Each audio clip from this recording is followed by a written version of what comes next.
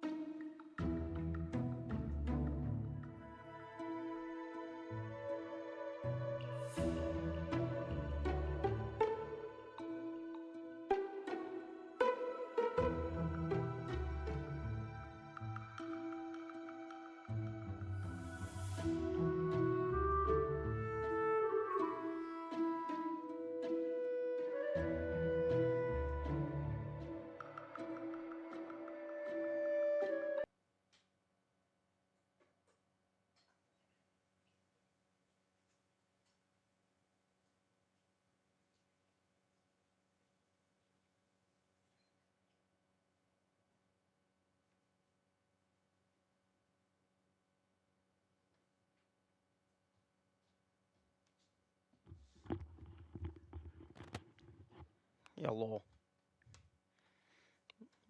One moment.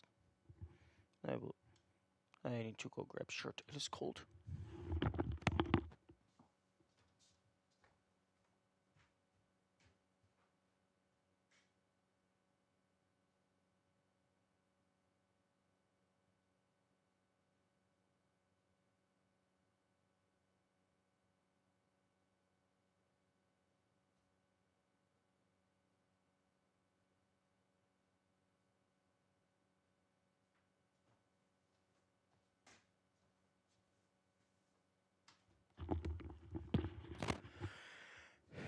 One of these days I am going to be fully ready at the start of the stream.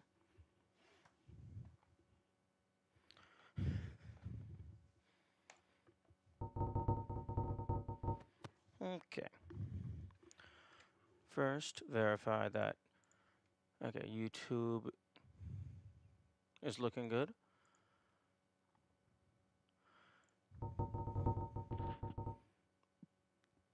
And I think Twitch is looking good. Although, damn, really low latency. Although, 9, 10. Okay, never mind. 3.5 seconds, roughly.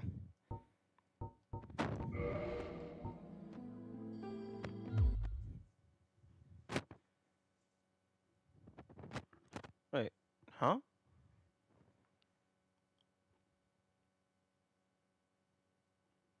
Oh no, the title doesn't say blind. The title shouldn't say blind anyway.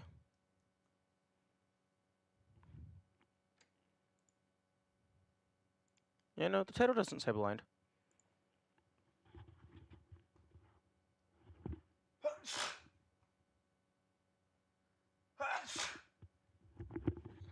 Yeah.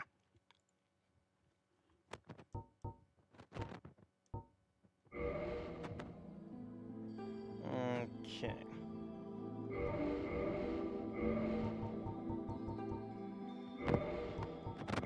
Gift.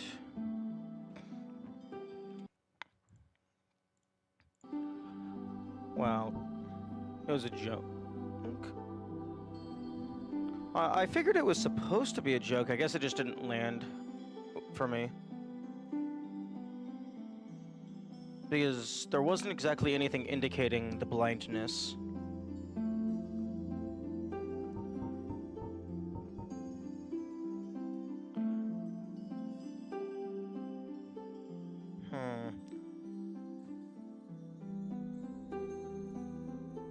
I wonder if I should just not use the master key just to make it a little bit more interesting.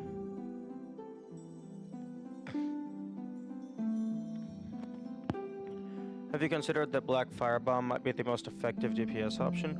Well, no. I hadn't considered that, but also, now that I am considering it, the Black Firebomb only gives you 10 of them. So that's going to run out very fast.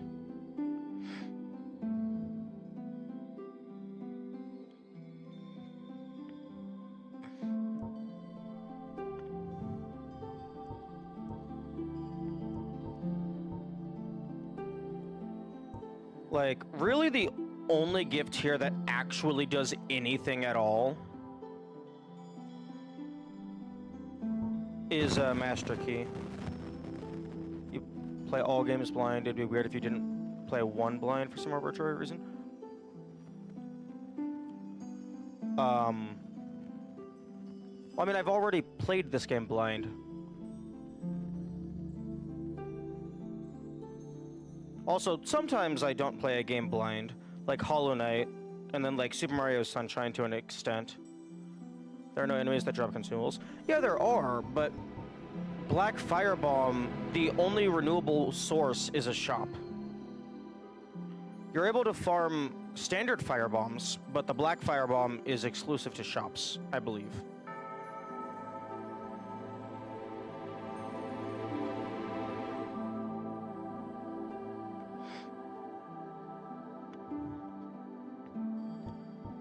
Yeah, pendant gives me the fucking ear thing, which I don't think I care about that. Binoculars you just get for free as soon as you leave the tutorial. Twin Humanities you also just get for free. Like, you get some humanity for free just immediately at the well. Like, I think Master Key is like S tier, like obviously the first pick, and then Tiny Beings Ring, and then everything else is just bleh. Like, Black Firebomb is nice. Like, like these other ones are nice if you have a specific plan for them.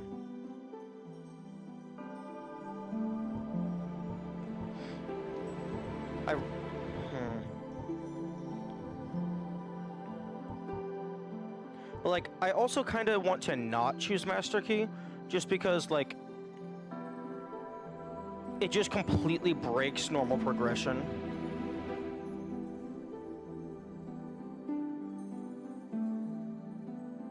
Although, an extra 5% health is not really gonna matter all that much.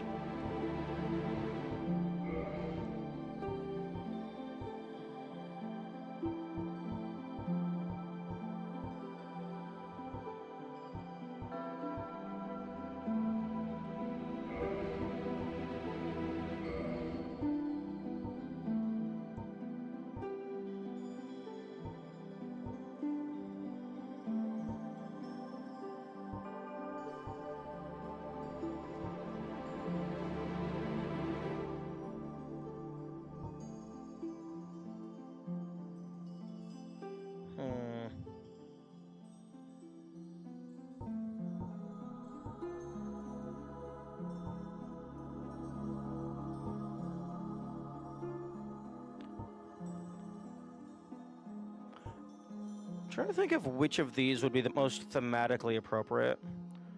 I think Master Key or Black Firebomb. Black Firebomb isn't the best, but if you run into some early unaccounted for hiccup, it could be invaluable. True. Black Firebomb could definitely make like some early boss a lot easier.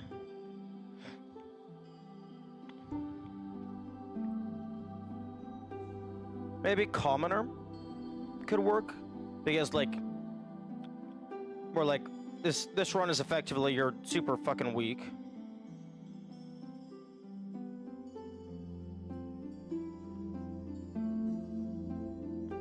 Oh, that's cool. They it looks like they modeled like the spine bump as well. Saves you on durability if you use a weapon. You do start with the Pyromancer's Flame and Fireball. So you can use that. Although it only has 8 uses.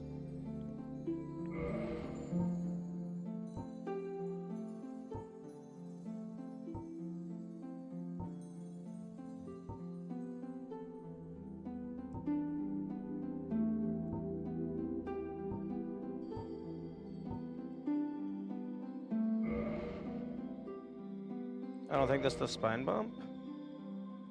It looks like it's too high up. I think the model is just hilariously low poly. You know what? Fair enough. I initially thought it was like maybe the shoulder blade, but it's too far up the neck. Although it is like roughly around the middle. Or maybe that's just the texture.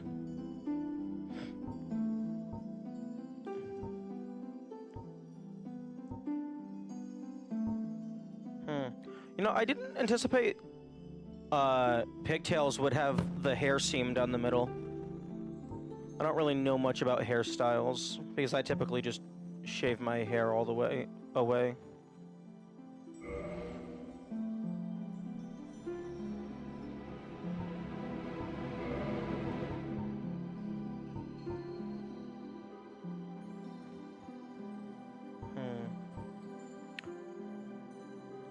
Because ginger kids have no soul or something. Oh, that's funny. Yeah, I think I will do Black Firebomb just to have a backup damage just just in case.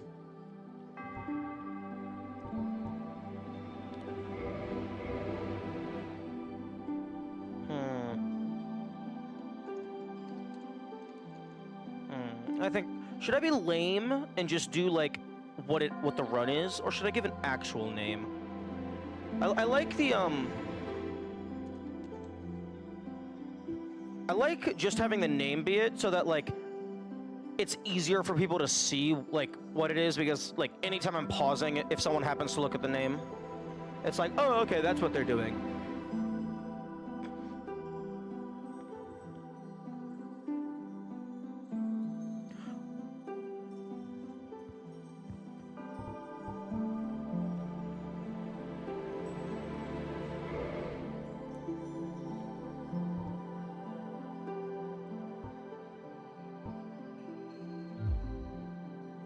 Good morning, Whoa. Oh, also good morning, Yami, because I didn't say that.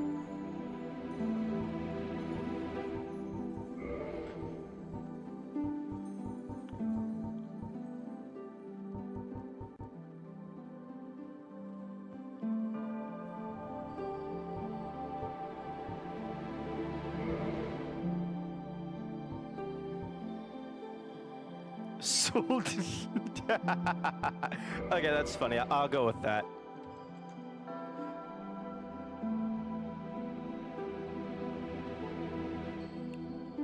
Maybe, like, shouldn't, but it's Solent.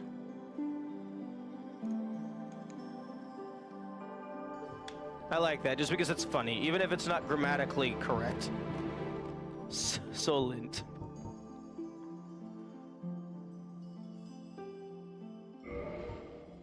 Okay. In the age of ancients, And I am gonna go ahead and sit through the cutscenes just so I have the footage of it. shrouded by fog. A land of grey crags, arch trees, and everlasting dragons.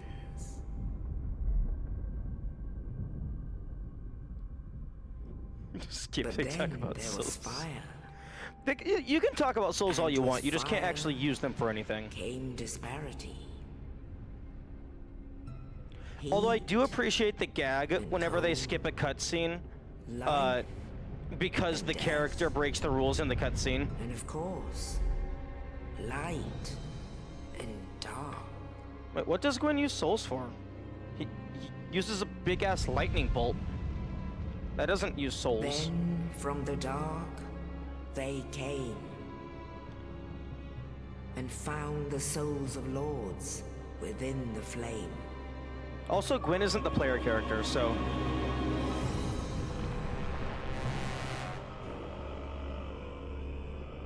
Nito, the first of the dead. Also, even if you wanted to argue that Nito's using souls, The witch of I'm pretty sure Isaac this is a pre-rendered cutscene, and so the this isn't daughters of actually chaos. happening in-game. Gwyn, the Lord of Sunlight, and his faithful knights. And the furtive pygmy, so easily Yeah, this is a really forgotten. nice cutscene.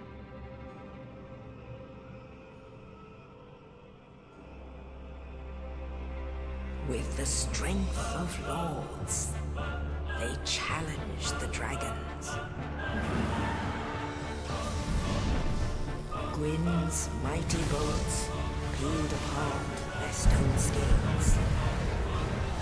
The witches weaved great firestorms. That's one you have to use anyway unless you wrong warp? Nito unleashed a miasma of death and disease. Huh? What do you mean? And Seath the Scaleless betrayed his own, and the dragons were no more. Listen, Manus isn't in this cutscene.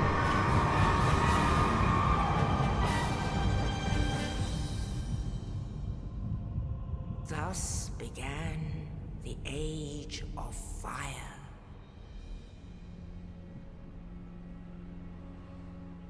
But soon the flames will fade, and only dark will remain. You reckon about how you have to consume the Lord Soul shards to open the kill?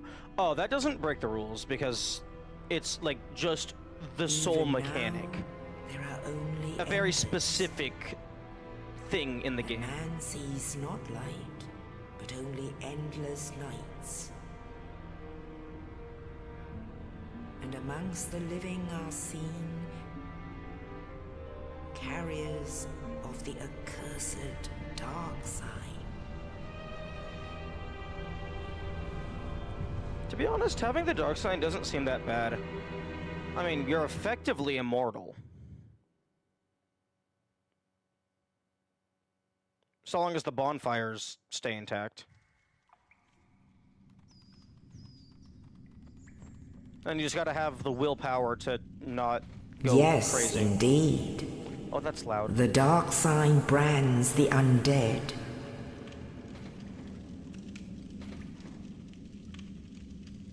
And in this land,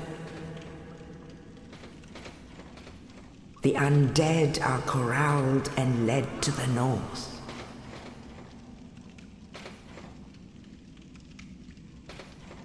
Where they are locked away to await the end of the world.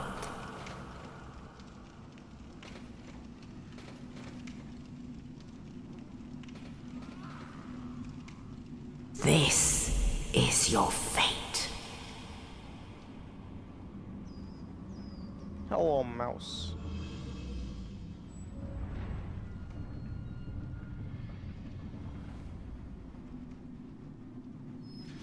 Kind of surprised the game doesn't play a lot more with the Dark/Ember thing. Yeah.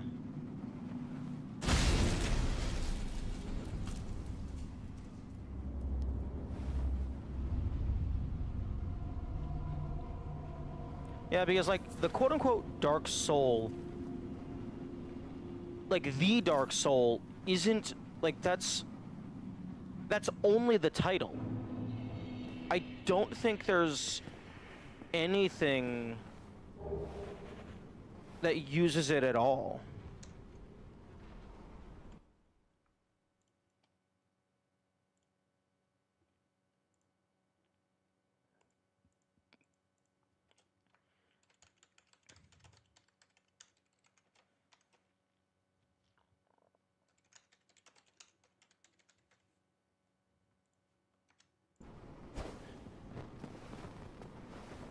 The Dark Soul is the Lord Soul variant Mana Scott. It strengthens inversely to the strength of the First Flame.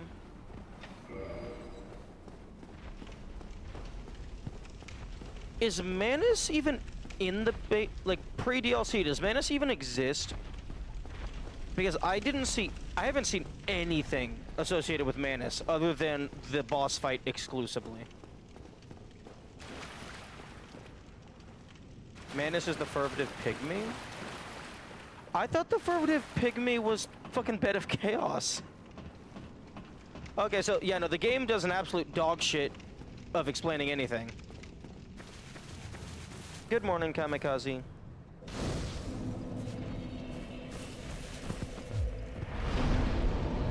Bed of Chaos is the Witch of Izalith and her daughters. Oh, I thought the Witch, like, I knew the Witch of Izalith was, like, associated with the Bed of Chaos. I didn't know that the Witch of Izalith was the Bed of Chaos.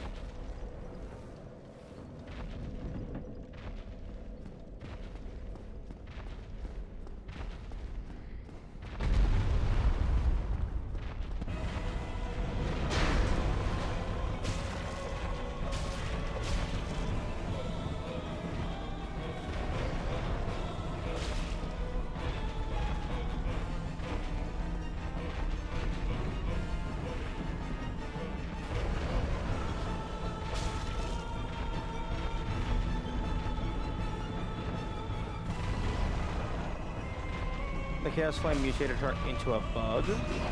Interesting.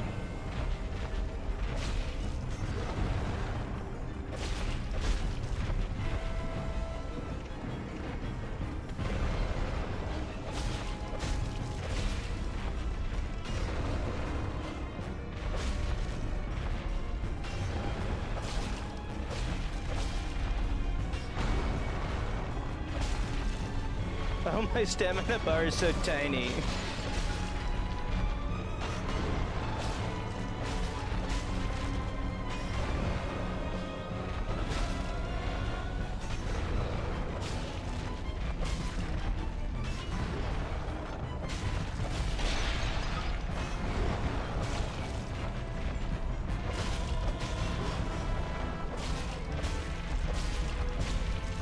Also, I don't actually have to do this fight this way, but I think it would give me a decent opportunity at the start of the video to actually explain the rules. Just have this going on in the background at like fast forward speed.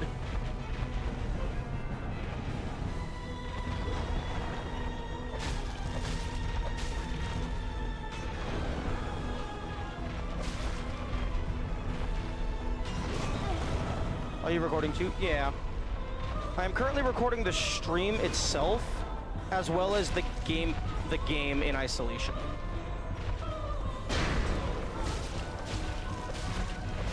Also, good morning, Kamikaze.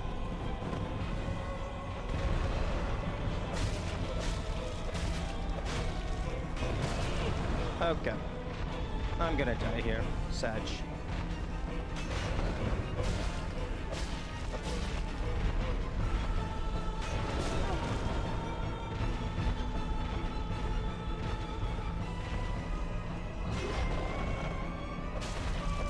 You were recording stream for chat? No. I'm recording stream, one, just to have the VOD, because optimally I would just have a local storage of every VOD ever. I just don't currently have the hard drive capacity for that. But also because it could potentially be useful to take a clip from the stream to include in the video.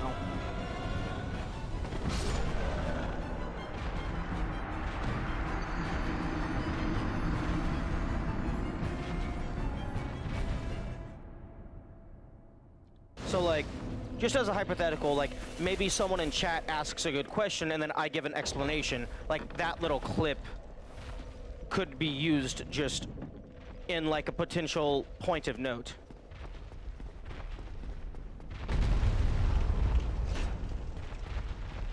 Cheap hard drives instead of a NAS.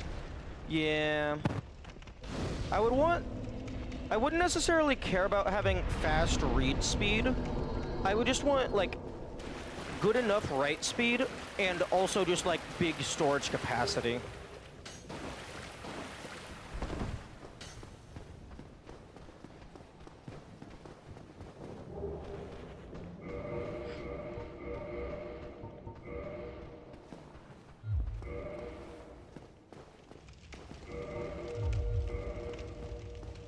Actually, I don't want to waste the durability on my armor until I need it. For archiving, why do you want it to be fast? Well, not necessarily fast. I just want it to be able to write as fast as OBS is able to record, basically.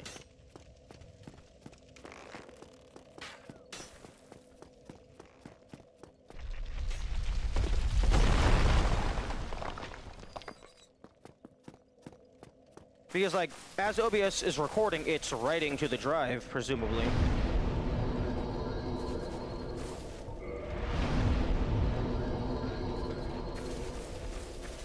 Just record your SSD while you stream and move it to your mass storage later.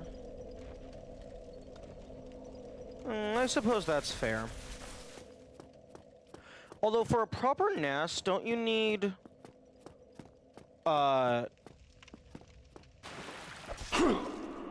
Don't you need, like effectively twice the number of drives?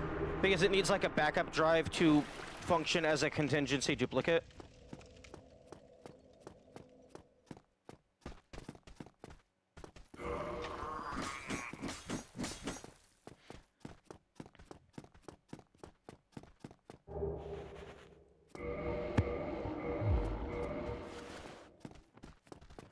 You can set up data storage in any way you want. I suppose that's fair.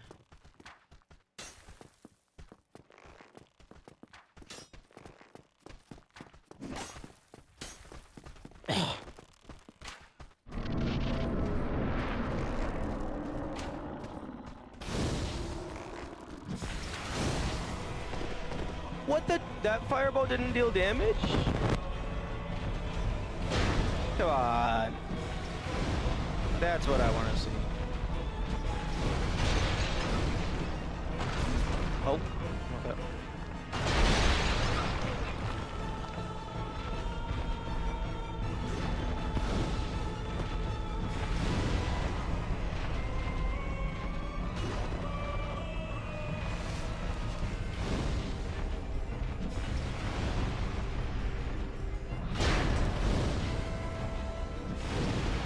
Okay, don't miss these next two. There we go.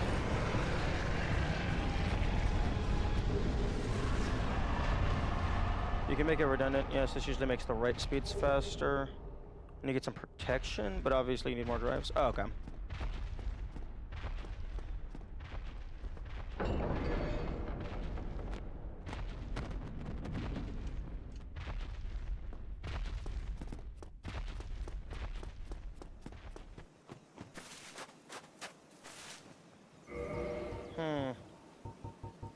I could go ahead and get a Ring of Sacrifice here, but I don't know if those matter all that much.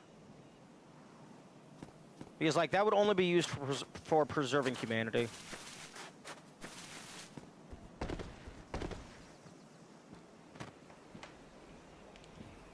Only in the ancient legends it is stated that one day an undead shall be chosen.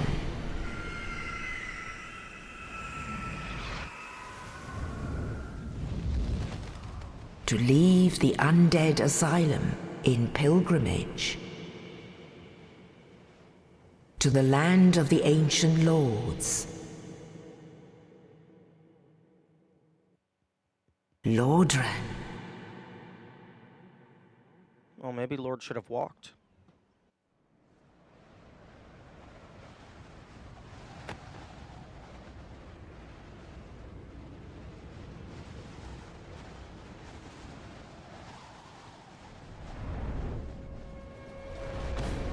Oh, the tree's not in the cutscene. I think that has already been stated before.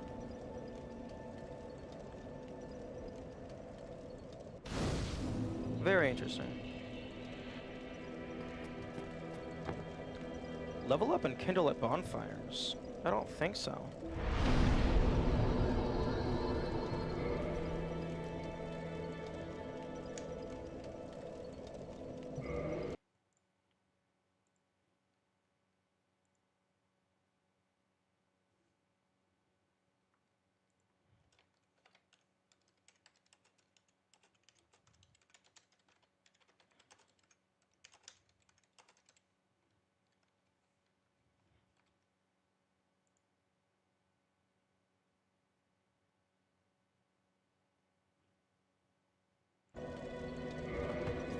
Okay.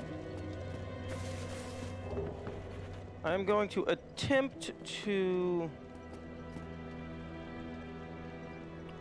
Interesting. The elevator shaft isn't loaded at this current moment. You can see the skybox. I'm going to attempt to preserve my limited resources, like my weapons and armor, as much as I can, because of their durability and stuff.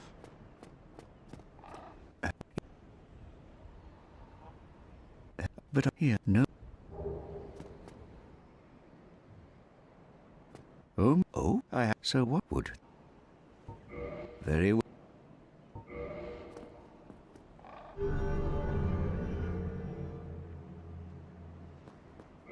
Now let me only the.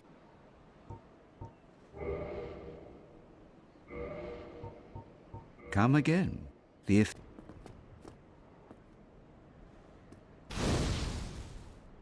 By the lords! You damned fool! Enough of you! Feel the wrath of the gods!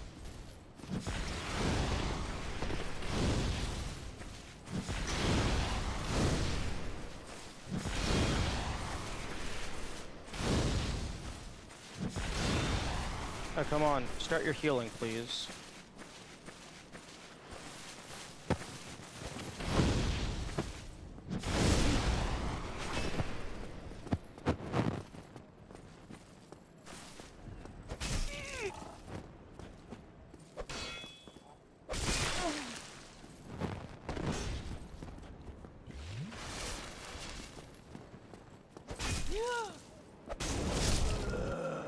Oh.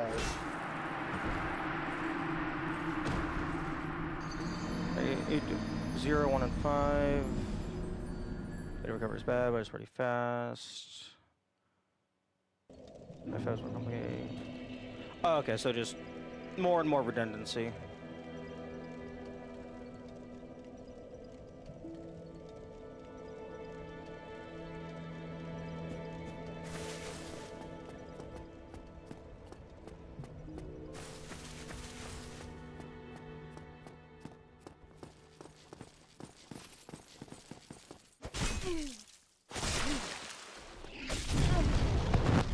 Okay.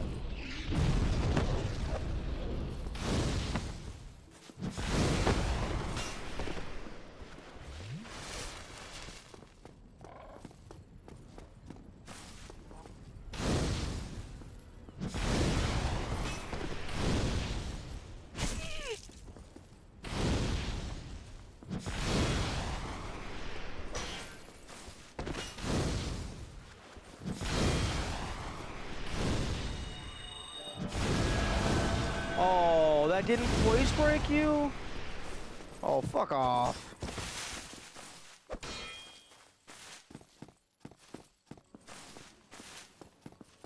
The only reason I'm doing this is for the talisman.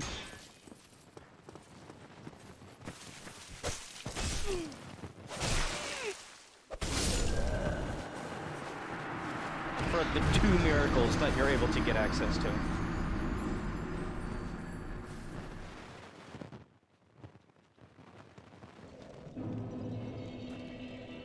Pyromancer is a bad choice for this run because you can't take advantage of a backstep. Oh no, Pyromancer is a bad choice for this run because you're level 1. Also, you can absolutely take advantage of backstabs and parries. I'm just choosing not to. Like, optimal choice is probably like Bandit or Wanderer. Maybe Thief for high dex. With what non-existent weapon? My fucking axe? Jagged Ghost Blade, etc., etc. Okay, I'm changing my fucking hotkey for my timestamp.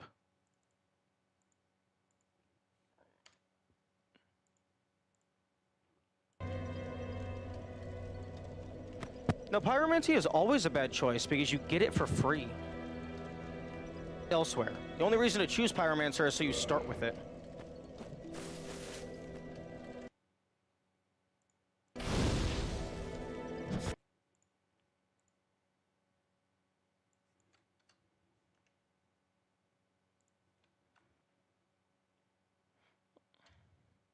Why does that make it a bad choice? Because you could either have Pyromancer with really shitty stats, or you could have Pyromancer with better stats. Like it's like, do you want this or do you want a better version of this? Like you can just choose Sorcerer and then just go and get the Pyromancer Flame and then just be a Pyromancer with fucking like 8 attunement slots or whatever it is.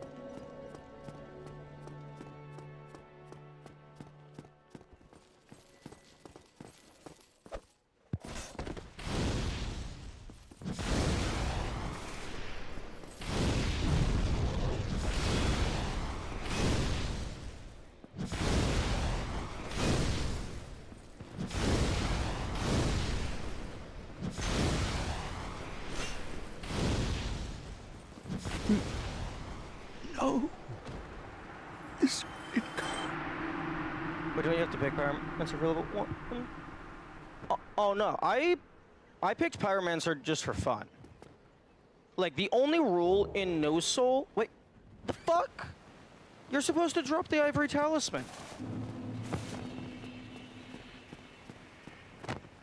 The only rule for No Soul is fucking can't use this mechanic right here. Like, level 1 is just for the lulz.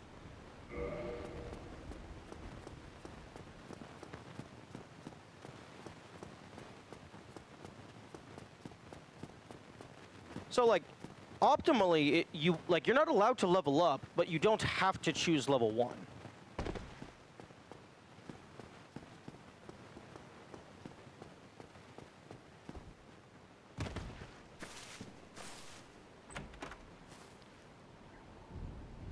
Isn't losing your souls No. No. Dying does not invalidate the run. Oh, okay, you just get a free talisman for free.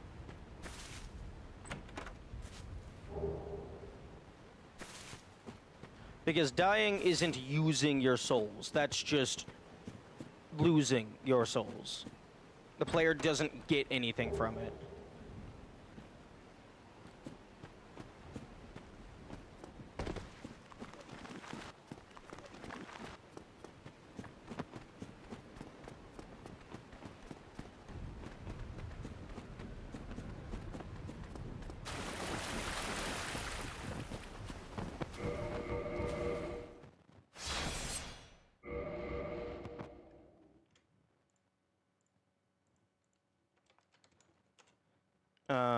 Petreus.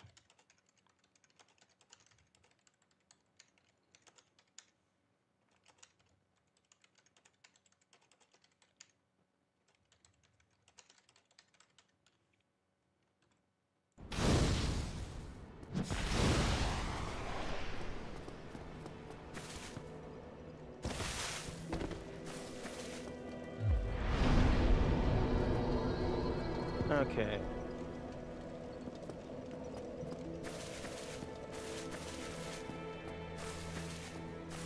Oh, I did not make a timestamp for killing the first boss, although that's going to be pretty easy to find. You can argue about the definition of soul use. Yeah, you can. Which is a good point. But I mean, the run is already going to be horrible enough. I'm not tacking on you're not allowed to die.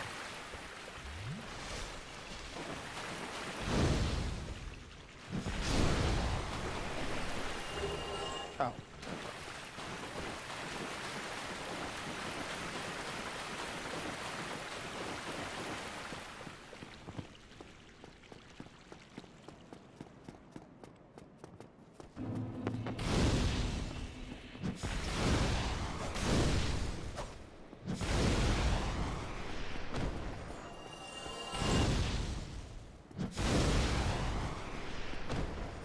Cannot spend souls? Yeah, but then define spend. Like, I guess, like just the stuff in menus.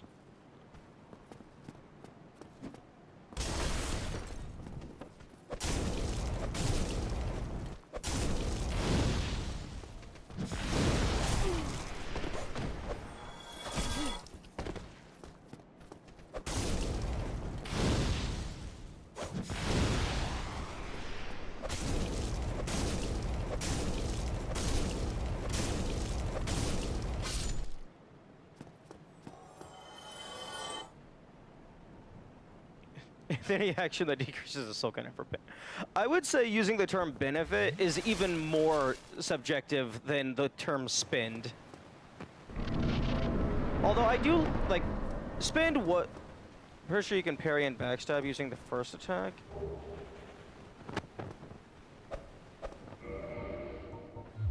I know you can backstab with the standard fist. I hadn't considered... No, you can't parry if it's in your hand. If you don't have benefit, the death would also fall under soul number go down. Well, I mean, death can be a benefit. Like, like in the case of a death warp. But, like, I think just using the term spending is, like, people understand what that means. Because, like, that is in a shop. That, like, has a very clear menu. Repost with the fist. Parry with your hand and repro with the... Oh, okay.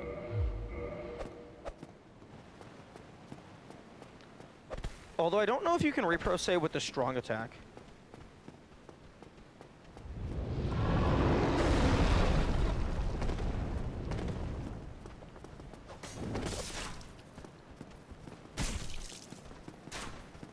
Bro thinks he's column meat.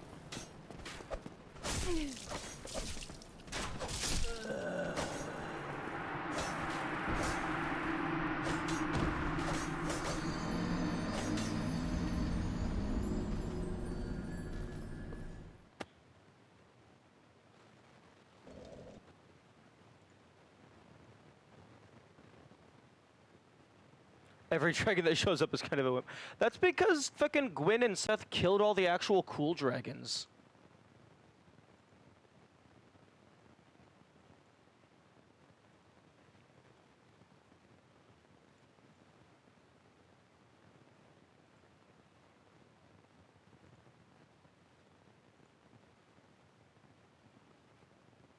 Yeah. Yeah.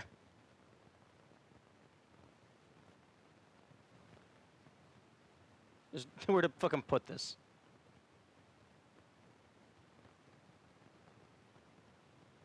The text is way too small.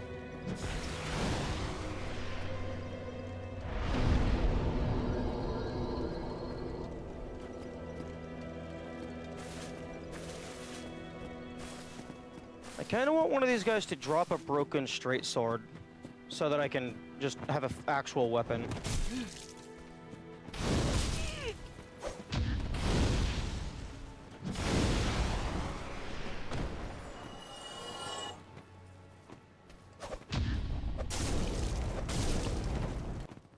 I mean, they take a little bit of extra damage. Every 5 deaths, switch controller? What do you mean by that? Oh, okay, there's the 8. I thought it actually only did 1 damage.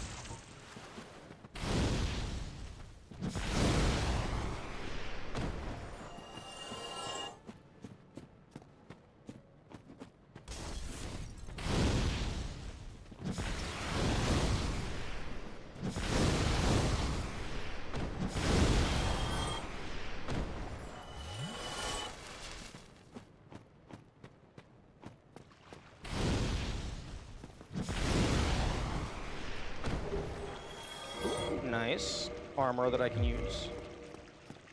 I kind of wish that the player had a limited inventory, because then not being able to purchase the bottomless box would actually have more impact. A big wheel of fortune, you get a bunch of wacky control. Whereas then every 5 rolls you spin the wheel to see what you told yourself with. I think that could be an interesting... That could be interesting. Although, that's not exactly the kind of challenge run, quote-unquote, genre that I typically go for. I think that's something that I would more enjoy watching than actually doing. Yes, the Ghost Blade is anticipated to be my primary weapon of choice.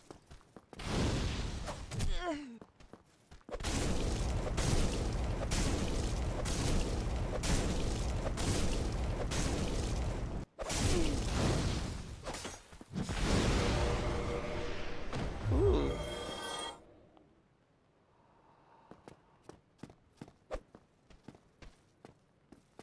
Oh, I'm out of fire. Although I am kind of interested to see if,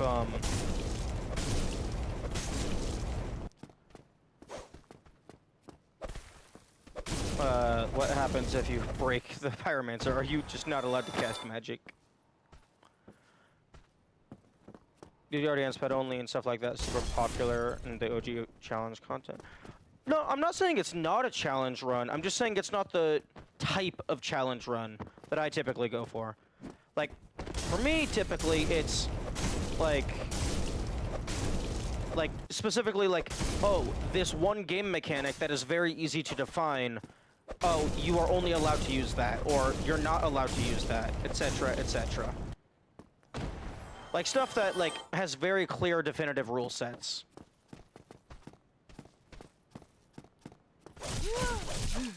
Fuck off!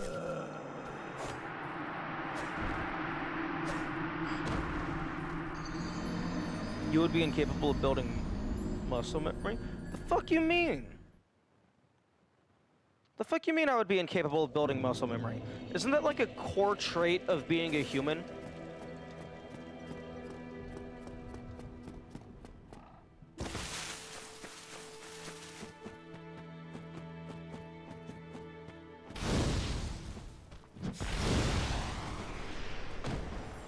Okay, I guess we're grinding for a broken straight sword.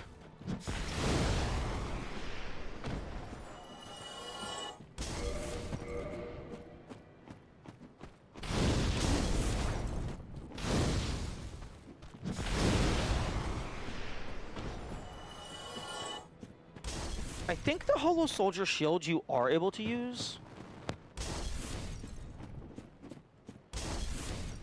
Because like strength of 12 is actually pretty decent.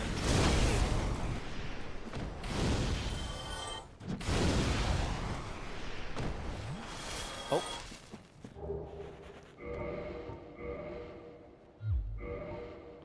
Oh, the correct round shield is actually the one you start with. Okay. Muscle memory builds with repetition. If you have to try something new every 5 deaths, after running into the boss fight, you aren't gonna repeat all out.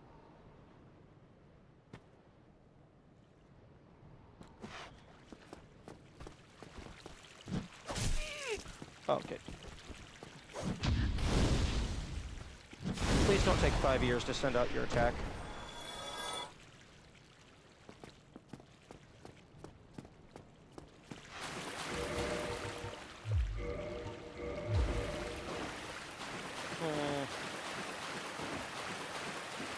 Yeah, like randomly changing like how which controller you're using does actually not sound super appealing.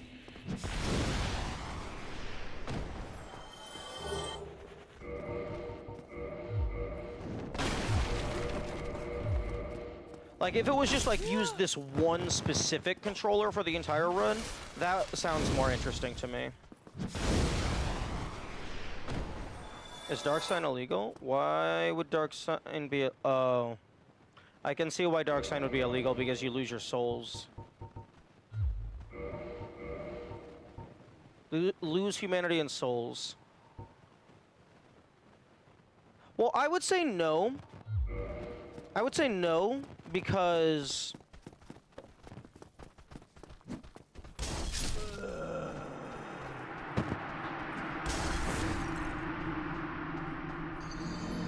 actually, I would say Dark Sign and Death are both legal for the following principle.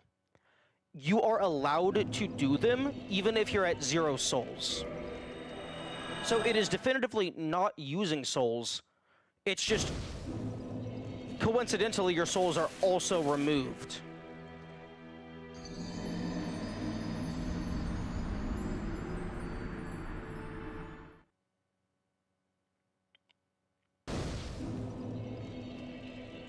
You should kill yourself every time you want to return.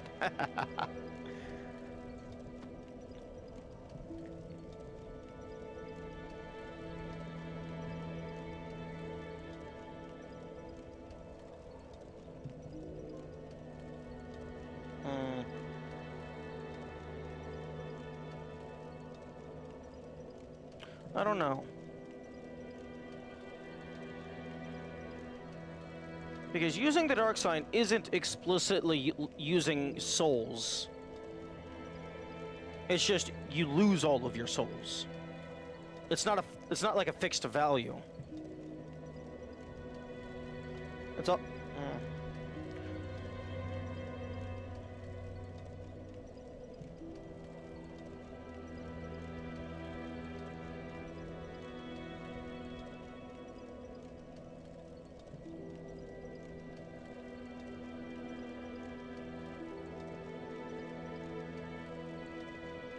Because it's also not like as clear cut as like the shop menus and stuff where it's like you are explicitly using your souls.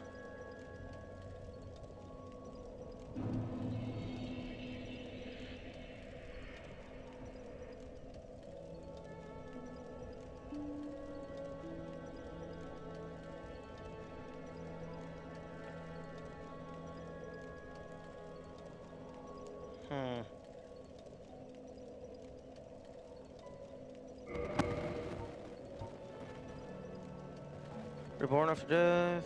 Yeah. Oh, also, death triggers the dark sign. Oh, okay, so lore-wise, death is the dark sign. Okay. At the cost of all humanity and soul. Oh, cost. Although, using the dark sign doesn't leave a stain, but dying does leave a stain.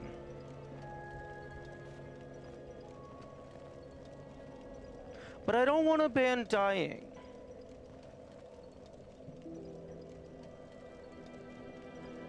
Because that's just not fun. You do? No, you don't. The dark sign, I've tested this thoroughly. The dark sign is explicitly not a death by any metric. Like, you don't leave a stain, you don't lose your humanity.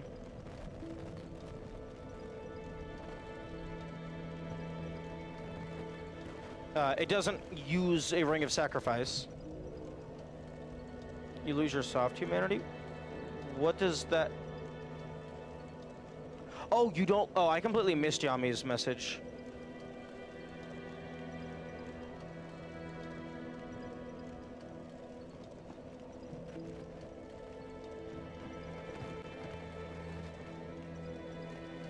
I'd argue dying is dropping your souls before the dark sign burns them. Oh, true! That's actually a very good point. Because on death, the souls still exist, so definitively the player did not use them for anything. It's just if you die again, your stain is overwritten. So like both mechanically and lore-wise, death would not be using the souls.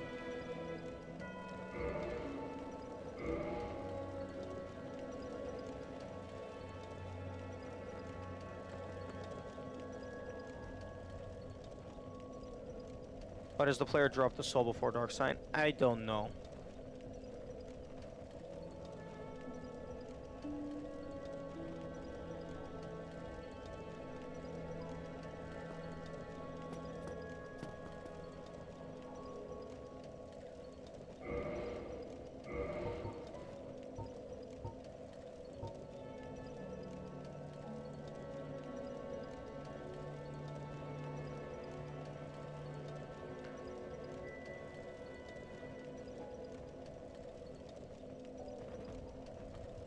Do you really need dark sign? No, you don't need it. It's just really convenient sometimes, especially if you're farming items. So instead of running through killing all the enemies and then walking back, if you aren't able to die, you just run through and then teleport back. Although I suppose you could run through and then just leave the last enemy. Don't have to figure out if it's illegal if you just don't use it. That's also very true. That's a very valid strategy. It's like, I don't know if it's banned or not, but I'm just not going to use it, so I don't have to deal with it. Just die to the last enemy. Okay.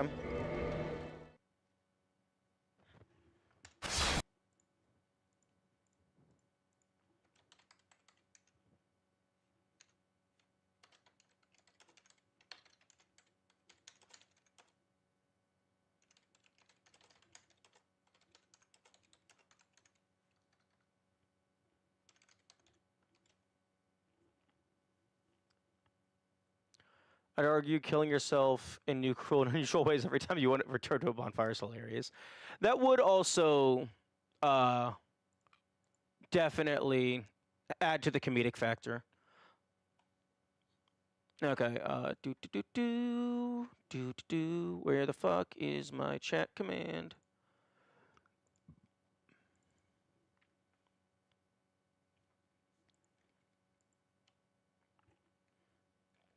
The death montage.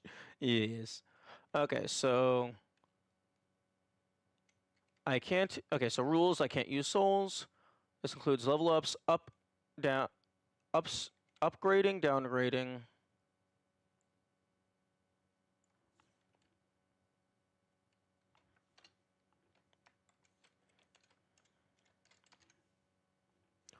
Up/downgrading or repairing weapons.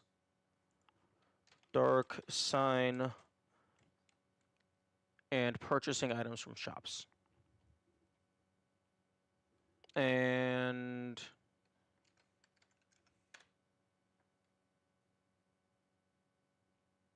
YouTube. Hey, okay, YouTube is not connected. So I'll go ahead and get rid of that pinned message. Oh, okay. Unpinned message and delete message is two different options. Okay.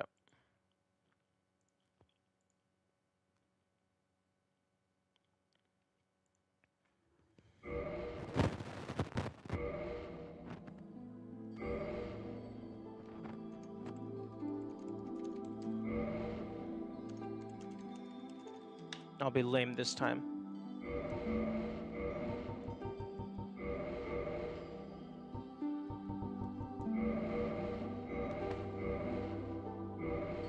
New character? I used the dark sign.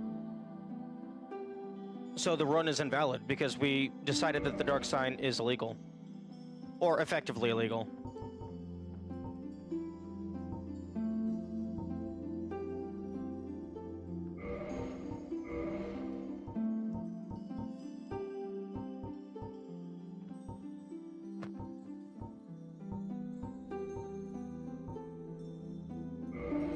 I hadn't started, I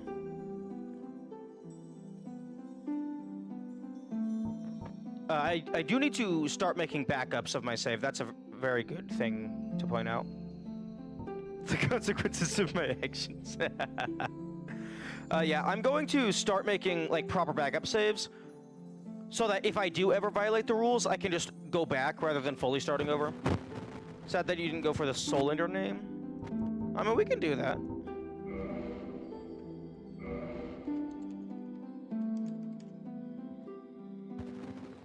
Honestly, Soul Ender would be a really badass name for like a legendary blade in a fantasy world.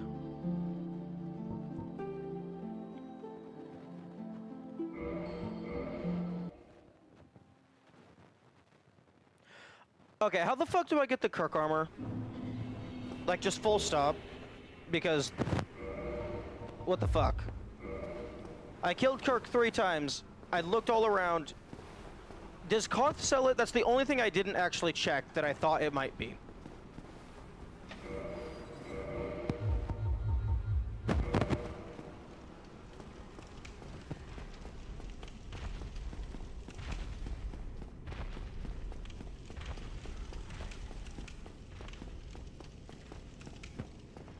Dying and losing souls doesn't matter, but I think it would be cool nonetheless for a personal goal to try getting a huge number at the end of the playthrough.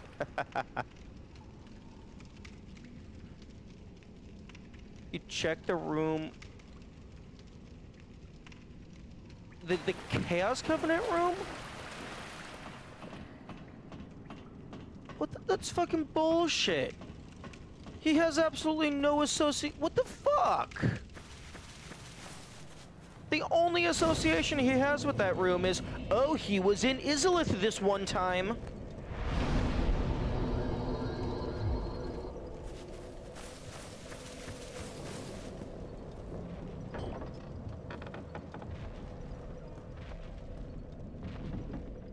That's fucking stupid.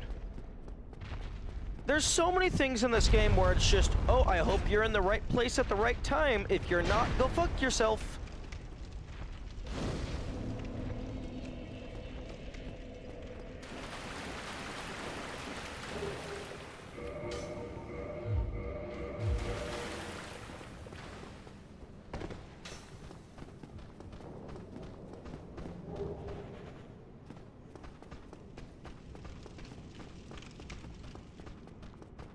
It's back in that dead end. Okay.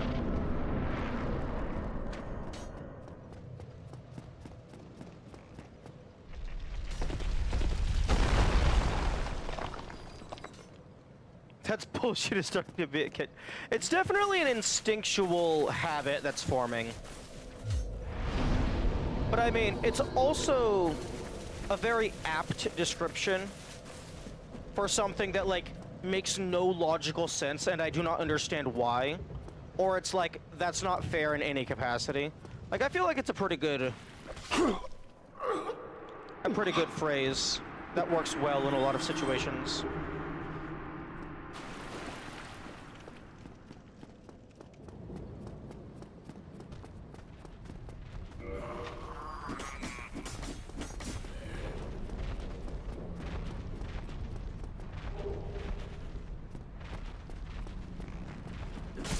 Like, get the fuck out of my way.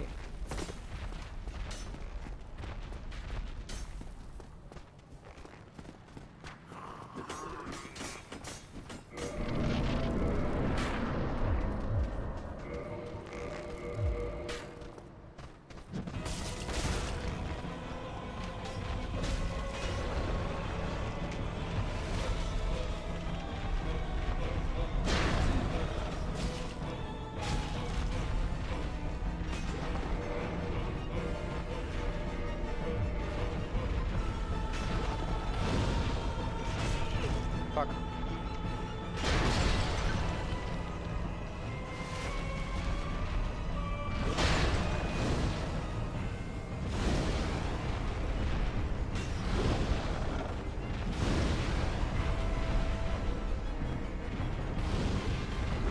Is Asylum Demon the boss you've defeated most?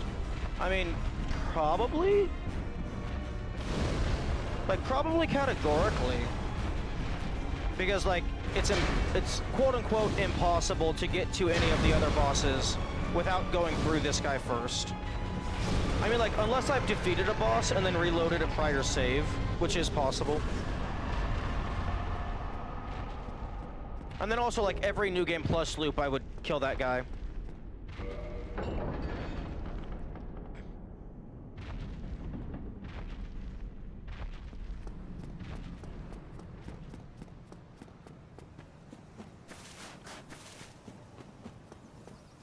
No save reload shenanigans to test new theories.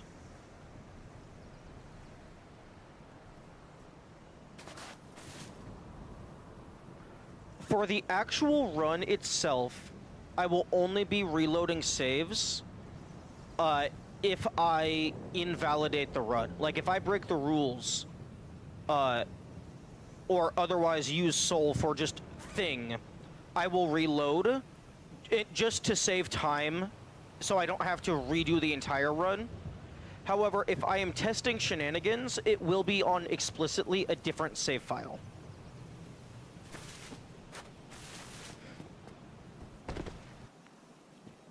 No, this is the actual run, but it is also routing.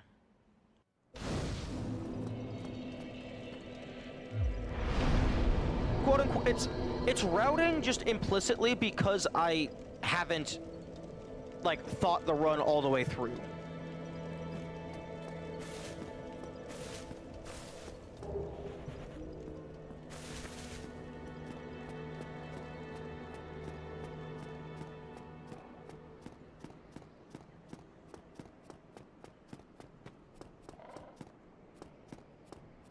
Never a good setup for a judgment. I don't know. Like, back when I was playing games just casually, in general, like, even, like, the first time I played a game, I would tend to just naturally gravitate towards just doing a challenge run, just because it was more interesting for me.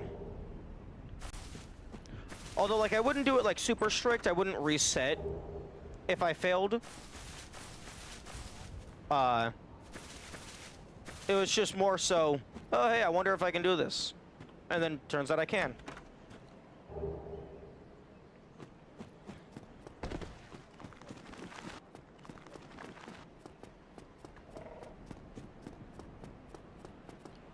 If people go for a challenge run without a plan, it almost always turns into minimum X run. Well, I mean, that's the default challenge run. Okay,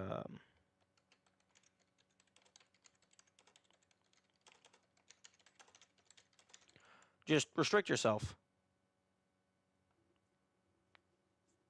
Great content when one's as pedantic as him. Well, I mean, what's the point of doing a minimum X if you're not going to be pedantic? Like, Like, that's the entire point of that challenge category. It's like, hey, we have this number. This number is God. This number is the rules of the universe. Okay, now I'm going to make a backup. When people route these runs and realize it's possible, they just don't do it. Well, that's stupid. Half of these runs fail at the tutorial. What, you're just gonna not see what other parts of the adventure exists because it's too hard to leave your home? No. Go outside and beat reality while touching 0 grass. Although you have to get past your front yard, so you touch 2 grass, but then you try to touch 0 grass. Okay, fucking documents. Save file backups.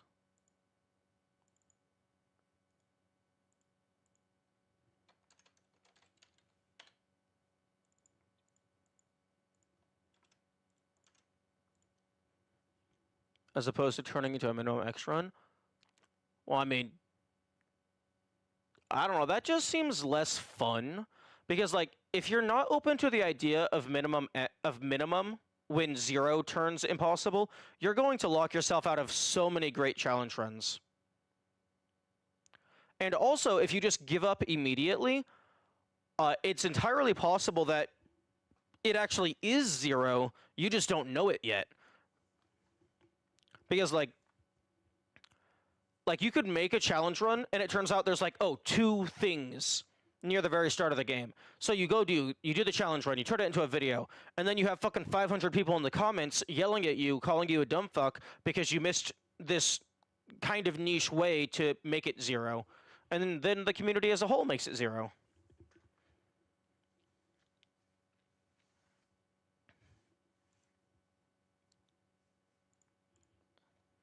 I would have a lot less motivation for a minimum X run. Yeah, I can definitely see that. That's just not how I personally vibe with it.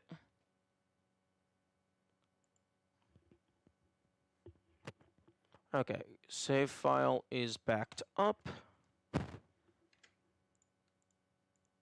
Timestamp for slightly after Asylum Demon was killed.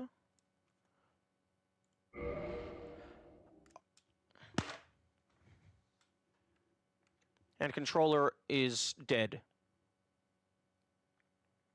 Because Dark Souls hates fun.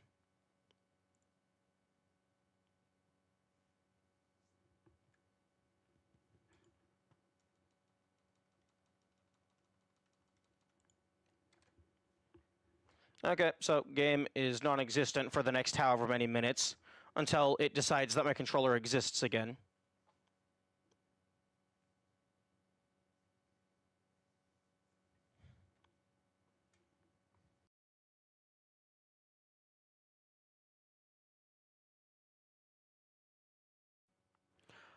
Honestly, I would love to know why that happens. Like, my guess is it's something to do with, like, copy-pasting the save file while the game is still running.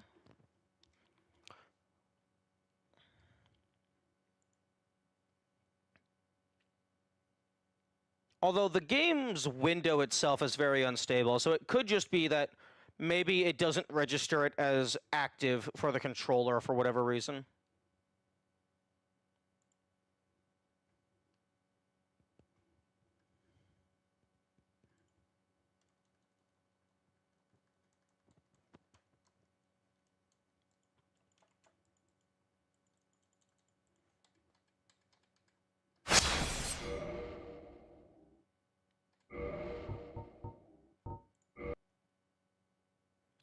Unplug, replug. Yeah, I'm trying that.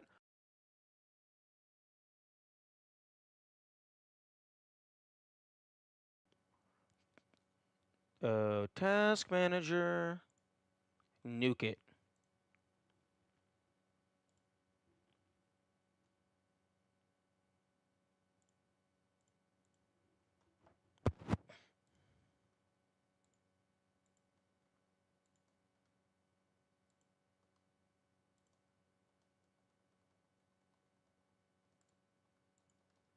Nope.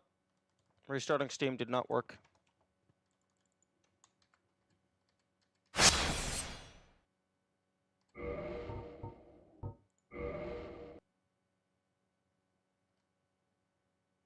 And I did try unplugging and replugging.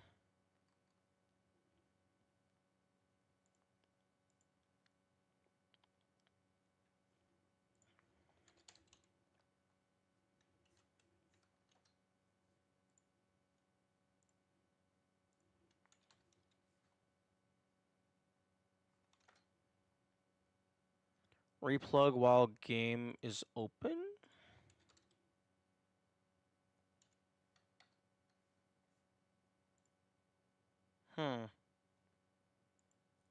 Okay, so...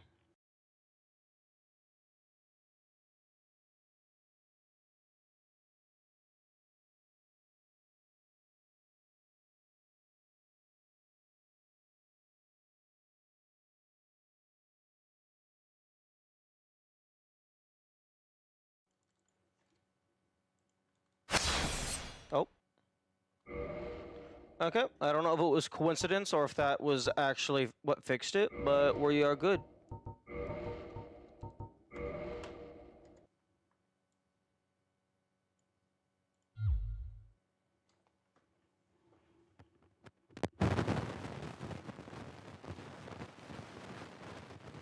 Although me closing the game and then reopening it is gonna fuck over my timestamps, but that's fine. I'll deal with that later. Because if I close the game and then reopen it, my source record just stops the recording and then restarts a new recording.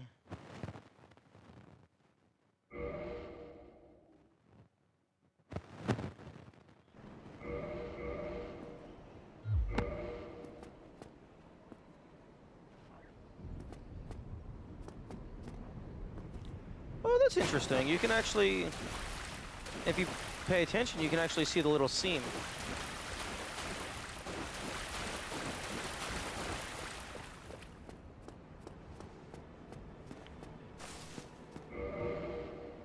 What controller are you using? The DualSense PS5. There's some information on the back here. I can maybe get a model number.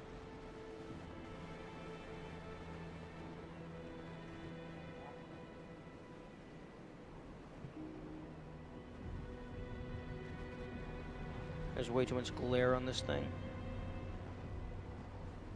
There's the FCC ID and the CNC ID. Oh yeah, Steam input. Well, actually no, I think Steam input is disabled.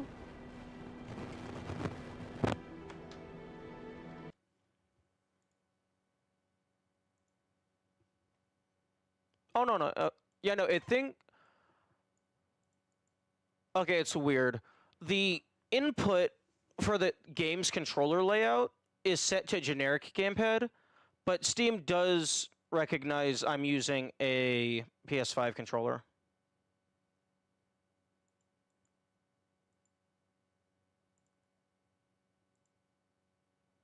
Okay, Steam settings, interface, controller. Okay, no, PlayStation controller support is enabled. Okay, so yeah. Just flat Steam input.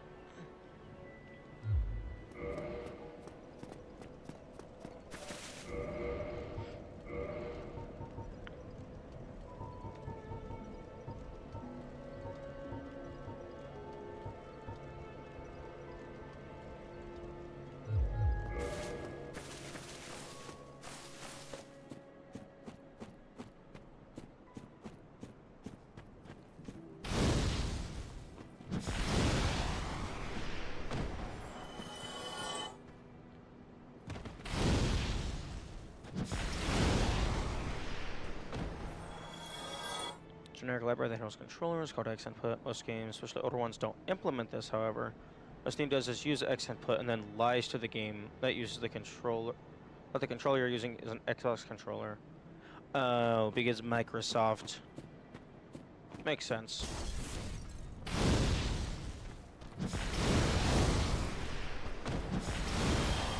Oh my goodness. Seriously, character?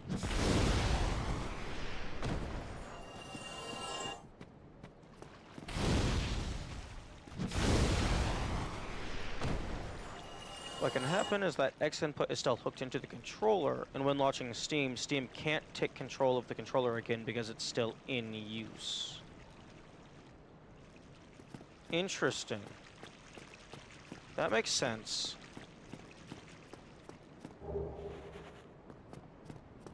Doing this in-game fixes it because the game goes, someone just unplugged the controller, release it.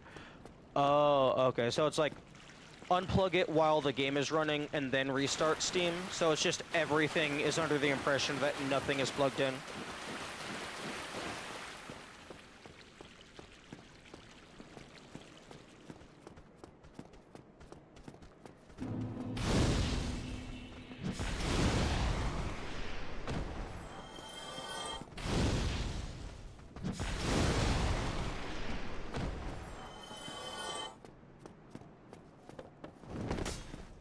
Okay, I'm gonna try and just run past all these goofy goopers and get to the bonfire.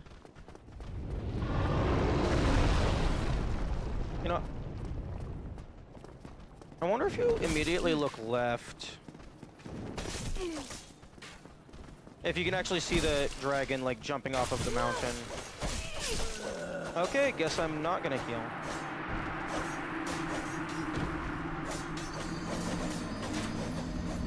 Yeah, Steam is like the ultimate joy to key.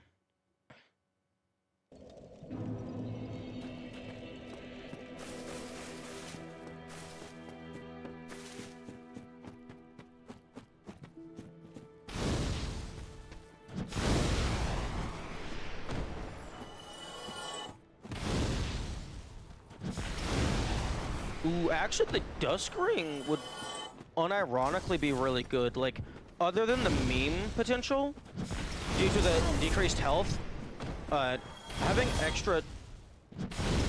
Oh. Having extra, like, pyromancy uses would be very good. Man, he might have had a firebomb.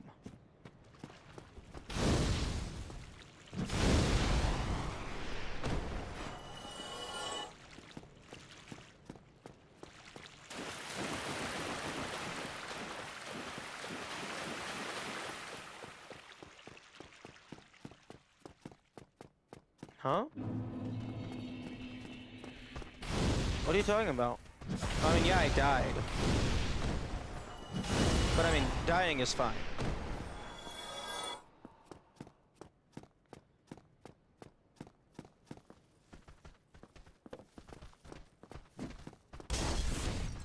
I died.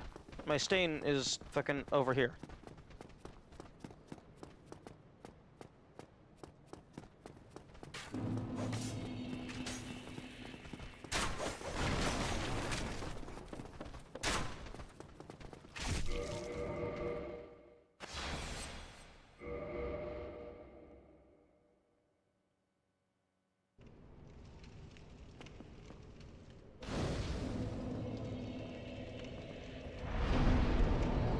Don't forget backups. Yes, indeed. I will be making frequent backups.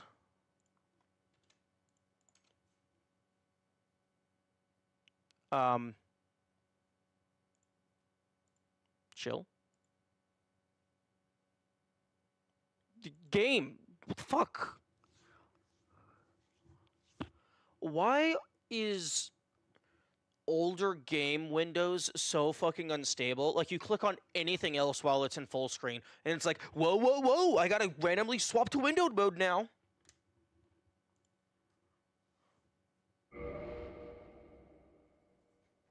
Instead of a drink water bot, you need a backup bot. Full screen versus borderless full screen. I would prefer borderless full screen, except borderless full screen only uses your main monitor. Except I have OBS on my main monitor, because my main monitor is in the, like, I have 3 monitors, 2 right next to each other, and then 1 below in the middle. I play on the bottom monitor, but OBS is top left, which is my main monitor.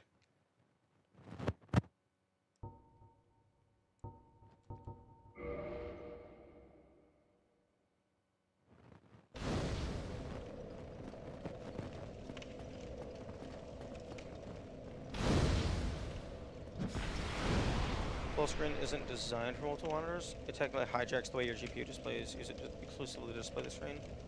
Ow. What? Did they not expect people to have 5 4K monitors back in fucking 1872?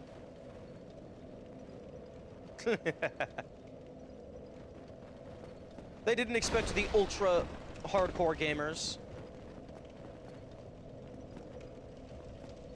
Borders is just windowed with the borders. Yeah, I figured as much.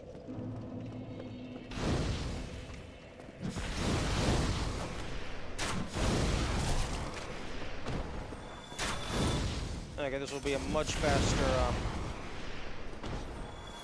farming location.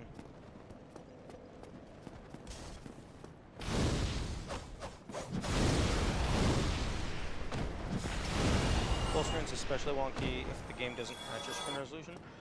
It fortunately does, because Dark Souls just forces it to. Oh wait. Oh no, it doesn't. But I set it to do. Instead of scaling up or down the game, it scales up or down the entire Why?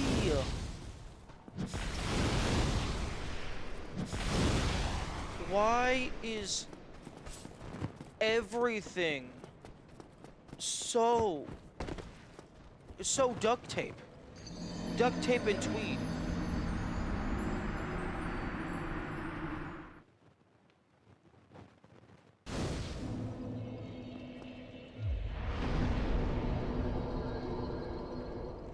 $20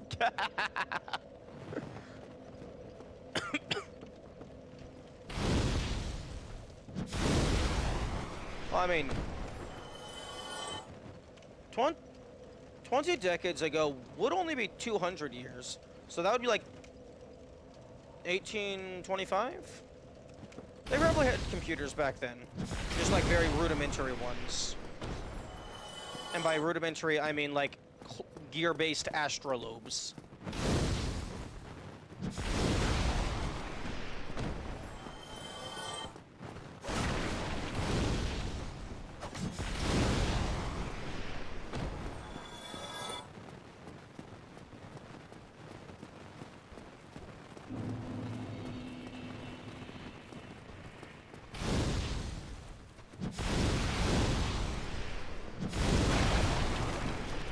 They were just not figuring out what a vehicle was.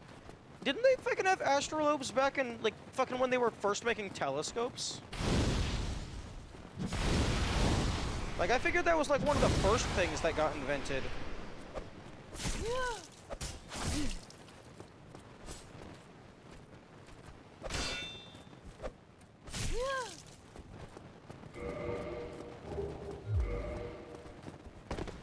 Because, like, they were looking at, like, fucking stars and stuff.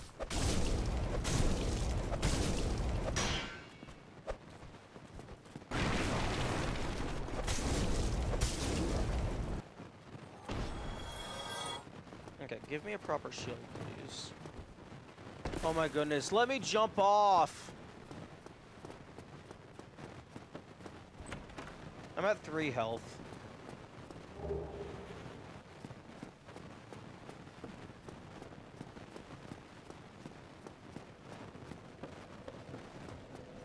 From Software devs, stop adding invisible walls challenge. Impossible. The first mechanical computer originates in 1833. Okay, almost 200 years.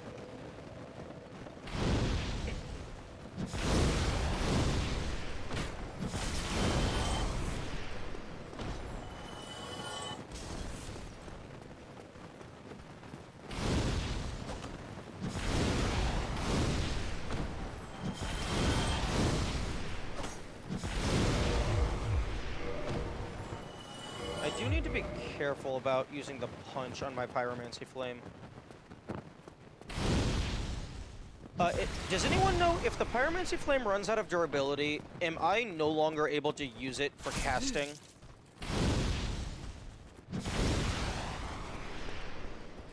Like, for just like any of the catalyst types, I guess.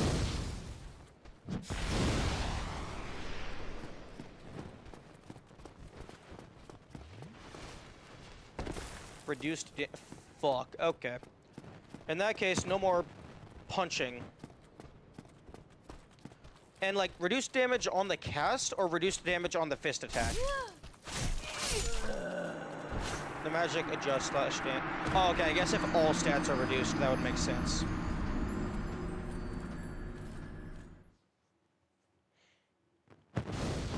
Okay, so just don't use it for punching. Gotcha. Oh my goodness.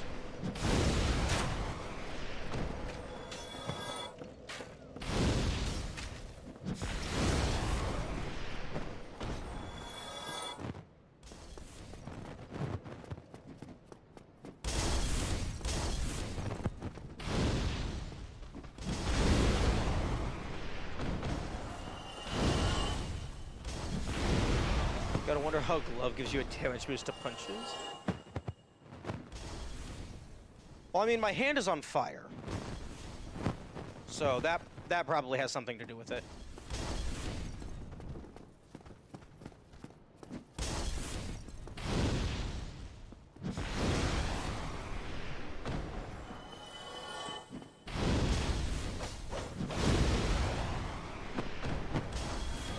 I thought the fire was just prepping a spell. No, I mean, my hand is on fire. Like, right now. It's constantly on fire.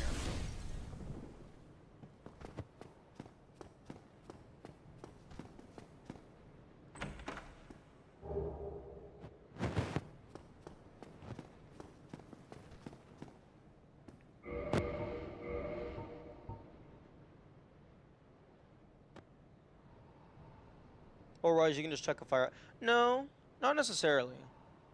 It's not a glove. It's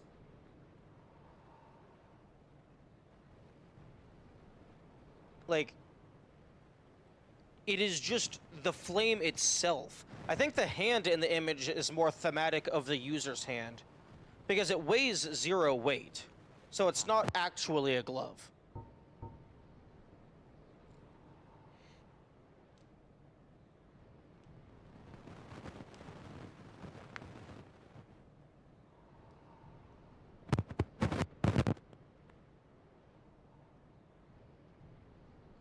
Like, the Dark Hand is more arguably an actual glove because it weighs 0.5.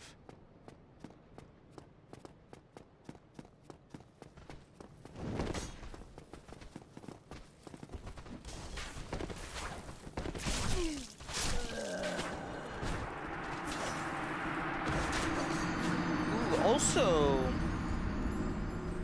not starting with the Master Key does lock out some bonus. Specifically, like, things that require the Residence Key. Unless I kill that guy. If I kill that... Ooh, maybe I just...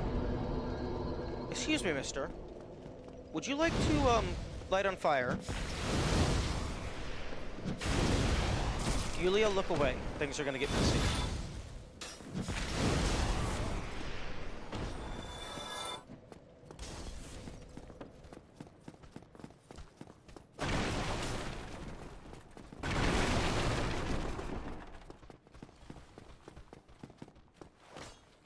Well, you seem to think I trade for... I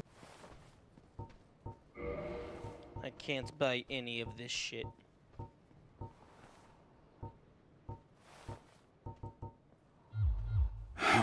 What'll go and... You've gone mad, have you? I'll teach you, you lousy rat. You... Why me? Because you have Yes! Yulia. Haha!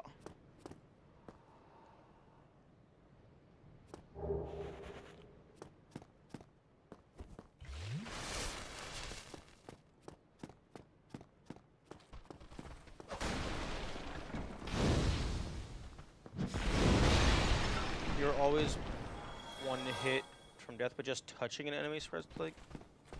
Okay, but what would be the objective? Like, what would be the purpose of the plague? Or is it just a glass cannon? Everything dies in one hit, self included, and all enemies.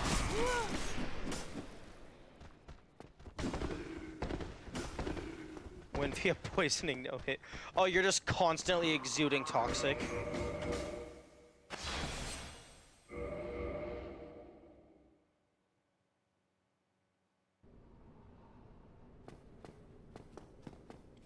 Although you would have to modify it so that, things that are previously immune to toxic are no longer immune.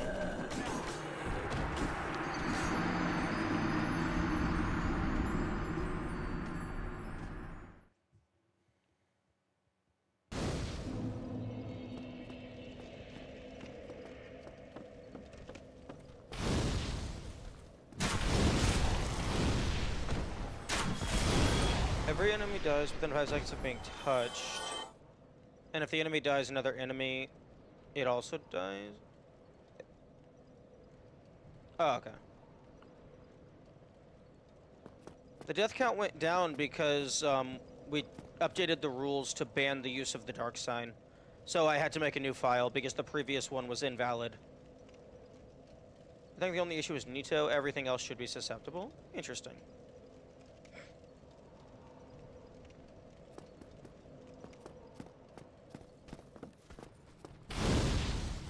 But now I am making proper backup saves. So hopefully we don't think of any more edge cases. Although there aren't that many things that actually use soul. It's just the few things that do use it are very critical.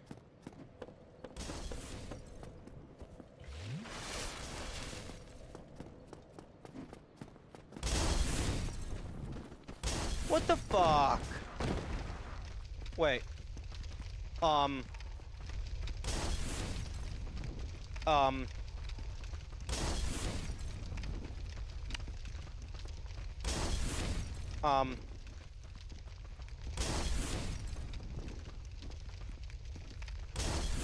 I'm going to attempt to make a backup save at this location.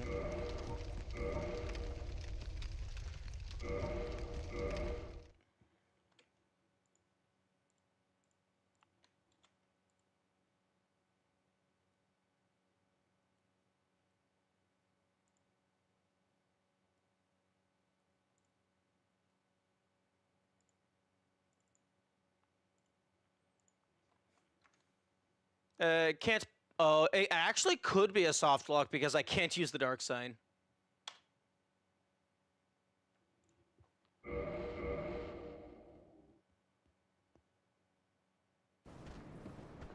Oh, okay, no.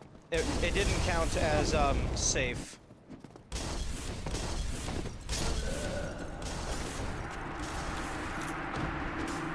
Yo, what if that... First of all, I don't know how I didn't take any fall damage. But secondly, what if that was like an insane skip down to lower Undeadburg?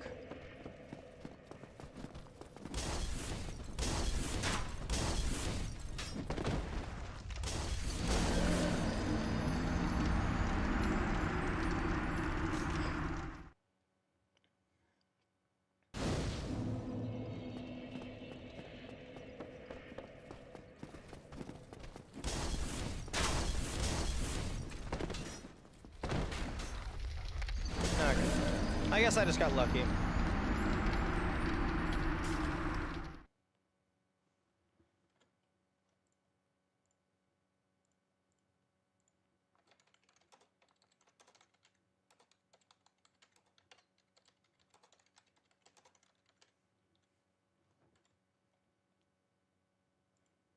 Okay, well, what?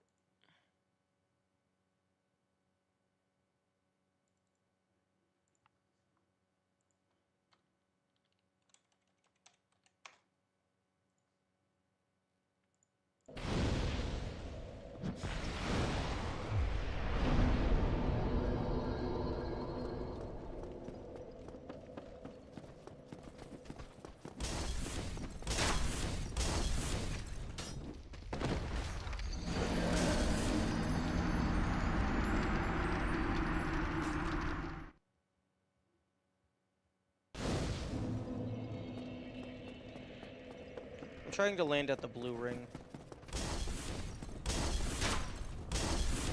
Oh my goodness.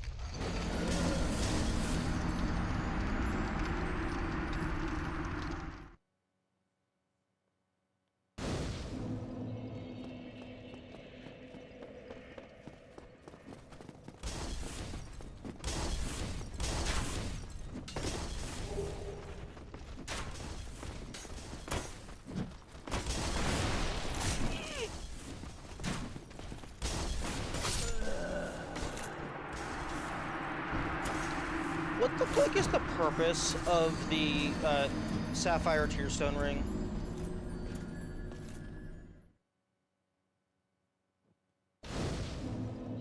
Because it feels like having increased defense while health is low doesn't do anything in this game. So no spoilers? No? No. Spoilers for this game are completely lifted. You can talk about however you want. Like, for glitches, I prefer to, like, discover things just in real time, but you can talk about them if you want. Because I know there's some things that I'm just not going to find because of how obscure they are.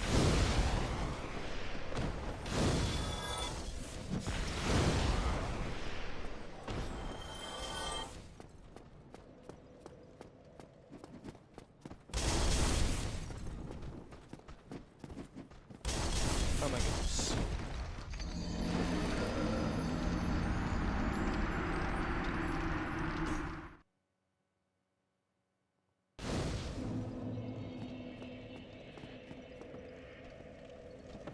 Like, I think the blue Tearstone Ring would be a lot better if instead of boosting defense, it, like, boosted, like, stamina regeneration or something else.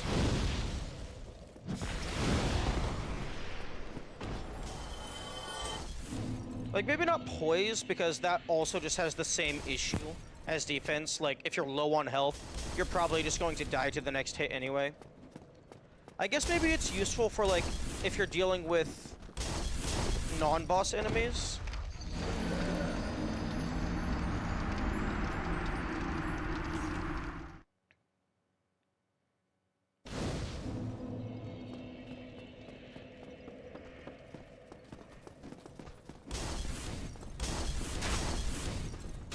Oh my goodness. Why is this so obnoxious?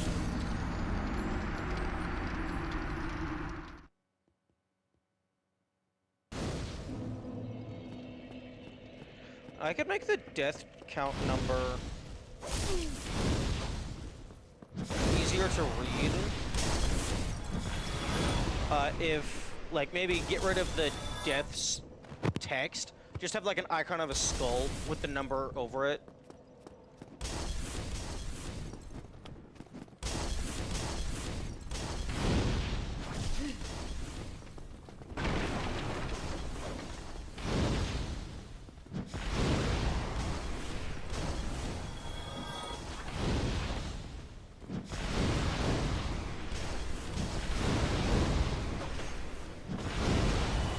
One of these guys would drop their weapon. That would be kinda nice.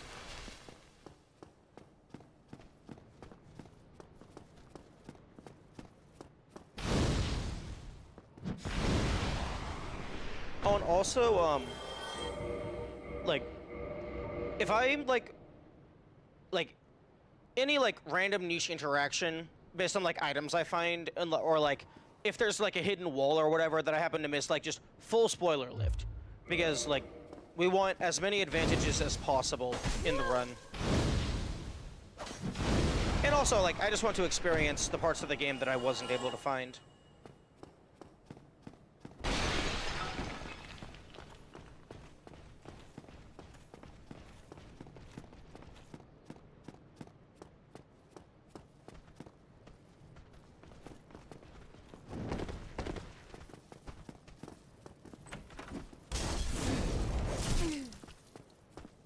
New command. What would that even do?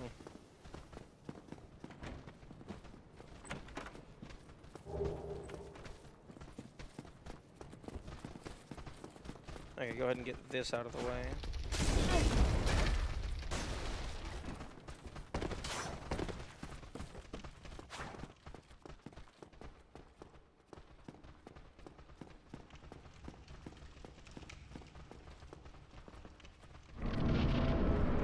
If you happen to know it, please tell me about it.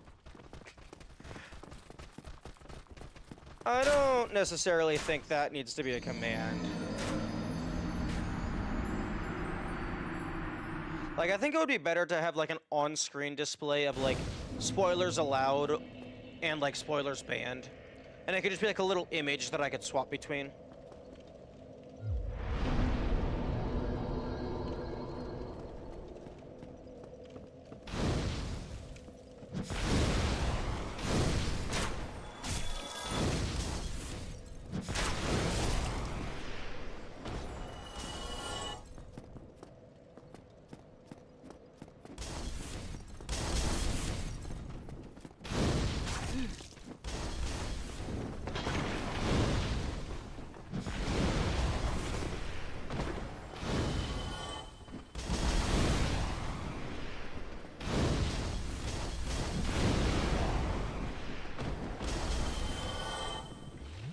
Are you farming for items? Yes. I'm explicitly not using my humanity because I will lose it.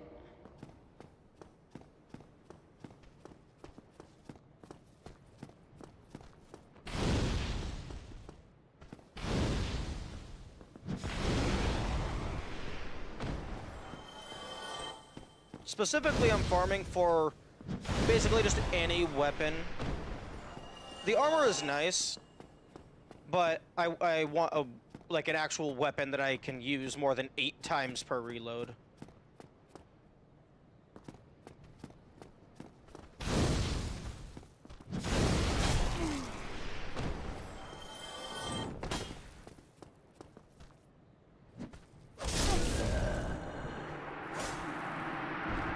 So like the broken straight sword, the war axe thing. Why not pick up the bandit knife? One, I don't know what you're talking about, and two, if it's an item on the ground, that means it's a one-time drop. Well, I guess we could farm for bandit knives later, but the bandit knife has too high dexterity.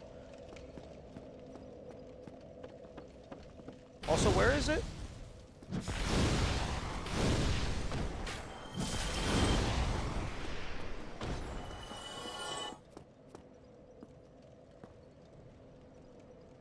The dagger in the tutorial area?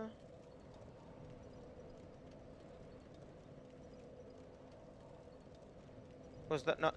It's only the bandit knife if you choose thief. The weapon in the tutorial area starts as whatever weapon your class has. So for mine, it's the hand axe.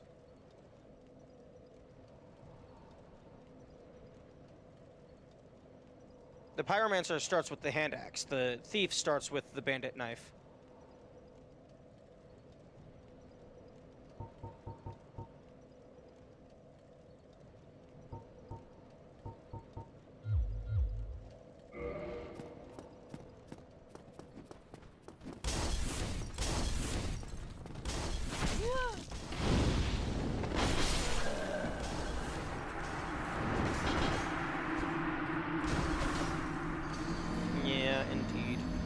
Yeah, if I actually starting as the thief might just genuinely be the best choice. Well, actually no. Because like starting with the bandit knife is a weapon that you can renewably farm later, so you can just use it immediately. But I can use these, I just don't want to, because I do not trust that I have enough skill in order to make them last long enough. Like, if you know what you're doing and you're actually good at the game, you can just go ahead and just take this hand axe straight up to Tauros and then just keep going. But for me, I want a renewable weapon to learn the strats for.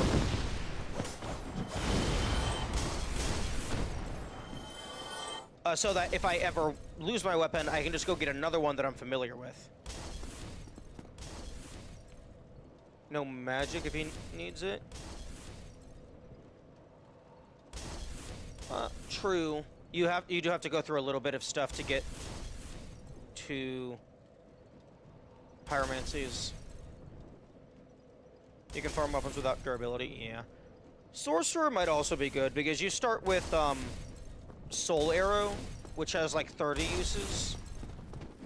You can't buy fire. Oh, they don't just give you Fireball? Oh, okay.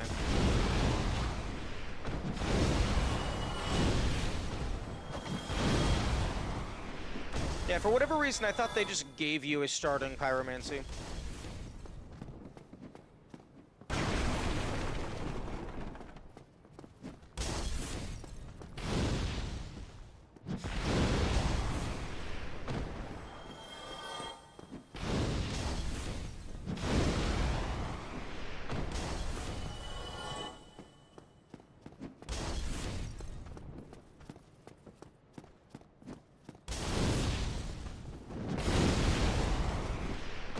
Double kill. Give. Ooh, you love to see it.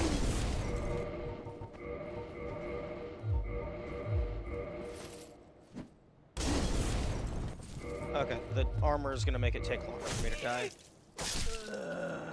Gotta wait until Kalog and get Great Chaos Fireball? Damn. I'm gonna take at least 1 attunement ring. Well, you could get Poison Mist before then.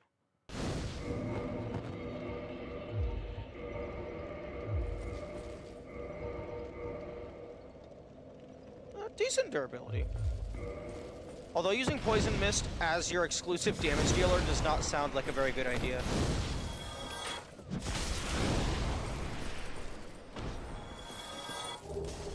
Oh, for fuck's sake, I can't use that.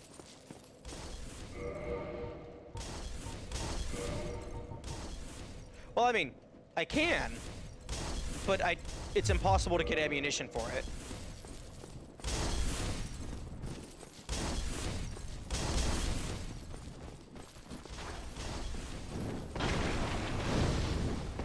And by impossible, I mean impossible to get renewable ammunition.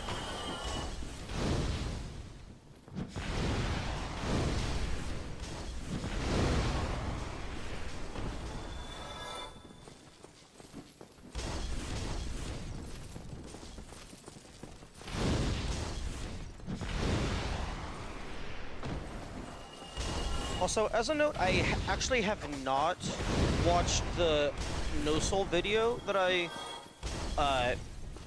posted in the Discord a while back, because I didn't want to know the general route or challenges preemptively.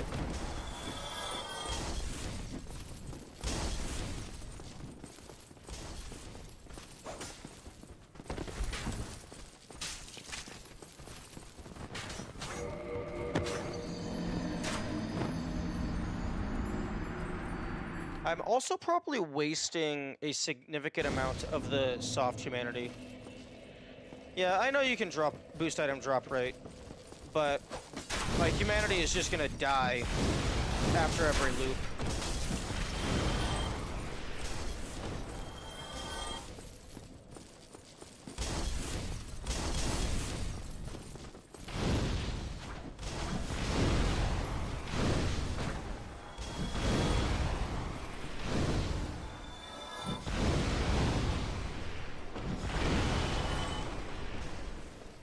Like, the two biggest, the Gold Serpent Ring and the Avarice...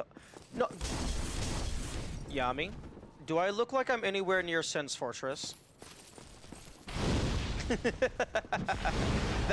I'm not worried about the Gold Ring for a decent while.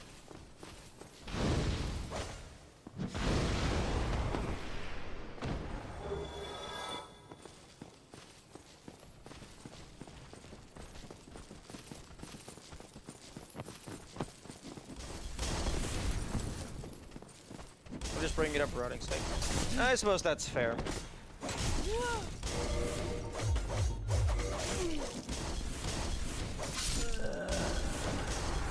Yeah, no, I'm definitely well aware of the Golden Ring.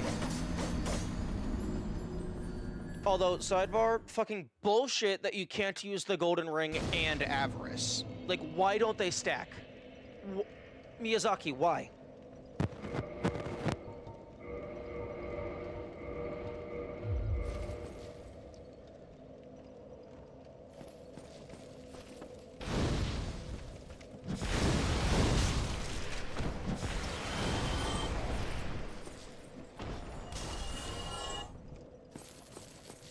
Like, Avarice stacks with the Silver Serpent Ring, why doesn't it stack with the Gold Serpent Ring?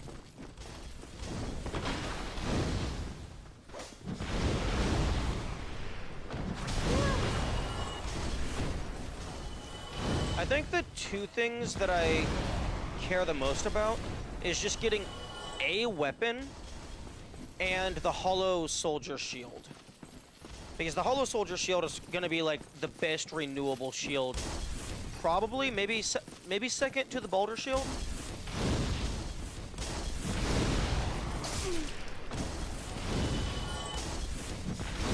I think the Boulder Shield just has higher stability, but I mean, they're both 100 physical.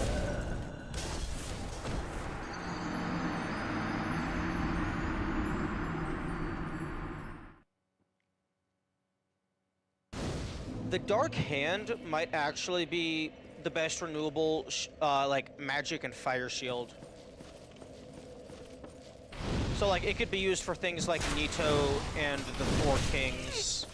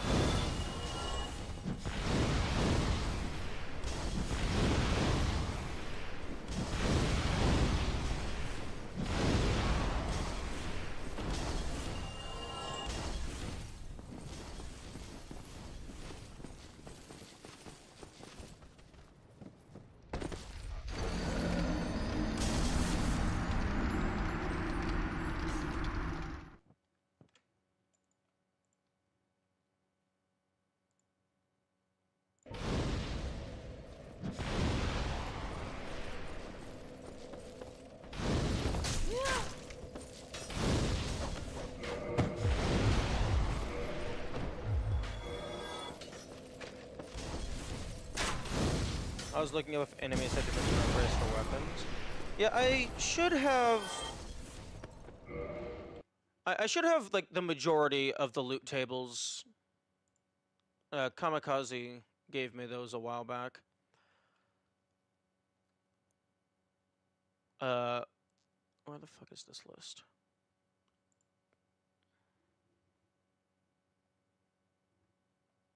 Oh my goodness. Fuck off, Dark Souls. Fuck off. I can't even fucking hit window key in order to see my taskbar because the game just fucking covers everything. Unsurprisingly, Jagged Ghost Blade. Yeah. Jagged Ghost Blade is definitely a top tier item. Because it's renewable, you can actually have the stats to use it, and it has bleed.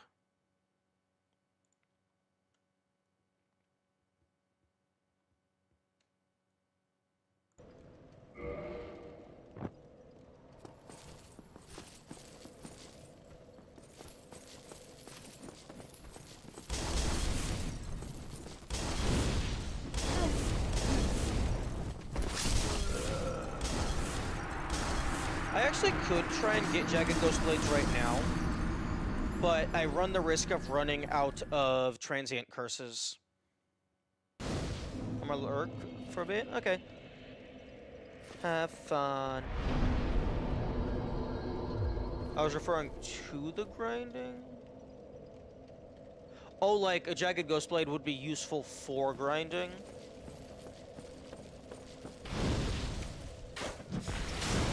Oh my goodness. The aim on this is absolute dog shit. There's tons of enemies that drop it and relatively quick to grind. Huh? There's only one enemy that drops it, or do you mean there's a lot of ghosts in the area?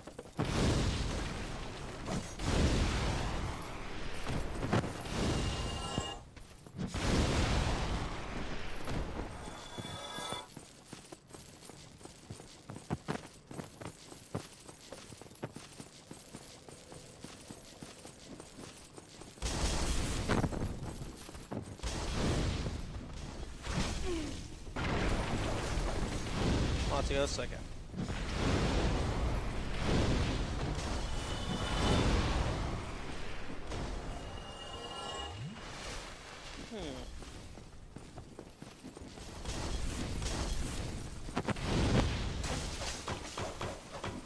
Damn. Piss off.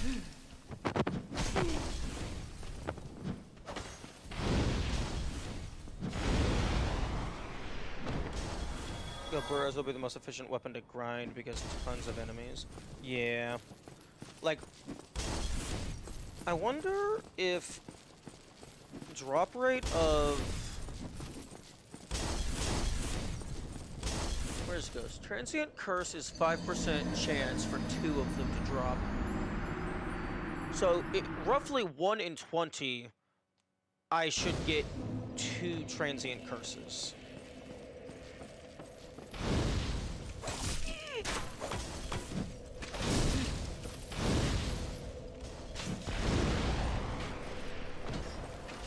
I could also go down there to get an Estus upgrade.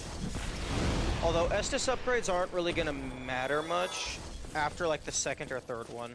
Because you're already gonna be healing so much that like... How much health do you have? 573? I think after 3 Estus upgrades, it does 600 healing. So like, yeah.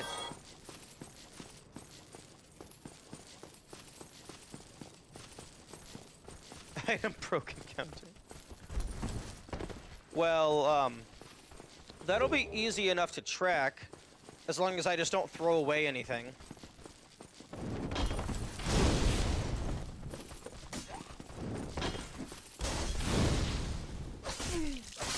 You do get like 4 free curses in that area. Those 2 more inside the house.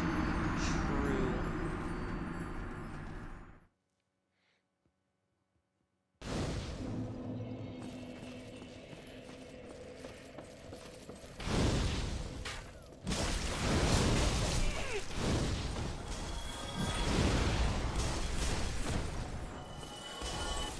Alternatively,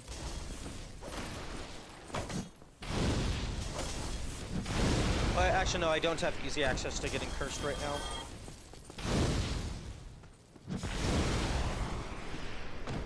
Oh, yo, there's a cool idea. Have like a super powerful weapon, but similar to the like the life hunt scythe, but instead of gradually building up bleed, it gradually builds up curse. So like, it's really fucking powerful, but if you're not careful, you'll just insta-heal yourself.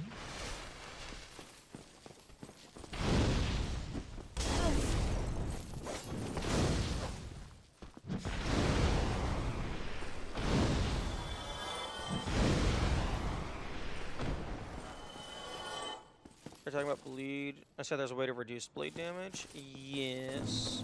Or... You said, like, reduce or nullify or remove, maybe? But, yeah, I recall. Is it a specific pair of gloves?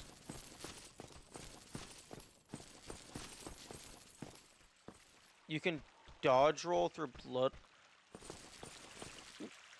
Okay, what brand of duct tape is this game made with? Because that's fucking bullshit. Why is that a hitbox?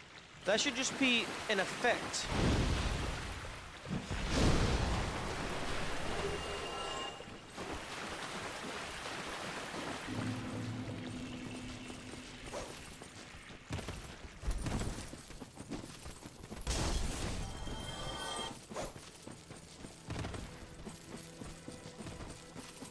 Dodge roll to avoid fall damage. Yeah, I found that out. It's a little janky. It doesn't always happen.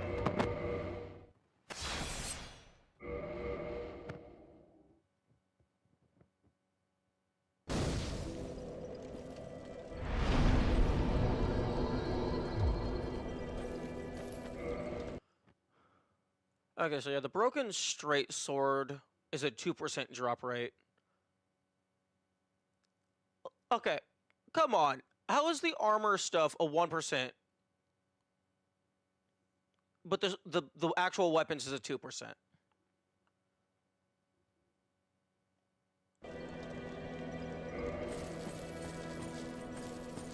Also, Jagged Ghostblade is 1% drop rate, which is only slightly worse than 2%. And it's a much better weapon, so I should probably be going for this anyway. 100% consistent. Well, I couldn't get it to be consistent. It's because dodge roll just prevents damage instead of doing collider shenanigans. Oh, I thought dodge roll would just put you into an invulnerable state.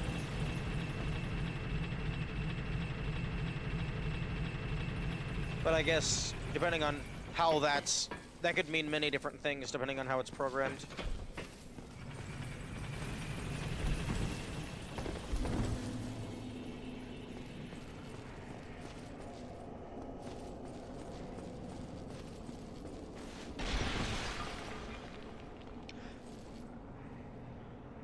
Can these guys drop their weapons?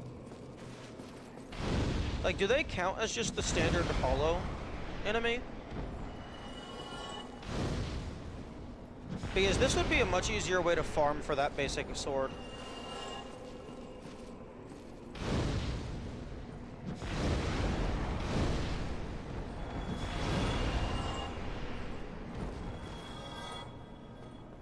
There's only a single AoE pyromancy you have access to? No. Oh, that I have access to. Also, no. Because both Fireball and Great Chaos Fireball are AoE.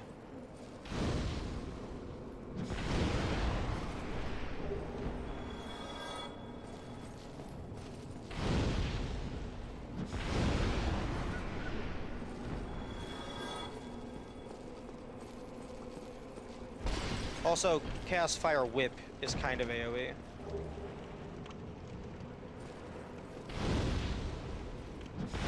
Yeah, most pyromancies are AoE due to the nature of Fire Go Burt.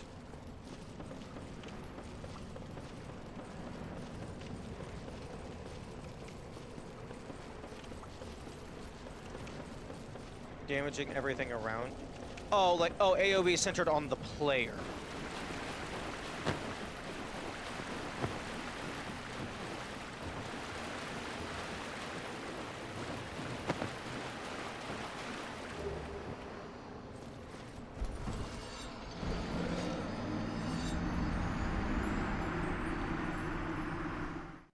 AoE as in hitting a large area, not as in hitting multiple enemies. I feel there could have been a better term for that, but I get what you're going for.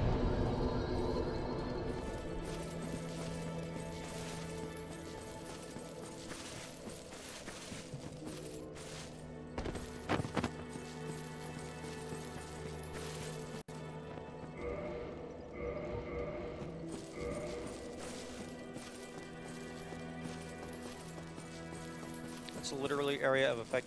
Yes, but also Fireball is literally area of effect. You throw it, it makes contact, and then everything in an area takes damage.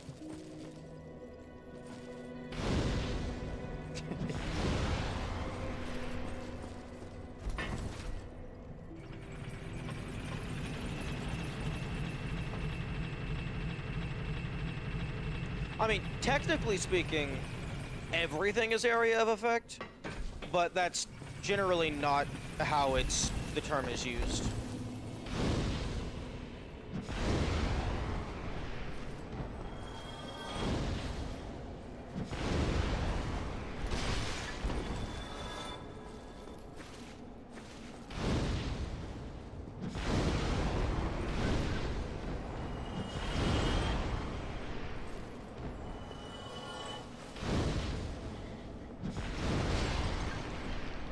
I should have the drop tables for most things. You can check if the... No, I don't... Oh, I don't have the, like, actual drop tables. Kamikaze just gave me, like, enemy names and what they drop. I just don't know if these guys are classified as the... standard hollow.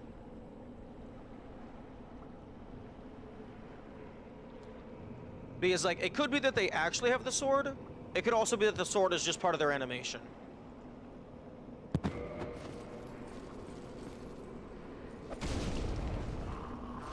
Okay, nope, they're actually an enemy.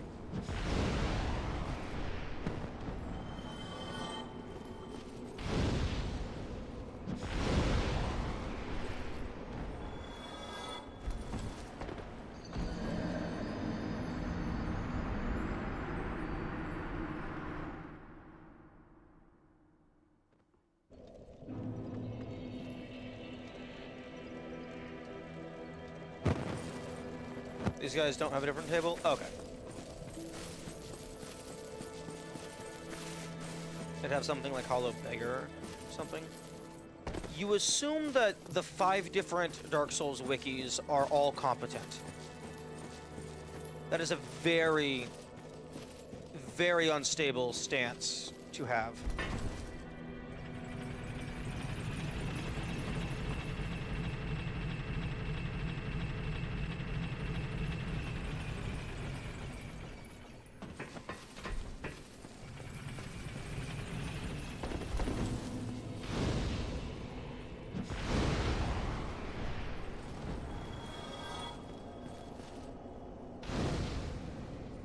A dog double like that used to exist, but the original owner deleted it.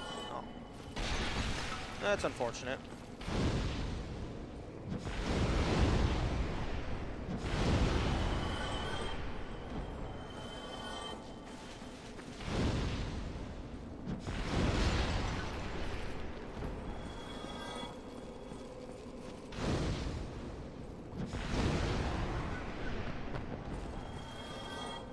Like, I imagine if you know what you're doing, the information is, like, easy to get access to by opening up the code. But I imagine it's just the issue is with how, like, the people who make the wikis choose to format it.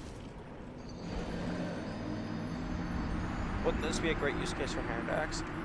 Yes, but the hand axe is a limited resource. I don't want to use it unless I have to. Or unless, like, I feel like it's worth it. But also, 8 fireballs, they die in one hit. This lets me kill most of them per loop.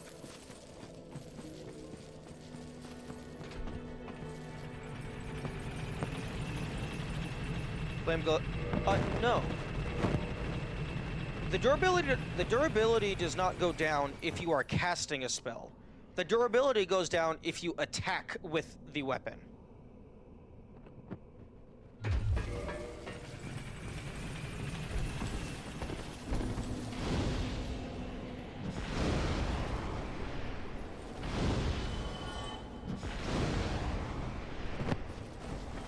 Fireball slow? Okay. It's not anywhere near as slow as some of the stuff later.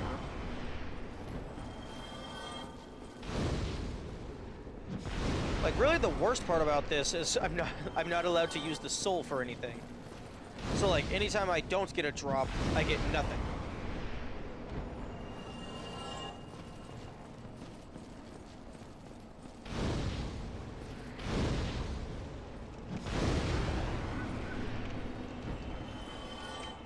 It was never meant to be fast. It was supposed to be that he eventually wins. Yeah.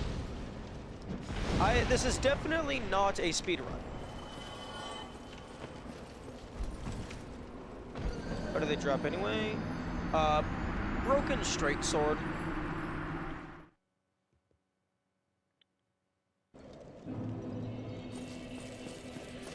It's not the best weapon, but it's probably better than the straight sword hilt. I actually don't have the item stat blocks available.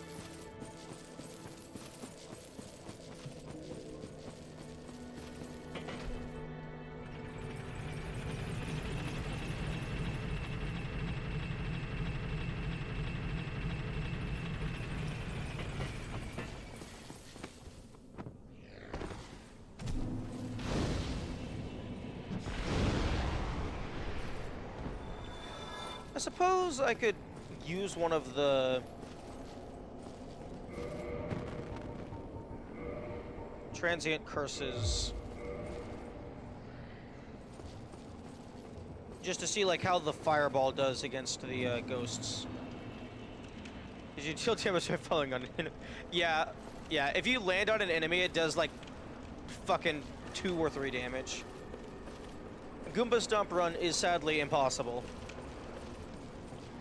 Unless you have just like an always on-demand access to infinite height.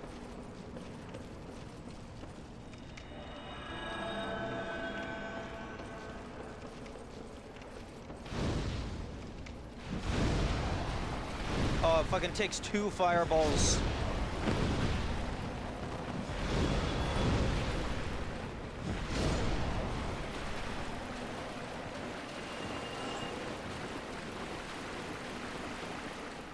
It takes 2 fireballs, so at most I can kill 4 ghosts per use.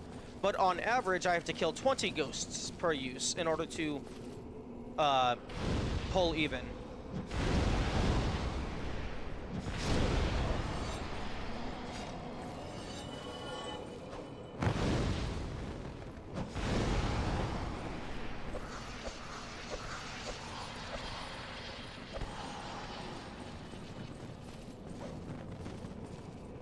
Okay.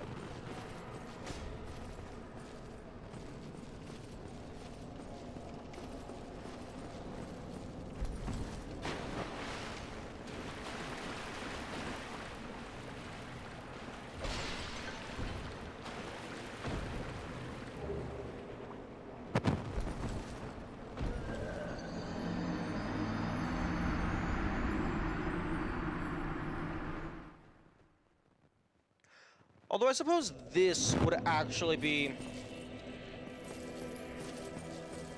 a really good use case for one of our non-renewable weapons. Because this is, like, getting us closer to a proper renewable weapon.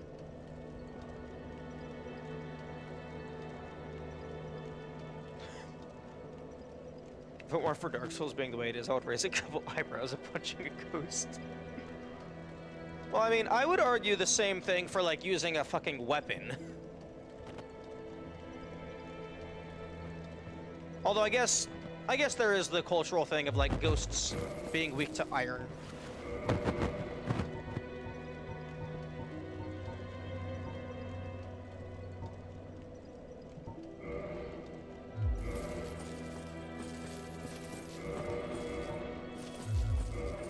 Like, I know durability lasts a long time, but, like, if I only get one instance of the item for the entire save file, it's gonna run out eventually.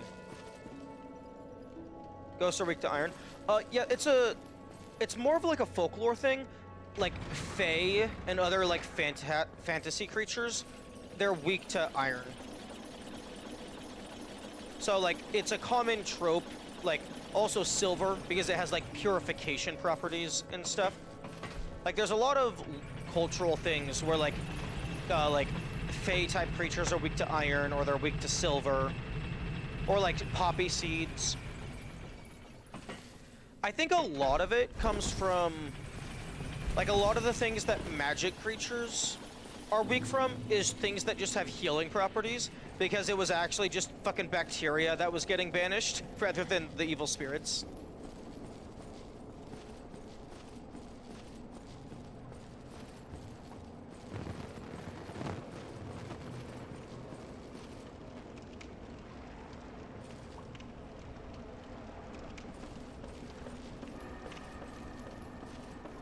Honestly, I would argue that the magical stuff should harm the ghosts if it wasn't for the explicit lore of it being, oh, cursed.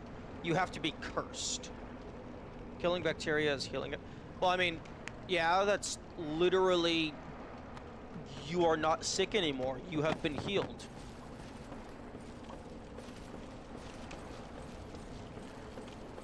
I would argue getting rid of bacteria is, like, the most fundamental form of healing. Like, second only to, like, cell division. Oh. Oh. Oh no. What is this? Damage output.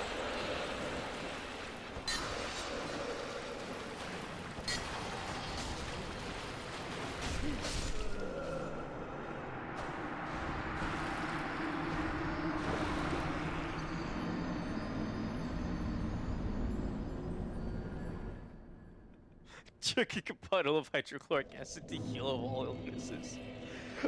Well, I mean, you'll never be sick again. What's the stat requirements? Oh no, I have the stats to use this. It's just the ghosts have a lot of health. And they probably have insanely high physical resistance.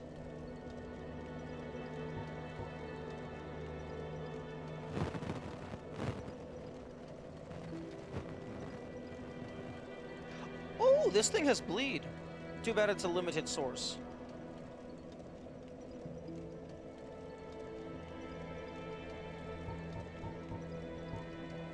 This thing also has bleed, but I can't use it.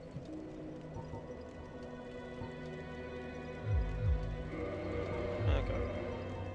Well, that's not happening. I would assume ghosts are immune to bleed. If ghosts can proc bleed, I'll call bullshit. The ghosts better be immune to bleed. Shame you can't get the reclub. You are able to get the occult club.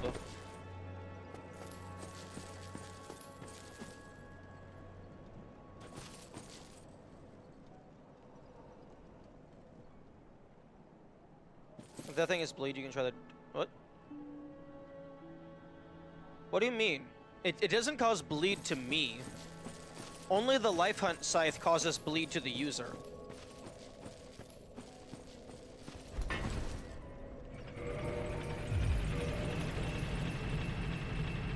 Yeah, you can't get the Reinforced Club, but you can get the Occult Club from a Mimic.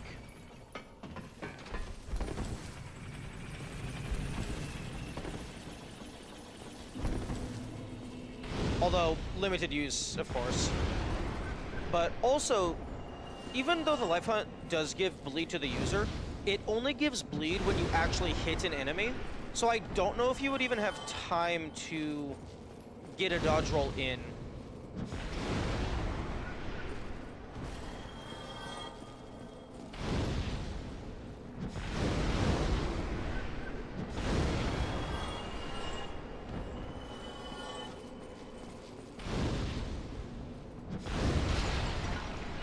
Interesting. It appears that the damage area of the fireball actually expands outward over time.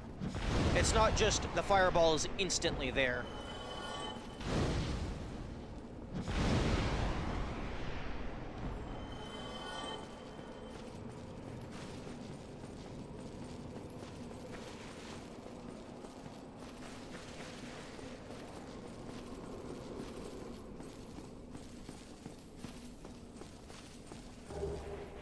Oh, okay.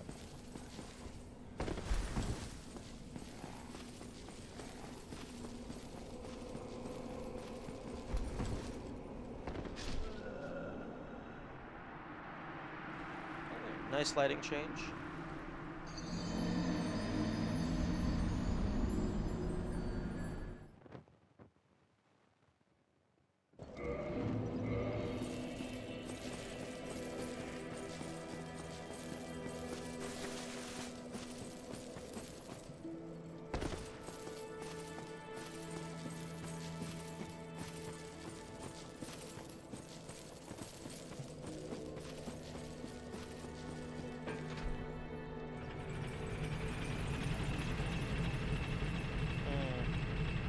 Because you have to wait on the elevator, I wonder if it would be faster to just go do the farming in the other area and then just deal with having to dodge occasionally.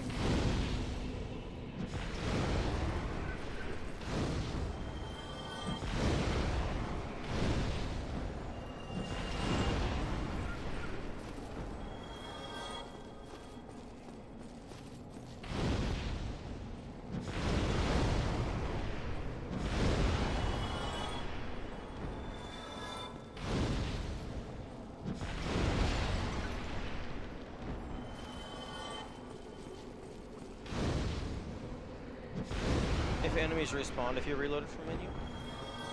I feel like that would, like... I feel like that would have its upsides and its downsides. It would be really convenient for grinding, but it would also be really annoying if you've, like, made your way through a big area killing a bunch of shit, but then you have to reload for whatever reason.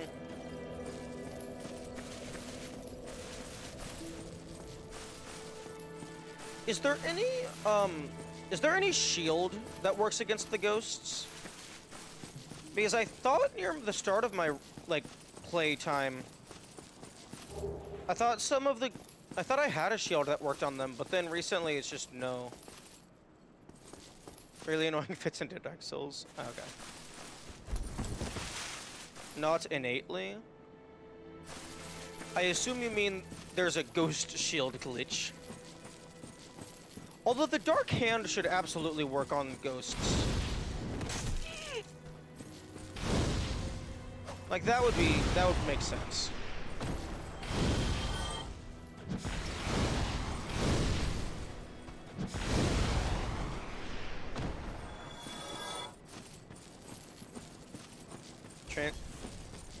Oh wait, the transient curse works?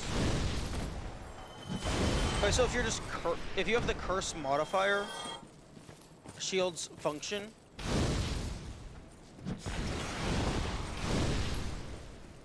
Oh, that would explain. Fuck. It applies to your character. Magic works too.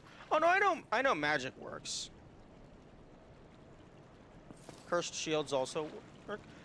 I haven't found any cursed shields. I don't even know if they exist. Well, I mean, you mentioned them, so they probably exist.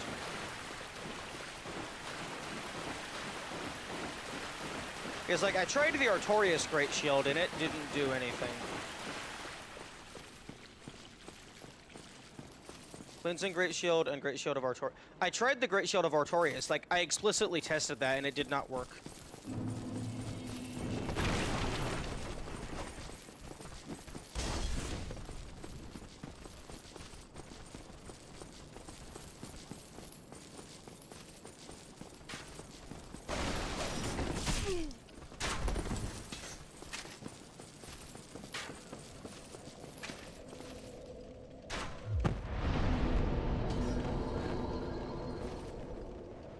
Enemy drops only.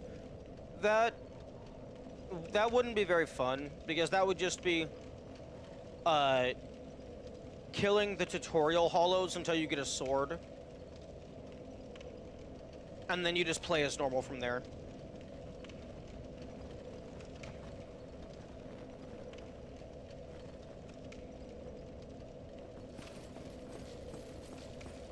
It would just be using your fist to get a sword, and then you use that to get more shit. It's like you would have slightly weaker weapons, you'd have slightly shittier armor. But yeah, effectively is this run. Just like, I have access to slightly more stuff.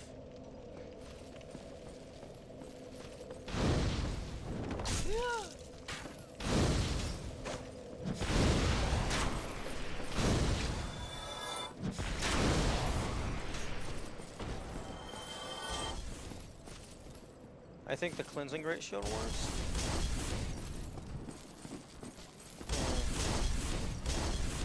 Yeah, but wouldn't the Cleansing Great... Okay, fuck all three of you. I imagine the Cleansing Great Shield would just be a shittier version of the Artorias Great Shield. I really don't understand the drop mechanics, though. Like, just trip the sword out of the Hollow's hand. Yeah. You have to have, like, a little bit of suspension of disbelief. Otherwise, the drops just disintegrating into thin air makes absolutely no sense. Like, if you were being realistic, like, they would always guarantee to drop all of their armor. Cleansing Great Shield is a better... Absolutely not. Cleansing Great Shield is absolute dog shit.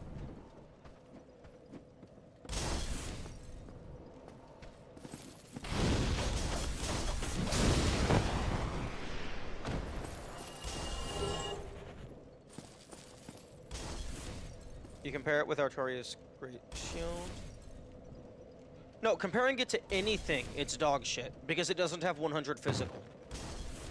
Like, outside of the stamina, it is a worse... Out of sight of stamina and weight, it is a worse Dark Hand. Because the Dark Hand has better stats outside of stamina and weight. Actually, wait, no. No, it has better weight because it weighs nothing. Like 0.5. Being a better version of Artorias' Great Shield specific. No, the Artorias Great Shield is a better version of the Cleansing Great Shield. Because the Cleansing Great Shield is dog shit. Like, I thought that's what the lore was implying, that it has degraded so much. And that's why it's so bad.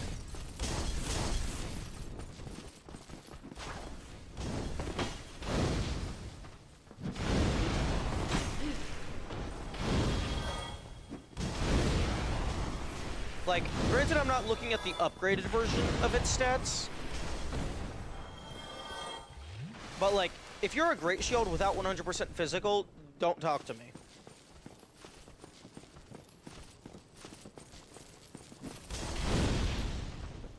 Like, if you're not gonna have 100% physical, you better have, like, fucking,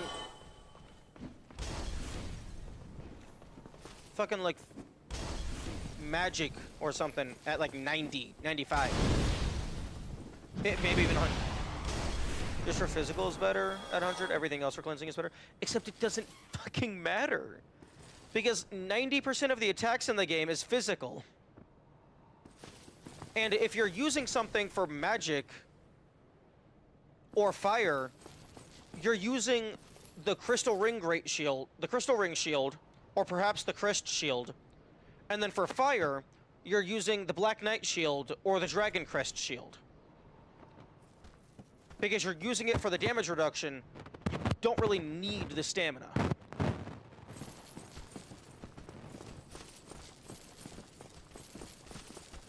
Like, the Cleansing Great Shield weighs so much. Like, it's just... It weighs so much. It doesn't have 100 physical. It's just... Because it's Great Shield, you don't even get the parry. Like, I could see the Cleansing Great Shield being useful if there was a boss that, like... had, like, both, like, strong magic and strong fire. Or, like, strong magic and strong electricity. But I don't think there's any boss in the game that has multiple elemental type attacks. It's physical plus something else. So, you really only need a 100 physical, or if they have, like, a single strong AoE explosion, you swap that physical out for, like, a magic. Or, like, the Dragon Crest.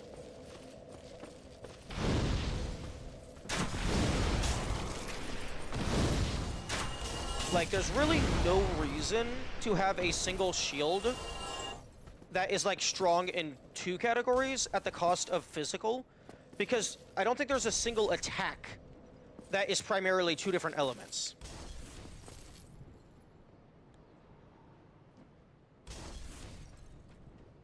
What's the stability on Hovel's Great Shield? I can't remember. Because the Artorias Great Shield was, like, high 80s, I believe.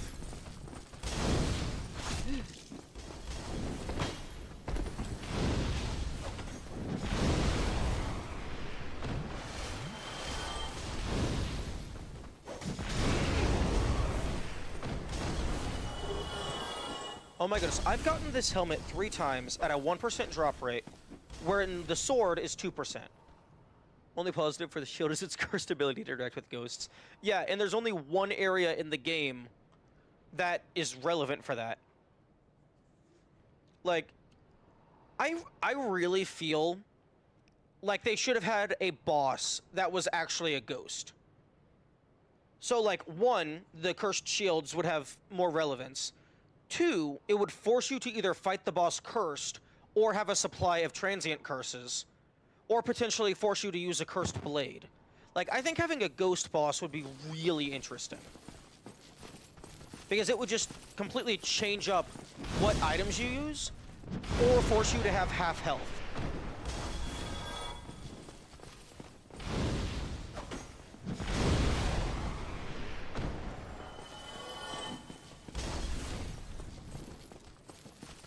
Like, that feels like a big missed opportunity to, like, maybe have, like, an area boss for Upper in Orlando, or New Londo, rather.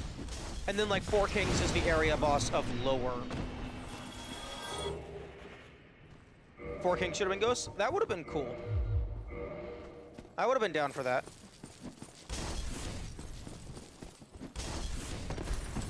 Like, it would have made sense. It would have made, like, insanely thematic sense for them to be ghosts.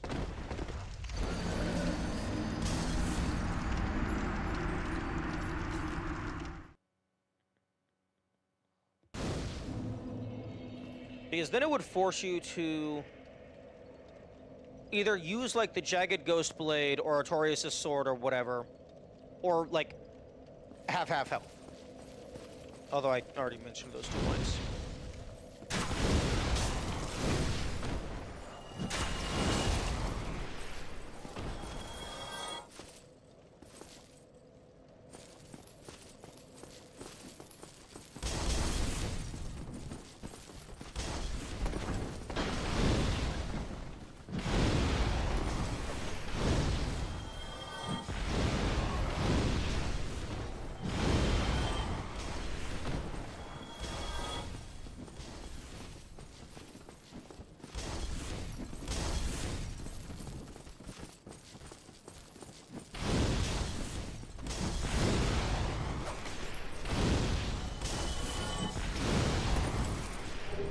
Fucking finally!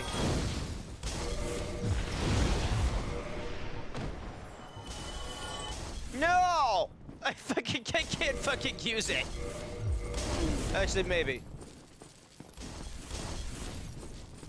Why the fuck does so many things have a dexterity of 10?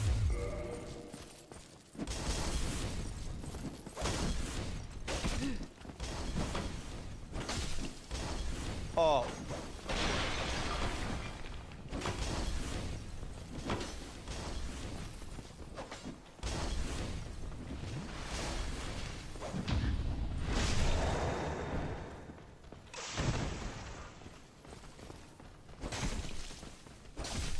Oh, you don't even get to finish the follow through.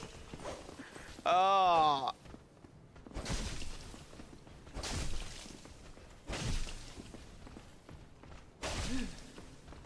Okay, so I don't actually want to fight these guys because their weapon is useless. You might be able to use the battle axe.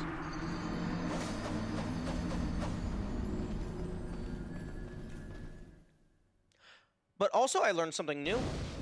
I learned that if you use a weapon you are not proficient in, it just go bonk.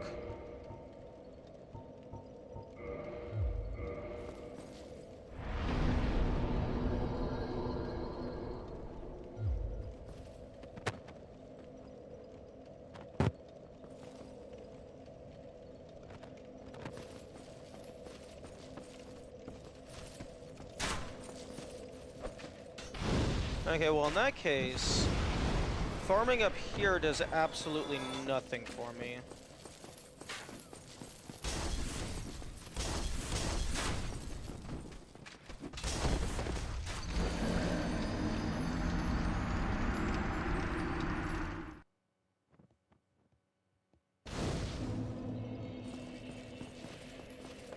So...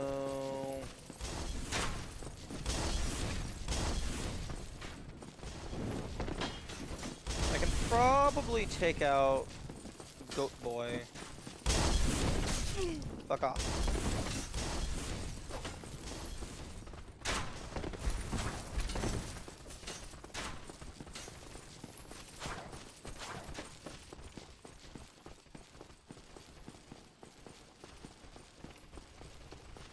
Eight fireballs should be enough. Ever find out about Pursuer? Oh, Woe mentioned it to me. I didn't actually get it myself. They sent me a screenshot.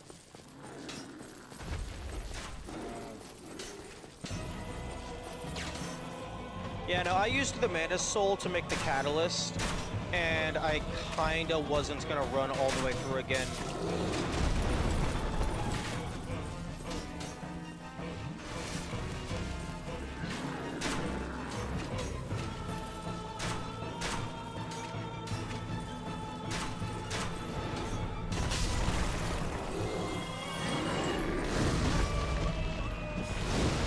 Oh, I don't know if 8's gonna be enough. Oh, it's certainly not gonna be enough if that happens. Fuck you! What the fuck was that hitbox? You were nowhere near me.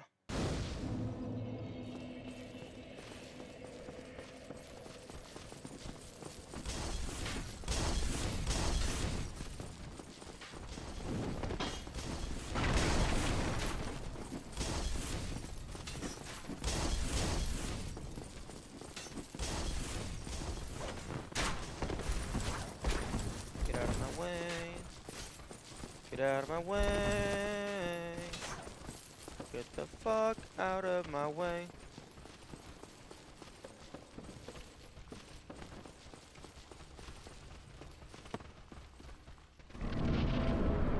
Plunging attack with the axe is your most durability efficient option.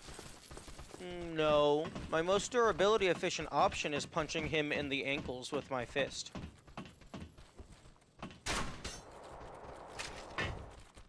But I don't want to do that.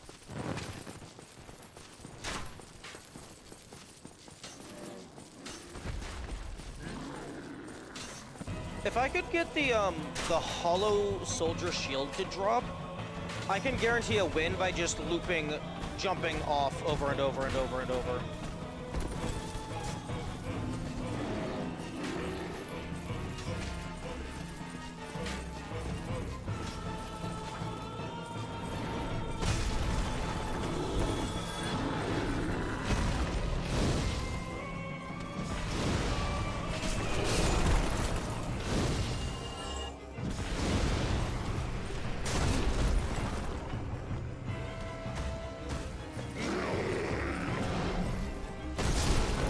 Oh, right, I forgot.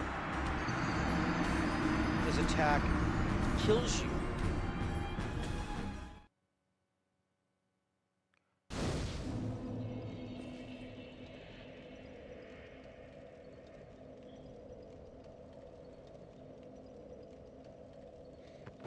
Yeah.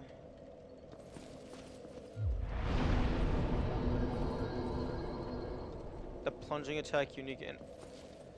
I mean, I know that the Asylum Demon has special animations, and then the Rat also has a special animation if you plunging attack them. I never looked into it. I figured it was just a special animation because of, like, they're big. And they wanted it to be impactful. Get the fuck out of my way!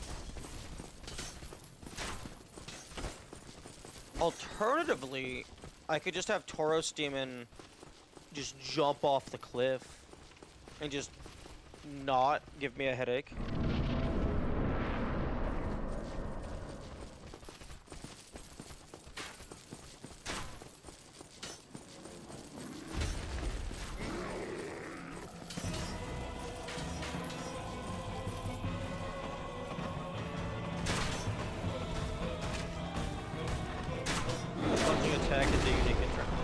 No, the plunging attack is you are in the middle of the air and you press the attack button.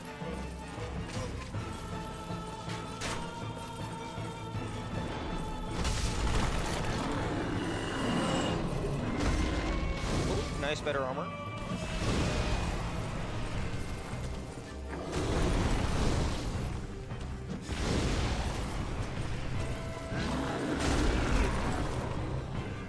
Okay, that was an interesting animation. Oh, right, I forgot you can't dodge that attack. You can't dodge any of his attacks.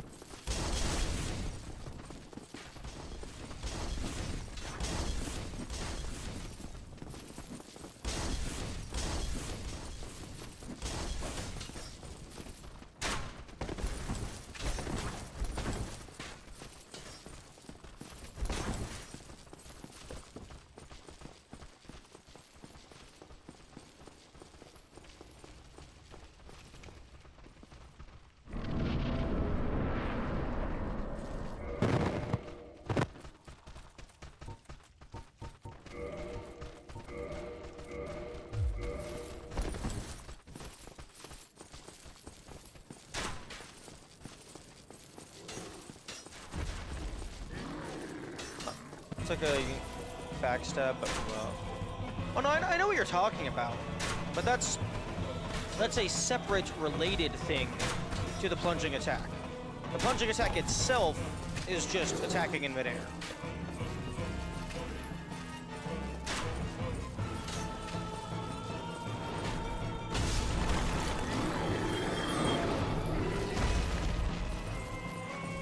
Goodbye. I would argue that is the plunging attack. No. Because you can do the plunging attack, just attacking in midair as a jumping attack. No. A jumping attack is tapping forward and then doing the strong attack.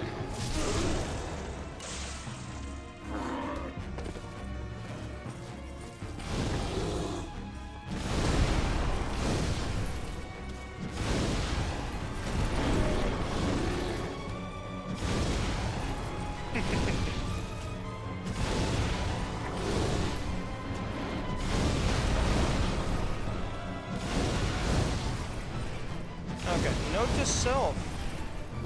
Just give the guy a raging case of fire crunch.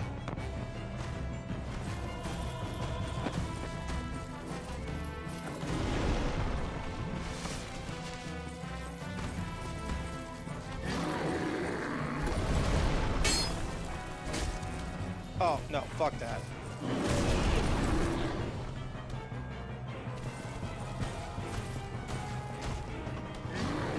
I'm dead. No, he's stupid.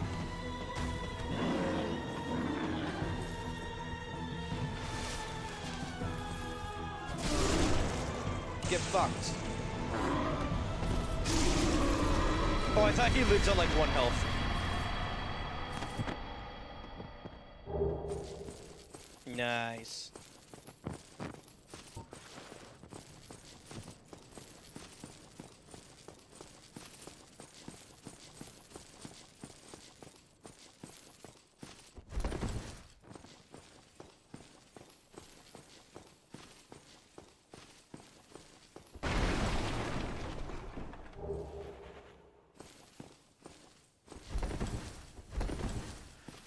Is there any boss tales that I have not been made aware of?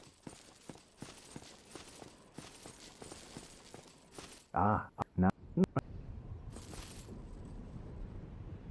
Call me. Oh, makes sense. The way I see in a this pleases the flow of the but to and of course, but if I didn't get the Sanctuary Guardian's tale, but I got it from the lesser Guardians.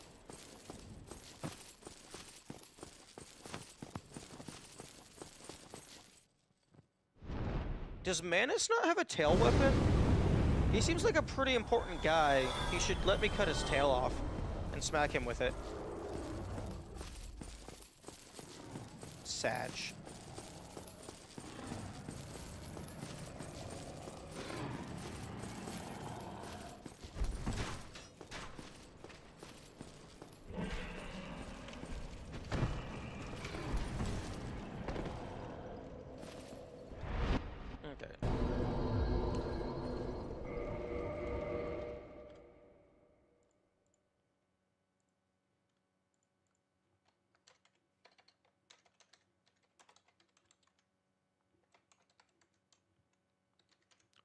Okay, update notes with timestamp for Tauros Demon Victory, and make a new save backup.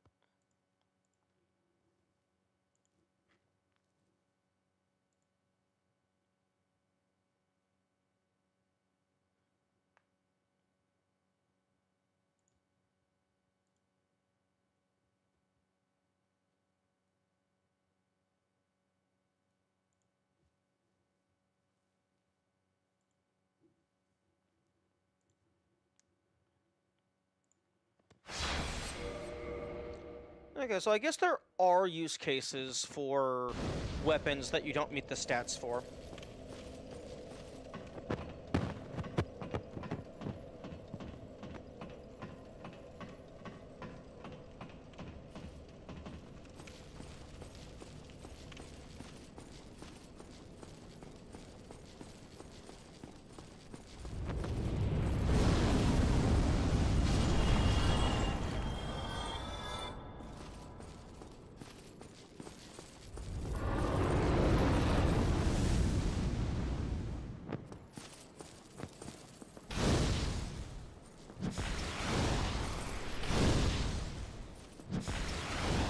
Okay, I was hoping that would constitute as a ranged attack.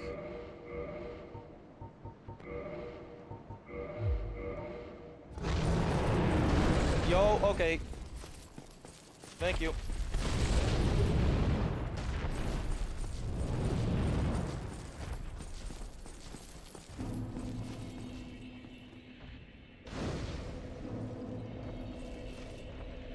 Go fuck yourself.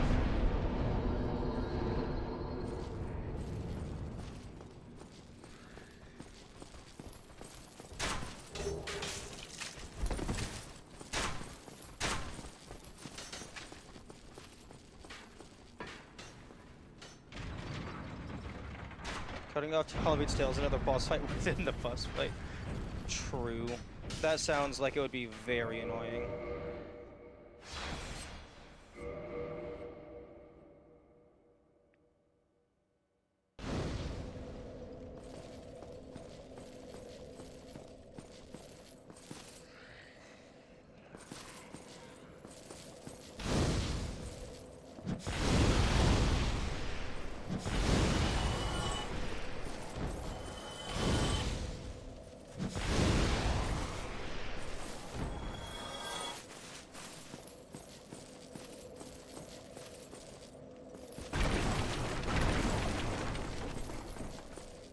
Okay, this should be a faster,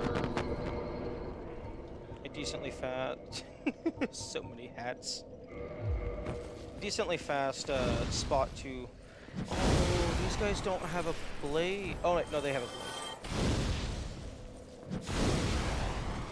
Give me your blade. There's only 3 of them here, but the bonfire's like right next to it.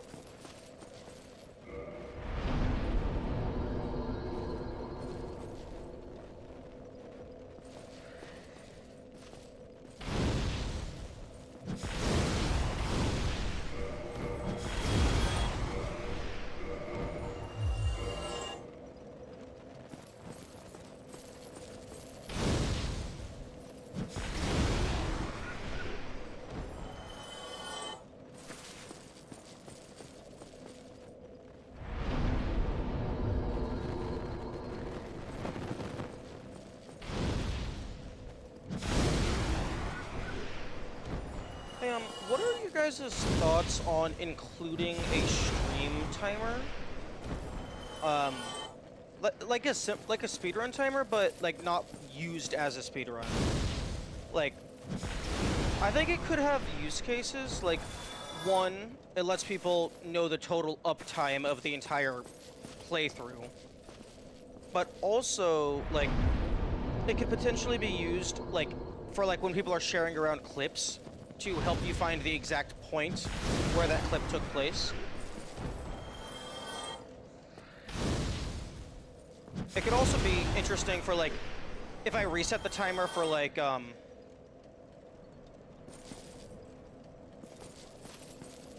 like a challenge run or whatever, so you could see exactly how long it took.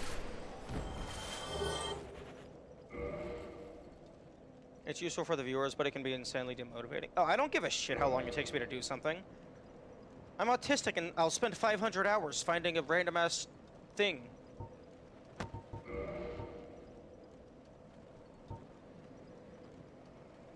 Okay, base 42.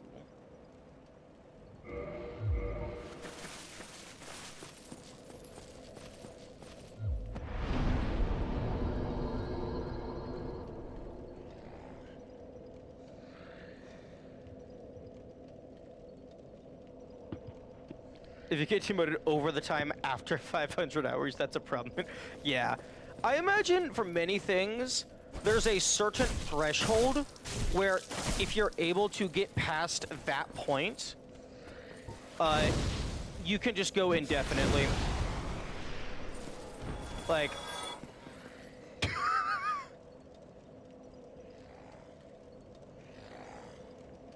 Okay, bro just backflipped into the back rooms. It's a visual representation of I spent 30 hours doing literally nothing. No. It's a visual representation of I spent 30 hours making progress in my skill. Or, like, getting closer to victory. Because, like, what are the... if you spend 30 hours failing, that's still, like, making progress in your own skill. Alternatively, you spend hours not playing the game, doing something else, and then, oh, the next time you play the game, you're gonna spend 30 hours doing nothing, because that's fucking time practice debt, or whatever. He's been imagining I was doing nothing, not knowing it was nothing. He doesn't give a shit. True.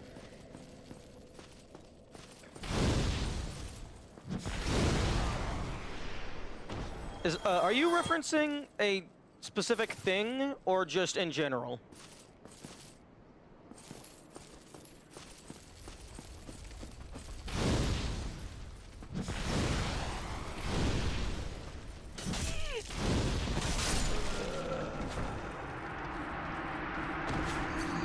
New game plus 5 through 7. Oh, okay, fair. Well, I mean, that wasn't nothing, because, like, I was still, like, finding other shit. Like, making progress. Or at least trying to make progress. Trying to find the secrets. But I guess at that point I had probably found, like, 95% of the game. 98%.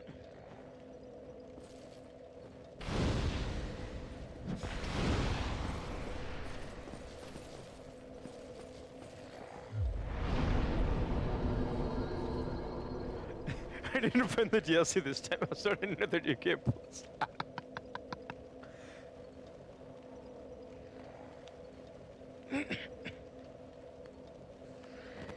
Although I'm not sure where I would put the stream timer. I guess maybe I could shrink chat a little bit and put it over there. I do plan on eventually making the game window slightly smaller and, like, moving it to be more centered. So, like, I could have, like, a slightly smaller upper banner, but then I could have some real estate below the game as well.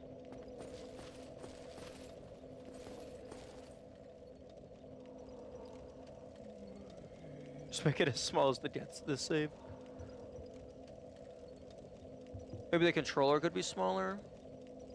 Yeah, the controller is mainly just for reviewing footage, so it doesn't have to be insanely high resolution.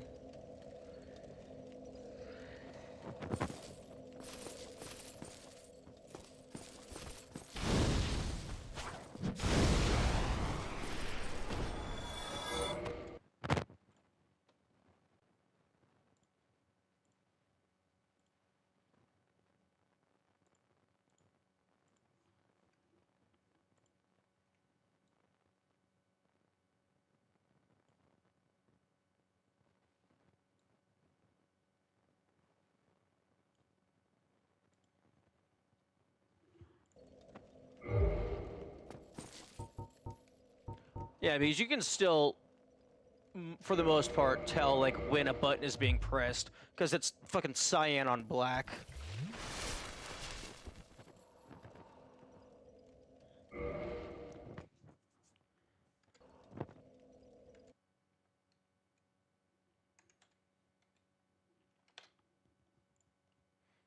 Okay, it would appear I do not have Live Split installed.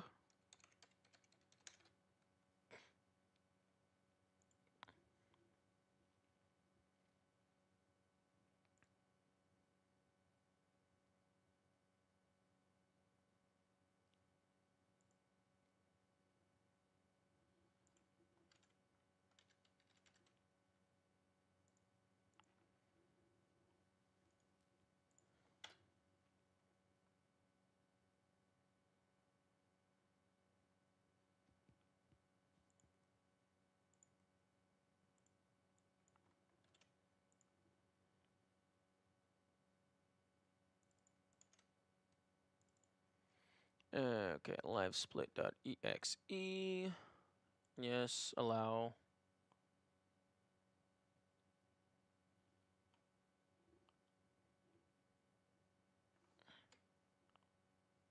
Here we go.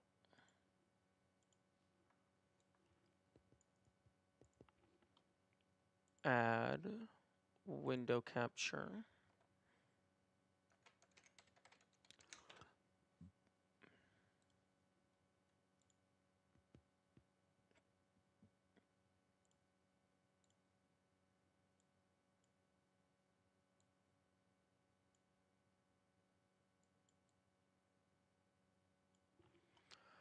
Okay, so edit layout. Layout settings. Background color. Fucking bright ass green.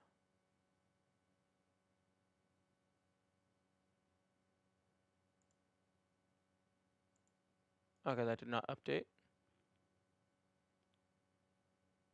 Settings.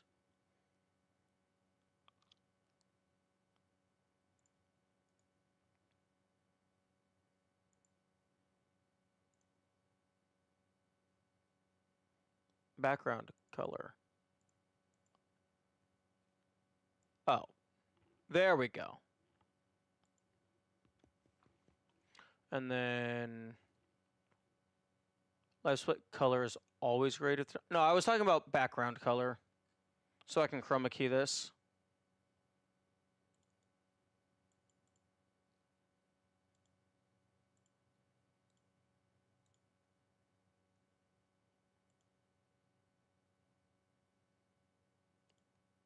Ooh, although that does make the numbers a bit harder to see. This piece of cheese is always making text annoying. Hmm.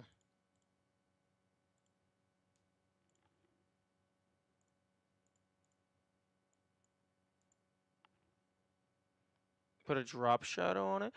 I don't know if well,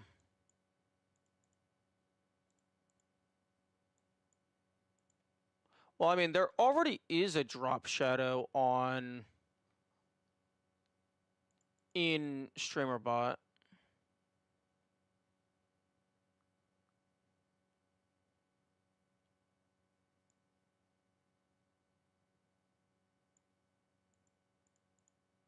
Okay, I can get rid of gradient to make it a solid color.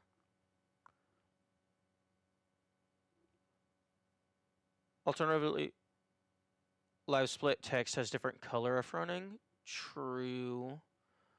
Uh, pa. Okay, so timer background color. Timer color. Okay, well, let's just start the timer. See what color that goes to. Okay, well, we don't want it to be green. That's for sure.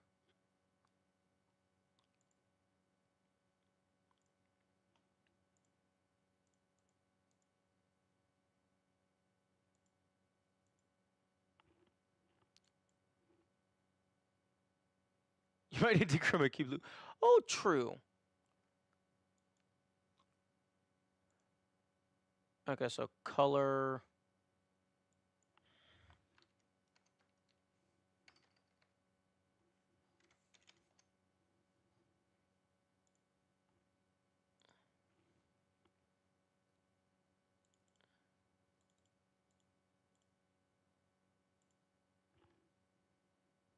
Okay, so unfortunately, it seems like the default text color is close enough to blue that it still grabs it.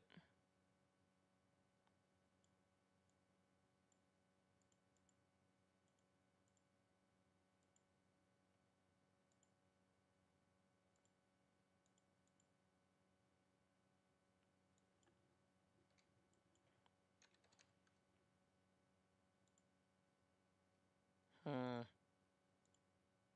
Oh.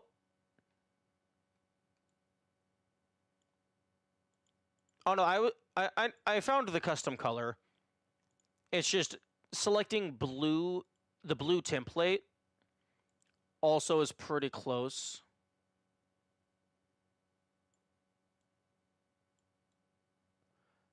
Can I timer? Can I put an outline on this?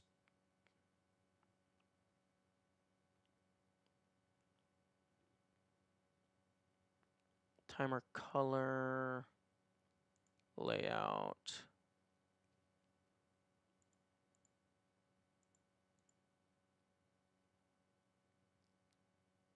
I can change the font. I don't know if I can put an outline on it.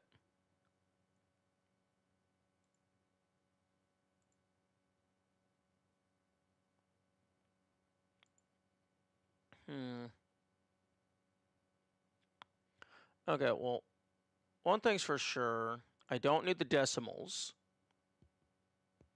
Put an outline on it and I don't know if that would work.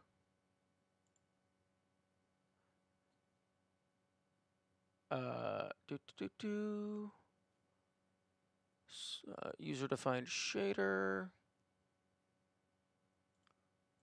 Load shader from file. Border.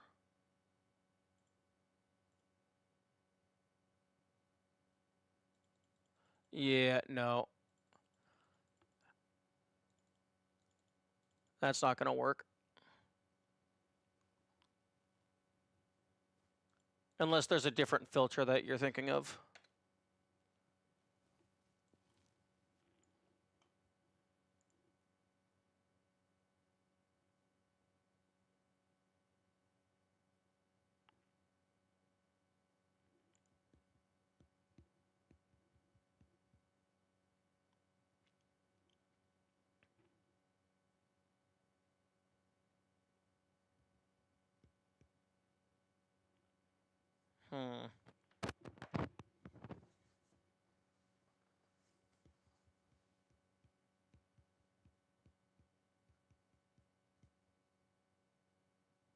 I mean, I could always just revert everything to default and just leave the black box on it.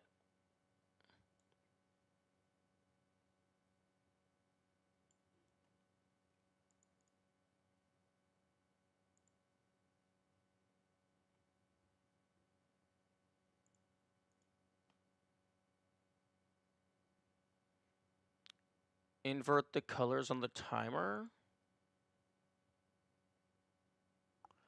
Like, invert the default colors or invert the chroma colors?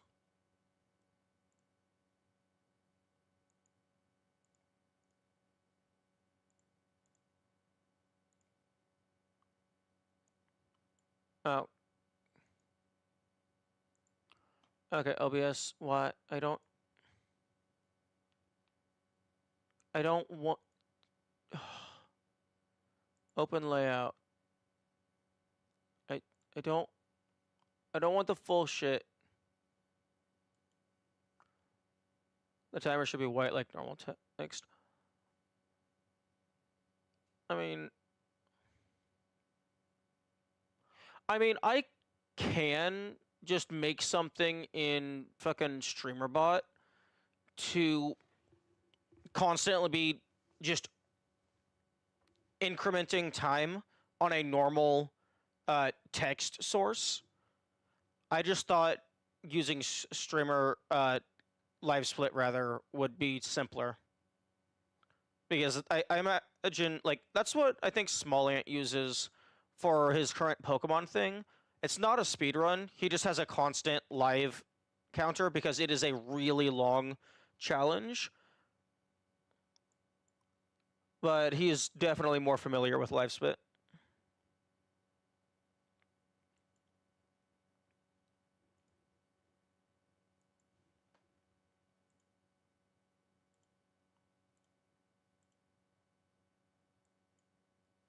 Oh, yeah, that makes it grayscale.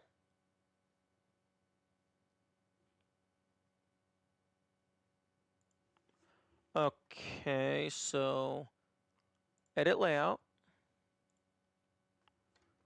title splits previous segment.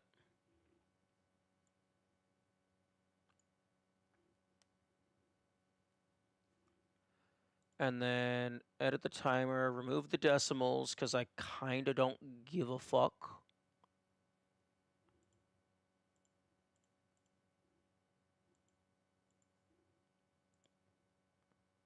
Background.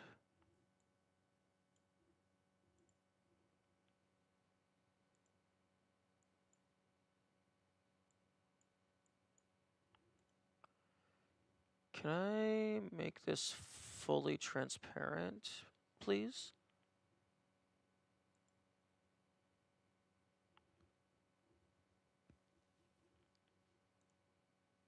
Please and thank you. I mean, I guess I can just make it green again in chroma key.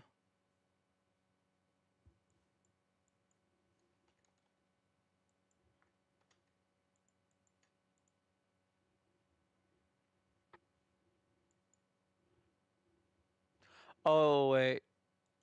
I'm gonna have to chroma key before I change. Oh, but fuck.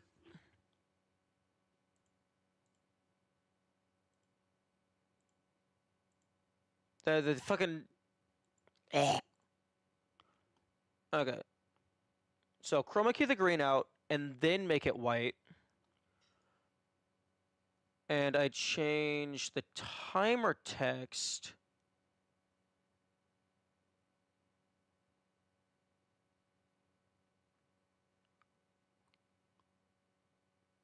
to the timer color rather to just fucking anything other than green.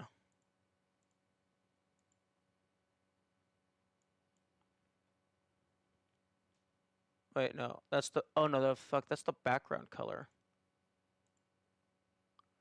Why the fuck is the background color in two different locations?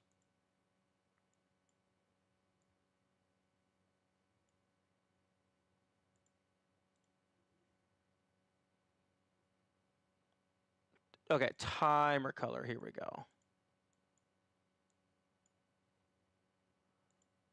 There we go. It's very blurry. The OBS chroma key is not super crisp. It also doesn't look good.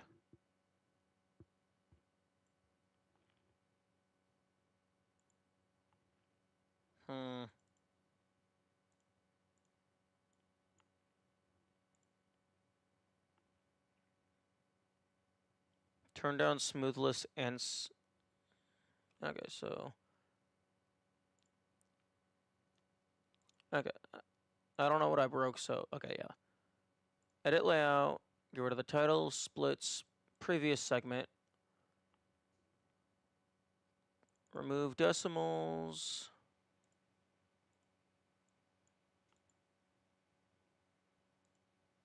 Make the color red.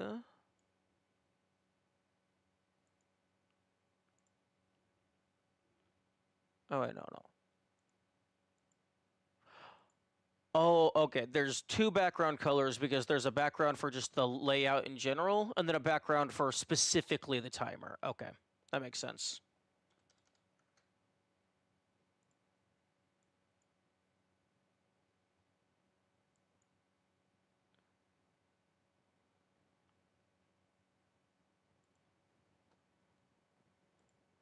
Okay, so chroma key, custom color, red exclusively.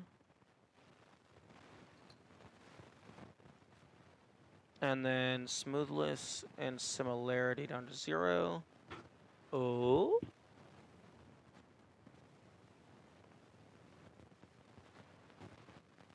Nice.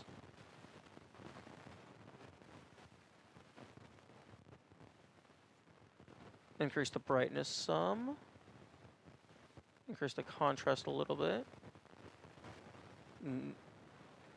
Okay. The edges are a little jaggedy.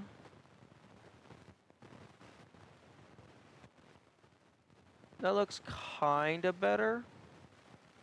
Although, would be nice if I could just have the timer without a background, so that it would just be the flat font vector graphics.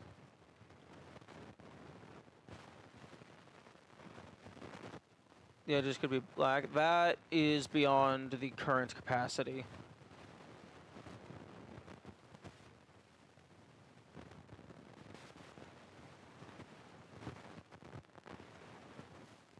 Like, I can change the colors around, but adding a dynamically changing outline is not on the table at the moment.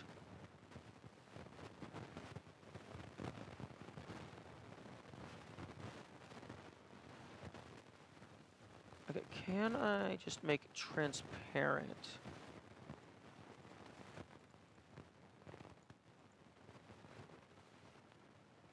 It kind of looks like a bootleg alarm clock. But I want it to look nice.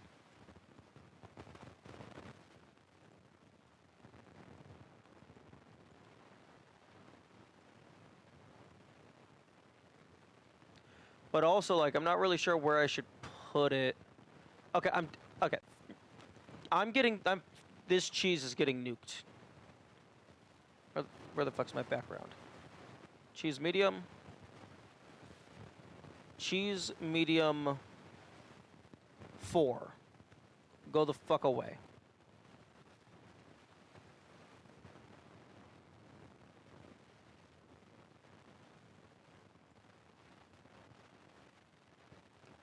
Okay. Actually, hang on.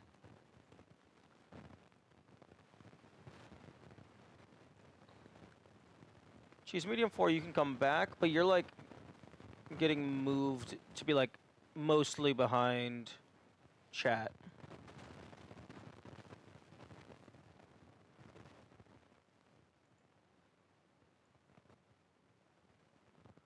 Wait, no. Actually, no, fuck. There's nowhere to there's nowhere to move it without it covering something else.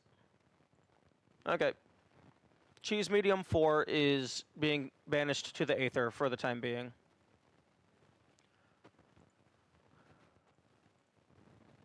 Oh, oh. I didn't save.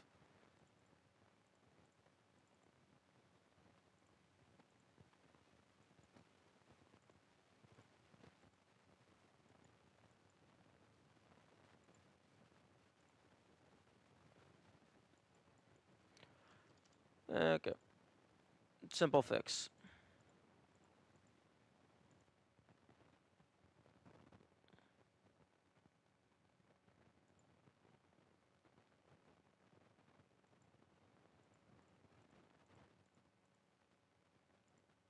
Okay.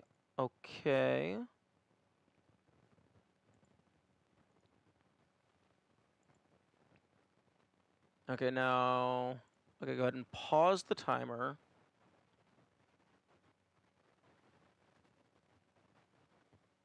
Setting... Wait, settings. Refresh rate. Fucking 60 frames a second. Why the fuck are you on 40 frames a second? Okay.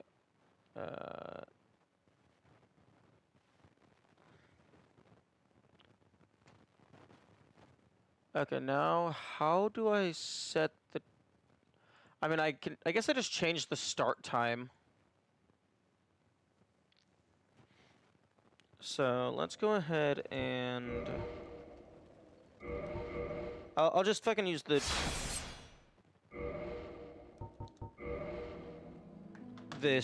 timer. Okay, so 2 hours, 1 minute, 35 seconds.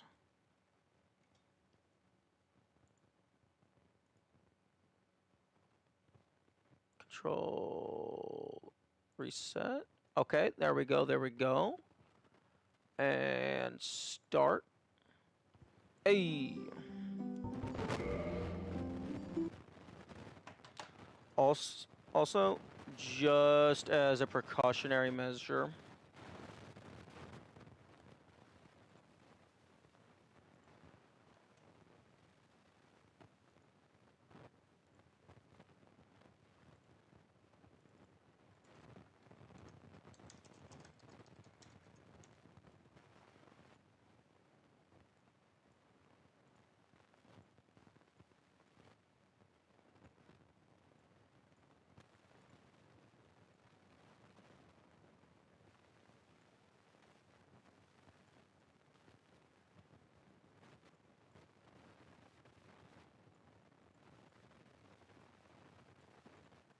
Okay.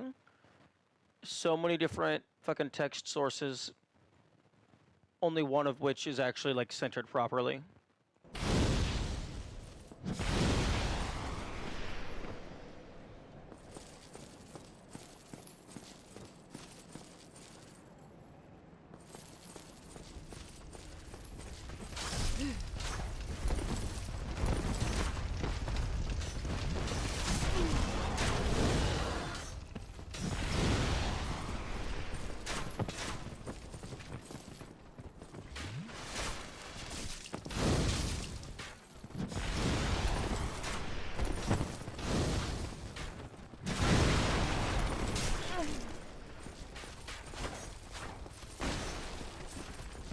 Death from fall damage.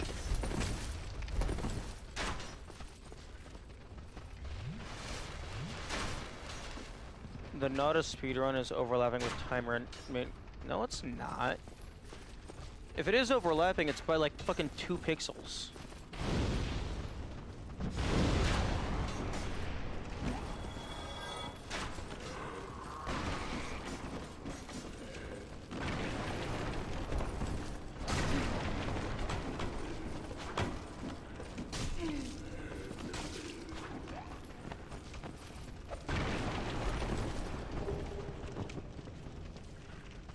Okay, I'll fix it.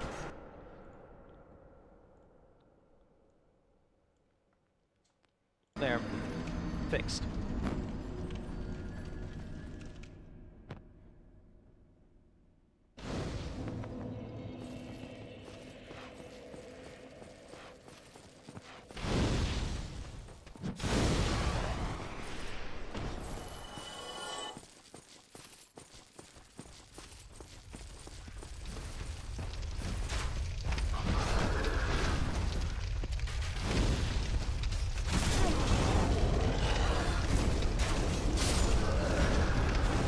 Die to the fire before I fade away. Yes! It's not overlapping with the game anymore, so I frankly don't mind. That's hilarious. Okay, but now it's bothering me.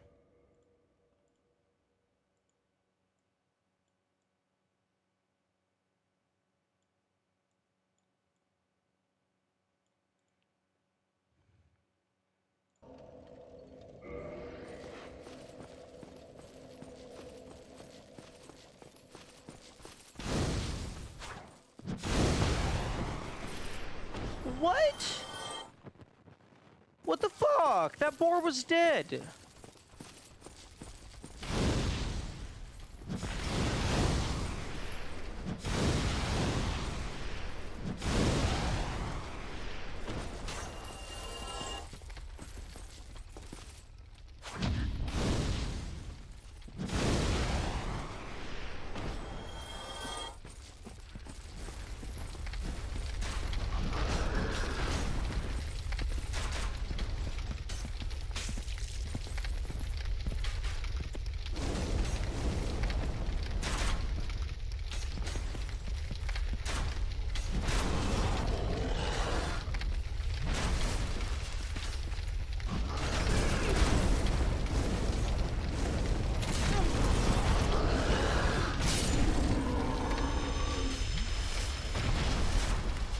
Right?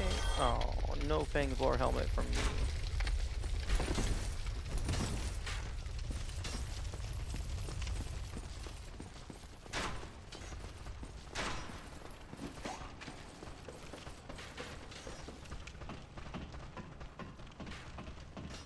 Okay, I might have to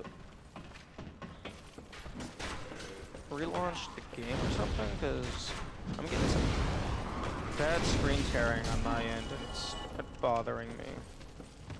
I don't think it's affecting the recording.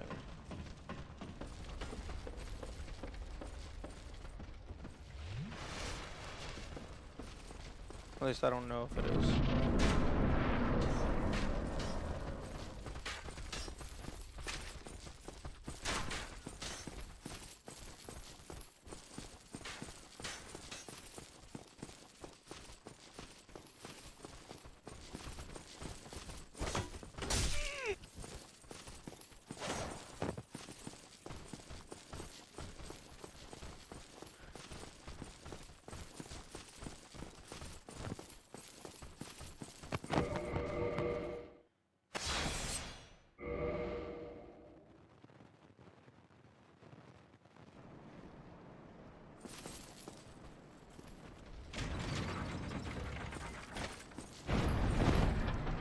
Yeah, it's like right around here, just horizontally all the way across the screen.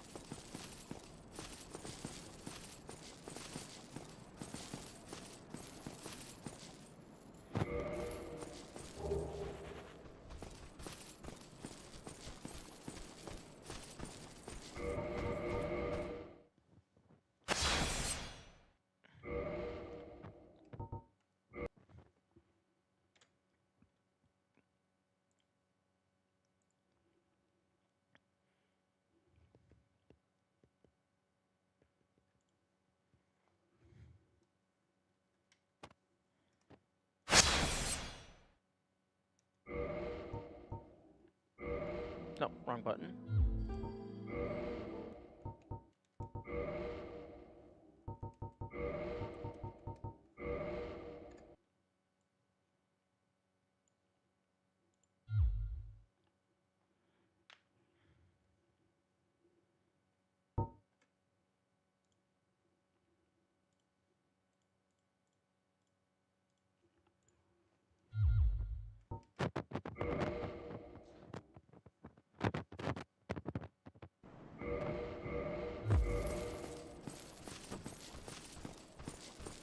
Okay, I think that fixed it for me.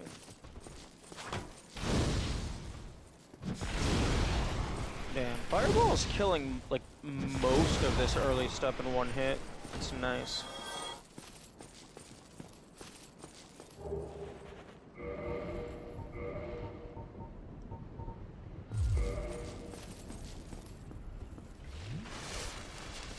Okay, time to run past everything and get access to the shortcut.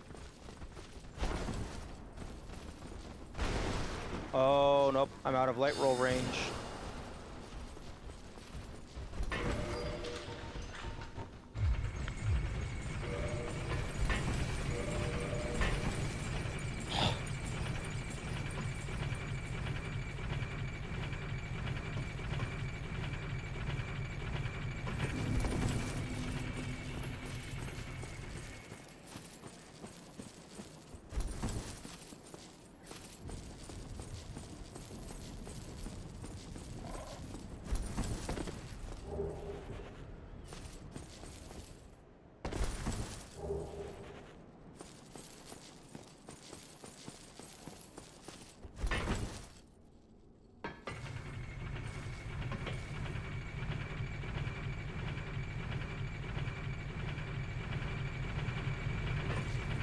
A little bit close there.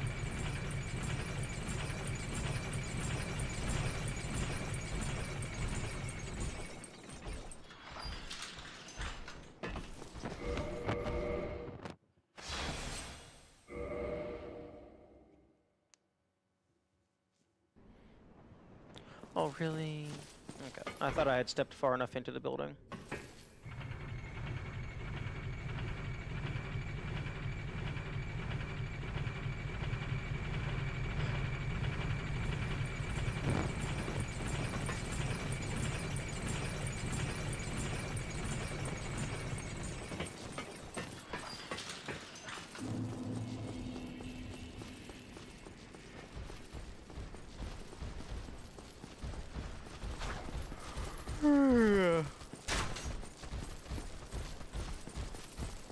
Now, unfortunately, Andre is going to have to die.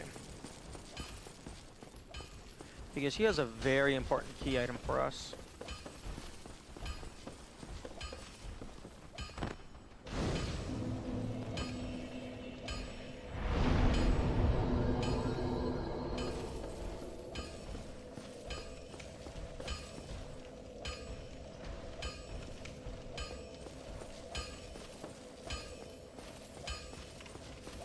First. Well,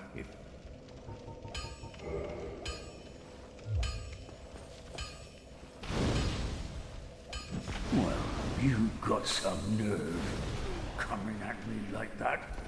I'll tear you to shreds, you bloody hollow.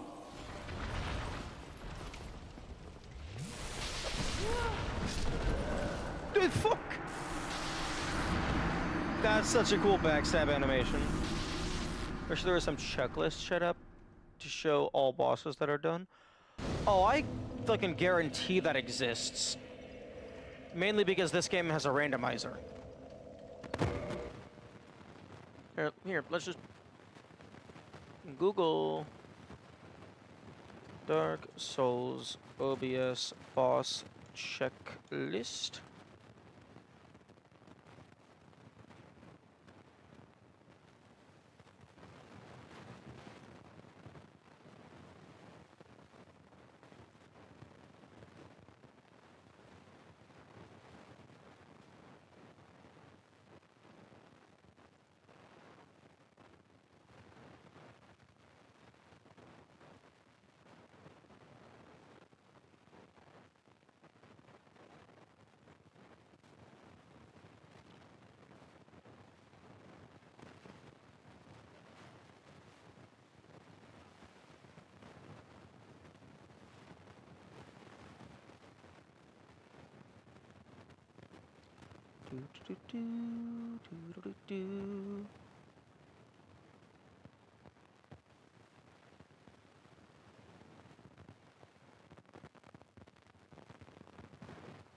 Okay.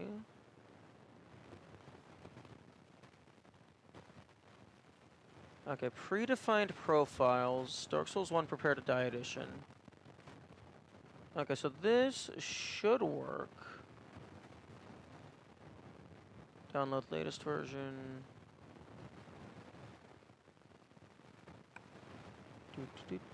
Windows Portable. Extract. Hitcounter.exe. Run.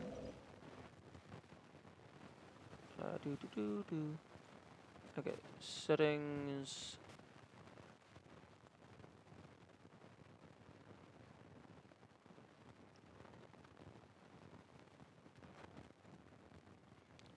Okay, ignore the, okay. Dark Souls 1, Prepare to Die Edition. Okay.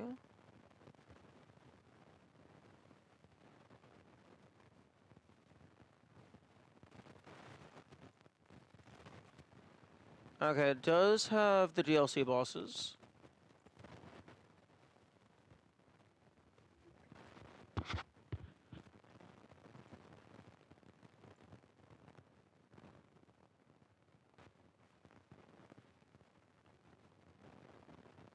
Okay, how do I make this tied to my save file?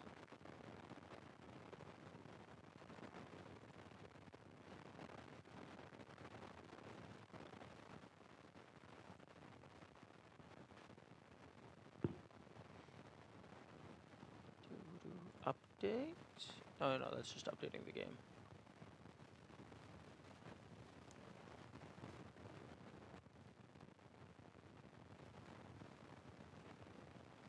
Purpose checklist. Okay. No death, death counter, run rate. Okay, no. Run number, headline, session progress. Like I don't want hits. Don't want hits.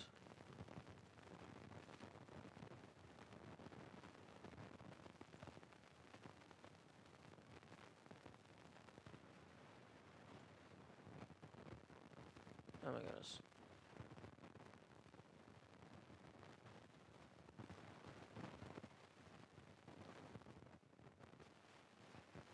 Set run number. I don't care about that.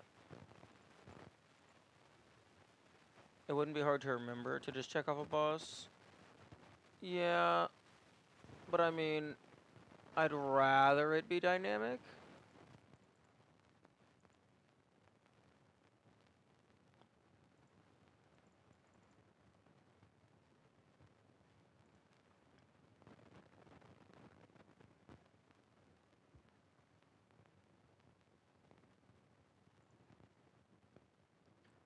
Although,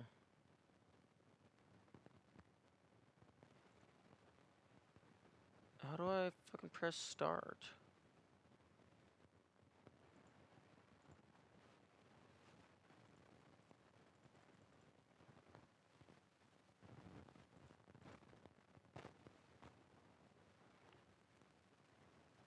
Or, well, I guess not press start. How do I...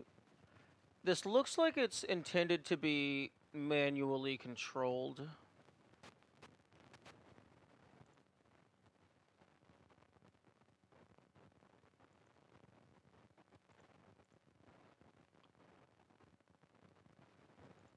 Okay, no, it does have...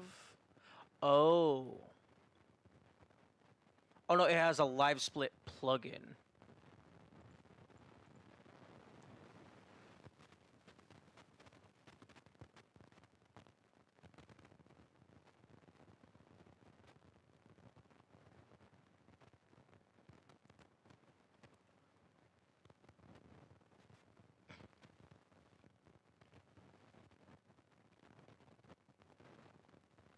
Although it looks like it's auto-splitting, not auto-check.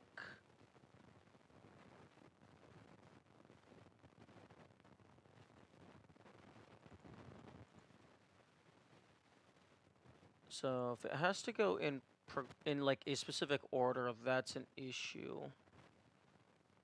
It's also like not the nicest display. Because it's just like a big grid, not like visual icons.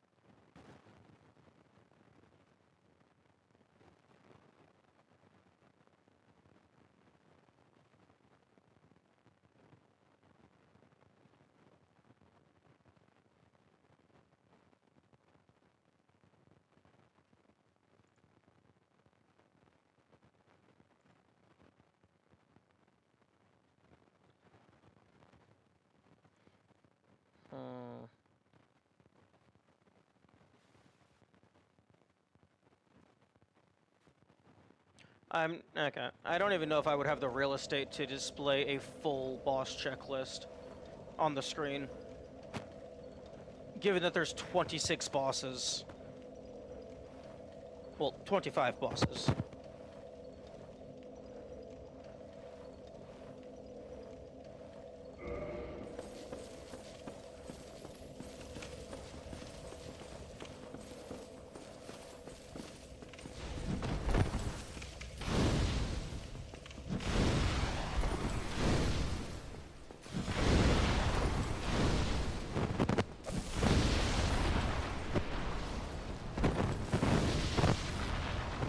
No, 25.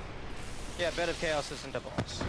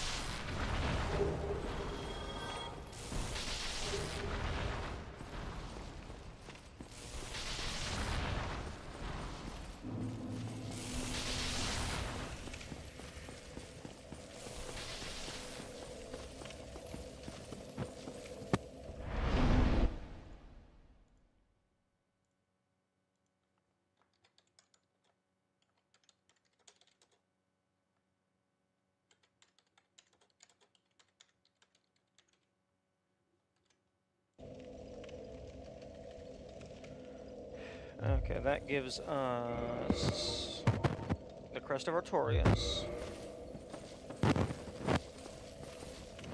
Maybe the checklist could be pinned in chat. Yeah, but then I would have to link it to something. Like, I guess Google Docs? But, I don't know.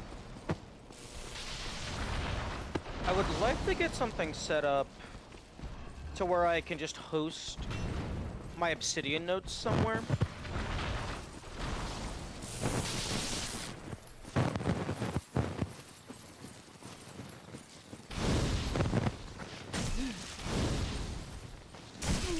Okay, fuck off. Really? You're not gonna die to a single fireball? You're a goddamn tree.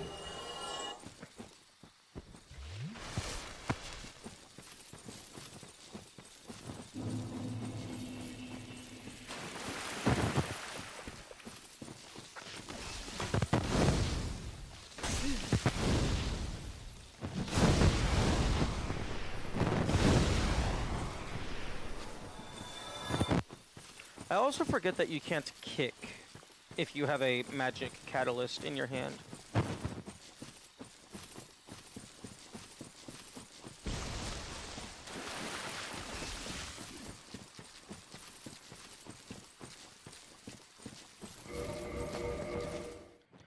Yeah, you either aren't allowed to, or I've just been getting astronomically unlucky.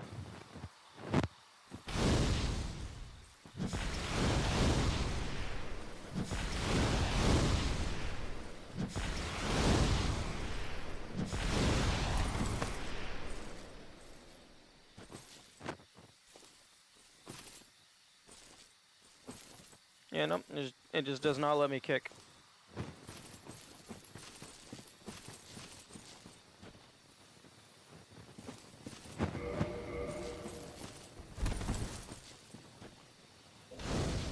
Why did it not? It didn't do the secret reveal sound effect. I guess maybe it got instantly overwritten by the rolling sound.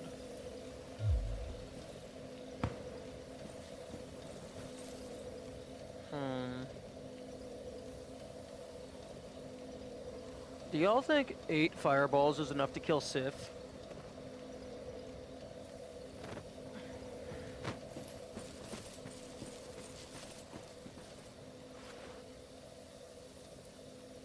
No.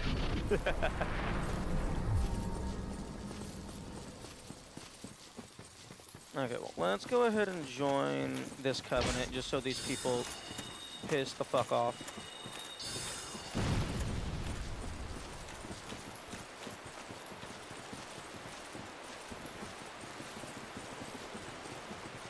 Is it not? Well, indeed. What?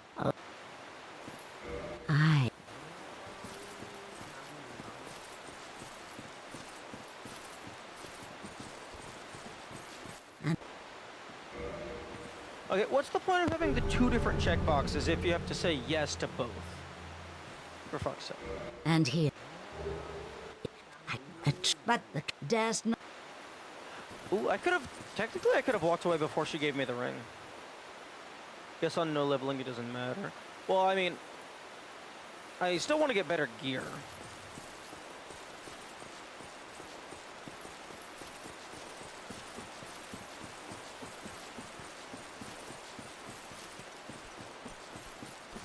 Ooh.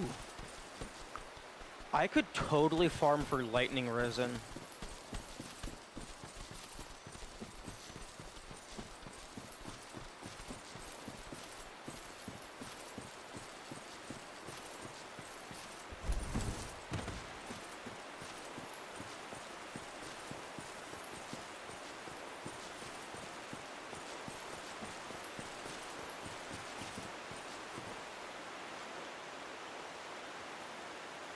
Do the ghosts completely ignore your armor?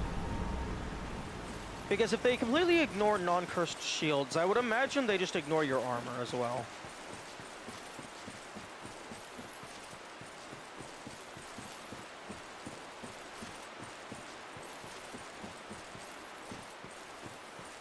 I don't believe so. Interesting. The big mushrooms give resin almost every time.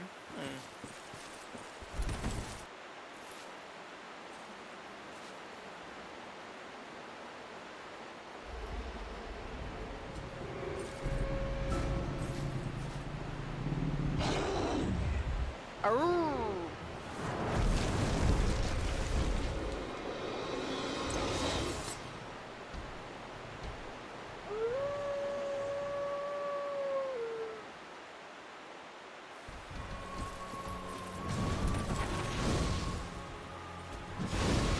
Oh, and I'm pretty sure that was extra damage because it's like during the back hop.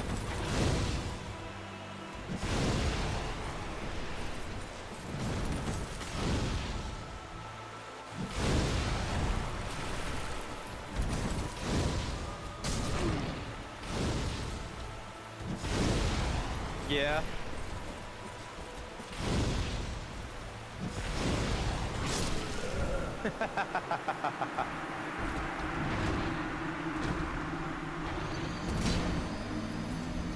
Yeah, Sif is a lot stronger than Porous Demon.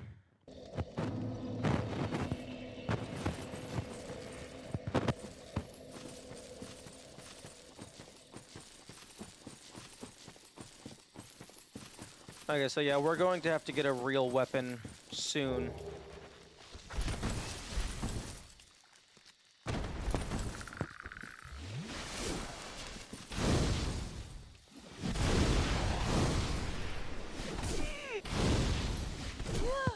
Oh, fuck off.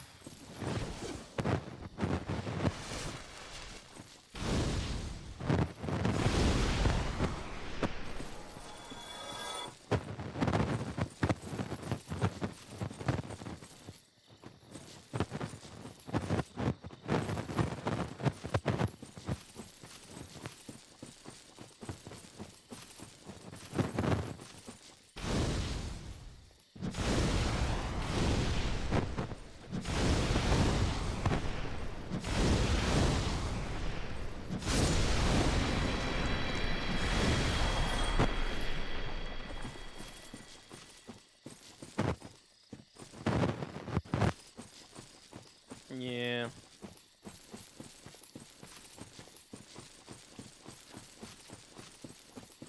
Is there any? I wonder if is there any point in getting eggified other than the funny haha?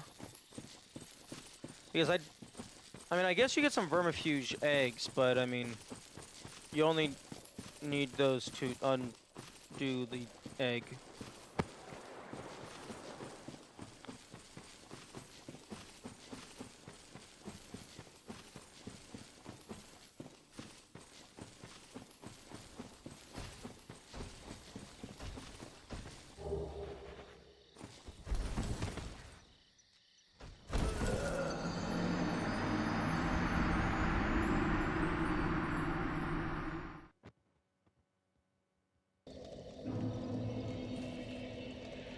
The egg maggot can stagger pretty much any huh? The egg maggot can be an attack? Is that an automatic thing? Because or is that like you have to be unarmed or something?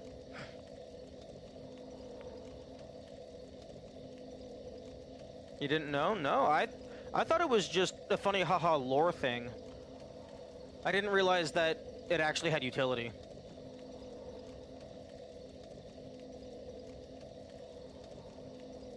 Like, I thought the only purpose of getting the egg was for the last pyromancy. Egg refuse, dragon scale, torso? Yeah, but that means I would have to farm for 30 dragon scales.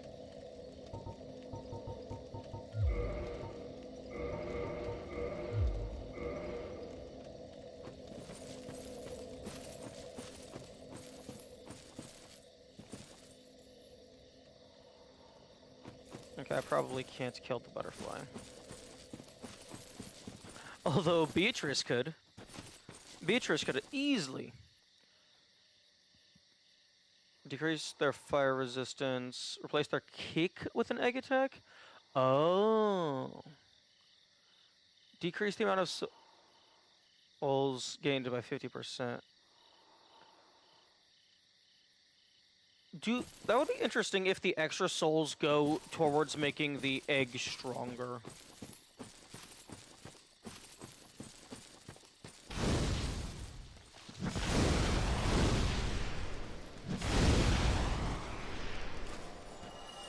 Okay, so I have to defeat the butterfly before I get the hovel shortcut.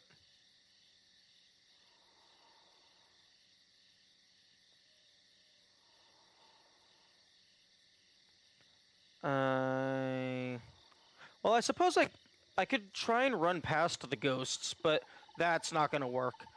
Because good luck getting up that ladder to get the key.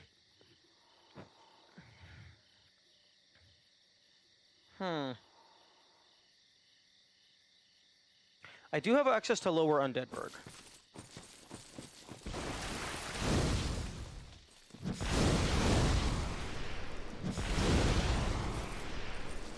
So I can get the sneaky serpent ring.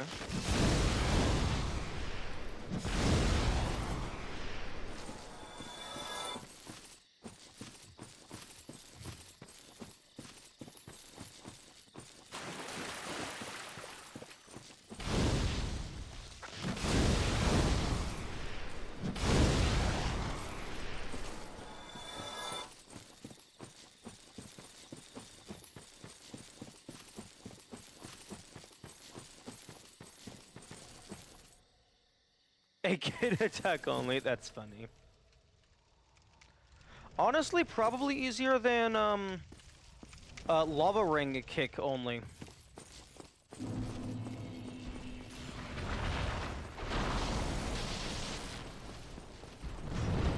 You know, technically speaking, if you get really lucky, you can get that guy to drop his weapon.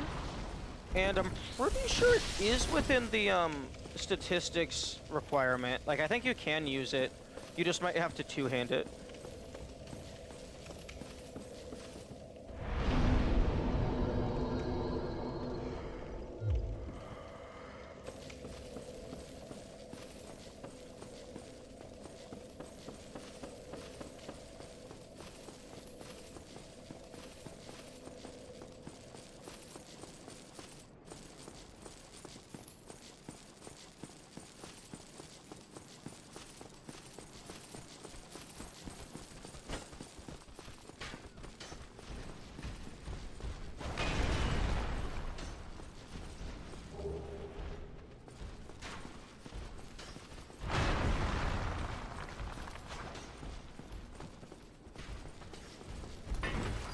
Okay.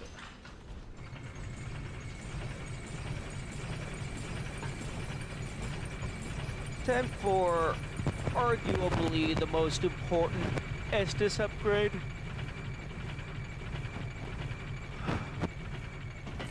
Because the third Estus upgrade is effectively only a 73 or 72 heal.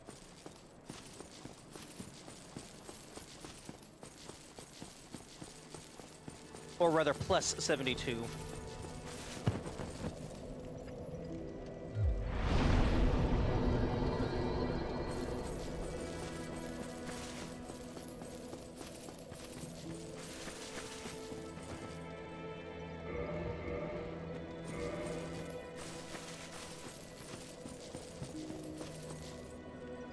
You know something that would have been cool?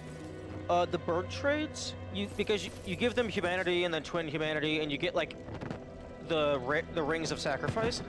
It would be cool if you gave them a firekeeper soul, which is the equivalent of 5 humanity. If they give you like a super giga ring of sacrifice that, like, when you died, it respawned you exactly where you were at maybe like 25% of your maximum HP or something.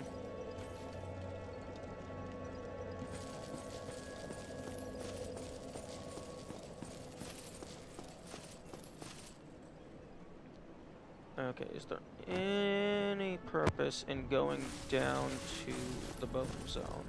I could get the Rite of Kindling. I don't want to bother kindling anything until I have the Rite of Kindling.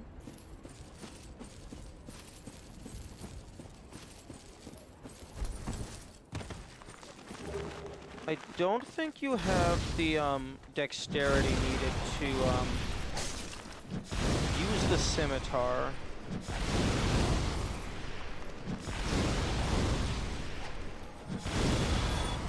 What if you died to a boss? Reset in front of the fog door? No. I consider save file manipulation like that to be outside of the scope of the game. So, like I will use save file backups in case like my save gets corrupted or I accidentally break the rules of the challenge. But in terms of actually beating the game, I'm going to be doing it in the intended environment. Not necessarily the intended method, though. Oh, I meant for the Super Giga Ring. Oh, okay. Oh.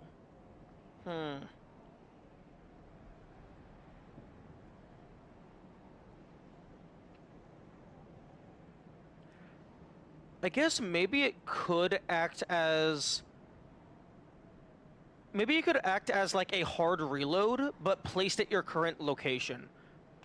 So like if you were just out and about, it would respawn you where you were, but enemies would get reset. But if you're in a boss fight, it would then place you outside the door. But actually, yeah, making it reusable would be interesting. Like maybe it breaks, but then it like gets repaired the next time you rest. Or maybe like it costs money to repair it.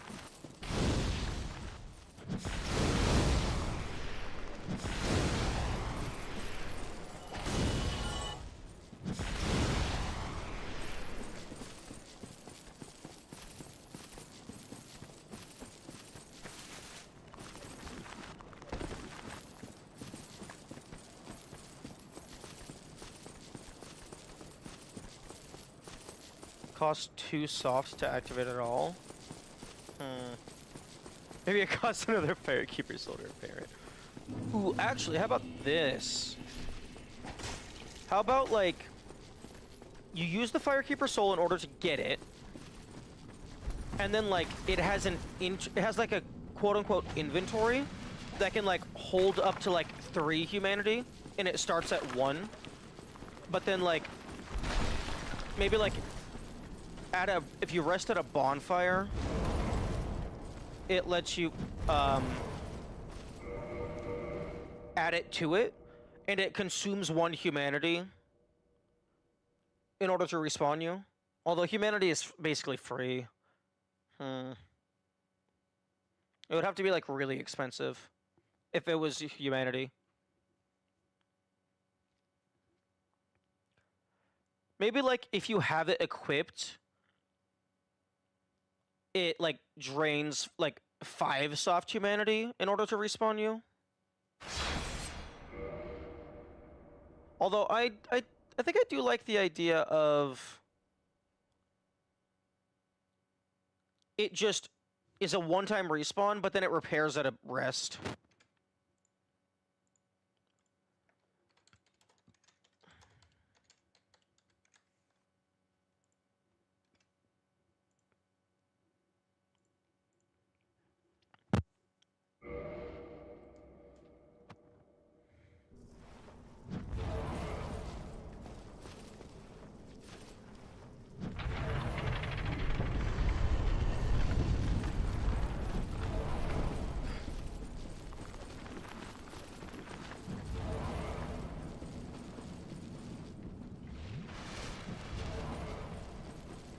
Actually, something that would be interesting is if all of the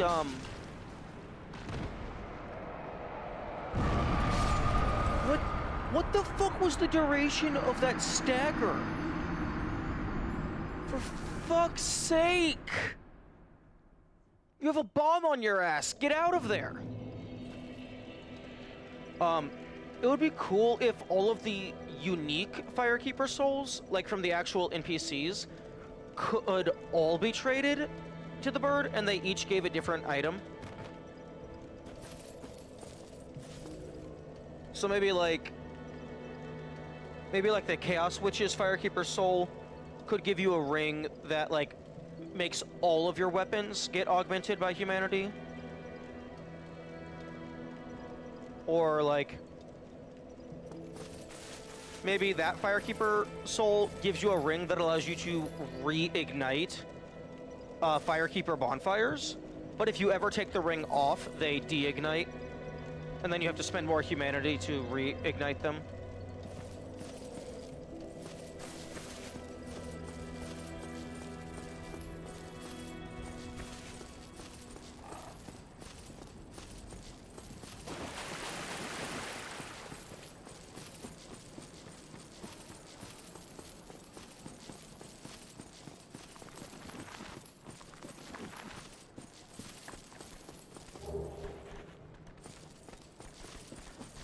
Okay, most of these items I don't think are going to be worth my time to grab. Because it's either Soul, which is useless, Titanite, which is useless, weapons, most of which I can't use, and the ones that I can use I don't want to.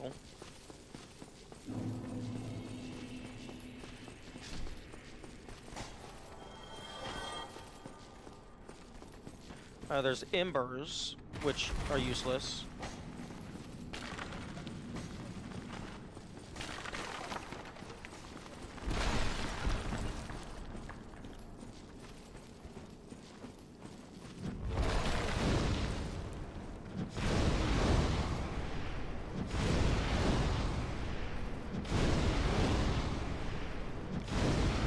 Okay. I'm still, like, mildly upset that the, I pressed left too fast. That the lantern, when the player has it, doesn't have the super cool fire attack. Does Vamos give anything fun for killing him? He gives you a helmet with decent fire resistance, and also his hammer. I think his hammer deals fire damage, which is cool.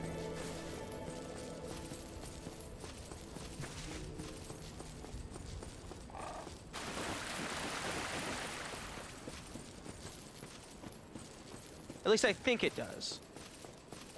The giant blacksmith's hammer maybe deals lightning?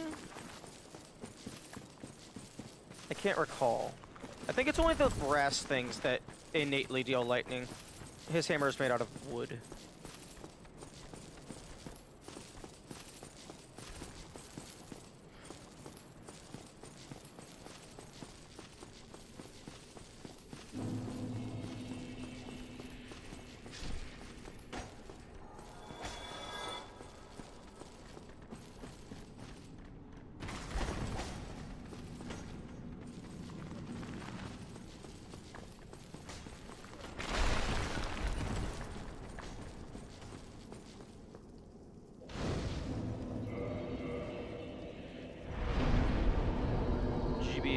Was my light weapon,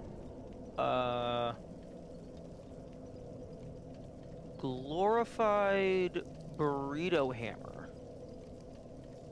Oh, giant blacksmith hammer.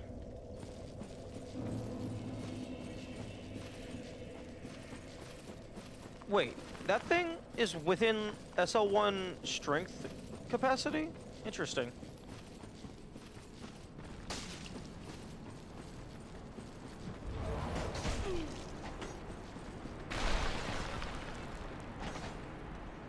Oh.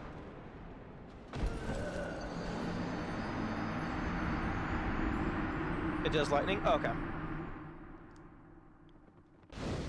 Okay, if that one actually does lightning, can you double check on the Vamos hammer? Does that actually do fire?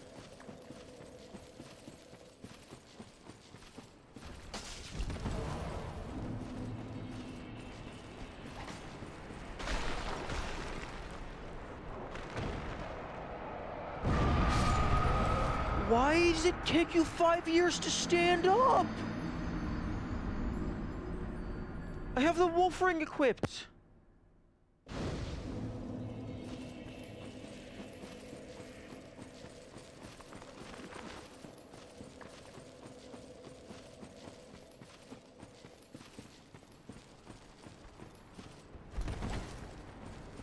can't use it at all. Aww.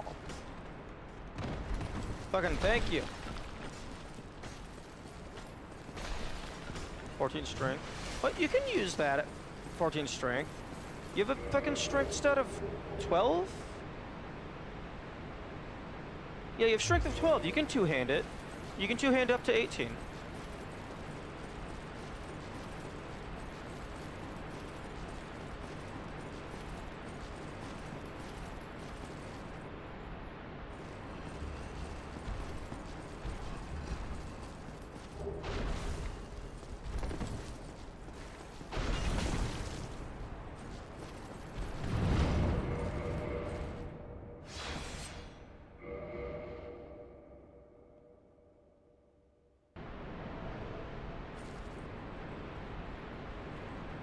Time for a nap.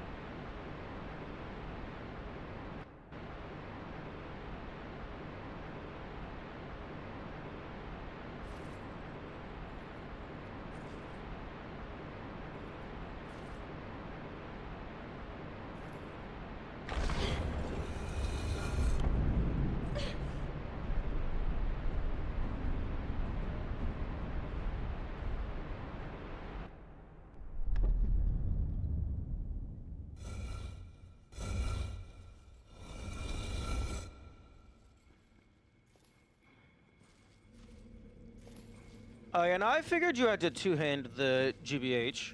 Like, there's no shot that that thing is fucking only 12 strength.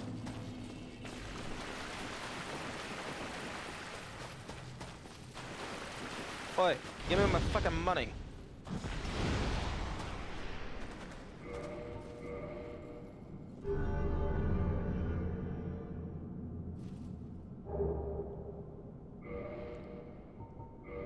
I still stand by my idea that you should have a secret alternative way to get early access to all 4 of the Lord Souls.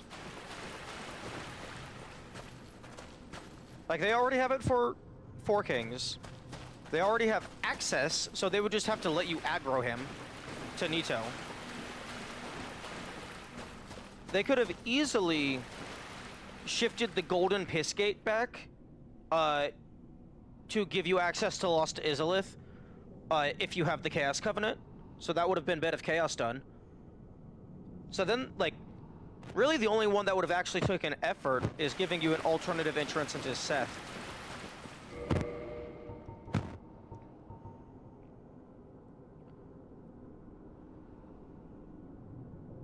Because it's the same area? Yeah.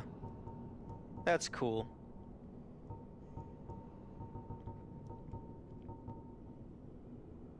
Yeah, nope. No shot you're using this. Unless you're, like, exclusively using it for the poison effect. Except you can't even two-hand it.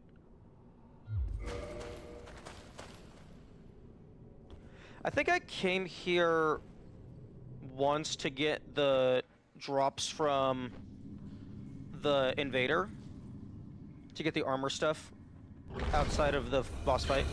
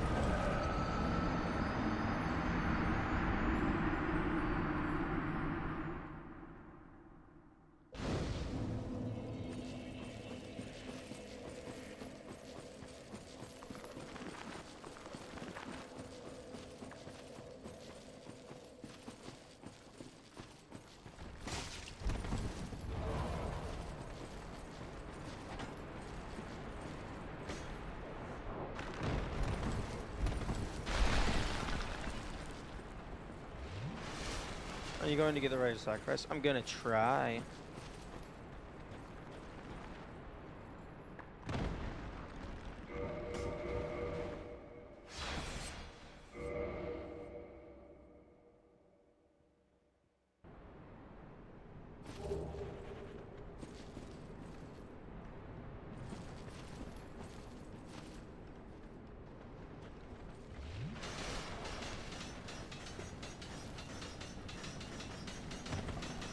I'm actually a little surprised that there wasn't a false wall on this platform.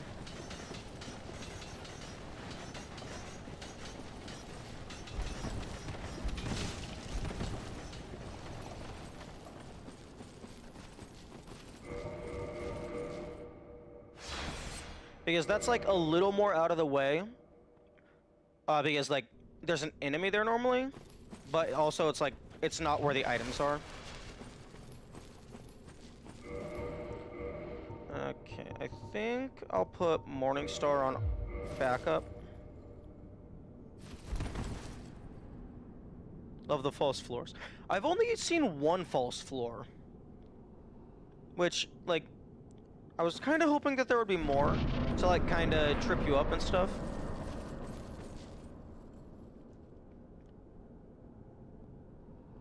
Yo, actually, that would have been a much cooler way to do Bed of Chaos. Have it to be, like, instead of, like, the floor just breaking, it's actually false floors scattered around. So, like, once the floor is revealed, it's just permanent.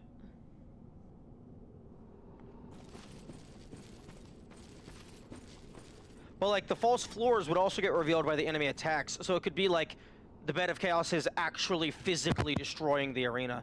And then, like, maybe it could be, like, as the floor breaks apart, you drop down lower and lower. And so it's more of, like, a survival thing. You have to get all the way to the bottom.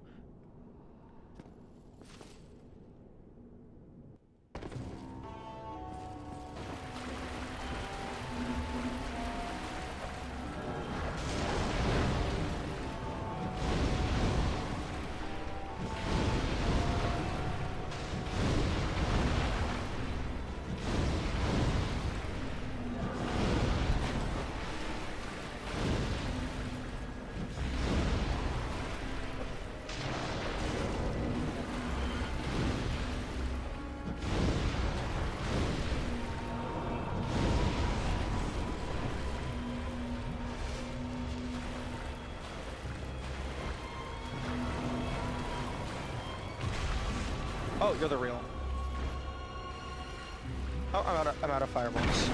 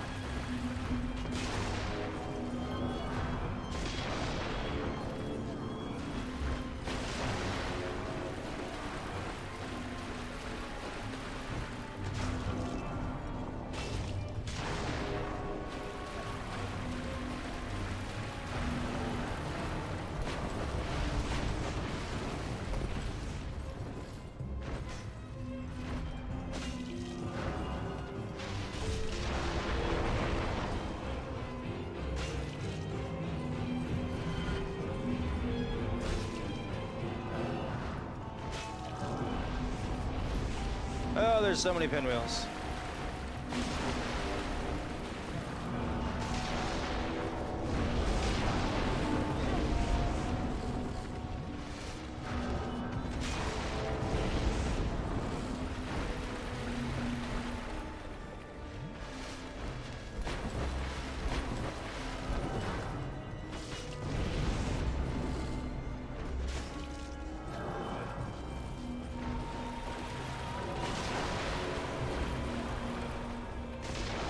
It's like I'm playing whack-a-mole.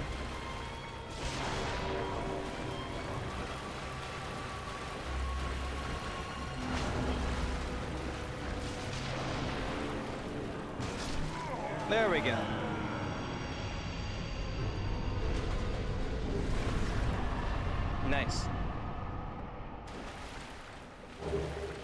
Okay, now, what we want to see is Mask of the Child. Fuck! I mean, it's better than Mask of the Father. But yeah.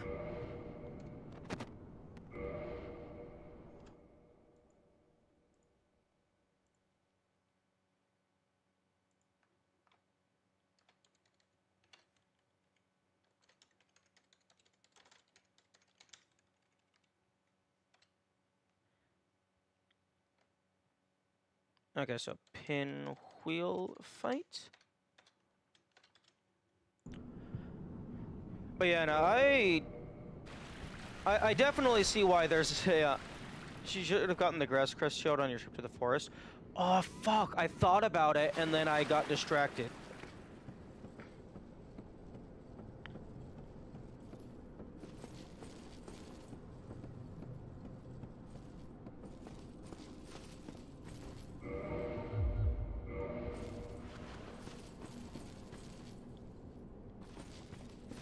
Okay, I'm going to attempt to just run past everything.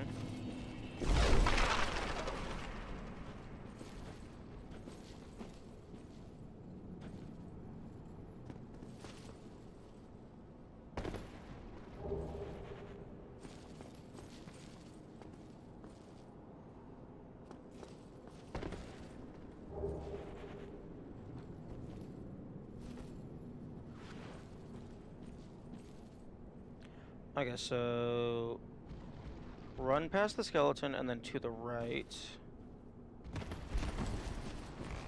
Nope, let me past. And then you just follow the wall.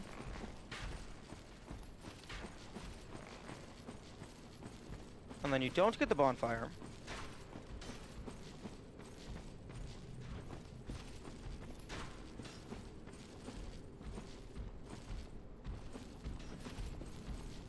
You get the cutscene so that you don't take fall damage. Okay. Is there anything else down here I care about? There's the effigy shield. Nah.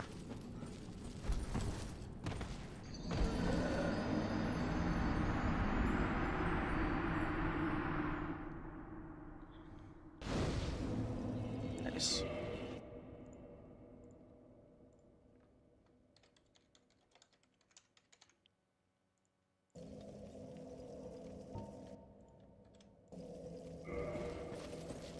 Okay. 500. That's actually a decent bit of health. Although I don't think it's going to matter. Like, that's only going to matter for early game.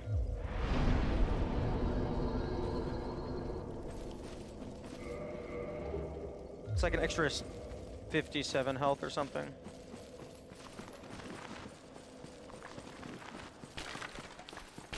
I mean, I'm not gonna not use it, but it's just Mask of the Baby would have been better.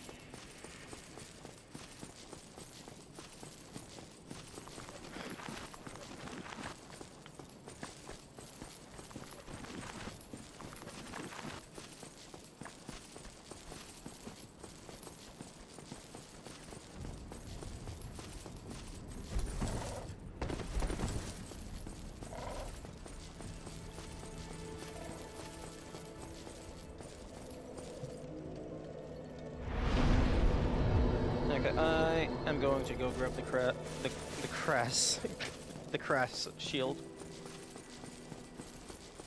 It's very naughty. I won't stop swearing.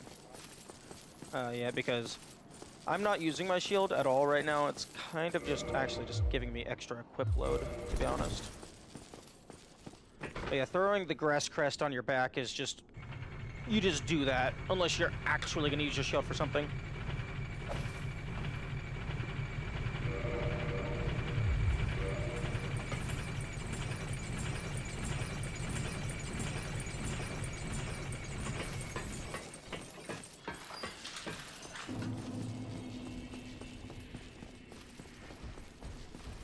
Although the stamina regen isn't going to really matter all that much until I guess, dodge rolling. Okay, never mind. I was going to say stamina regen doesn't matter all that much. If you don't have, like, a weapon to spam. But spamming dodge rolling is also good.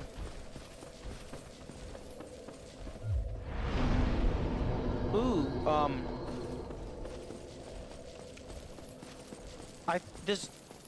does he drop the speckled ring at every single location?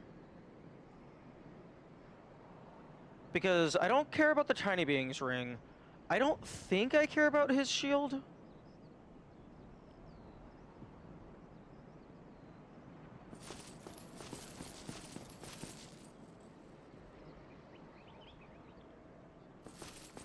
I don't care about the slab at the end.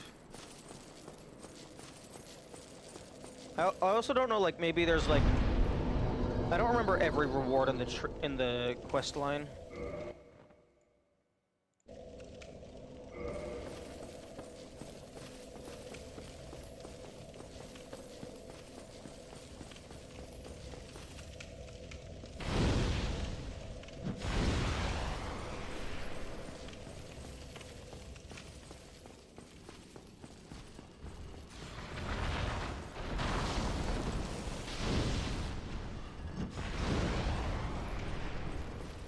Okay, that was like next to no damage.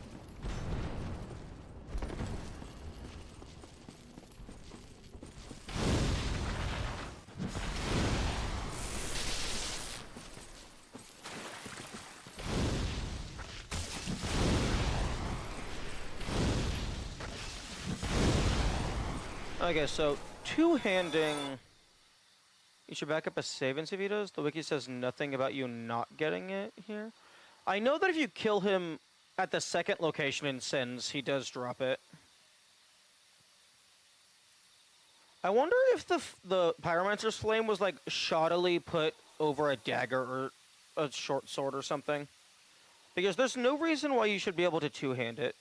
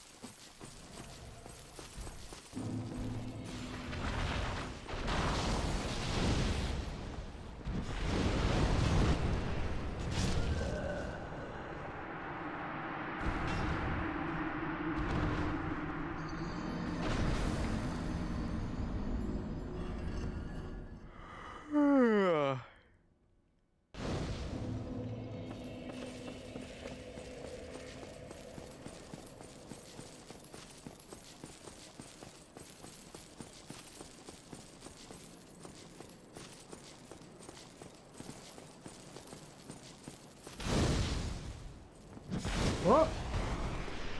Okay, never mind.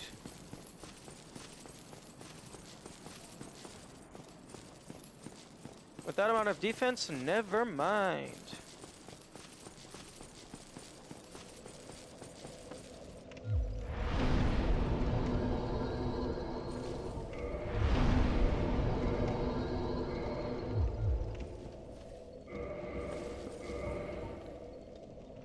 It'd be obvious. Sigmar moving to Inner Londo is apparently tied to you moving the boulder trap away from him. Oh, that's cool.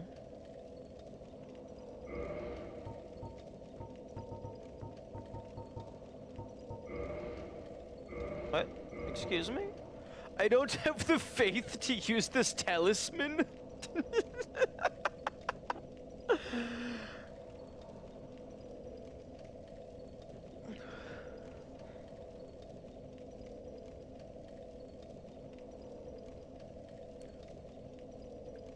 Do any of the talismans have a faith of 8 or lower? Like, I think the Wanderer's talisman might. Yo, the Sunlight talisman, maybe. The Velka talisman, maybe, because that has, like... That's intelligence bonus, I believe.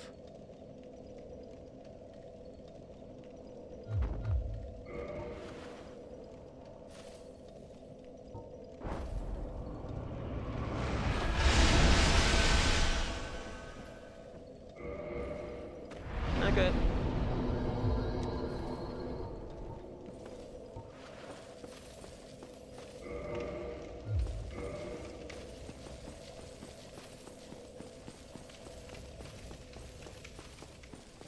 Yeah, I hadn't even considered the faith requirement being even lower than the dex.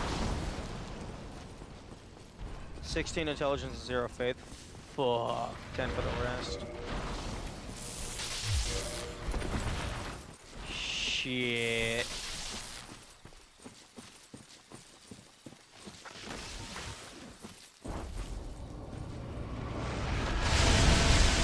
Oh no.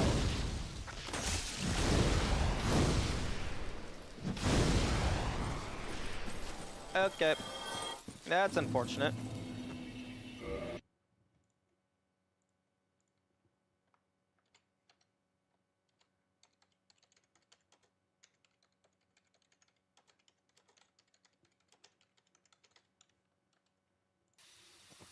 Look at that selfie. Yeah. Because that was like what, 6 damage? Plus it knocks them to the ground so you can't even multi-hit.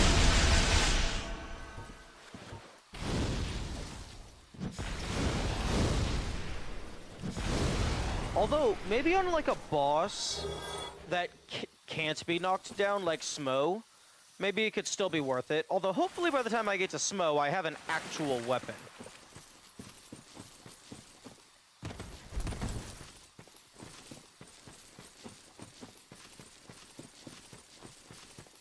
Although by the time I get to Smo, I might just have fucking Chaos Storm.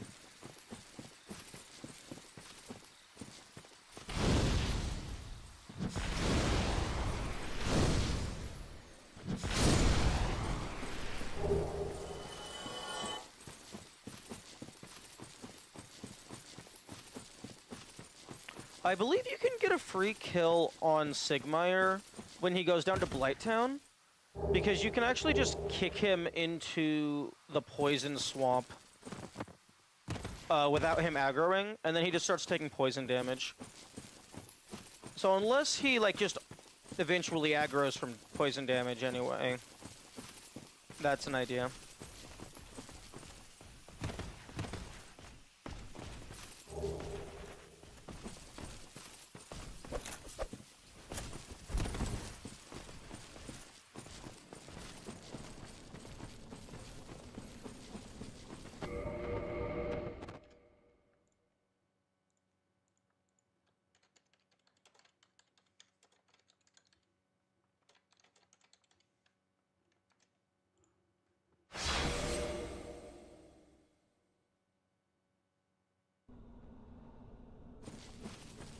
But yeah, very interesting that Sigmire does not take poison damage in Izalith, but he does take poison damage in the swamp.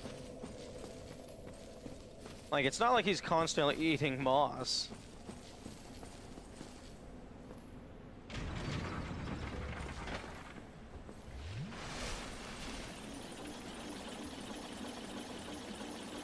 No, we're not doing all mini-bosses. Because there's... I couldn't think of a way to make that a clear-cut definition. Like, all bosses is very definitive. Does it have a big-ass health bar? It's a boss. All non-respawning entities. But then that also includes shit like NPCs.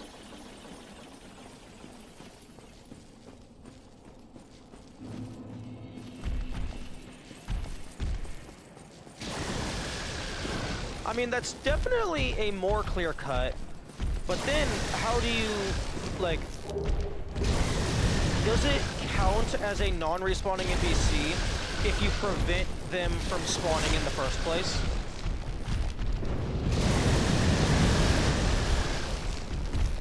Remember that Andre with me? Andre is really easy.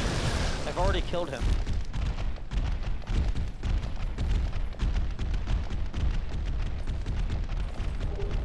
There we go.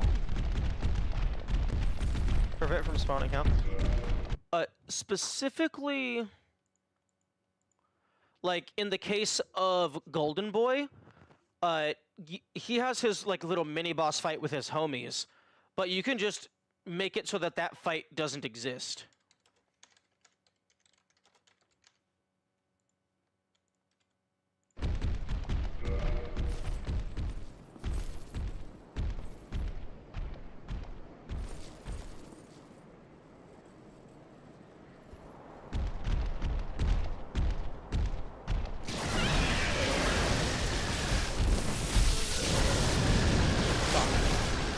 I wanted to go and get the ass and open up that door.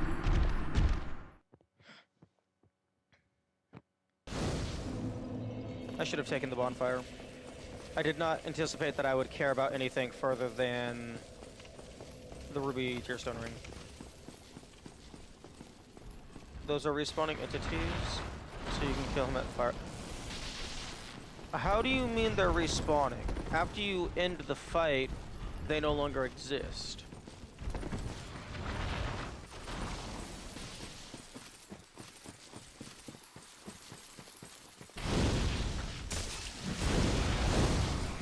If you kill them and die to him, they were... Oh, okay.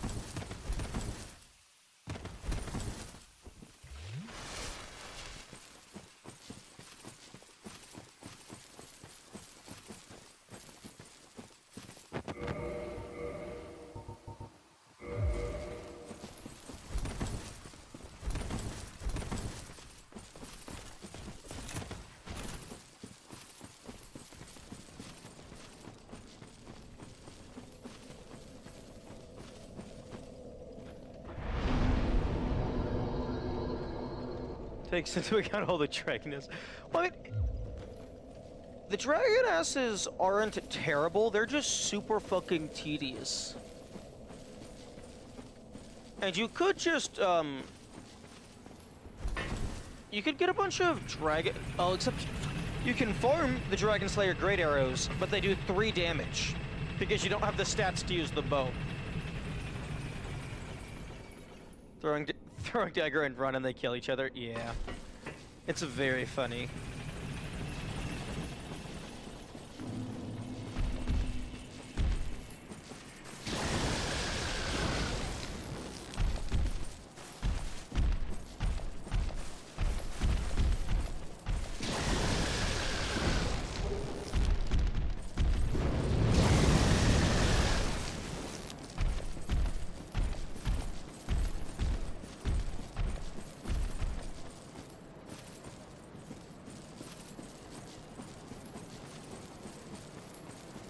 You say AO as if you are disagreeing.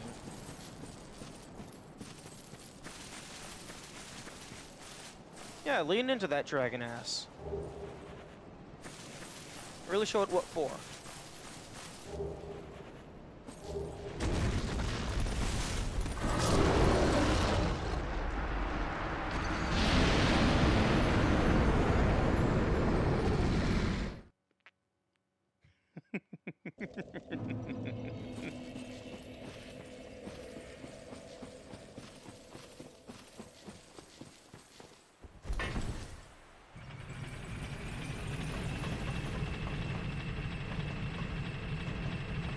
Oh, that's hilarious. The Pyromancer Flame has the blocking stance that protects you from the Nito blade. Oh, also, Kamikaze. You remember how, like, fucking ages and ages ago you told me that all of the dragon asses in Izalith were spawned from this dragon? Yeah, apparently that's not actually a thing. Apparently that's a community meme.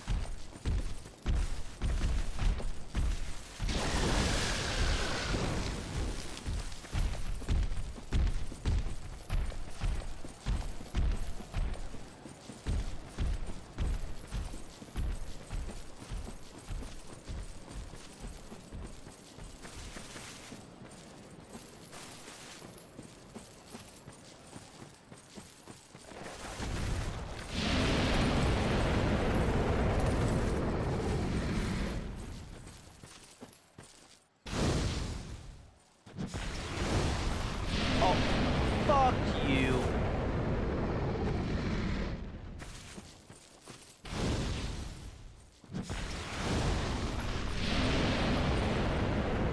It's hard to distinguish community memes and community theory crafting. Yeah. Understandable.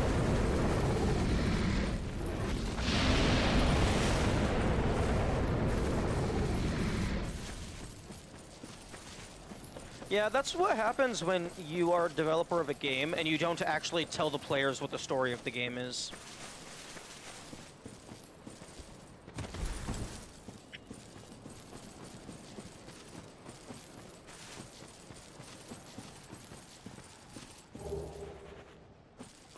Ooga, open, open.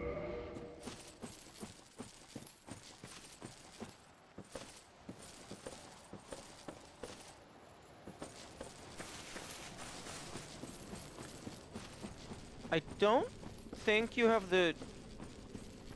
What's the strength requirement for the Poison Club? I imagine it's like 20 or something.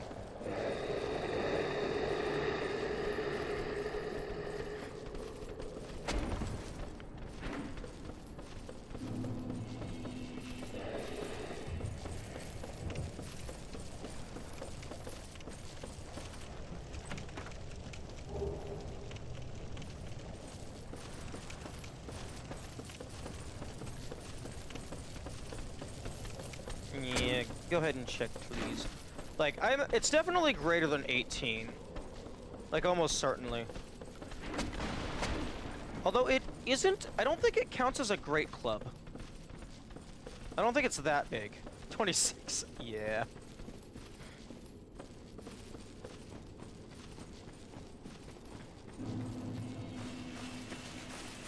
Okay, let me go ahead and open up this shortcut. Has a decently high priority.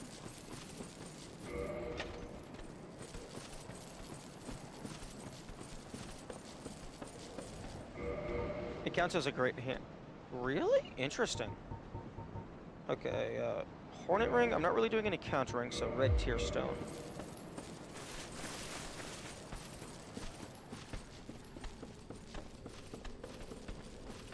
The Great Club. Yeah, I remember seeing that a while back, which makes no fucking sense.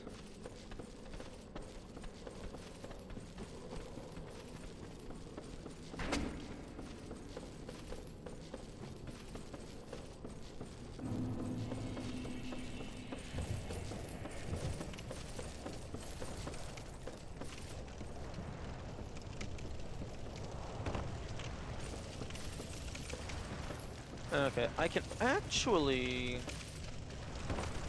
I can get the funny dodge roll ring here.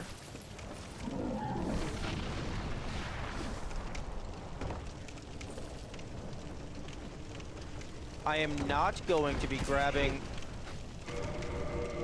Fuck you! I am not going to be grabbing the Firekeeper Soul. I am not going to grab the Firekeeper Soul. Because if you grab the Firekeeper Soul, then you fuck over the Firelink Shrine. So you are not grabbing the Firekeeper Soul. You are just going to go down the ladders and walk past the Firekeeper Soul. You're going to get on the carousel and go past the Firekeeper Soul.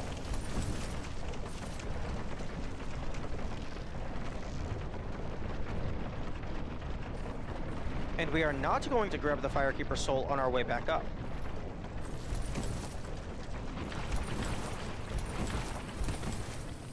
Oh, interesting.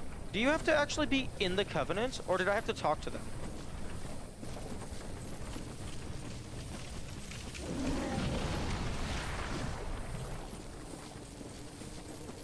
I'm gonna take the L and grab the bonfire.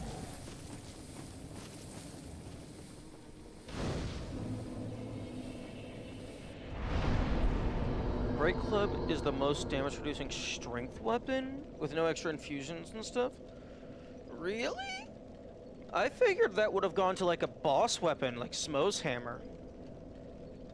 Yeah, both bells as well. The bell tolls for the Firekeeper.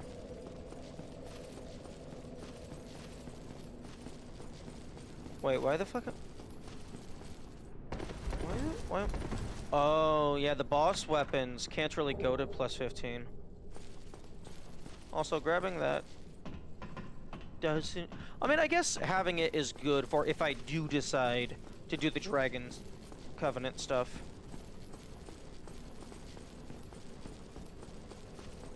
Although I can't upgrade any dragon weapons. Although I don't think I can use any of the dragon weapons.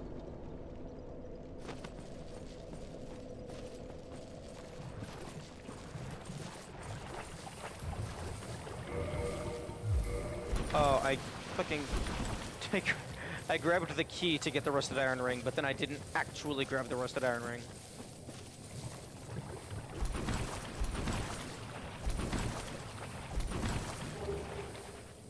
Huh? Where the fuck is Poison Mist? There's Poison Mist.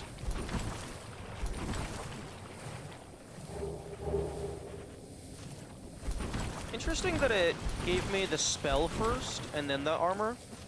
The Hush and Black Sorcerer set gives you the armor first, and then the spell, I believe.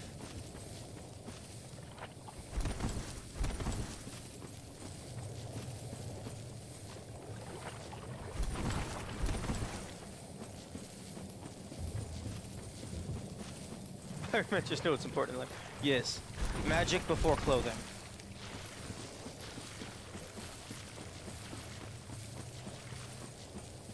How to be a pyromancer. Step 1, set things on fire. Step 2, dress the part. Optional. Trip 2nd, turning someone's blood acidic first. True.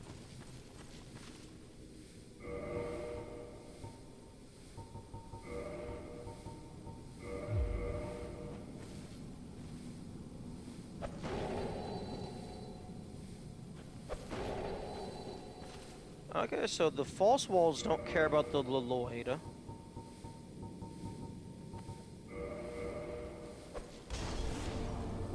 Probably because it doesn't deal damage.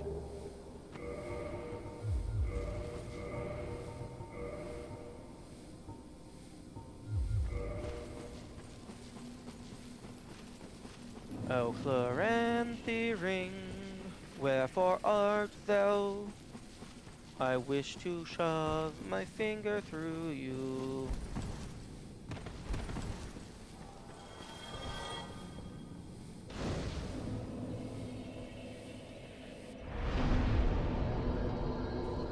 Okay, now the question is, do I intentionally get cursed for the lull?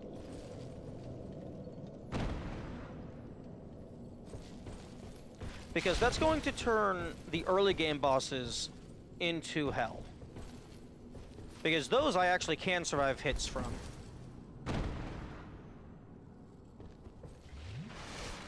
Yes, Woe explained the random bullshit that isn't hinted at in any capacity. The Lloyd Talisman is an anti-Estus item. Why the fuck does it pacify the Mimic? That makes no sense. There is nothing in the item description that even remotely implies. You won't be able to uncurse without farming clamps? No, I can uncurse. I just have to kill a bunch of ghosts.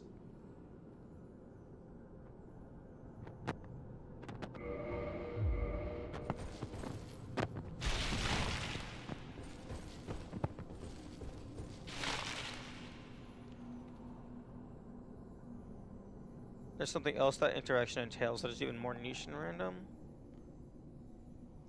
Oh, the infinite avarice supply.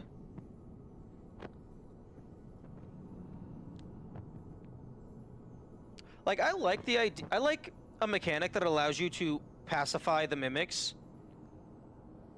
But like, why the fuck is it this?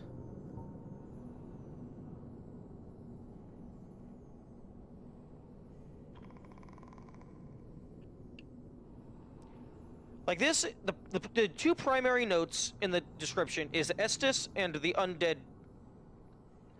The mimics are neither Estus nor undead. They're just a creature.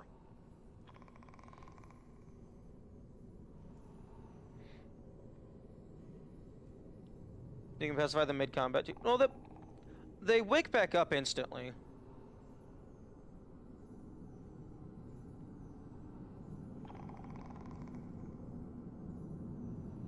Anywhere between 2 to 7 times leads to them dropping the hour. They do instantly wake back up. I tested that explicitly. I attacked one to wake it up, used the thing to pacify them, they laid down, and then stood back up, giving me a brief reprieve, but they did not stay pacified. I specifically tested on the first one in Sin's Fortress.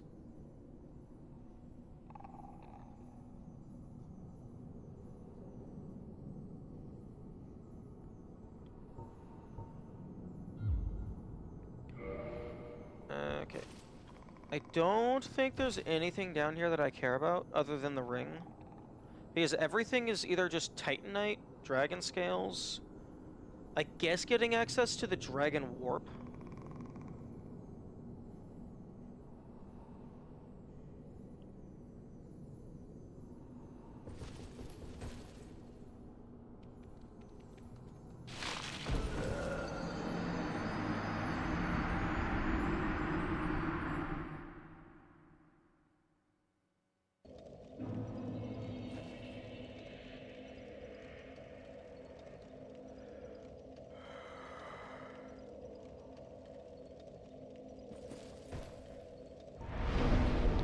Okay, well...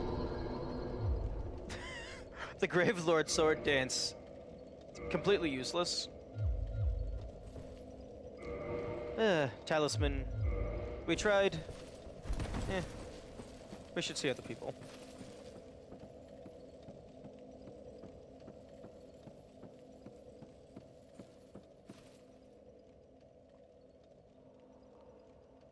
I'm actually kind of surprised that the Sunlight Talisman also has a Faith of 10, given that, like, it's supposed to explicitly... Like, all of his shit is supposed to be explicitly, like, powerless and stuff.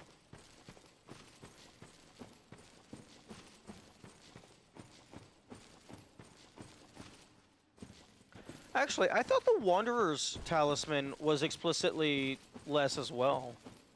Like the one that Patches drops. Or maybe he just sells it.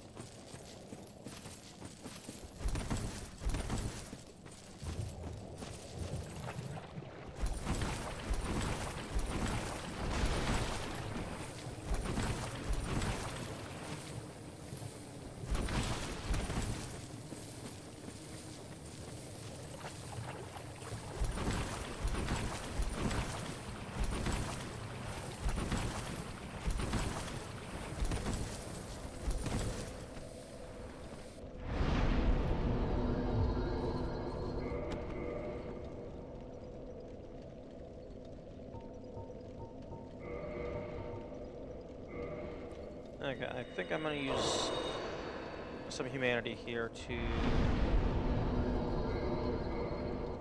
make this better. Because Kalog is kinda spooky. Wait, fuck, I can't fight Kalog, she's immune to fire.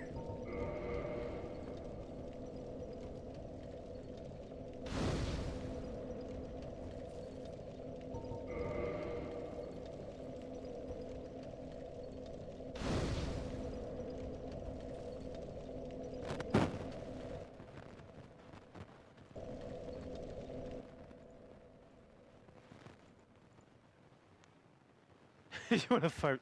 No. I'm not going to throw shit at the spider booba.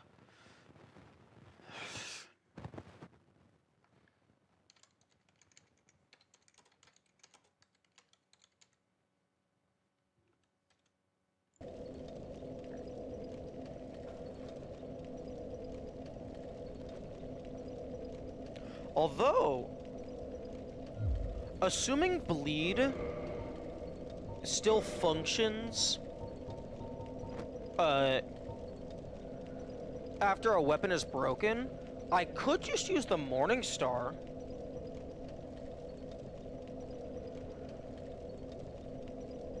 I mean, unless she's immune to bleed.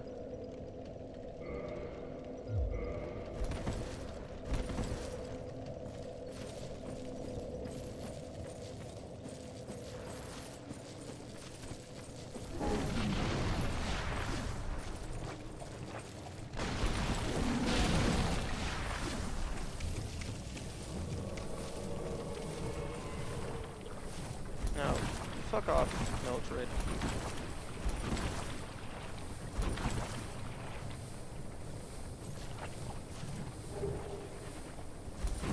We're not grabbing power within. I didn't think to grab it, but also I don't want to climb up all those steps just yet.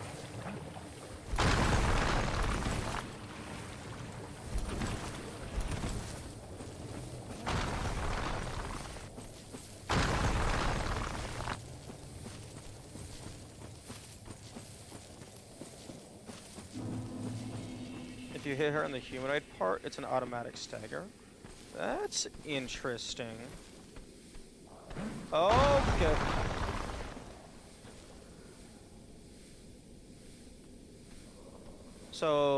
So a bow just makes that free, I guess. Oh my god, can you guys fuck off?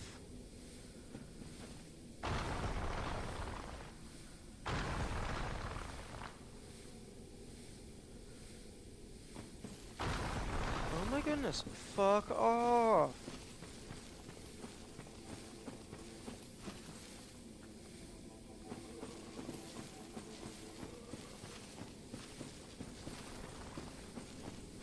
Oh my goodness.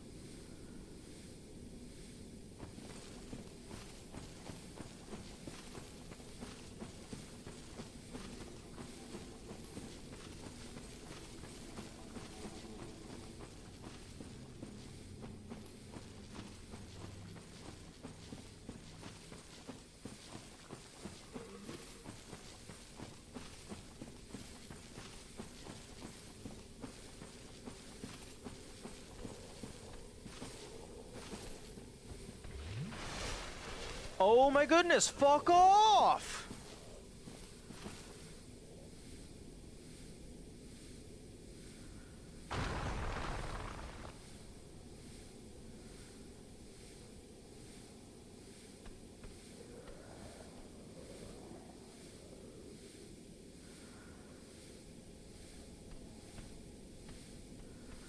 Okay, I wanted footage of a summon fighting a boss, but I guess I can get that later. Like, I want to get footage of, like, Pinwheel, Moonlight Butterfly, and Iron Tarkus, or Iron Giant, with their summons.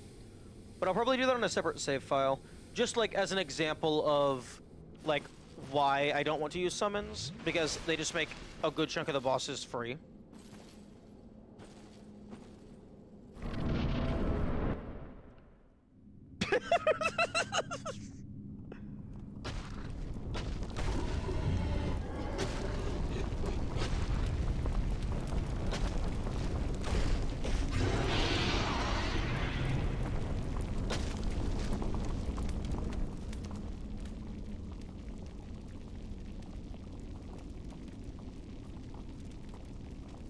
Oh, that's cool. The little arcane stuff flowing off of her is the same, like, barrier rune energy that Bed of Chaos uses.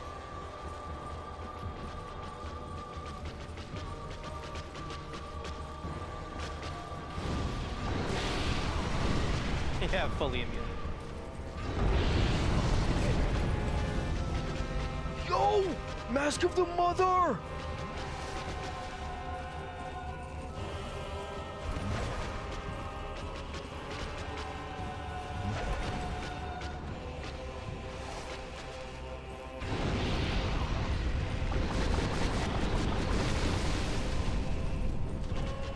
Mask of the Mother makes me survive that explosion!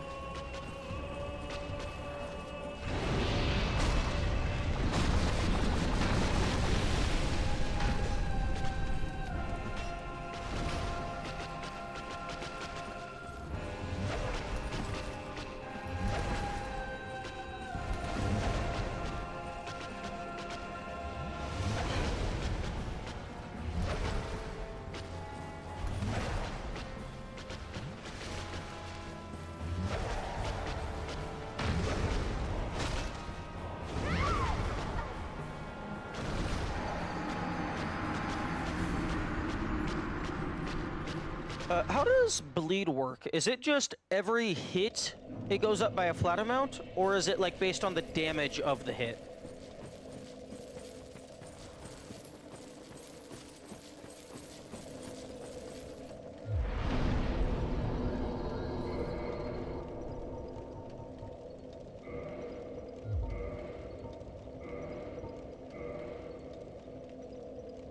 Flat amount, to my understanding? Okay.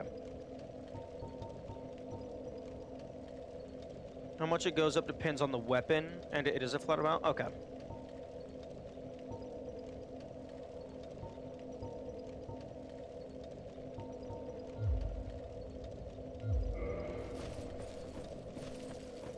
That's actually kinda wild that Mask of the Mother made it so I survived the explosion. I guess Mask of the Mother plus, my armor, because that adds a little bit. Hug the neck? Well, when she's doing the triple slash, if you run in between her front legs, she can't hit you. I found that out in shield only.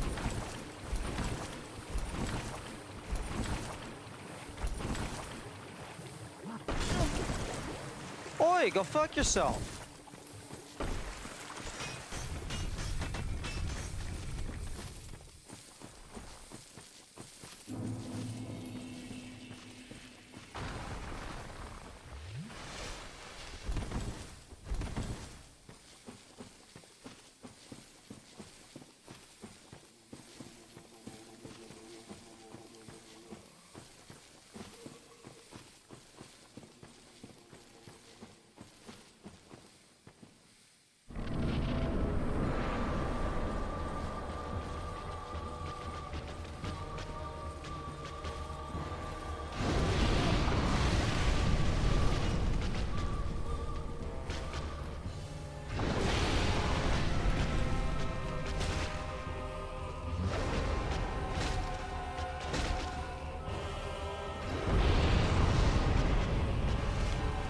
Surprised that didn't hit me. Okay, can we stop with the vomit?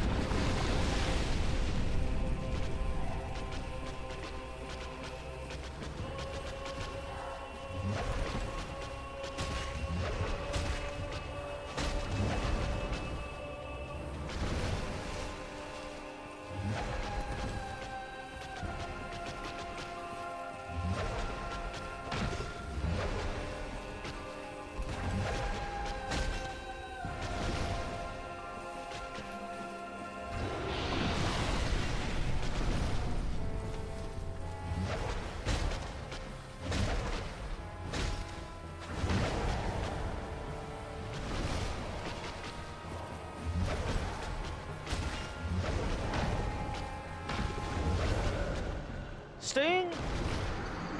Maybe I shouldn't be locking on, because trying to stay in that little pocket is difficult.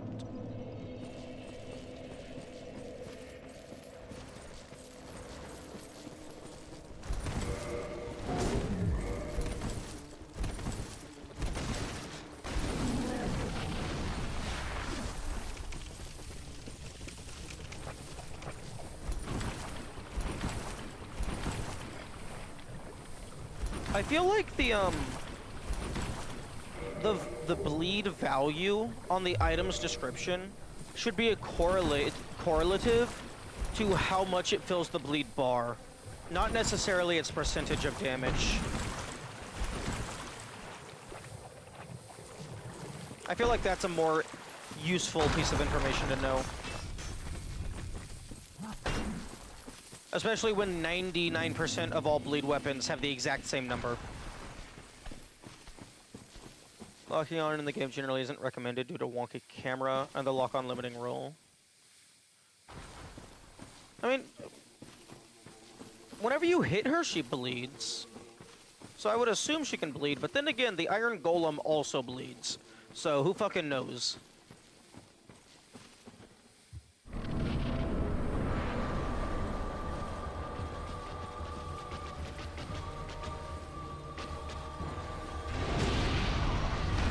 Well, I guess she bleeds lava.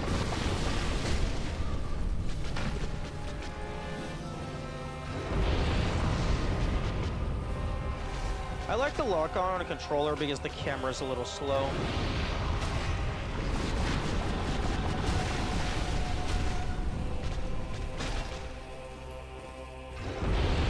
Lock-on is also useful for making sure your shield is pointing towards them.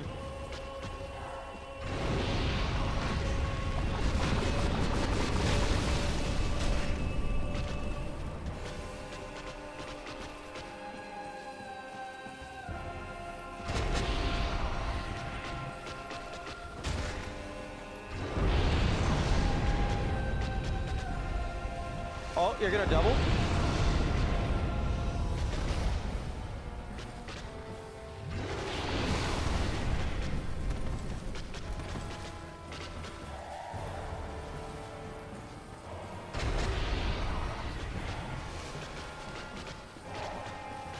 See, like, it would be useful to know, like, the player should have some way of being able to figure out whether or not a boss is weak or immune to something.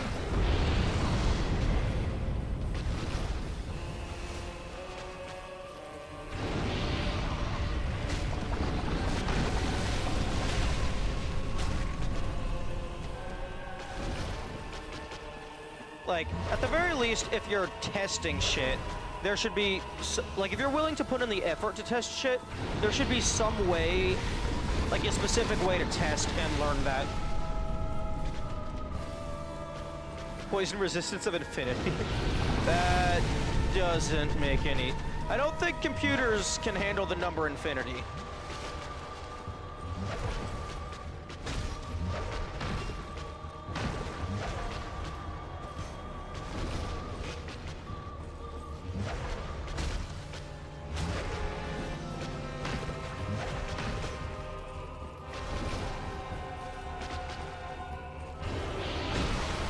Although, apparently, bleed of 110 is good enough.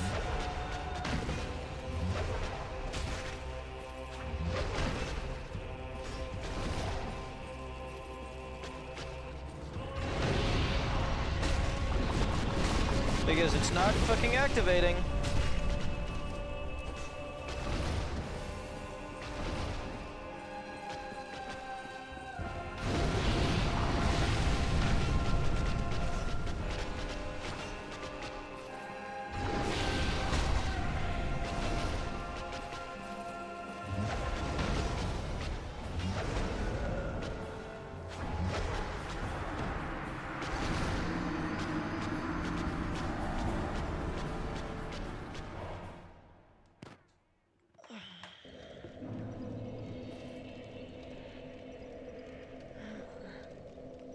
Okay, I'm going to take a food break. I will be right back.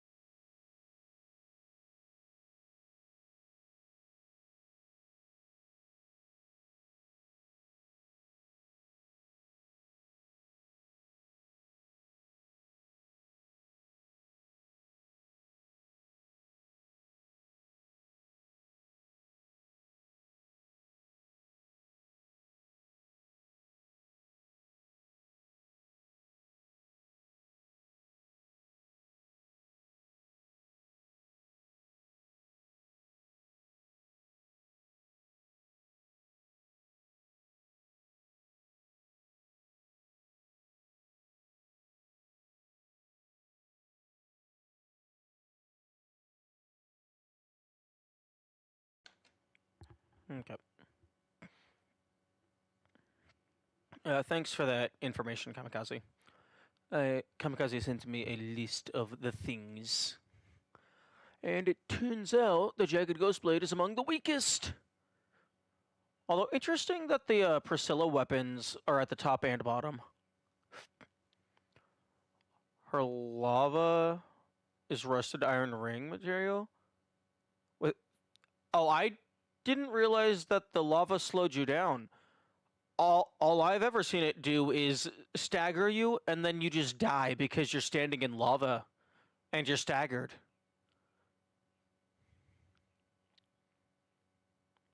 So I didn't. I never. I never survived long enough for it to slow me down.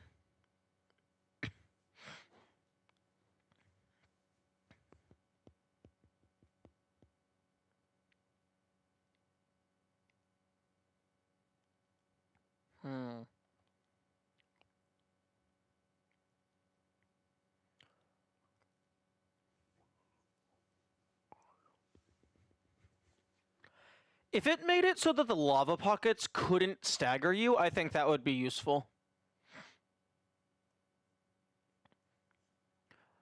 I wonder if they just threw that in there just so, like, the player would have a reason to not have to bother taking the ring off every single time that they run up to the boss. It's like, well, it has slight utility, might as well leave it on, not open up the inventory. Okay, looks like Great Scythe might be a good one.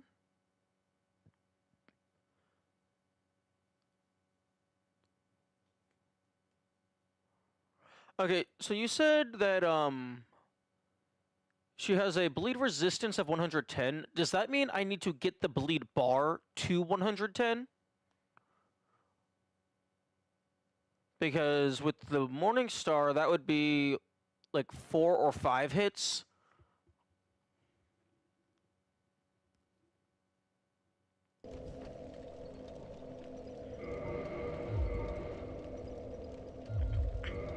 It determines her bar size. Okay.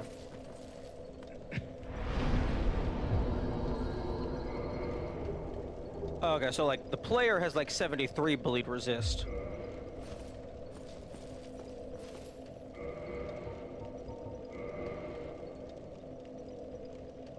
There's no exact info on that.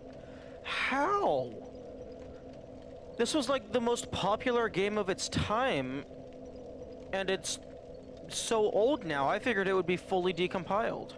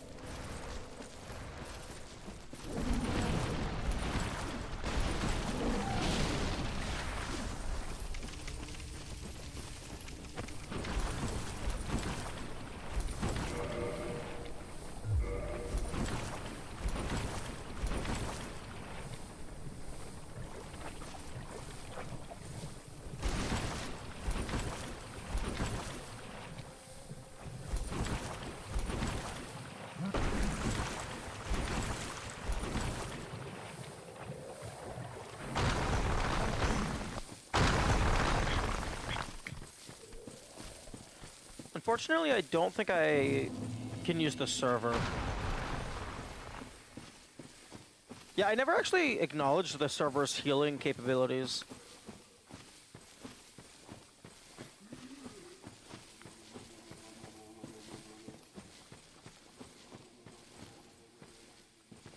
If you get your bleed to 110, the size of your bleed bar will be the same as hers. I don't think I can see the size of my bleed bar without actually taking bleed damage. So presumably...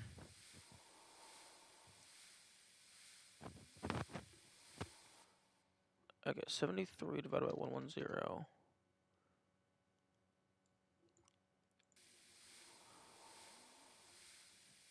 Or rather, 110 divided by 73.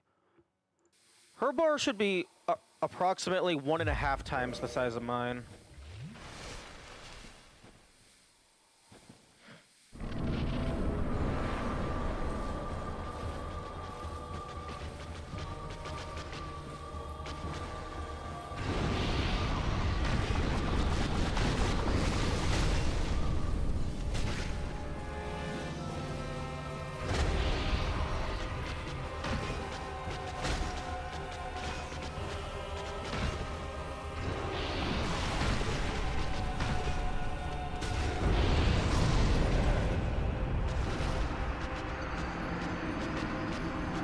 The Mask of the Mother can't save me if I'm poisoned. Unfortunate. Man, like, if it didn't get procced in that, I don't think it's going to get procced at all.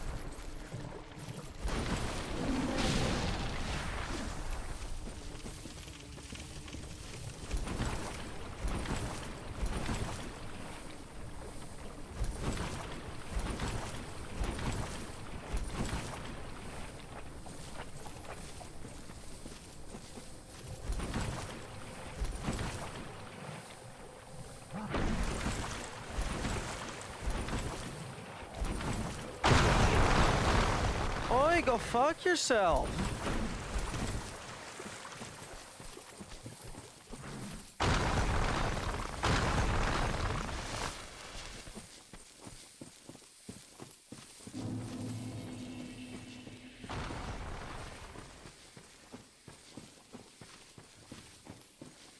Yeah, getting the gold tracer might be worth doing the DLC early.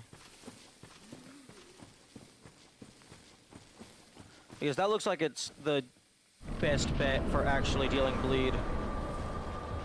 Due to its, like, high attack rate and also high bleed proc.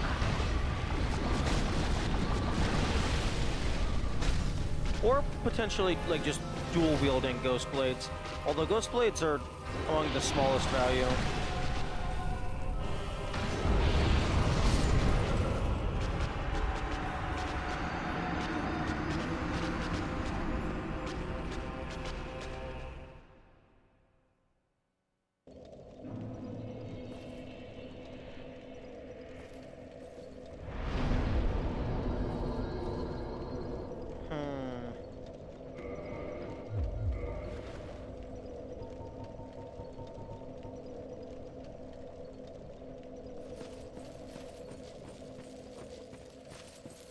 Okay, Marvelous Sister's weapon has the highest bleed buildup out of anything in this game. Oh, you know, absolutely. Fuck, he hits you with one dagger and it's like, oh, 75%. I wonder if they explicitly made it so that the players can't get that for PvP. Oh, 100 bleed value. Get the fuck out of my face!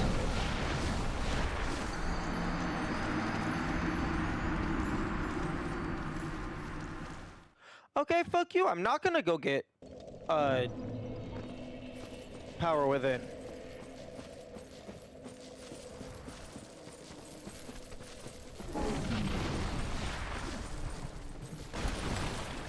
I wanted to get Great Chaos Fireball, but I guess not.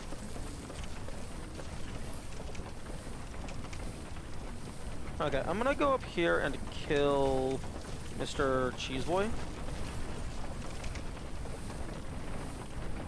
Just so that that's out of the way, because that's something I can do.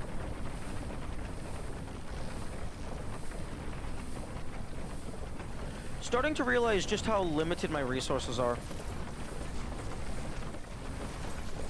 Because it's not only are my weapons weak, it's, oh hey, you have like 5% of the ones that you would normally have. Ha ha ha ha ha ha ha ha. Get fucked, Lamau.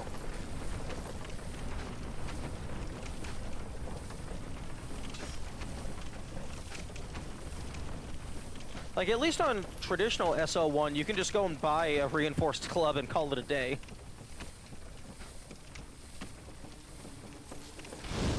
The fuck? But that's a game! Why is that a thing?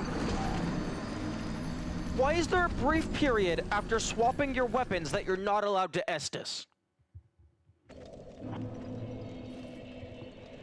Oh no, we absolutely can't blame Miyazaki for this one. This is 100% me. This is intergrade bullshit.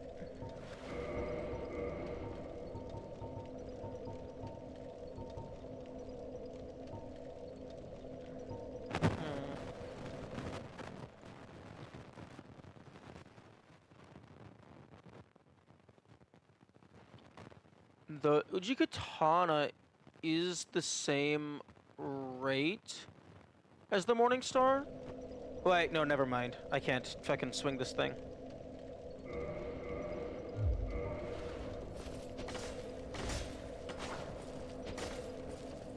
I mean, I guess if I'm only going for the bleed, it might build up faster.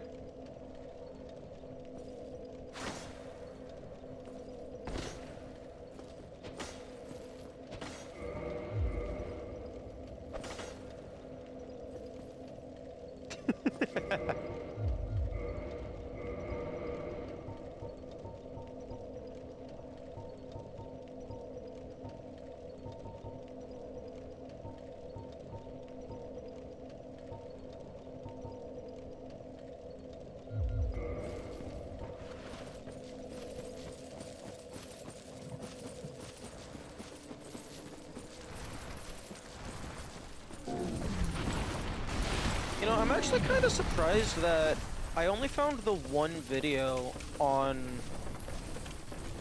No Soul. Like, I figured this would be, like, one that would have already been done to death.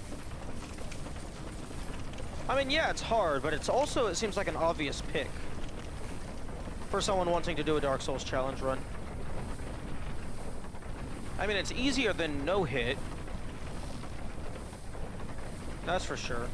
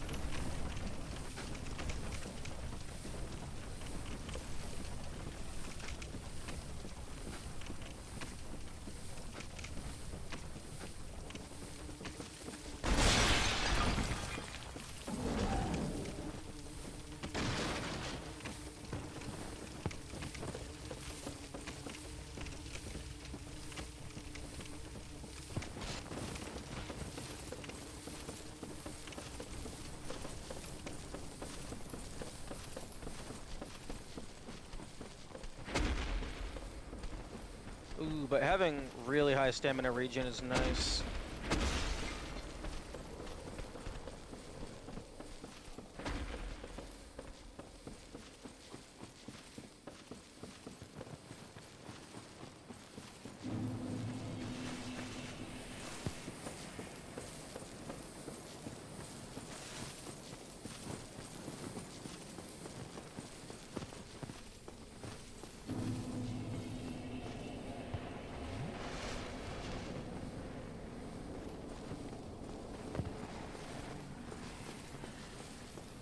Is there only 3 cursed blades?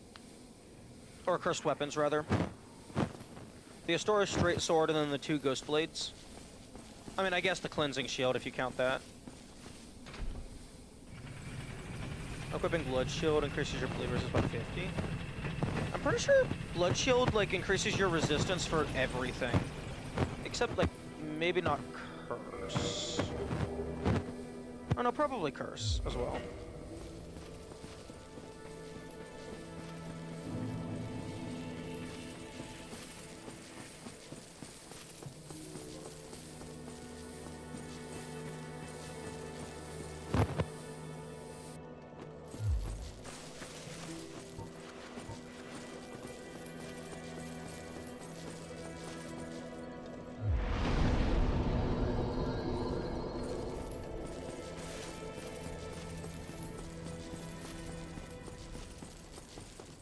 Gargoyles helper? What? That is so random. I mean, it doesn't exactly help me because I can't guarantee it will drop. I also highly doubt that I can use it.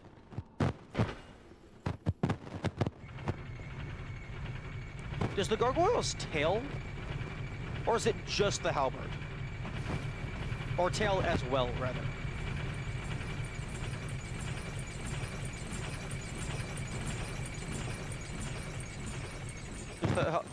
That is so fucking random.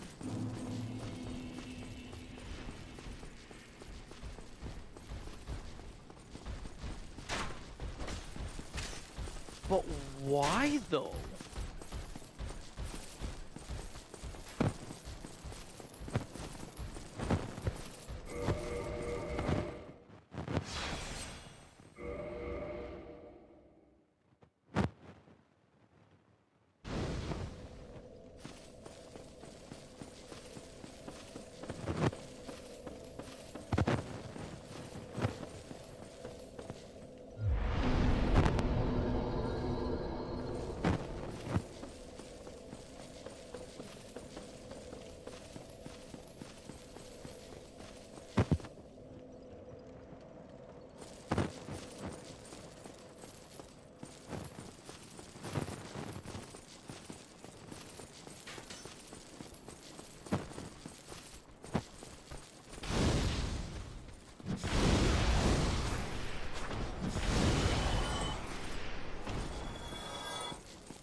Hey, yo, can I have your shield?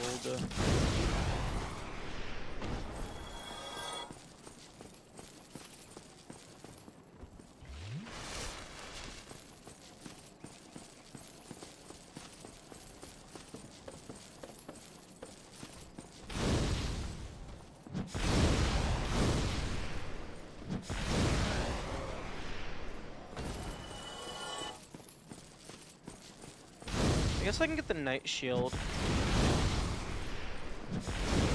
Although... I don't want to use a limited resource.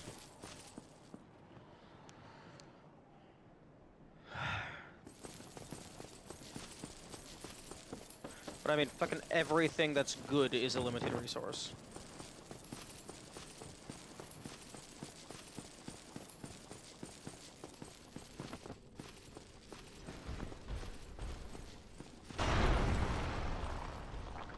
Oh. Fair enough. Knight Shield is the worst shield in the game. Wait, does it not have 100 physical?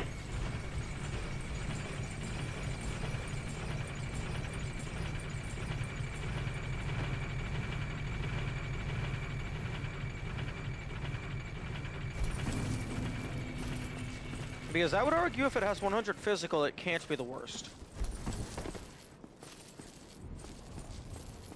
Well, I guess maybe it still could in terms of raw number.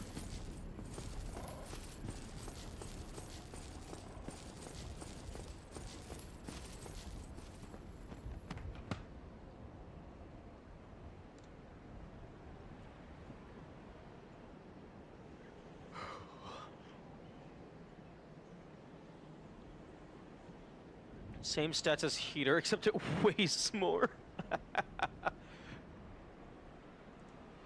Then I guess the only difference would be in the size of the hitbox.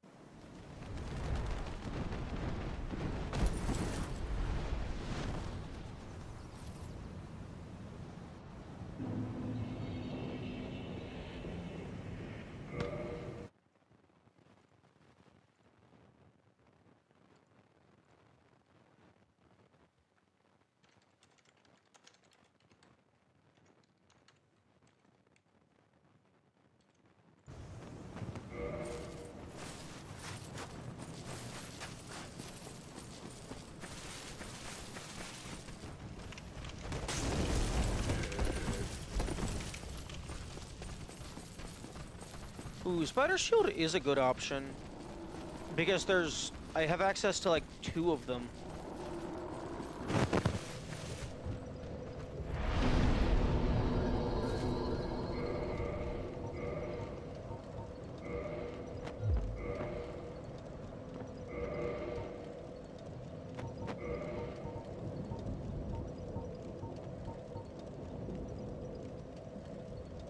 Decent fire.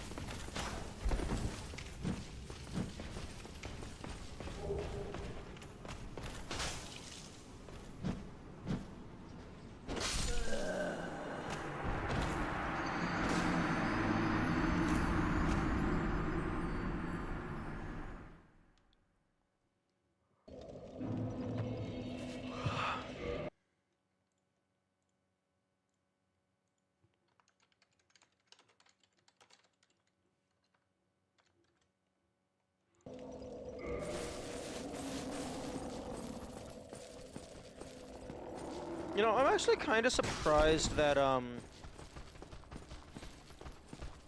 I mean, I guess it kind of makes sense given that there's no set bonuses, but I'm surprised there isn't anything that just made you, like fully immune to poison. Like spider armor set, themed after the spider shield.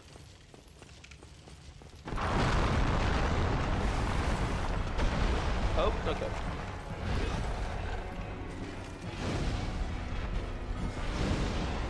Oh, yeah, okay, that's... No point in doing that. Oh, fuck, it's no damage.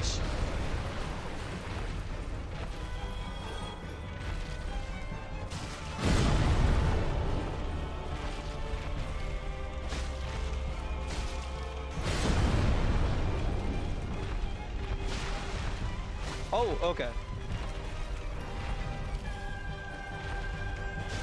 Yes, he's like, super weak to bleed. Oh, you just fucking get 3 hits in and it's like a normal damage attack.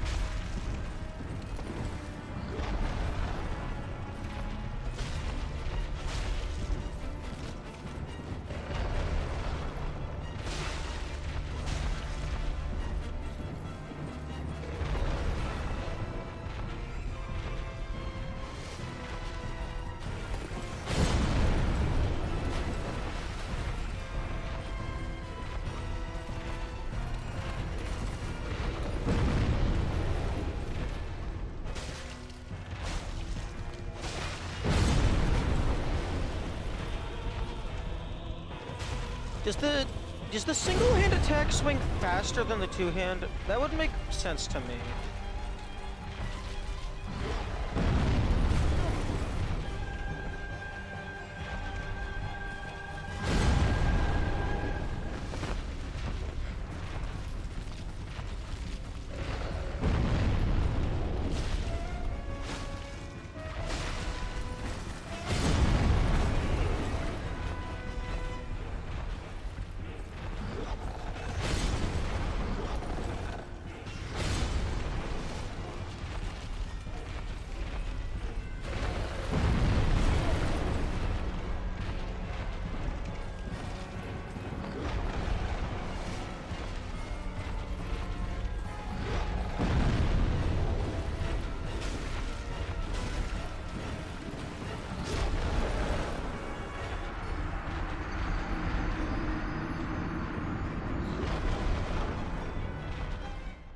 The crest shield. What?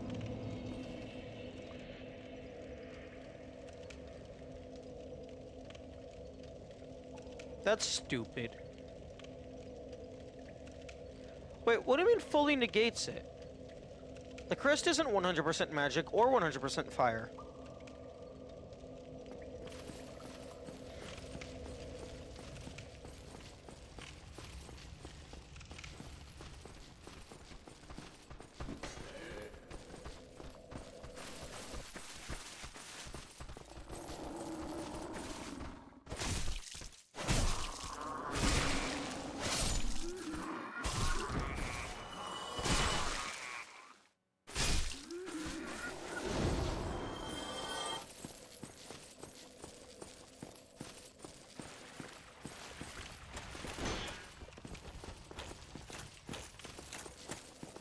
Significant. Okay, that makes more sense.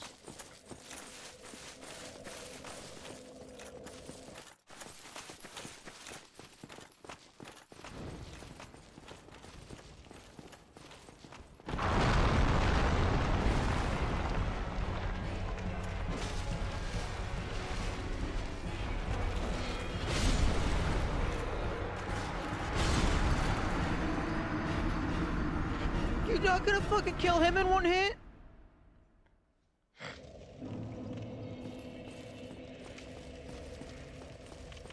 That's bullshit.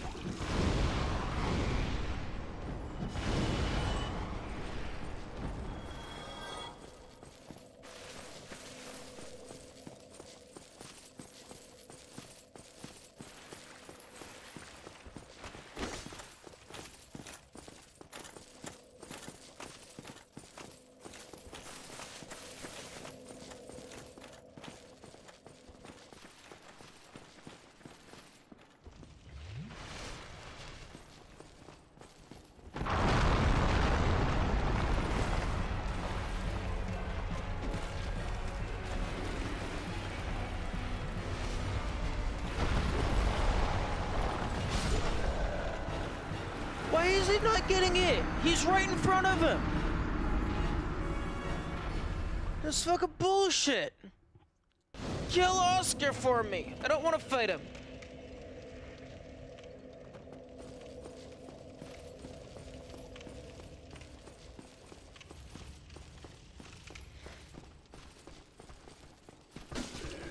Fuck off.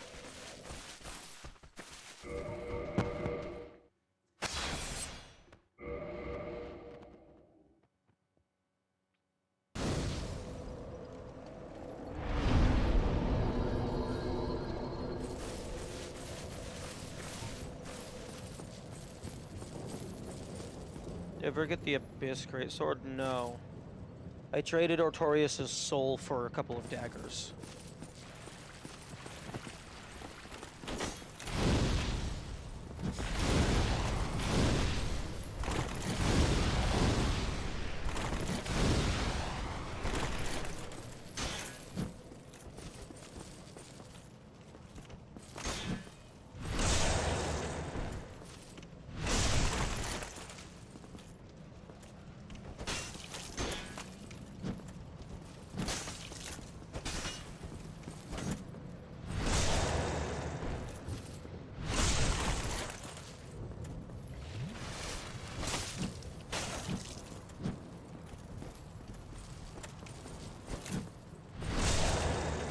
Okay, fine. I wanted to give you a funny death.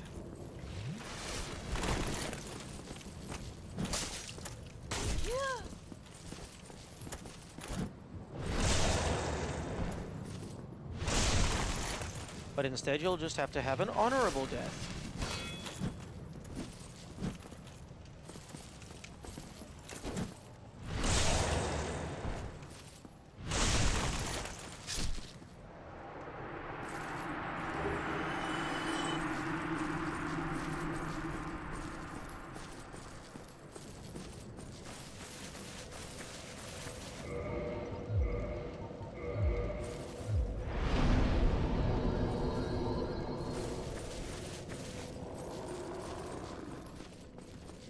Would have been me material.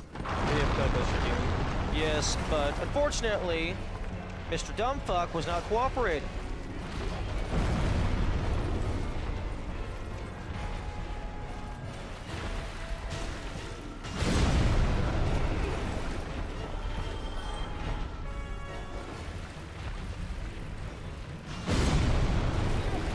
Pretty sure that's the same amount of damage.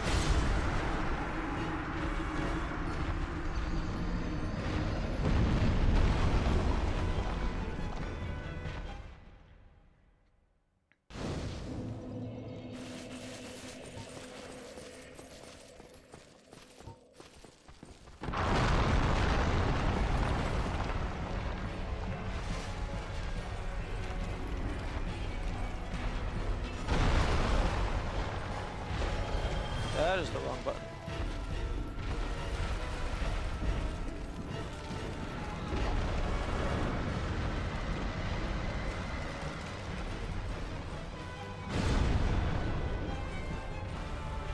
Oh, let me guess. Fuck you! I dodge rolled!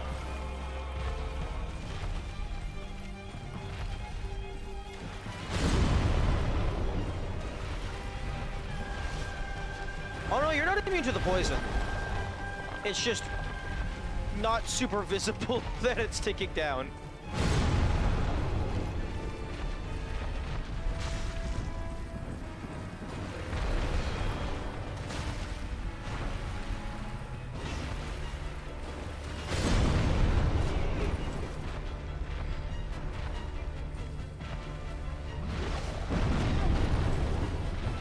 How is it the same amount of damage?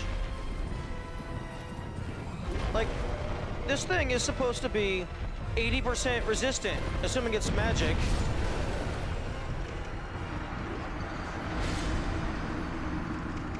Like, it should be reducing it by something.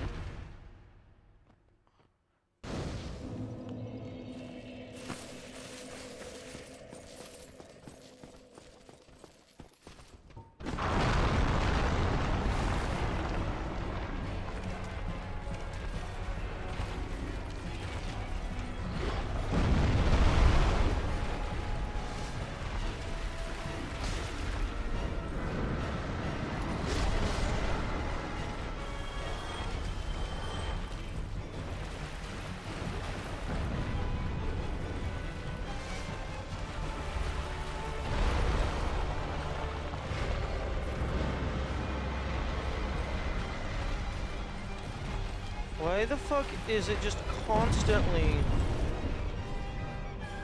missing? Like, it's a big ass cloud.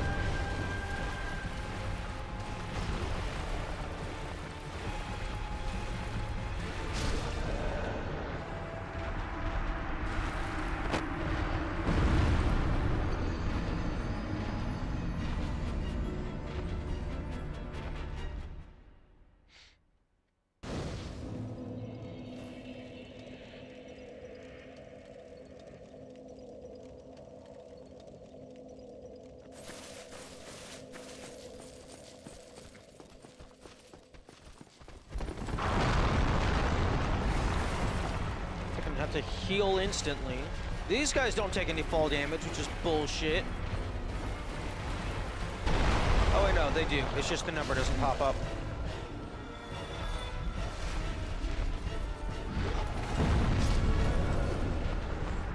How the fuck are you supposed to dodge that? I can't remember. Because he never does it before. He dies in fucking 15 seconds.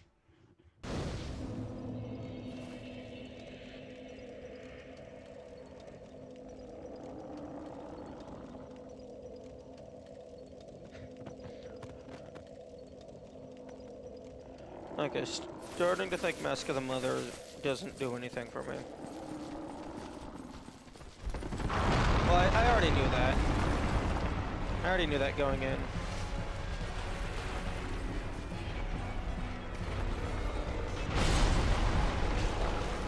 Fuck off. Thank you.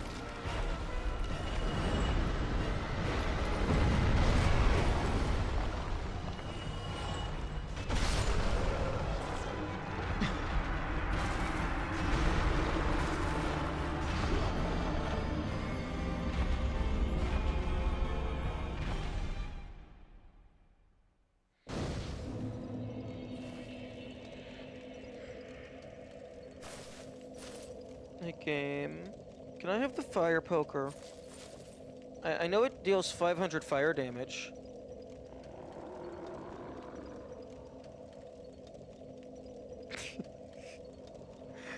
Yes, the item is amazing when it does what I want it to.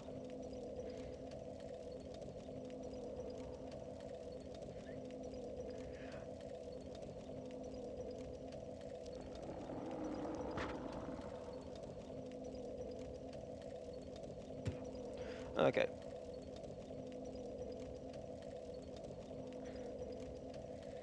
Starting to think the Jagged Ghost Blade isn't going to be as useful as I initially anticipated.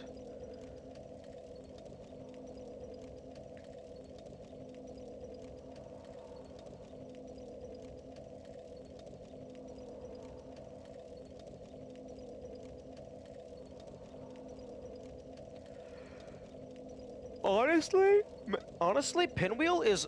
the damage on the blade is pretty good. Isn't it like... I guess it's like base 115, somewhere around there. And this is 83. I guess it has decent damage, but also fast attack swing. But yeah, Pinwheel is early enough in the game. It might actually be recommended to reset if you don't get Mask of the Child. Because it's not going to take very long to get back there. Because you can just grab the mace from the spawn, and then just run down there and bop his ass.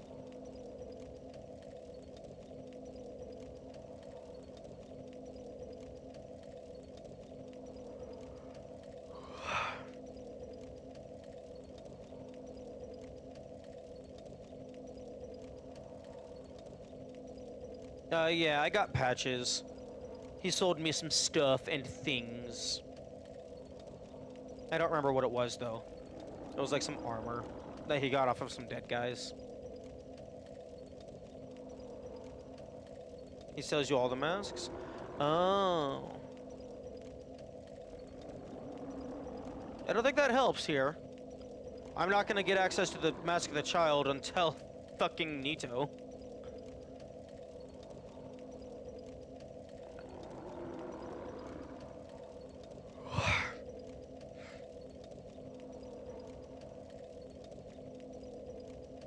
Yeah, and I think it would absolutely be, like, recommended to reset for Mask of the Child. Just go for it immediately. Because it's just so good. Like, armor isn't going to be doing much late game, so having something that gives you a passive secondary effect is just insane. Is that drastic? Yeah, but having a stamina regeneration is better than, like, when all of the bosses are one-shotting you at the end of the game, your armor is doing effectively nothing, most likely. So having armor that does nothing other than look cool versus armor that actually gives you a tangible benefit Because, like, the Mask of the Mother is eventually going to reach the point to where its bonus effect is non-existent. Because the bosses kill you in one hit. Like, I could see Mask of the Father maybe doing something. Although, an extra 5 equip load? Effectively an extra 2.5, because you're definitely not wanting to go into fat roll range.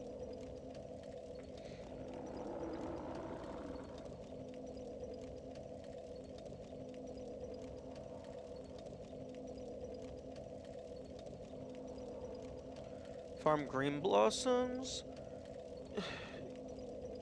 Yeah, but consumables are cringe. And farming is cringe.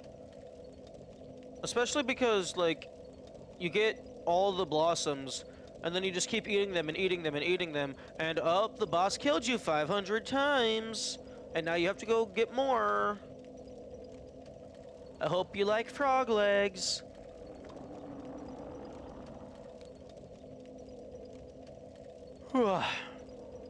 Like, the blossoms are probably very useful, like, if you're actually good at the game.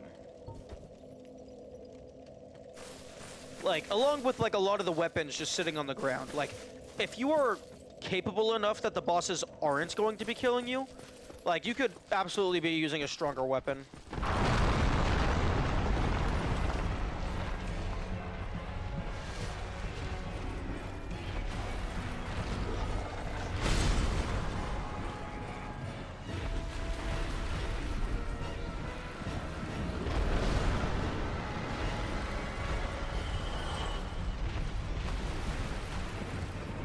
You seriously could get poisoned? Dude.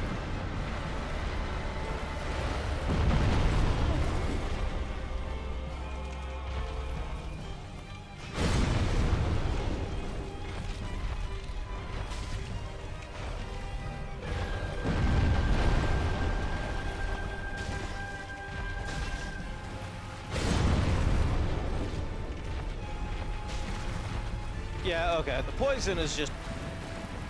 No, the bleed is where it's at.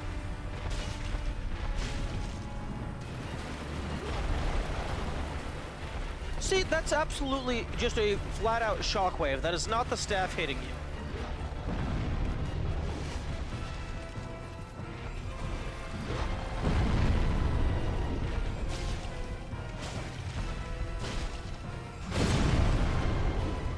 It's a shockwave hitbox that lasts a little too long in my tastes, in my opinion.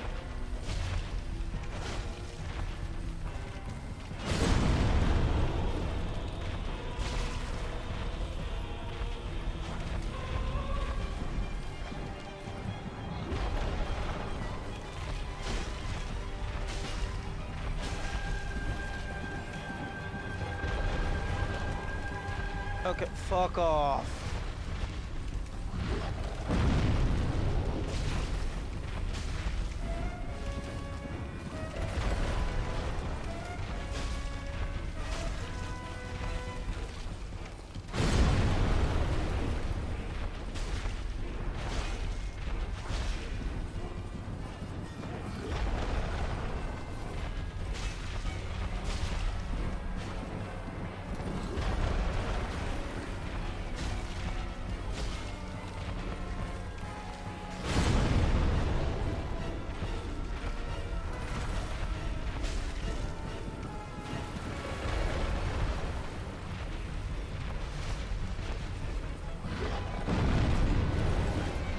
Okay, fuck you.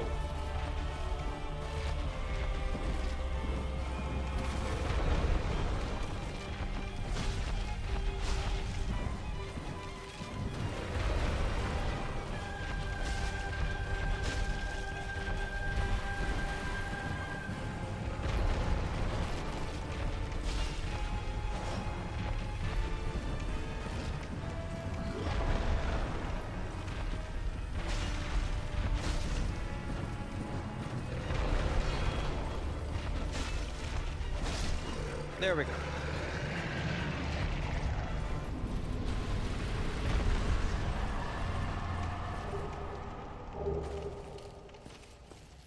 Fucking hell.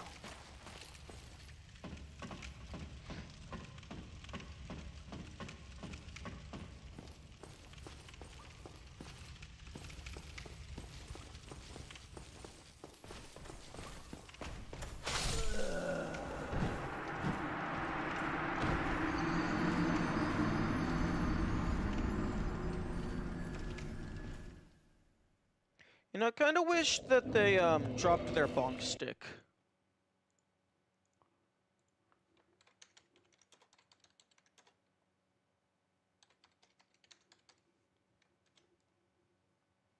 Okay, it's been a little bit.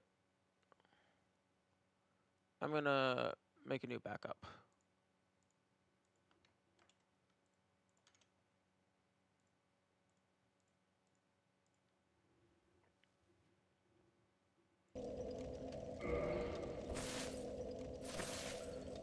Okay. I believe the only thing left is the rusted iron ring. Excuse me. Get the fuck out of my face.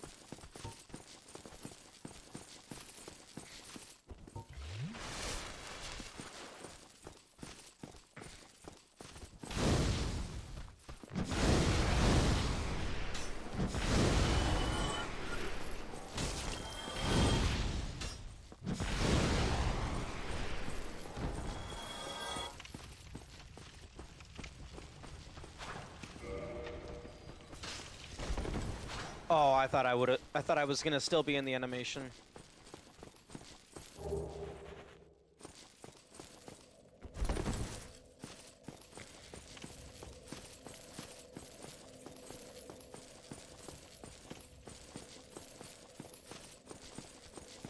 Okay, I believe that's everything that I care about. I don't think I can use any of the Black Knight weapons. And the Titanite is useless for me.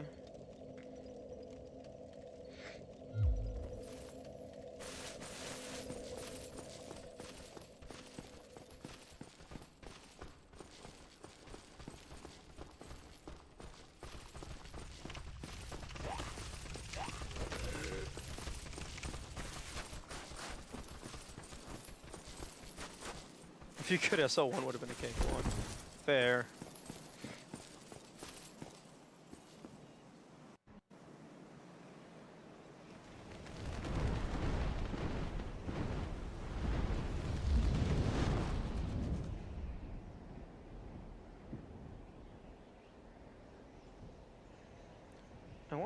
I wonder how far away Lordran is from the asylum.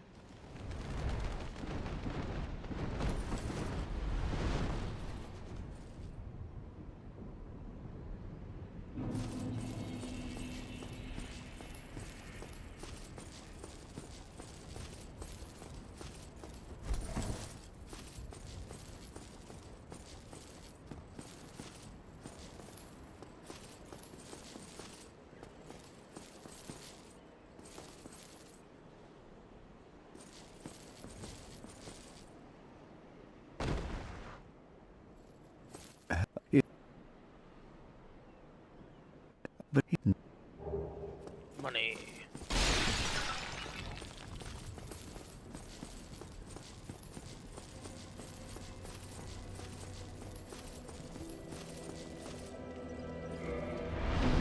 Okay, so now to do the thing that I was going to do before I got distracted.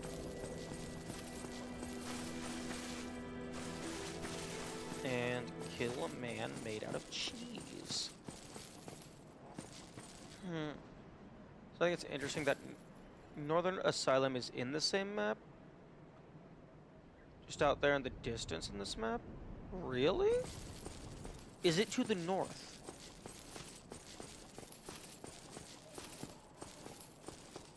That's what I care about. Whether or not this out-of-bounds entity is actually geographically correct.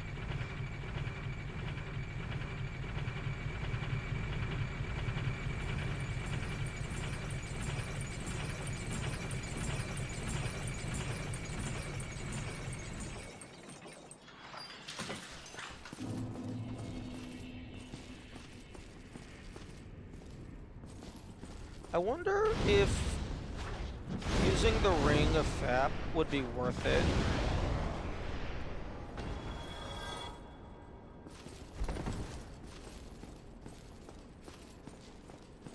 The extra health doesn't really matter, but the extra stamina would be nice.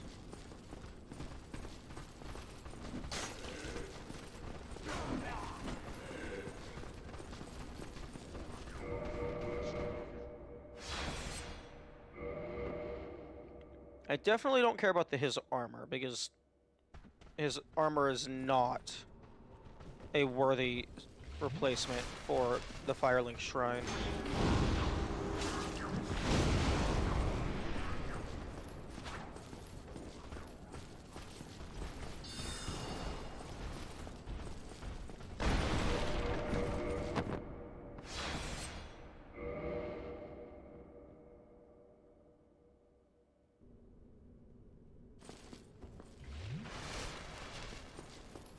Make you restricted to one ring. Especially in case where the game requires you to put on a ring, you're locked out of any ring. I don't think the game requires you to put on a ring at any point.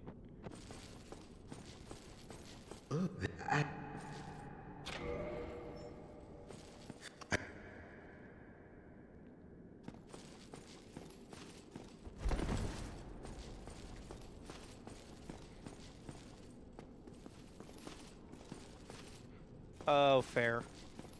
Yeah, I forgot about those. Because those should just be quest items. I mean, actually, no. No, I take that back. That's a good way to restrict the player's capabilities for specific boss fights. Yo. Honestly, they should have had a Bed of Chaos. One, it should have always just been a boss. But two, they should have had it be a boss that is just in a flat lava pit. So you are required to use the Ring of Lava Resistance. Oh, but then I guess that kind of fucks over people who wanted to take the alternate route. But like, make it to where, like, if you have to have the Ring of Lava Resistance, that puts the entire battle on a soft time, well, on a hard time limit, really, based on your current health and healing. So, like, Centipede Demon, but just, like, the entire arena. Like, there is no save point. Or maybe the fight could, like, dynamically change. To where, like, if you do have the lava ring, there's, like, a lot less save spots. I don't know.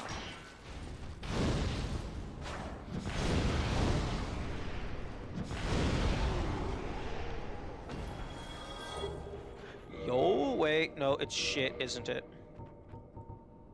Yep, it's shit. Another GPS check. You have to damage the boss fast, otherwise you die. Yep.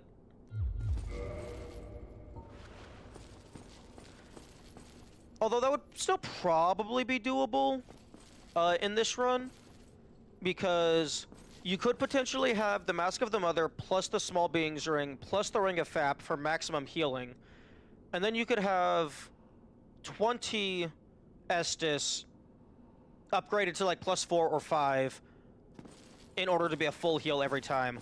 And then you could also just have a bunch of humanity to use for heals. So actually no. It doesn't matter because you can always just grind up to 99 humanity. Okay, have a fun, burbs.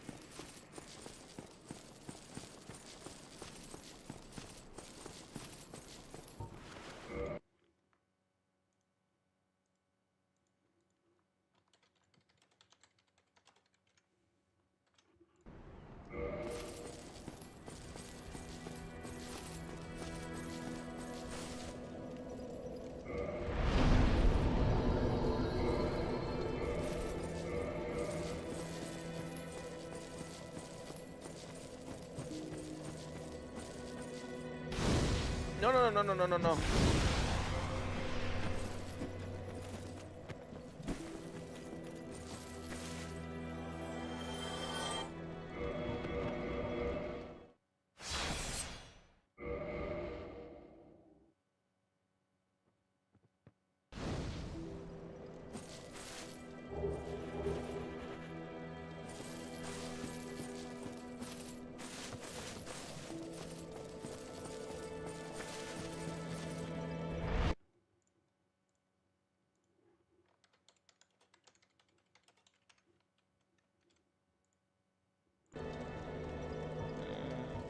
Okay.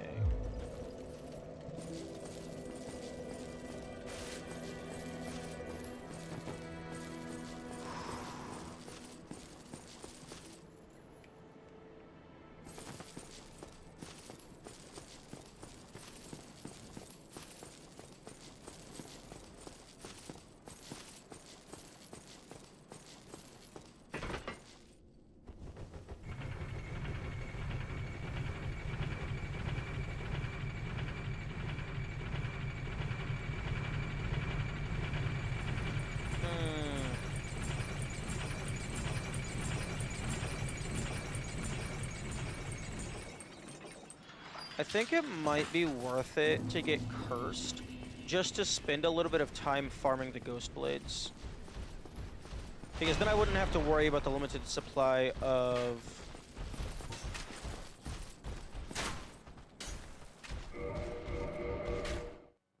transient curses.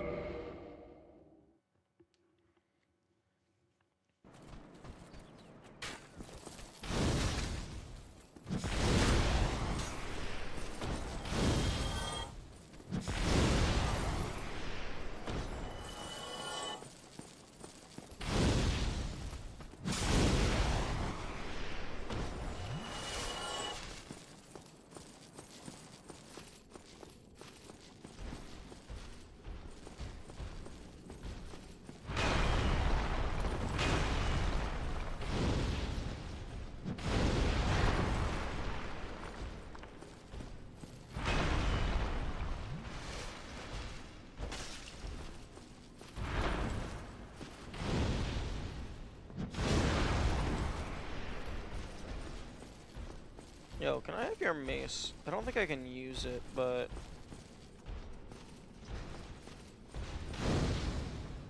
I would like to have it.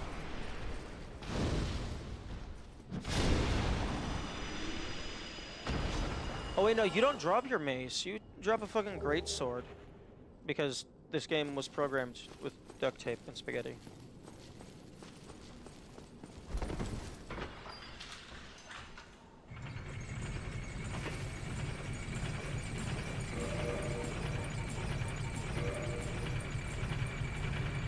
I do need to be very careful to never put on the Ring of Favor and Protection, because I don't have a bottomless box to shove it into.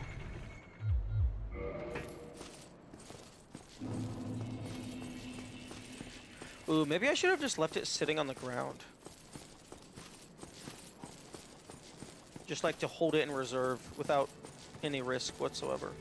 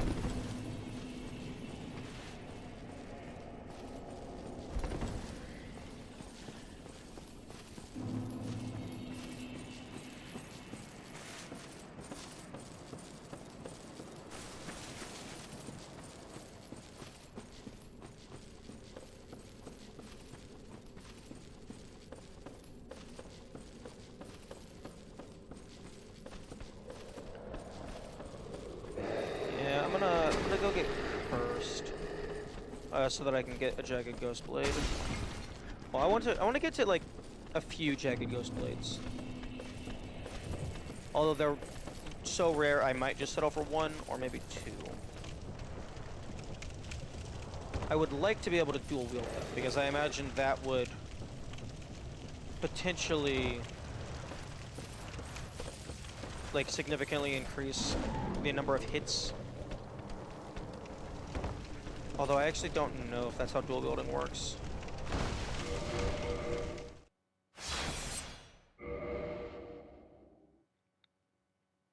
Because the attack swing is the same, I think.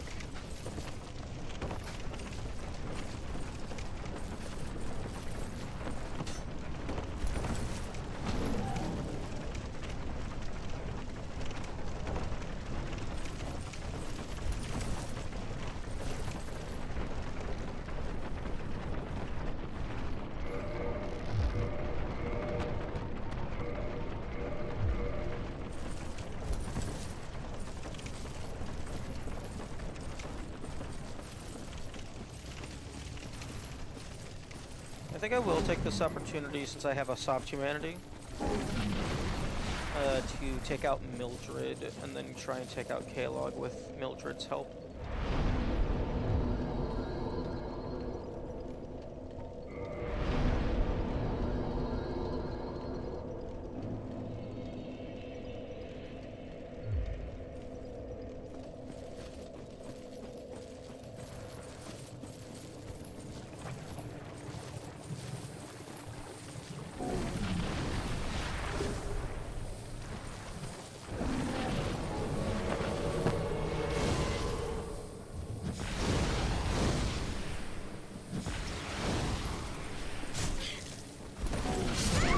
What the fuck was that damage? I did jack shit to her.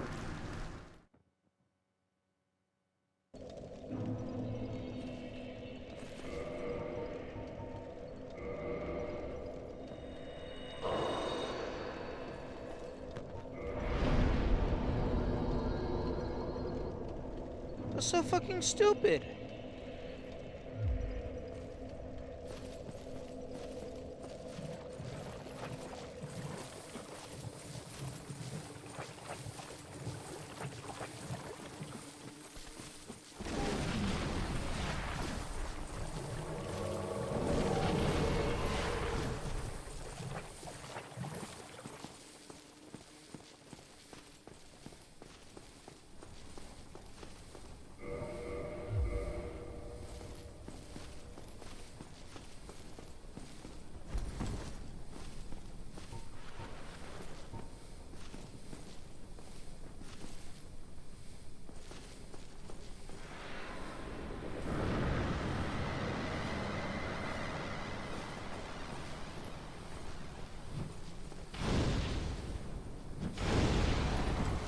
Yeah, why does that do absolute jack shit?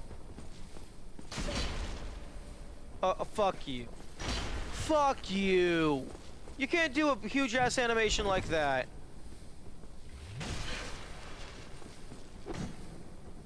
And be able to turn in the middle of it.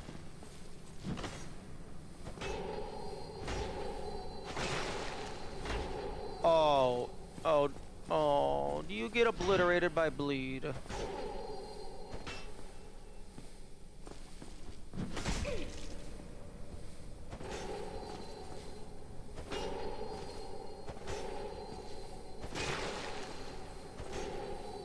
Most things get obliterated by bleed. Don't feel too bad.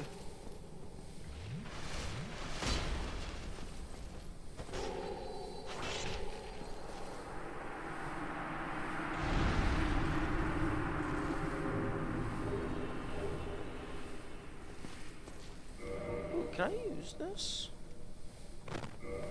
I doubt it. Yeah, fucking 24.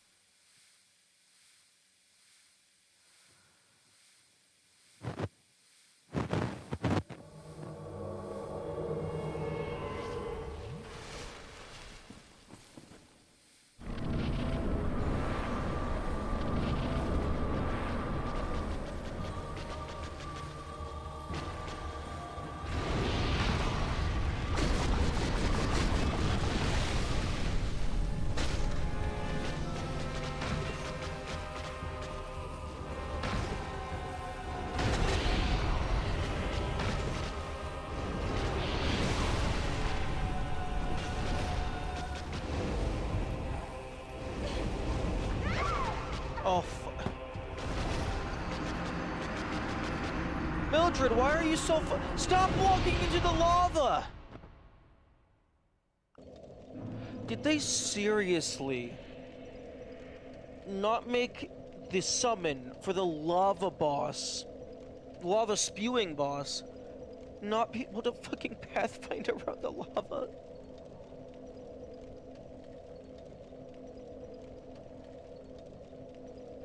That's so fucking stupid.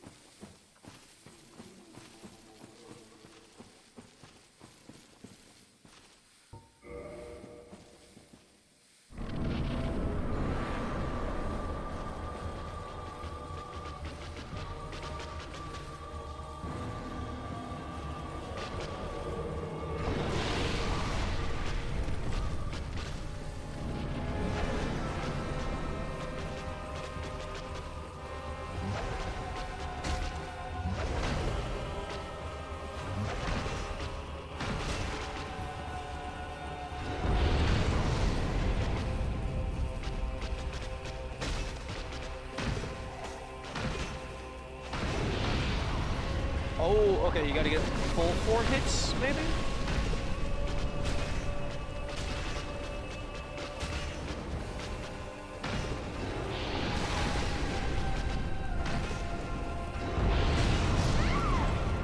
Okay, I don't know. Oh, actually that big hit might have been Mildred and not Bleed. That would make more sense.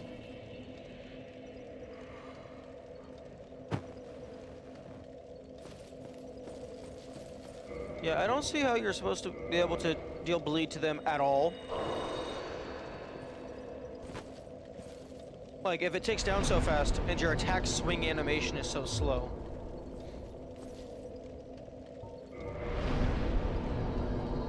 I mean, I guess use a different fucking weapon. I want to get Great Chaos Fireball before I start farming for the Ghost Blade shit, so that I have more slots available. I believe I will have to get one of the Seance Rings, because I think Great Chaos Fireball is 2 slots.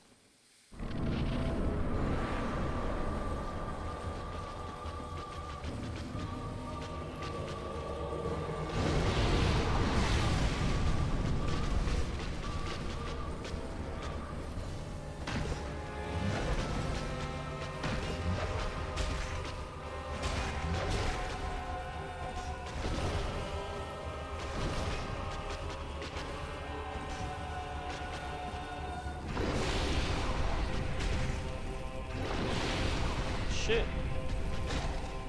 I mean, damn, with good RNG, Mildred can probably just solo this fight herself. Or she can just swing at nothing.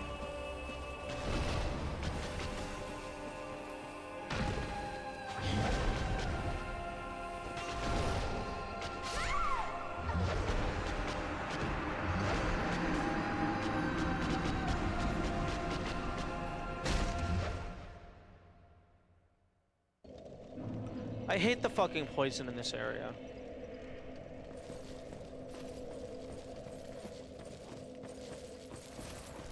No, I hate the poison in the boss fight. Because it means you either waste moss to get rid of the poison, you waste Estus just waiting it out, or you just deal with it, all of which are annoying.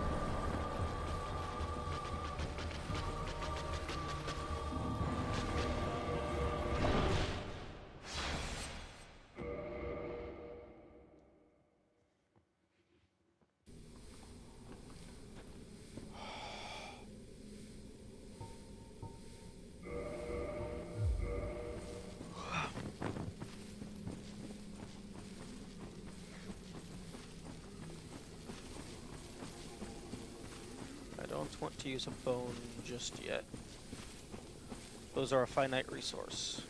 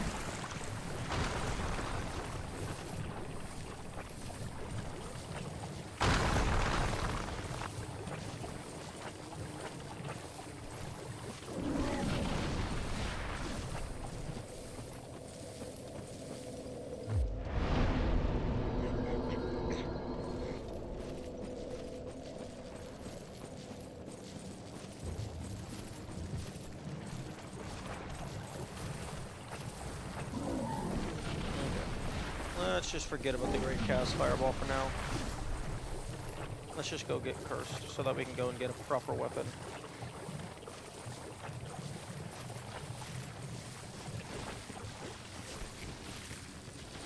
Get a proper weapon at the cost of probably every single boss now actually one-killing us, rather than figuratively one-killing us.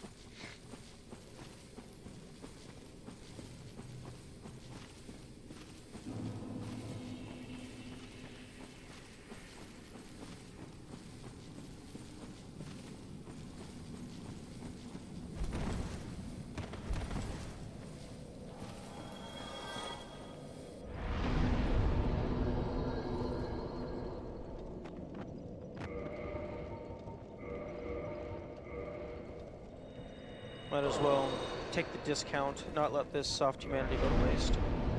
I mean, I don't ever see this bonfire being super particularly useful for being fully upgraded, but might as well. Although that's a massive waste of 3 humanity. Actually, just losing the 1 humanity probably would have been better. It's whatever.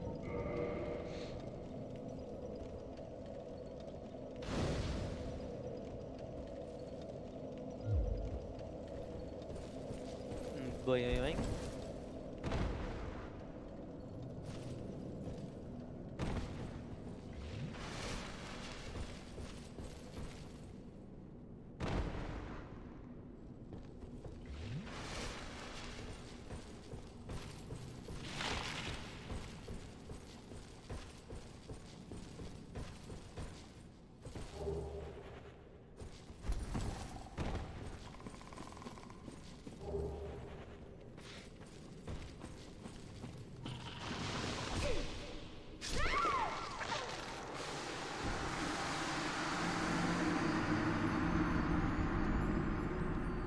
It would actually be really interesting if being cursed, if death via curse made you lose your currently equipped items just due to how the death animation looks.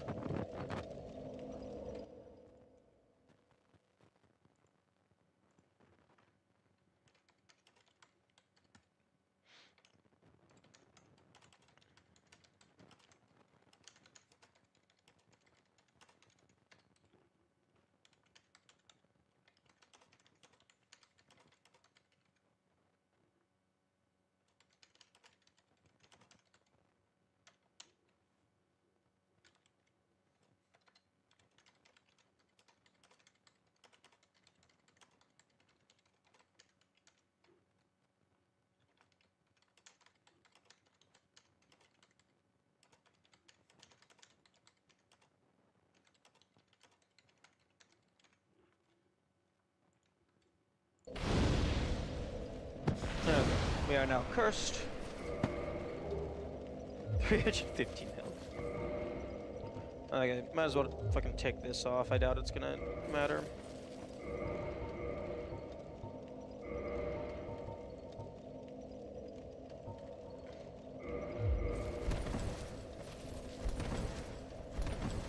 Huh? That's some funky interactions.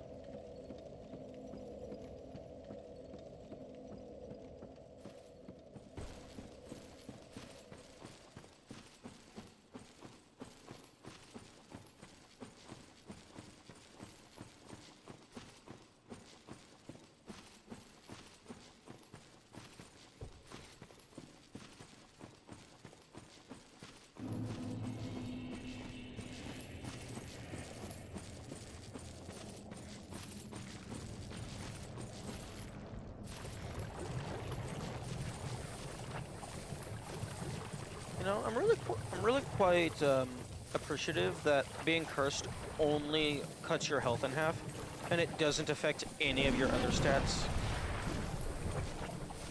Like, they could have been really mean. They actually let us off easy.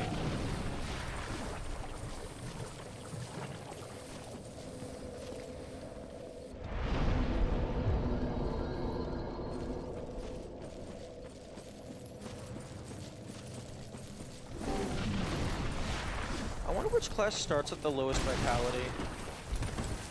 I want to see what you could get, like, lowest health, because you can cut it down to 25% from Curse and Dusk Ring. Too bad you can't have 2 Dusk Rings. Then you could go down to fucking 12.5%.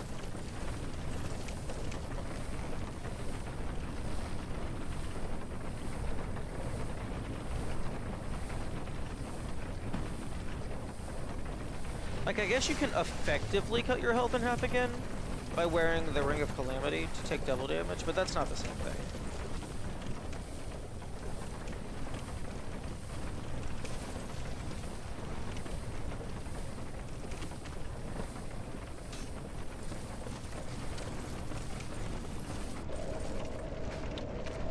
Fuck you. No, I'm not dealing with that one.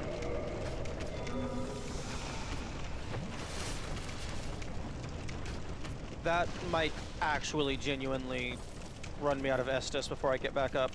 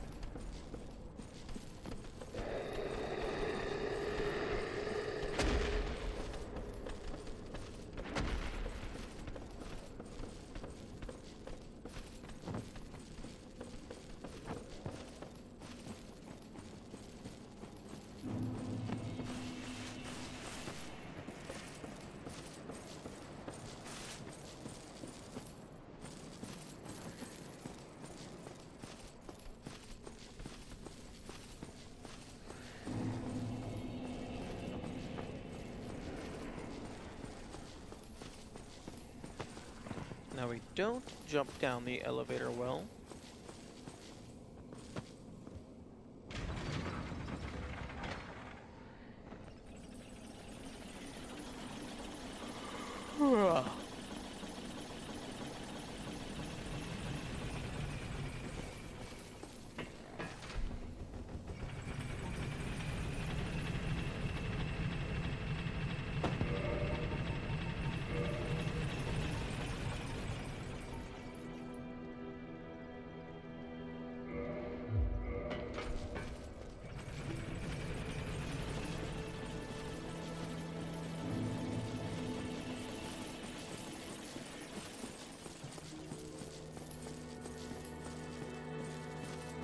Oh, I'm stupid. I should have grabbed the Firekeeper Assault on the way back up. Although, it doesn't actually matter. Because our Estus is a full heal right now, so... yeah, we're good.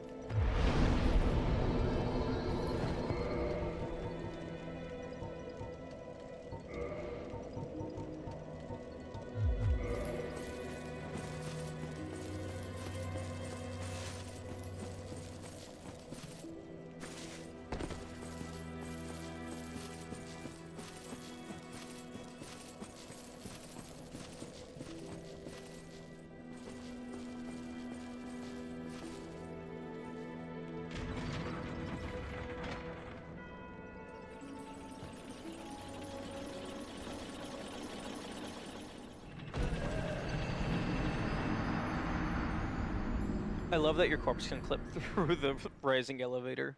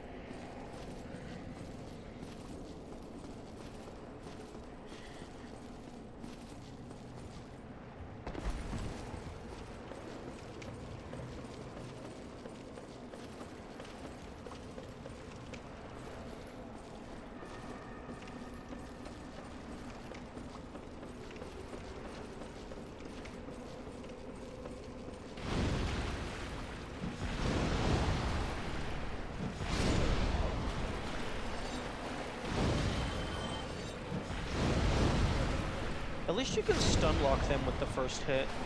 So as long as they don't, like, completely crowd you, it's not too terrible. Unfortunately, they do tend to enjoy completely crowding you.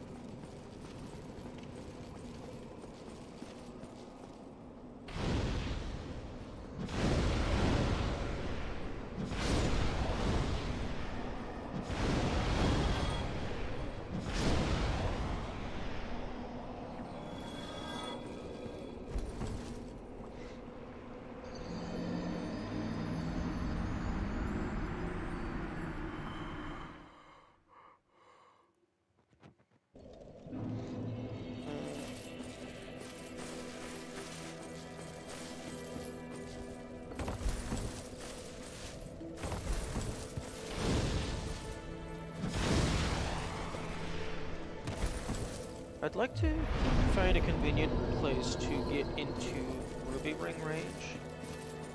Because if I can get them down to a single fireball to kill them, that drastically speeds up the farming process.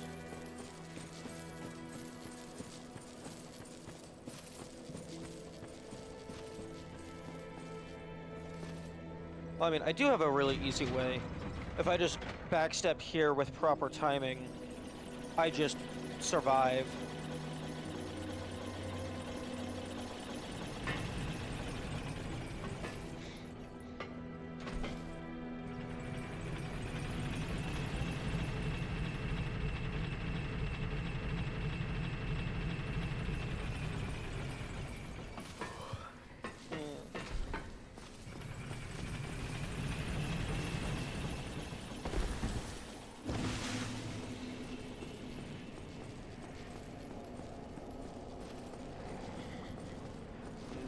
if I get hit by the ghost.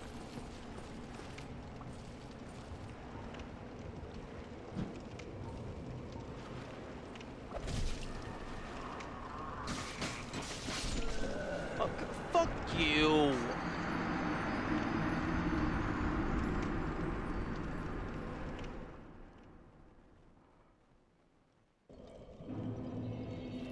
Okay, that's viable.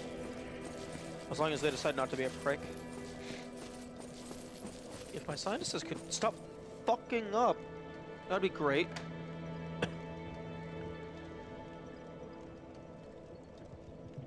Ugh.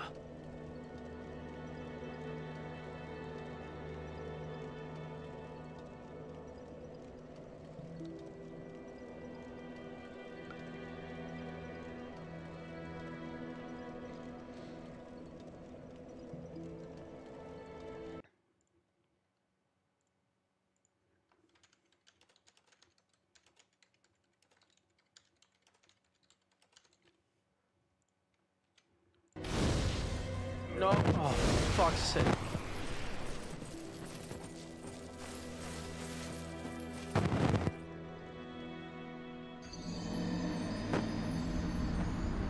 I really hate that clicking back into the game causes you to execute any action whatsoever.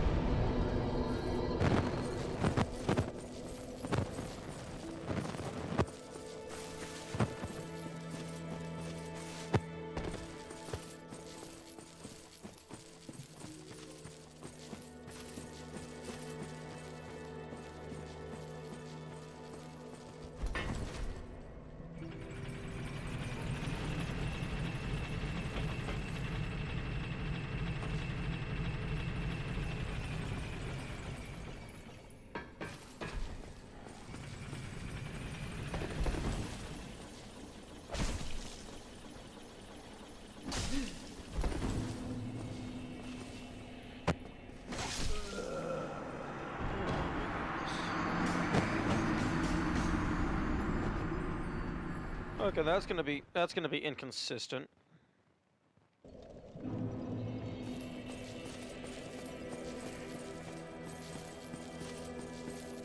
I think I'll go ahead and take a slow drain down,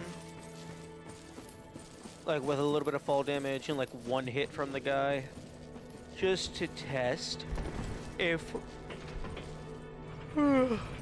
the red ring is even enough to bring it down to a one-hit KO. One-hit kill, rather.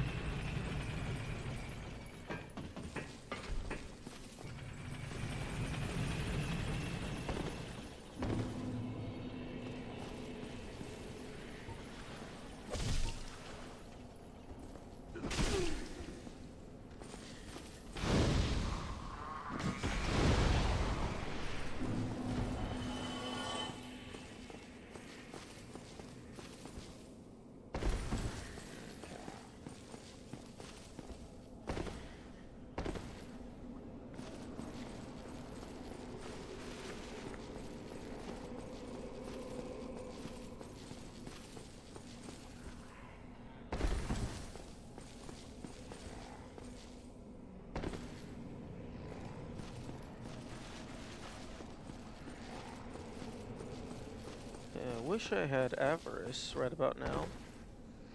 There we go.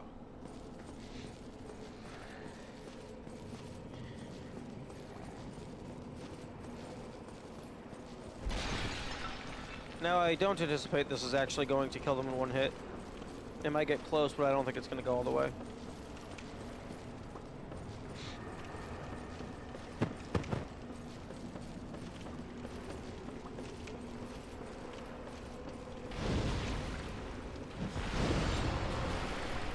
Oh, are you fucking kidding me?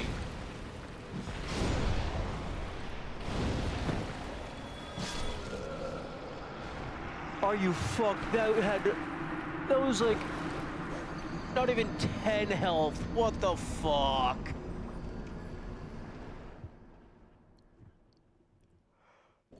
Oh, it's so close. Just give it to me. Let me have the win.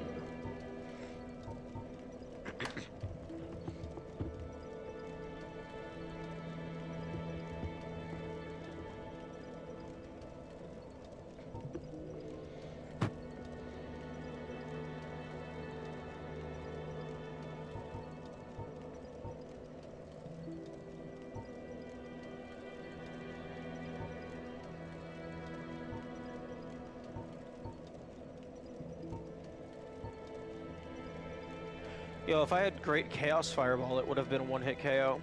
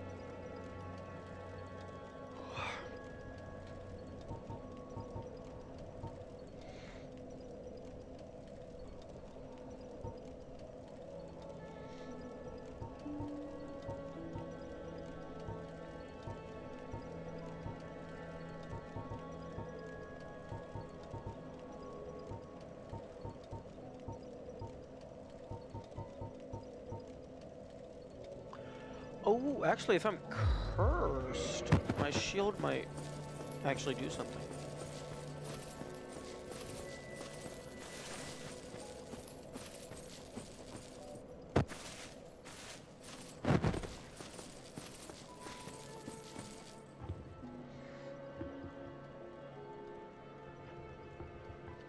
I don't think I care about getting the standard Ghost Blade. I think the Jagged Ghost Blade is better. Although actually, having the standard Ghost Blade would be pretty nice for Win and like other parry-heavy entities.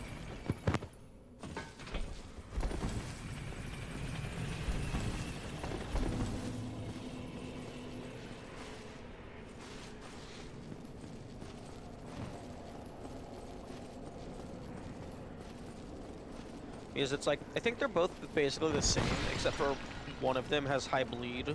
Or, well, one of them has bleed. And the other one has high crit.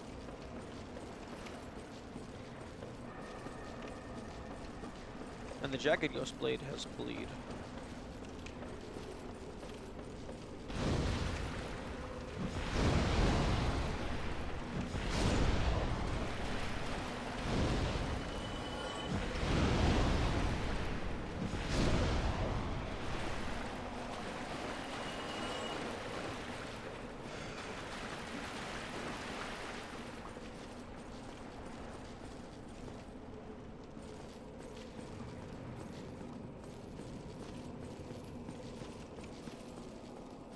I think each time I'll just try and run ahead. Just make distance. See if I can get that ladder knocked down.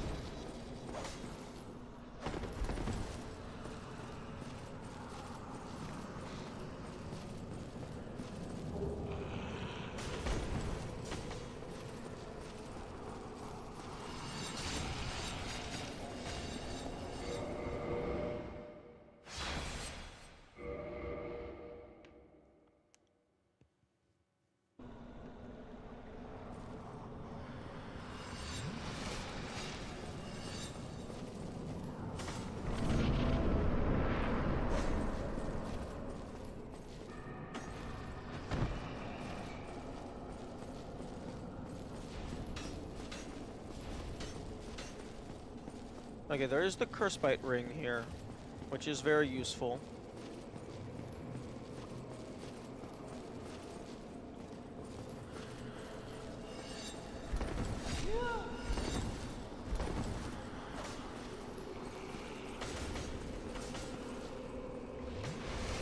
Although I think I ran past it. Yeah.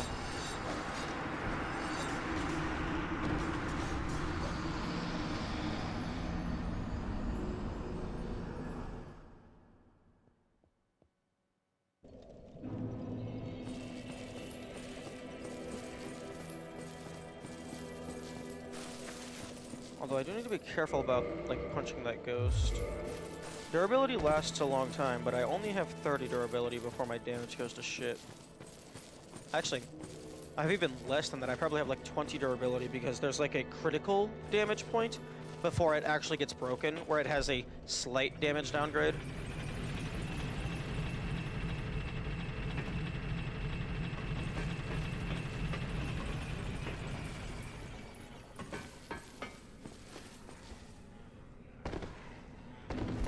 Oh yeah, that's much nice shortcut.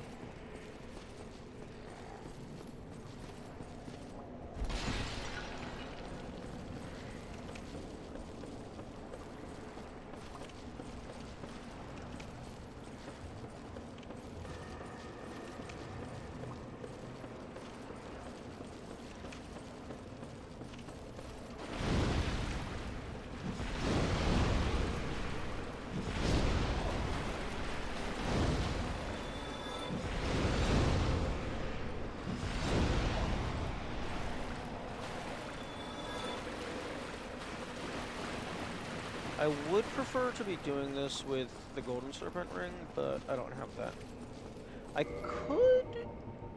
I could get 10 humanity.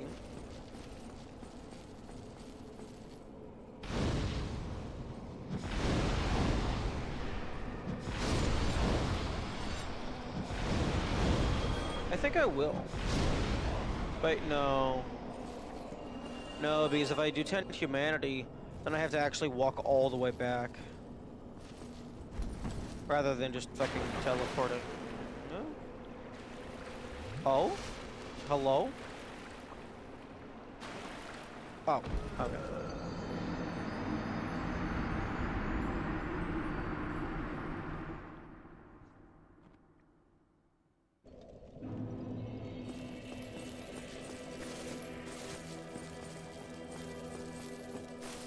Man. You know, I don't think it would help me much here, but it would be nice if Homeward was, well, I guess, okay, no, it doesn't matter. You'd have to change a lot of stuff to be able to use Homeward in this run. Well, because, like, you have to spend money to get it, first of all, and it's a really high faith.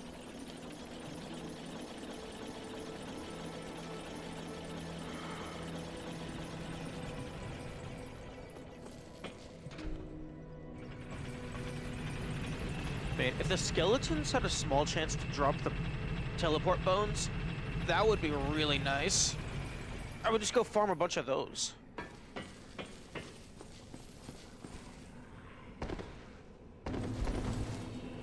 Although I guess that would kind of ruin the point.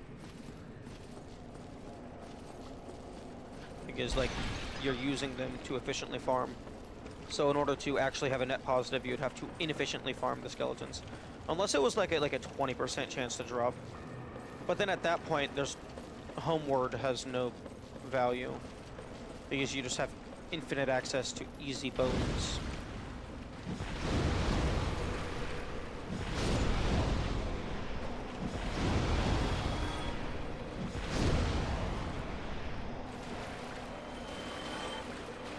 Okay, this shit is... Okay, no, it's 1% chance, so 1 in 100.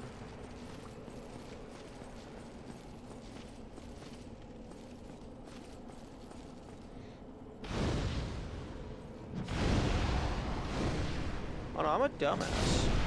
Previously, there was the 2% drop rate item that I said was like a 1 in 20. No, that would be 5%. 2% is 1 in 50.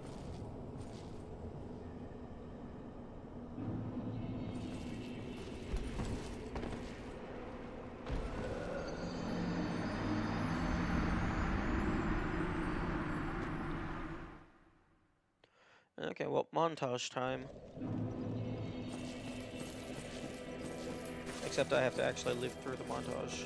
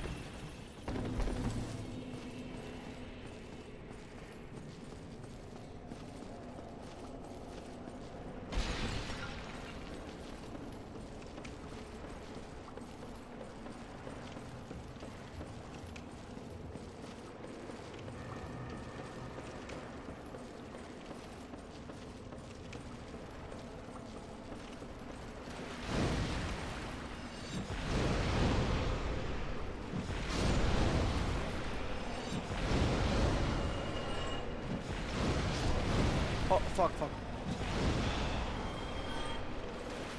Okay, well that's one less kill. Unless I can get them, like, huddled together.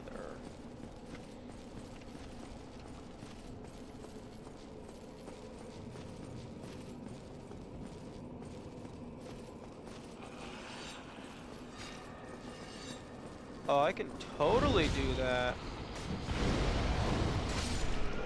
Oh. Okay. They didn't both get hit. Yeah, the AoE is pretty small. It's totally possible, it would just be annoying. And better if I just don't have to deal with it. I suppose I could go and try and get the Dusk Crown Ring.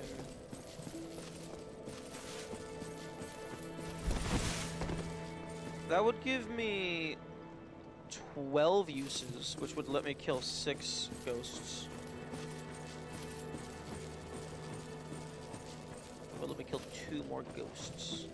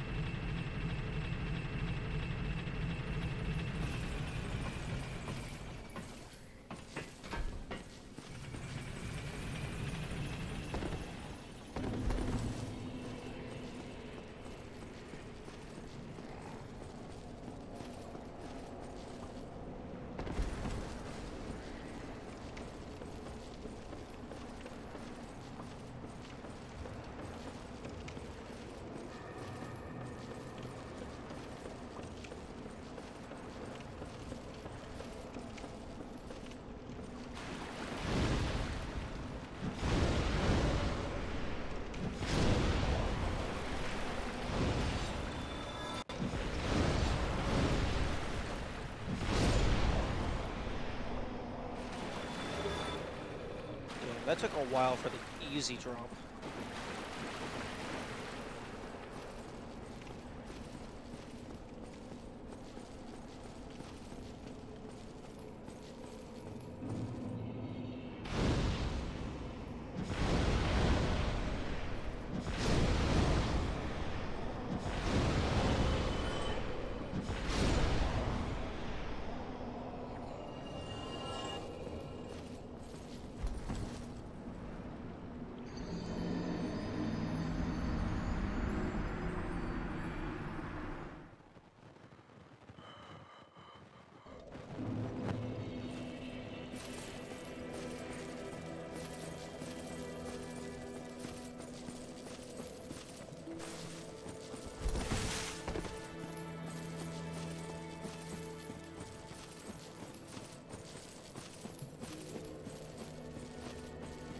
After I get the Ghost Blade, I will see how good it fares against them. Because if it's decent, I could potentially just use the Ghost Blade without being cursed to farm more Ghost Blades.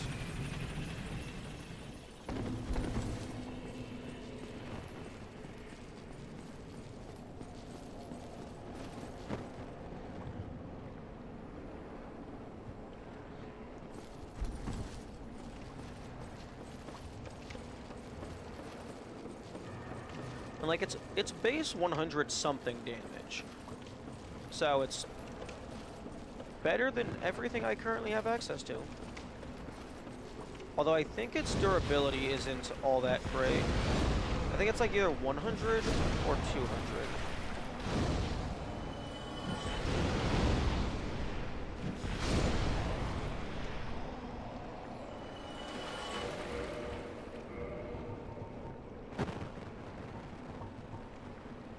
Yeah, 40 plus stuff, 20 plus stuff. 80. That's not too bad. 83. Okay, so base 90. Okay, so base 90 plus bleed is my current best, I believe.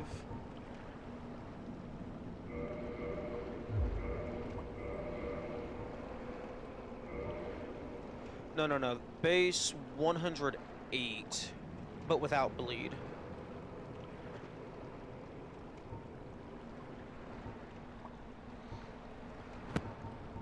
Okay, so base 108 without bleed. But I'm pretty sure the Jagged Ghost Blade is just higher than that, but it also has bleed.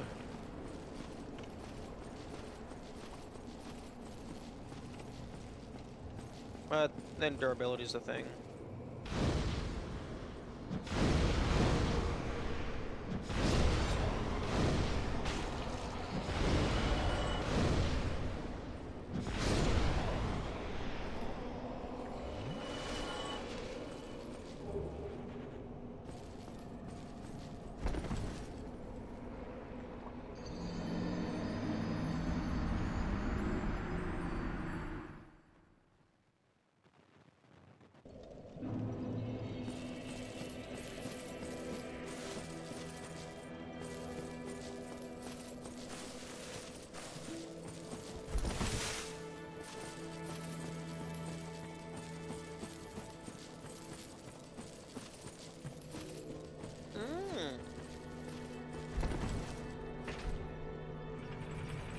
I could potentially use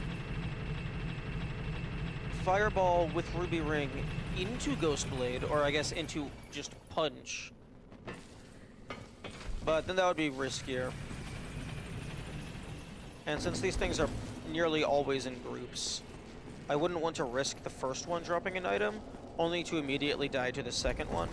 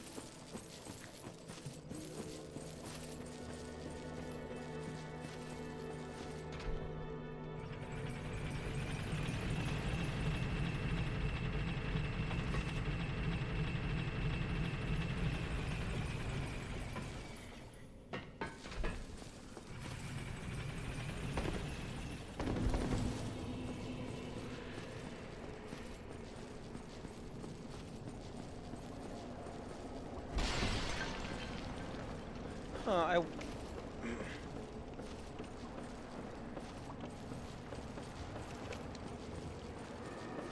guess the Mask of the Mother and stuff like that, while you're cursed, only has like a 50% increase.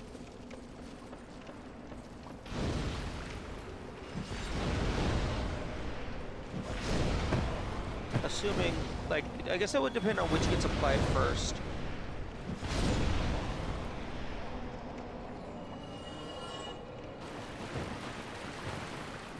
Because if the curse gets applied first, and then the mask,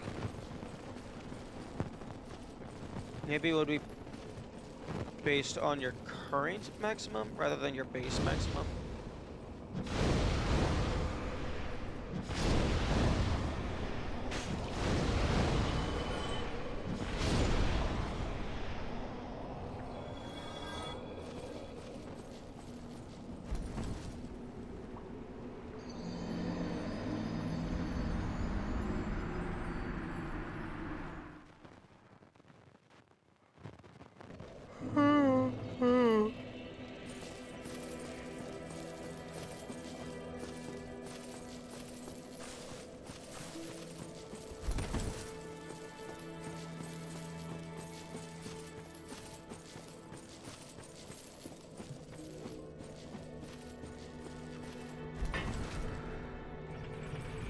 I wonder if there's ever going to be a point, like after the Mask of the Mother is broken, to where the effective health increase of having a higher defense helmet would be higher than the actual health increase of wearing the broken Mother Mask.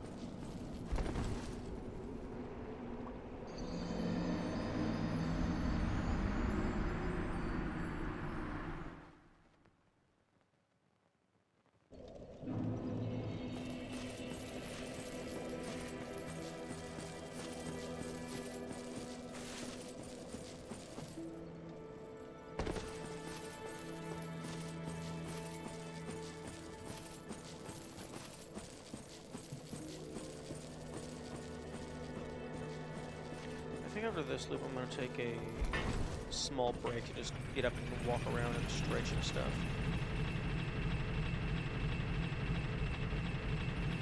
Brain is starting to go a bit foggy. I need to move.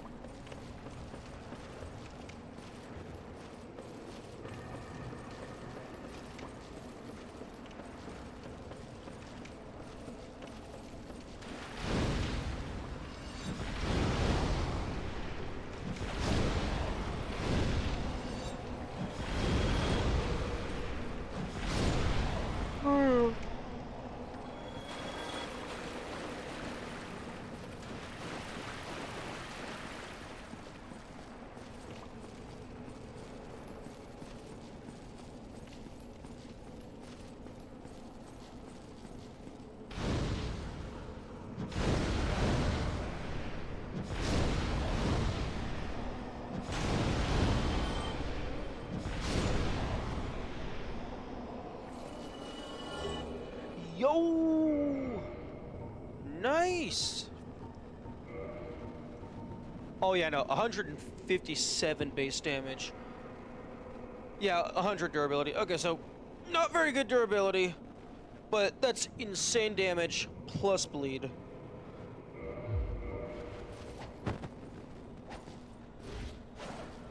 Pretty decent attack rate.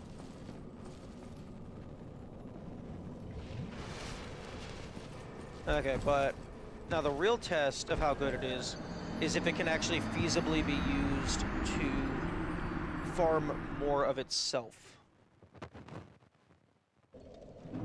But I did say I was going to take a stretch break, so I am going to take a stretch break.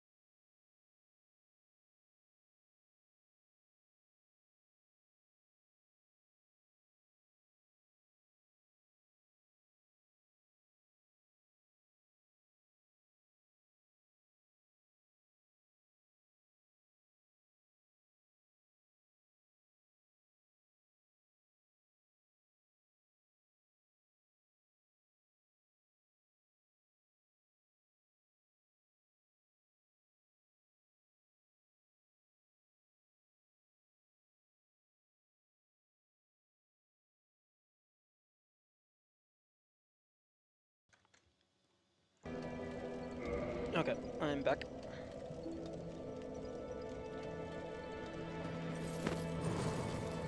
Now let us go see how this blade holds up.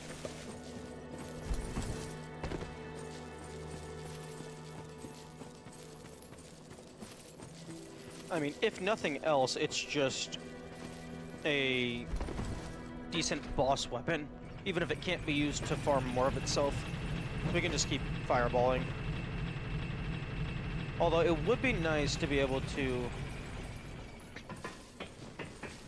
use it to be self-sufficient, because then we don't have to be cursed.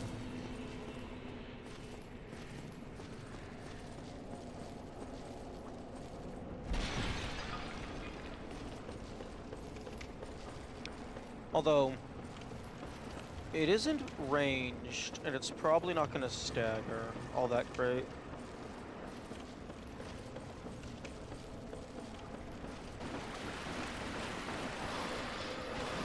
Oh, never mind. This is 100% able to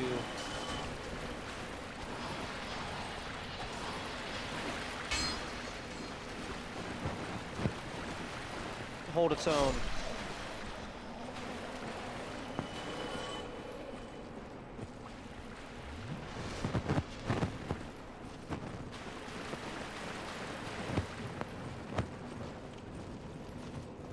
Although the next question is, like, can it kill at a high enough rate to get, on average, another Jagged Ghost Blade before it breaks?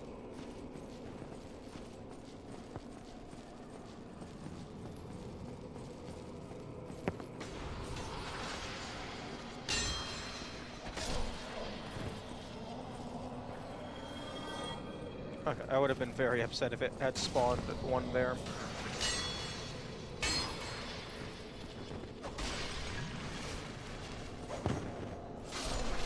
You do want to be careful about slamming your blade against walls, because that takes more durability than the than hitting an enemy.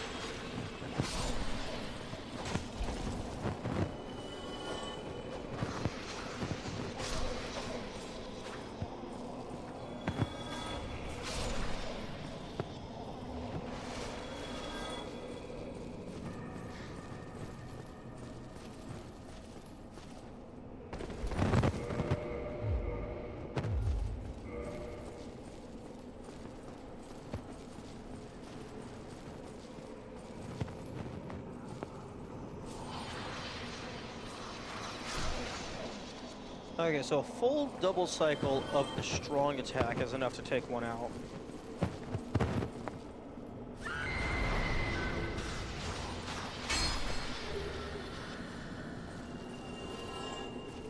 Okay, note to self, do not kill the ghosts inside of walls, because if they drop an item, you will not be getting that item.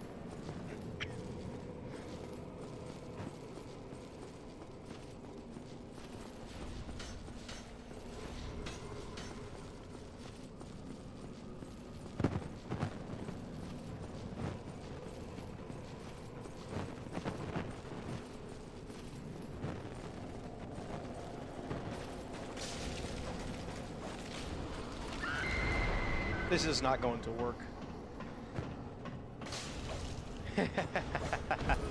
Yeah, nope.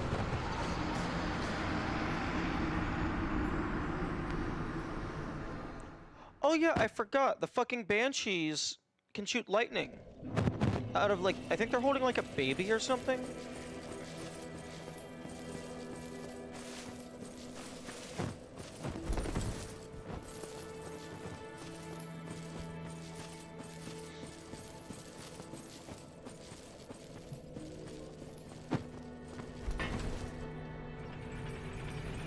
I wonder if the ghosts are, like, just particularly weak to slashing.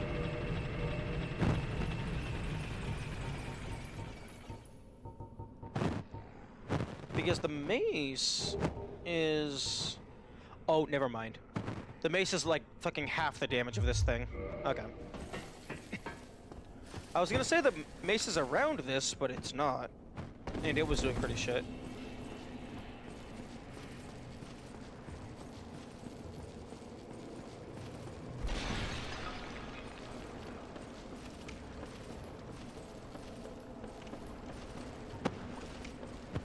I can also, in order to save durability, I can use like the fireballs on the first 4, and then use the ghost blade on everything after.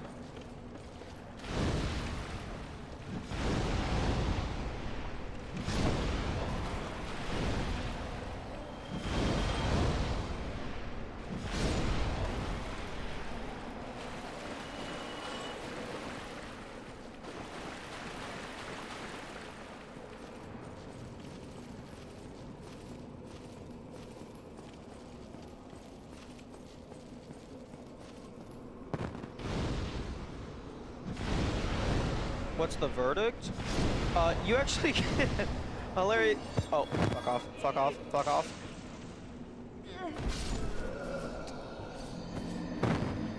You got here immediately after I switched back to the fireball. Because I did get a ghost blade. But in order to preserve its durability, while trying to get a second ghost blade, I'm using the fireballs on the first 4 ghosts, and then I'll use the blade on the next ones. Because the ghost blade is actually very effective at taking out the ghosts. So, the biggest issue is just its durability.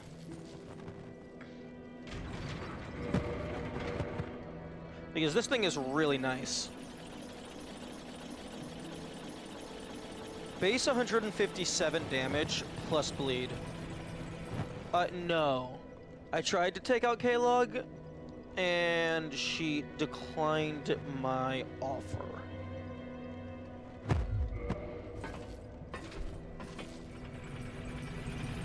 Unfortunate, but them's the sticks sometimes.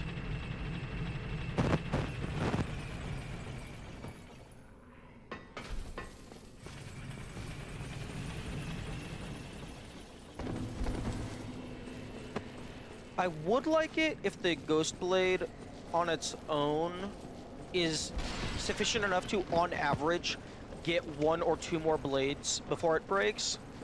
Well, I guess 2 more blades, so you'll always have a net positive. Because then you would actually be able to farm without being cursed.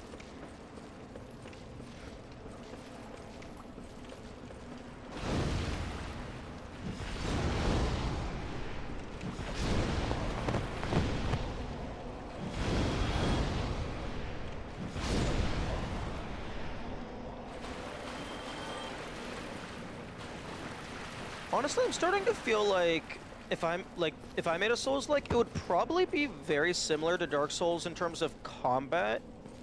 Like, just a variety of weapons, a variety of enemies and stuff. But I think I would just give a lot more information to the player.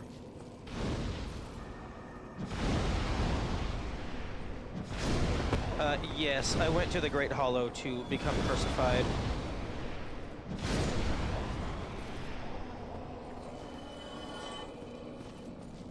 I also discovered that there's like a small spot down there where you're able to stand before you hit the death plane. It was very funny.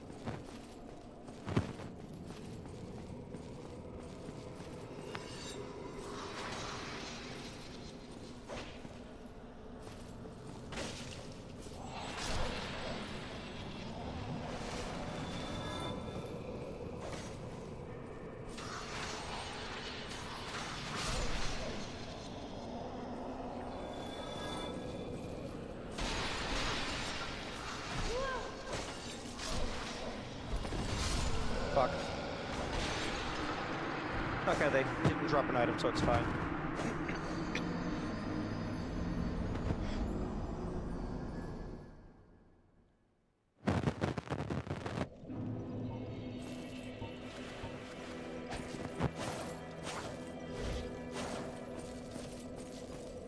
Is there any purpose to dual wielding the daggers? Because I don't actually think that would increase my attack rate, like, at all.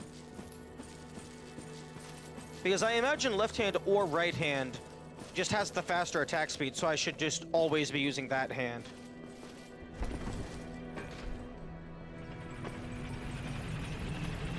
It actually is slower. That would make sense. Well, actually, no. It wouldn't make sense. It would make more sense that you could do, like, fancy flips and stuff. But based on what I've seen of how the game actually works, that would make sense.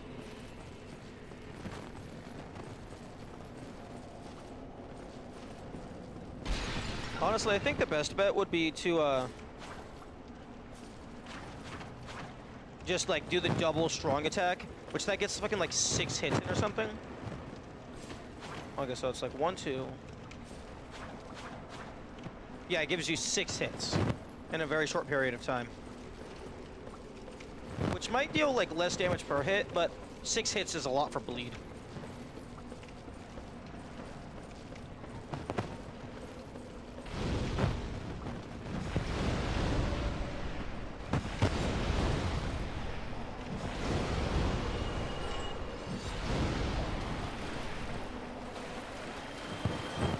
I did actually test out Fireball plus Ruby Ring. They survive on like fucking like 5 health or something. It was insane.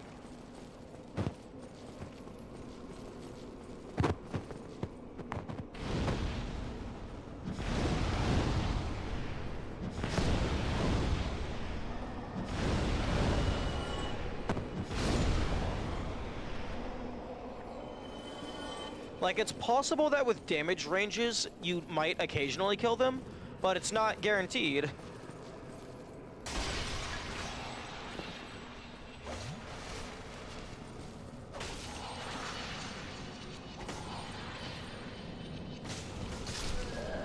Oh, fuck you.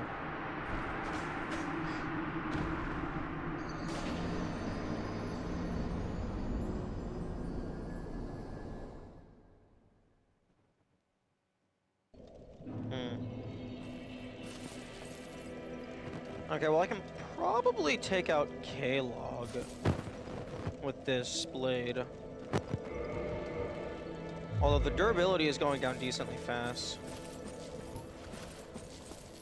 I would like to get like 2 or 3 just to have some in reserve.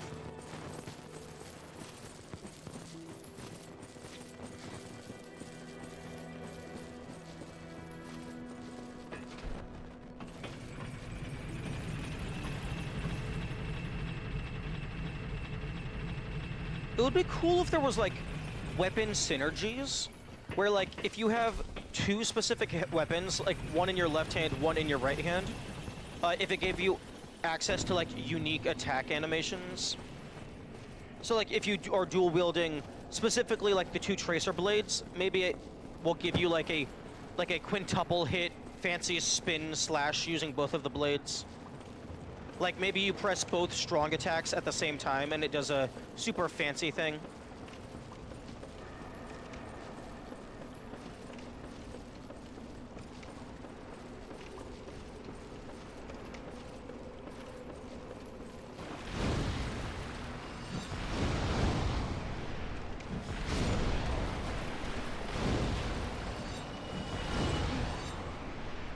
Oh, boy, can you fucking not?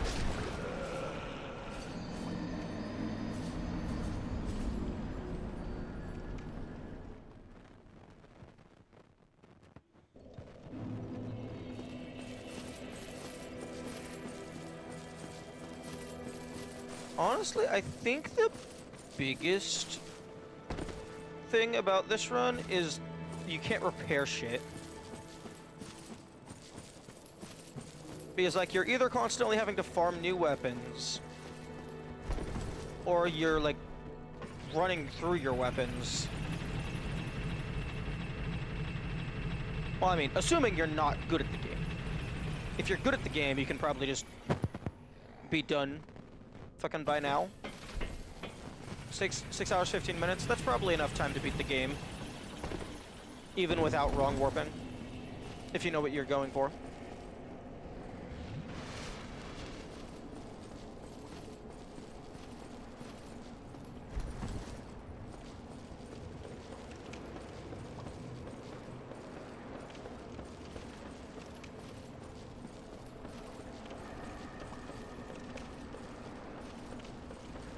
Yeah, the game actually, like, if you're not constantly dying to bosses, the game is pretty short. Because it's, what, Asylum Demon, and then, like, obviously if you're actually trying to go fast, you take Master Key. So you have Asylum Demon, K-Log, Gargoyles, Iron Golem, Ornstein and Smo, and then the 4 Lords. And then you're done. And then Gwyn. That's 4, 5, 6, 7, 8, 9, 10. Wait, Asylum, K-Log, Gargoyles,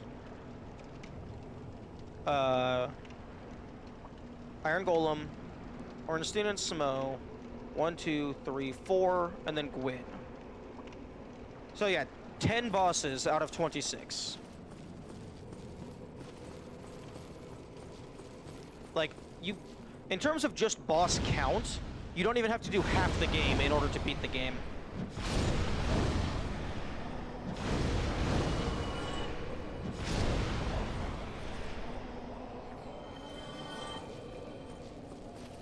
And that's assuming you're not using glitches.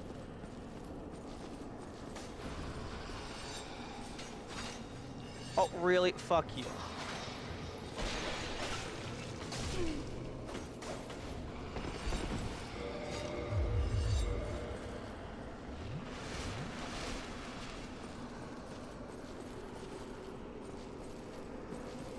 $20 to 30 hours for your SL1.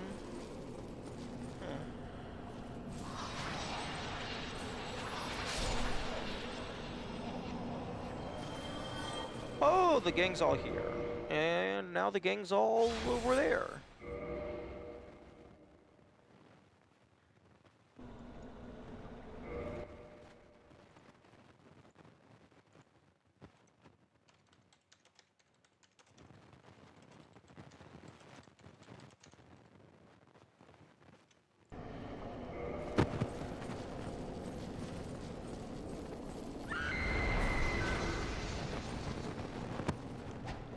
What? Why is the baby thing that she's holding not like a weapon that the player can get? Because it shoots lightning. I want a cool lightning shooty thingamabobble. I also want the skull lantern to be a fire shooty thingamabobble.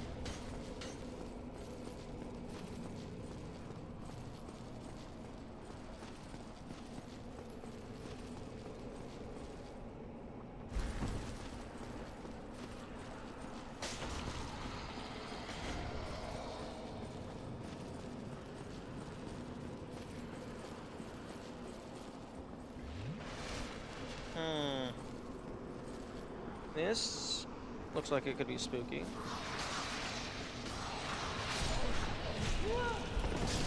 Yeah. Okay. The big groups they don't seem like they're gonna be a good idea. Unless maybe I do like the wide swing.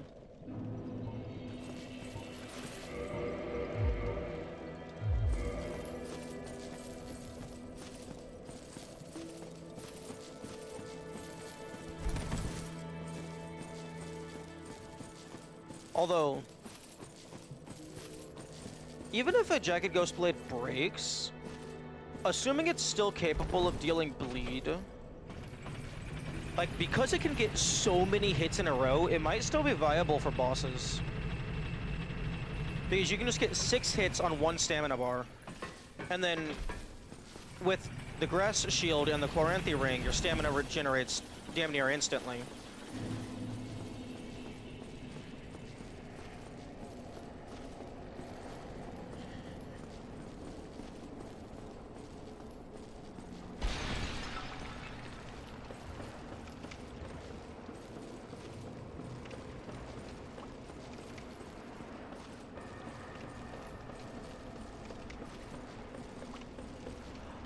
Oh, wait. Okay, Oh, okay, I'm dead. Fuck you.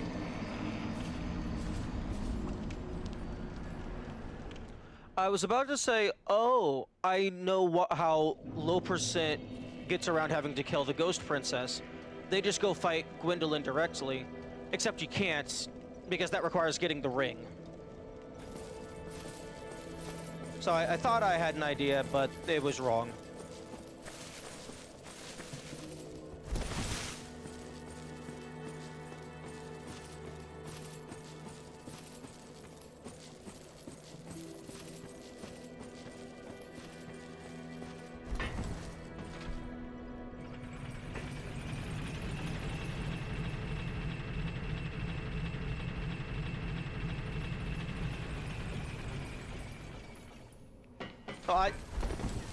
Most of this finalized stuff I didn't figure out. I just had someone, like, give me hints or walk me through it. And that someone was Woe. Although that... I feel like, assuming I was willing to put in the time, I feel like I would have figured out the Dark Moon Covenant eventually, because that is pretty intuitive if you're, like, actually paying attention to what the shit says. And you do know that the Covenant is the Dark Moon Covenant. Knight's Honor, I never would have gotten it. 100% never would have gotten it. Having 2 weapons with the exact same name, I never would have thought it was a different item.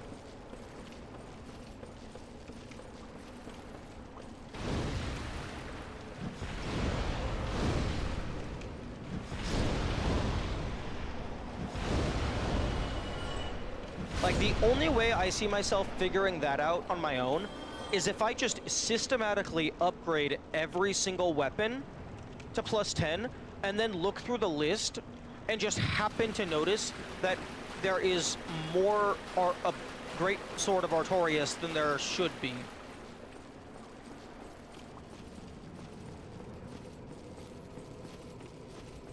Like, I feel like that was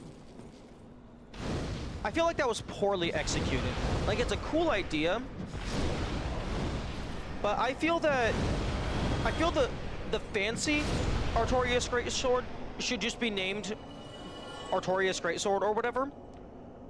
But the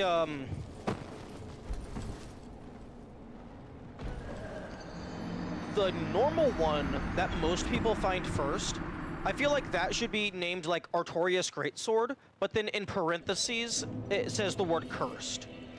Just so there's, at the very least, like, 1, a hint that, oh, there's a different version of this weapon. And also, 2, because it's explicitly different names, it's less likely for someone to just assume it's the same item.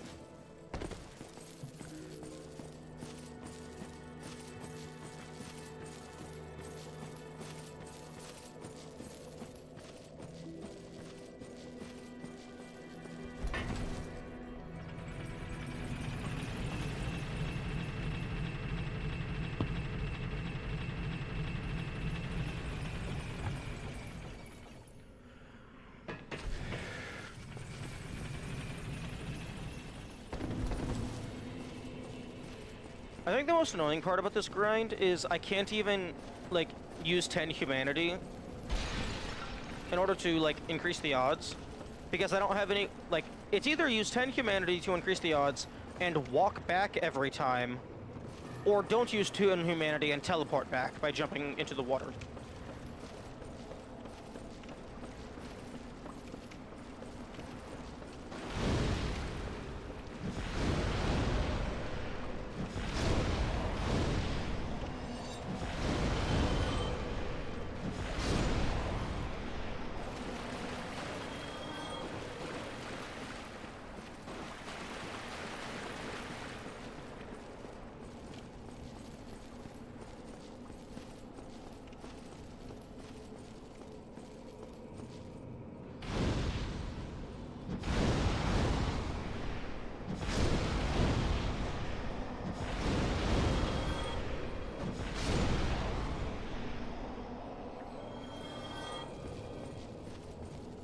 I haven't even been getting all that many transient curses either. I've only gotten 2 drops for that.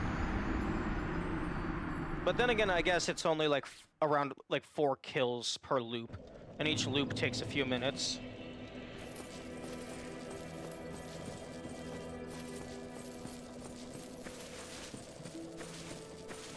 I think I'll do a couple more loops, see if anything bites, and then I'll try and go take out K-Log.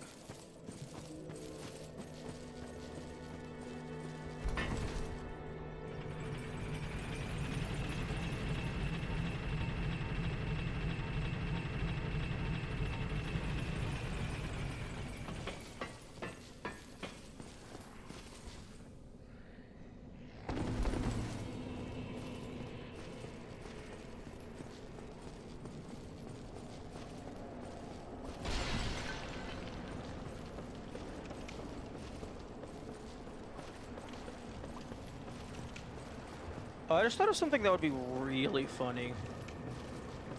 So, like, as I'm gradually making my way through the series, like I do Dark Souls 1, Dark Souls 2, like, Dark Souls 3, Bloodborne, whichever one, blah, blah, blah. But then, like, right before I get to, like, Elden Ring, which I imagine would be, like, the most hype of the list, I just randomly just pull it all the way back and play Demon Souls. Just the biggest cock tease ever.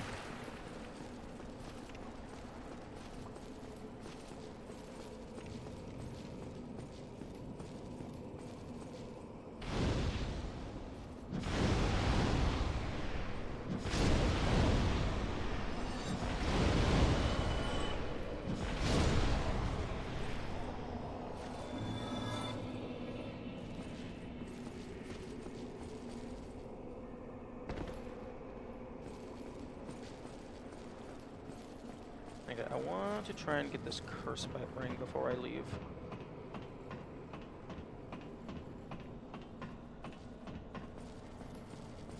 Although I can't fully remember the path thing to get to it.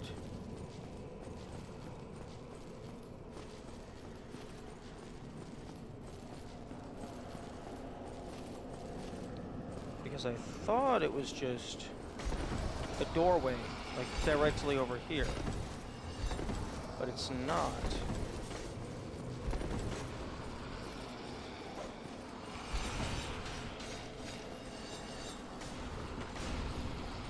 Is it over here? There we go. Demon Souls is on PS, only on PS3. It cannot be played on PS5. Oh. Okay, well, I have a PS3, so that's not an issue. The only issue would be getting a copy of the game.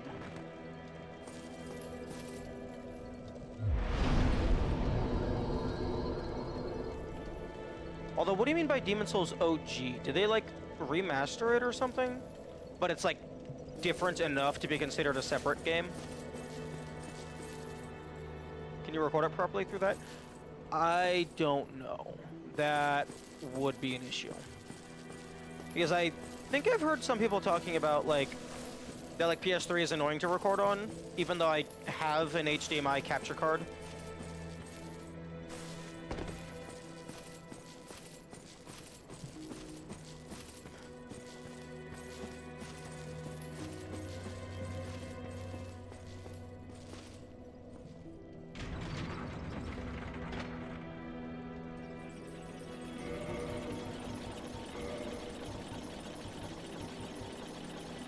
Demon Souls Remake was pretty recent. It changes up the combat. Oh. Oh, okay. So kind of like similar story, but different gameplay.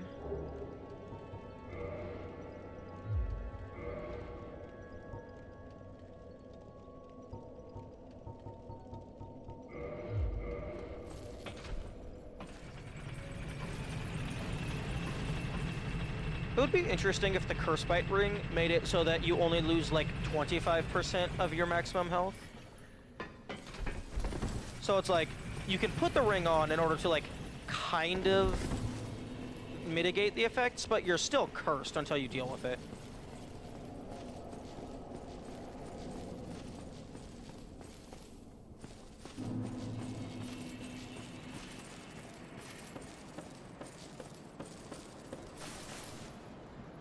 PC emulator with name of program is a good option, though.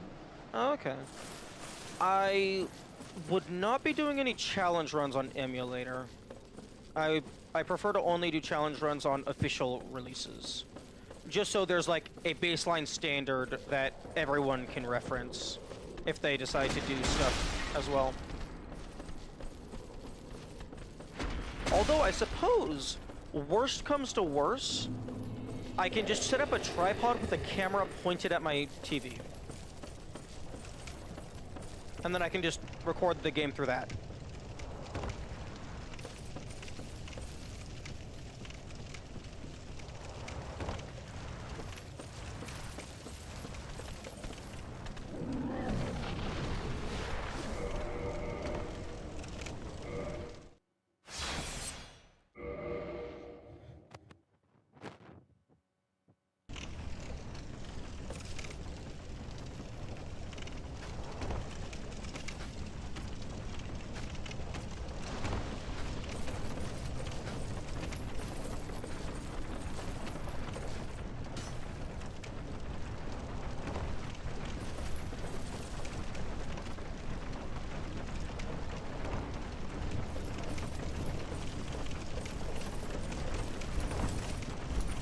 No. Fuck you. Did you play the remake, keep in mind that it came out after DS3 and Bloodborne? Well, I would be playing the remake after I played the original.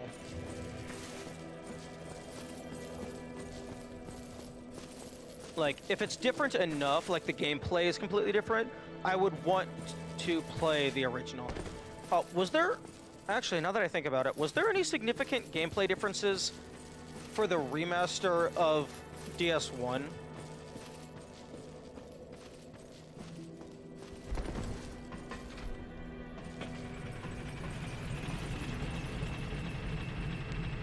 Or was it just, like, mainly visual?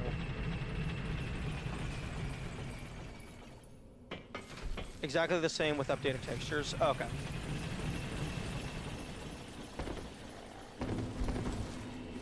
That's good. That's how I prefer it to be. Like, as much as I would... Actually, no.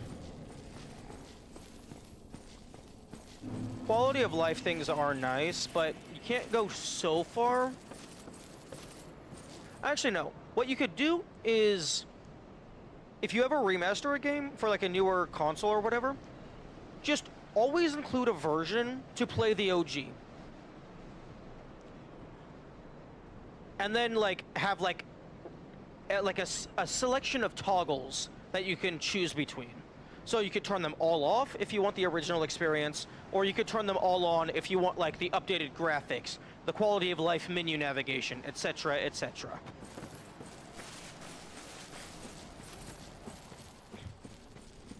Because, like, I think there was quality of life things added in the remaster. I think I've heard that. Like, being able to change your covenant from a bonfire. I think someone said that was new.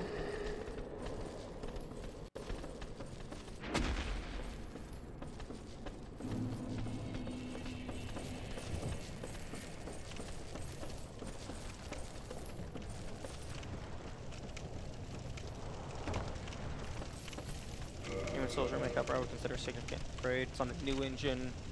Looks next gen, massive quality of life. How it looks, I don't think, is as significant as how it plays.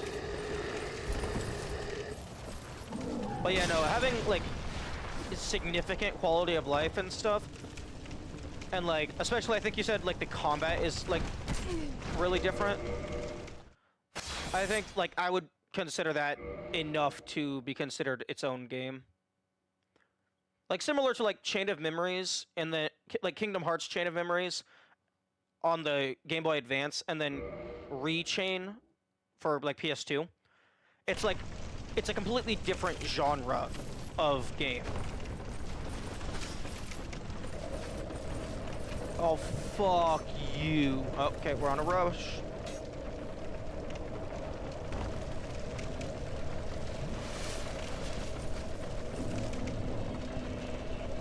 I gotta get to the bonfire because I do not have, purple moss. Well, I don't have blooming purple moss. As in smoother than OG? OG combat feels clunkier than remake? Okay, so like, it's significant enough that it plays different. So yeah, I would say that's worth playing the original and the remake separately.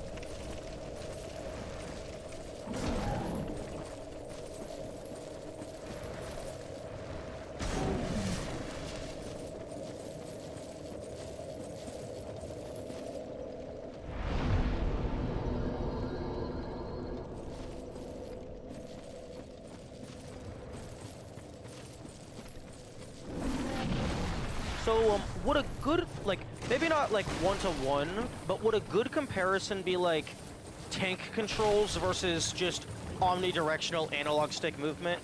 Like, that kind of clunky to smooth comparison?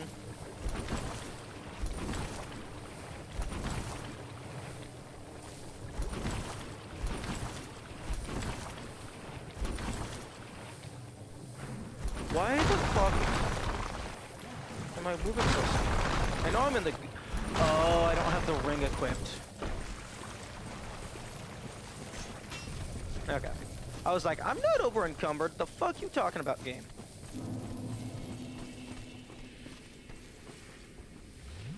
But I am cursed, so that's gonna be an issue.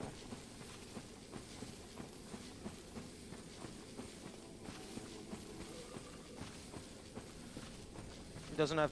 No, I'm not saying it has tank controls. I'm just saying that, like, tank controls versus omnidirectional analog stick is two ways of moving along the same path. It's just one of them is just a lot nicer feel.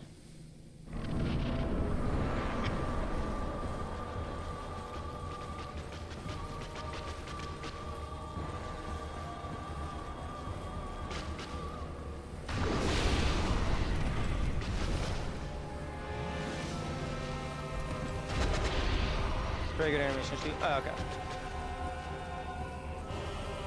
Stop spinning.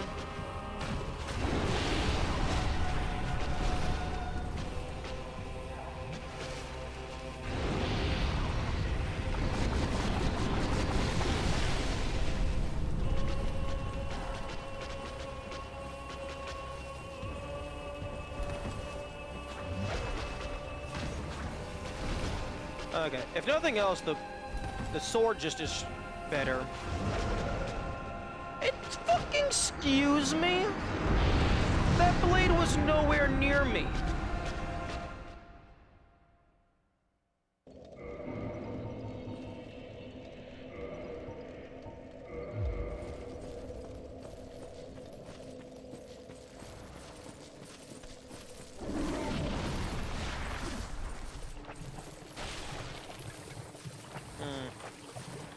I feel that if you're cursed, the invaders should still be able to spawn. As like extra challenge. Maybe they have like a lower chance to drop their items if you're cursed. Oh, but wait, they're all guaranteed to drop their items, so that wouldn't make sense.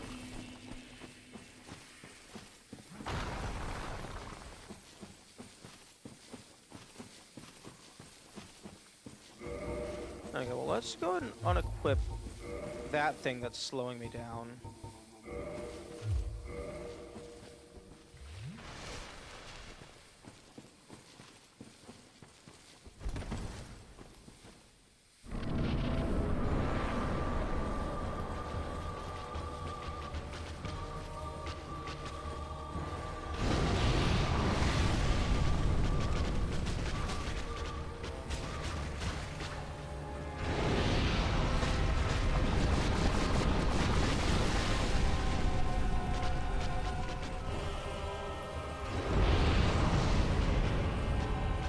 Okay, that's decent damage, even if it didn't proc bleed.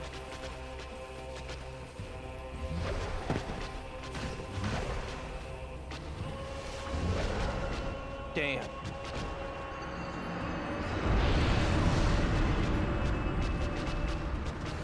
Although, I'm gonna fucking run out of durability on this thing.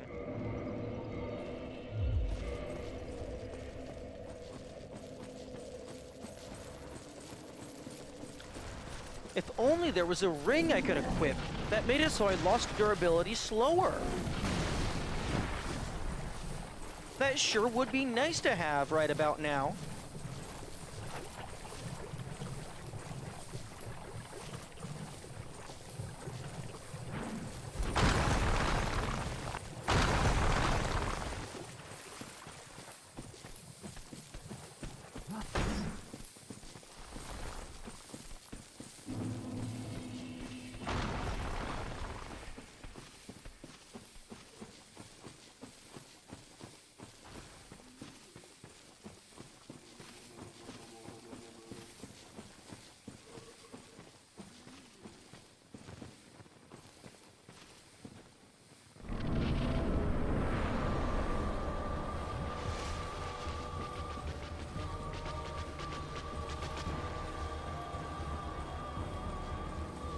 Can you stop spinning?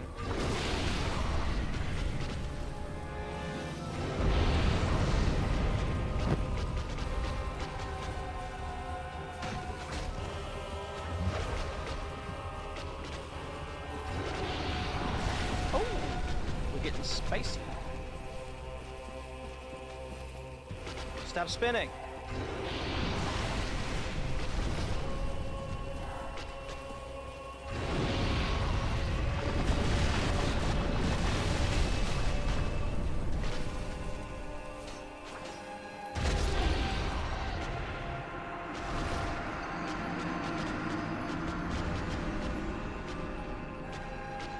Okay, I don't think going for the bleed proc is gonna do anything. I think she's only pretending to be resistant, and she's actually immune.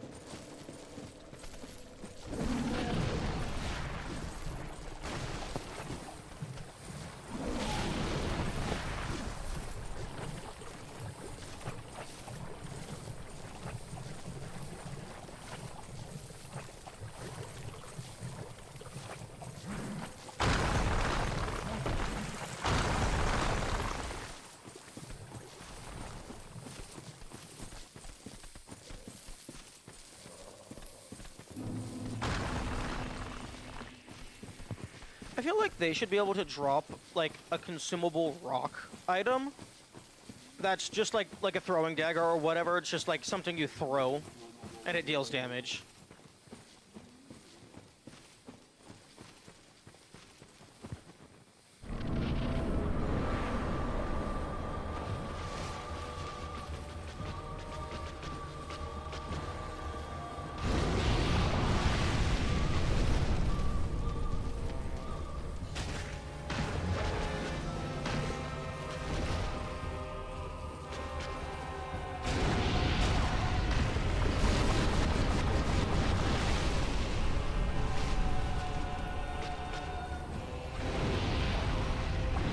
I'm gonna hide up here and see what you do. See how your AI handles this.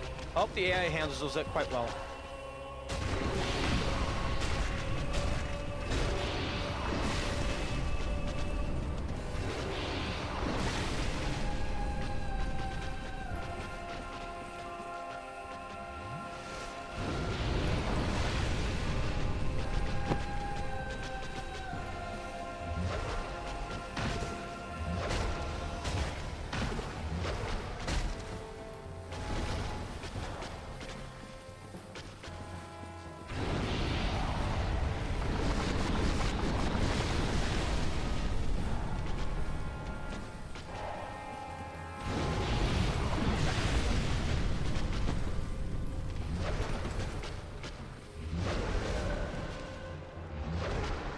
What the fuck?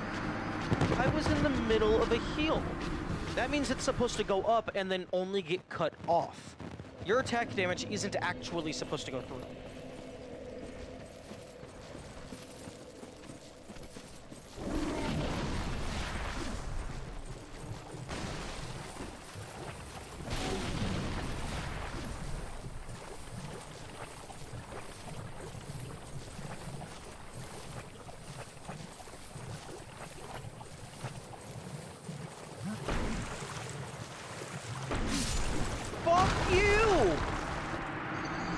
stop chasing me, you stupid pieces of shit!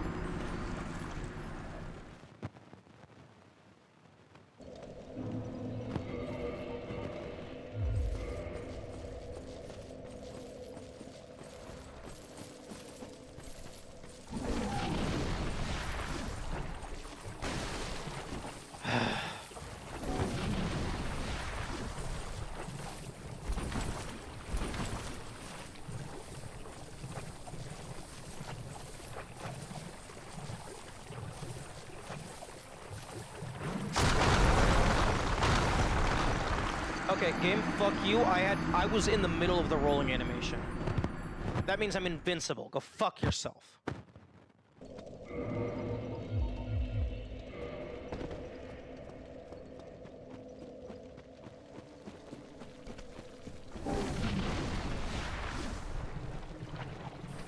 Get the fuck out of my way!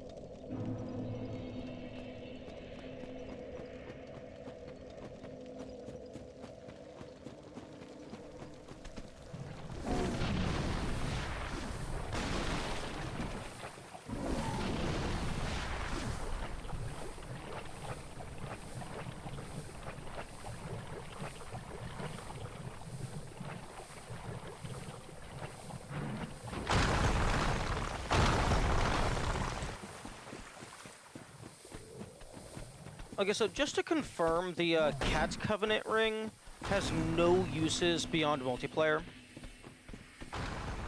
Because I would like to just remove it from my inventory so that it's not taking up space. Okay.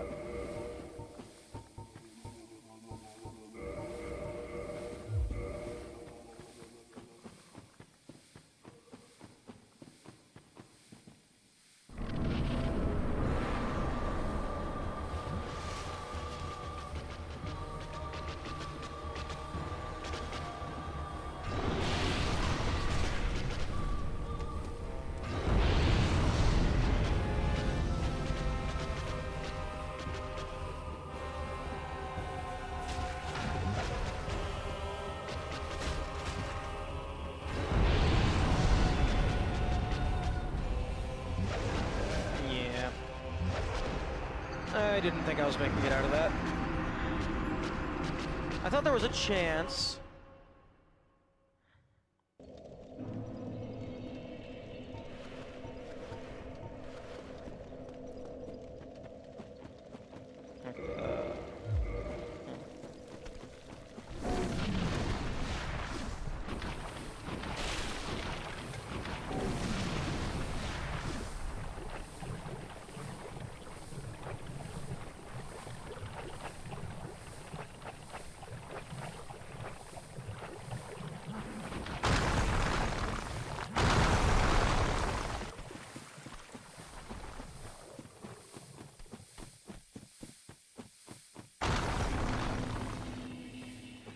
One thing that I find, like, an interesting implication that I find funny in this game's mechanics is the more susceptible to poison you are, the smaller the bar is, so it fills up faster.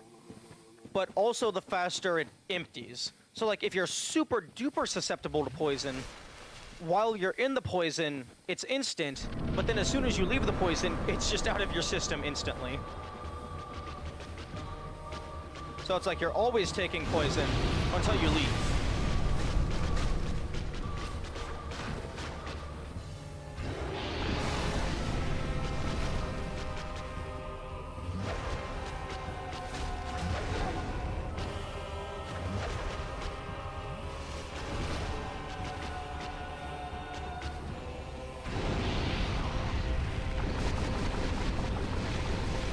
Yeah, this hug the neck strat, not all it's cracked up to be, because she keeps turning towards me.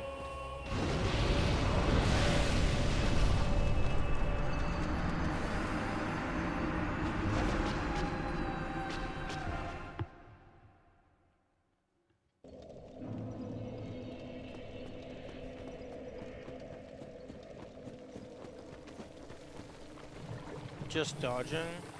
Yeah, but if I'm dodging, then I'm not attacking. And if I'm not attacking, then she's going to keep trying to kill me.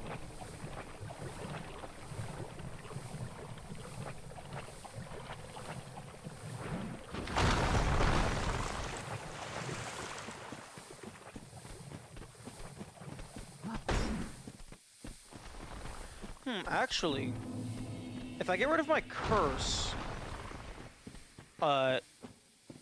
or rather, if I use if I tend, wait, no, fuck. The curse isn't associated with the I was going to say, if I use 10 humanity, then it's probably decent for me to use the Ghost Blade to farm more Ghost Blades. But the issue with that isn't that I'm cursed, it's that I can't teleport back.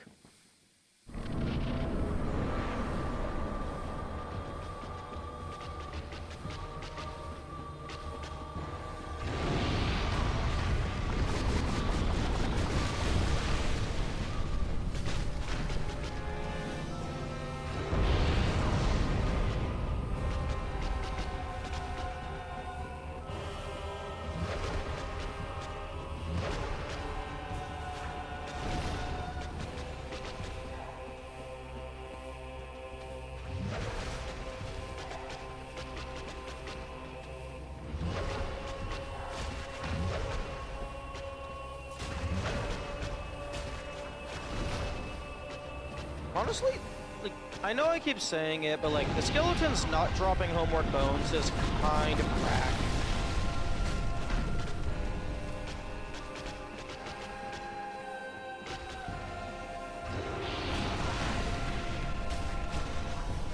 Oh, yep, I'm dead. I always forget that that attack isn't just the little leg pokies, it's also the entire abdomen. Oh, sorry, thorax. Wait, no, the spider isn't an insect, so maybe it's not a thorax.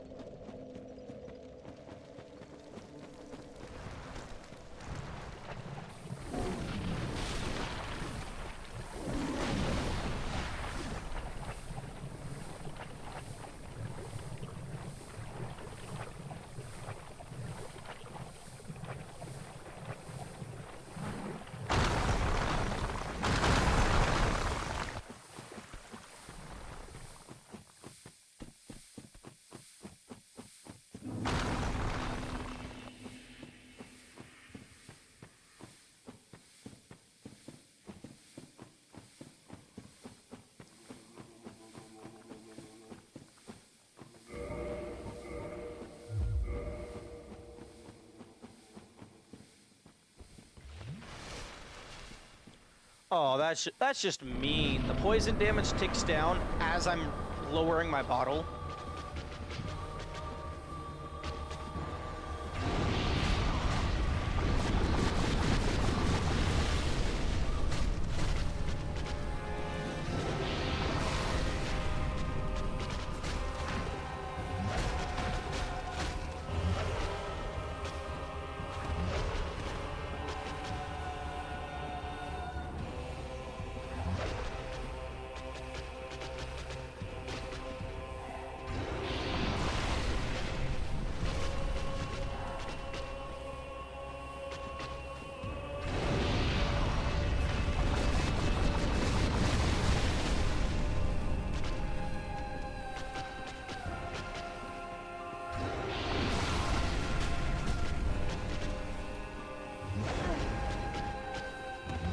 Wait, it didn't kill me.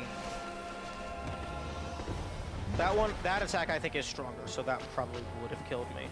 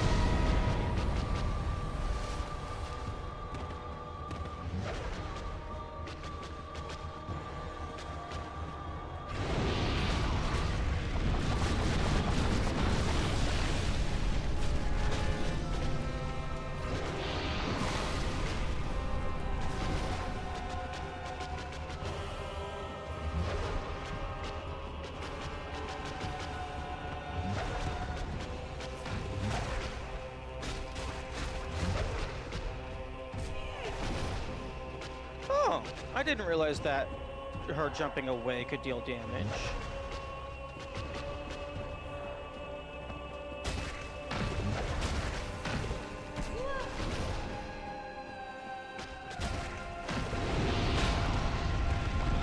Okay, well, I'm out of poison.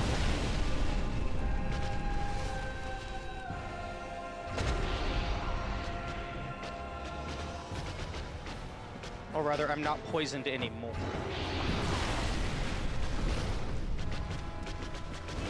Oh. What the? Oh.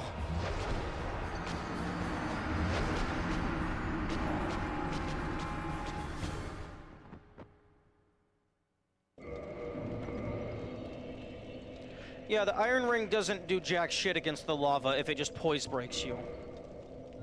And yeah, fucking absolutely draining my stamina. Not stamina, durability.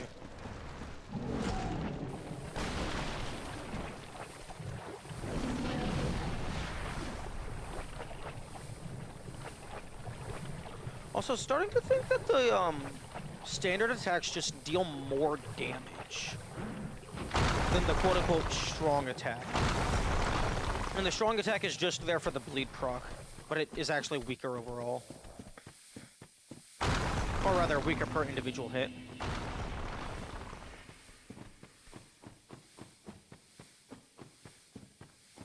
But I haven't actually been, like, looking at how much damage it does.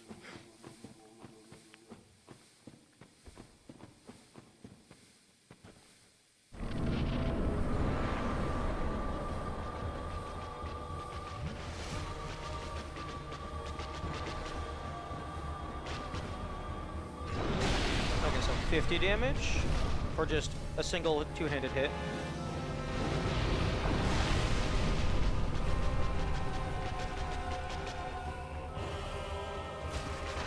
Okay, 64.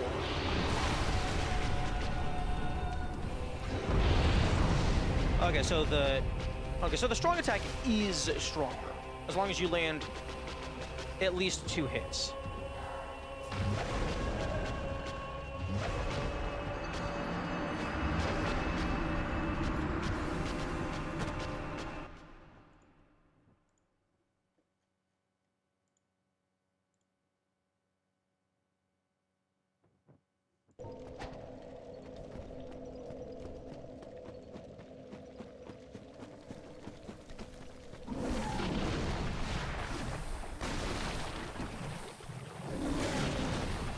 Speckled stoneplate ring looking kind of spicy right about now.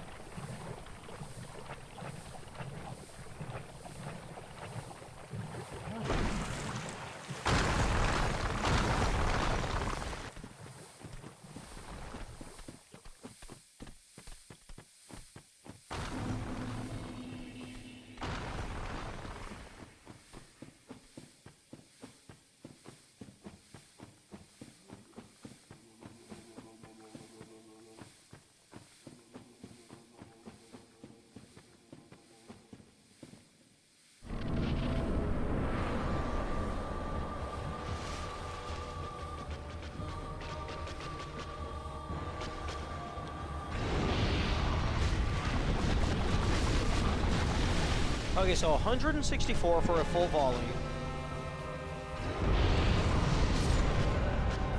Oh, fuck you! What the fuck was that? No, like, actually, what the fuck? I was so far away from her.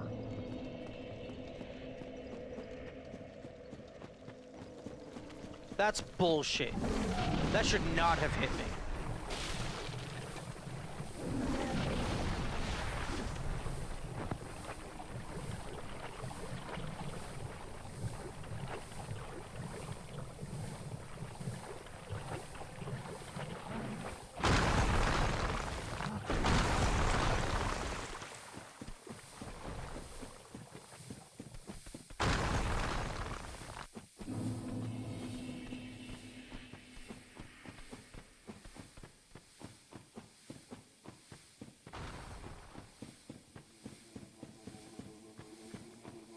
What if I just let myself get eggified? And then just just stun lock her.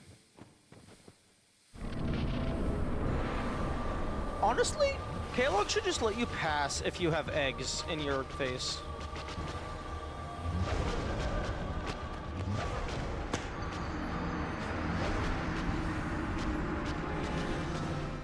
Ha ha ha ha ha ha ha.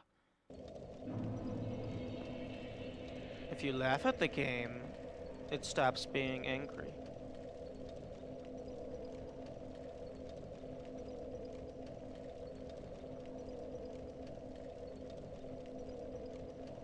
I wish I could have that. I wish I could just get absolutely fucked over and just laugh it off.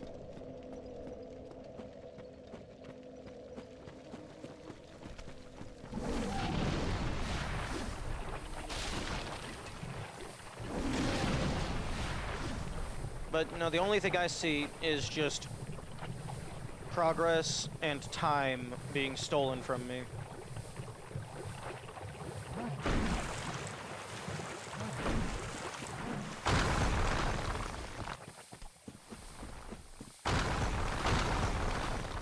I guess I can just try not doing that thing again. Just like, okay, that's not consistent, just I'll never do it again.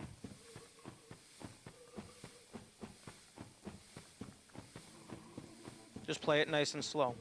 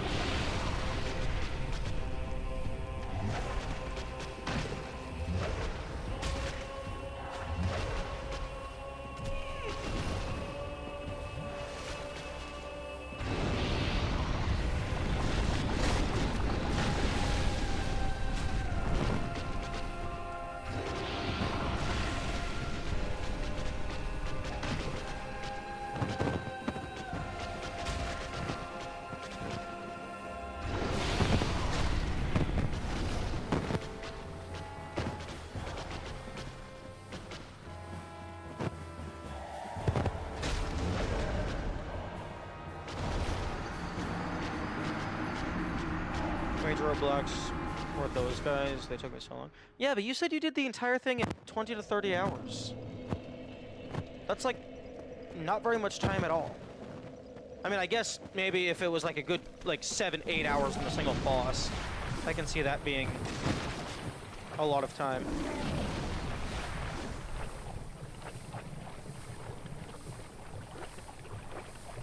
But like if I don't kill her before this blade breaks, I have to just leave. Because fuck you!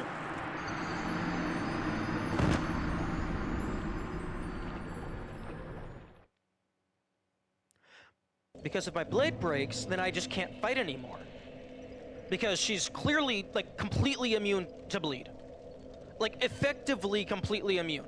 Because I'm using probably the fastest hit per second weapon in the game. And bleed is on a per hit basis.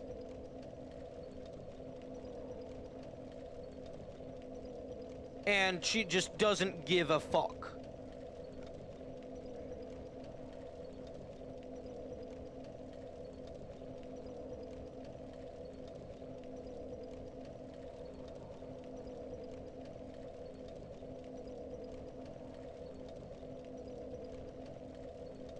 And I just really, really wish I could have, like, something fuck me over, and instead of yelling at it, my first instinct is to try and look at what I did wrong, how I'm still doing it wrong, and how to avoid it in the future. Because clearly, just running in a straight line towards the door is only semi-consistent. Sometimes it doesn't work.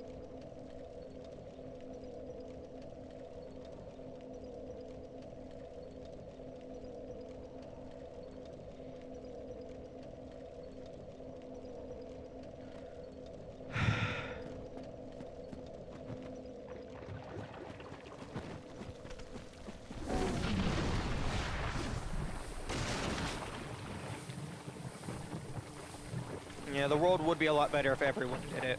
But to be honest, right now I would settle if I would just do it. Is like best solution, I guess, is just run wide so that I only aggro one of them, so the others don't jump me. Or I guess I could just leave. I mean, I do have access to Lower Undeadburg. I could go and get the Sneaky Sneak Ring. But if I have the Sneaky Sneak Ring, then I have to give up one of these.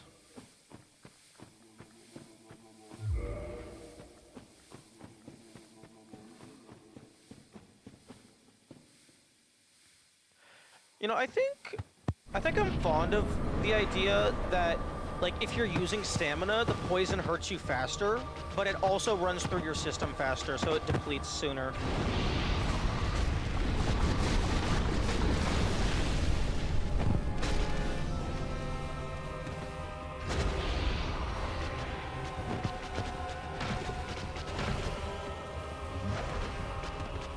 I think that could be interesting.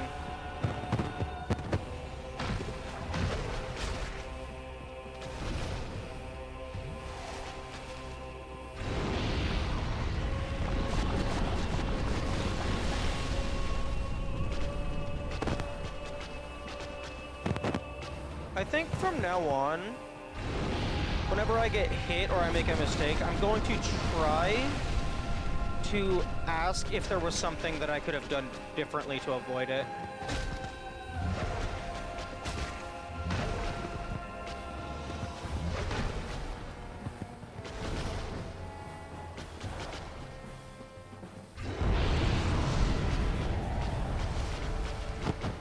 Because then at least, like, I can try and get better at that specific part of the game.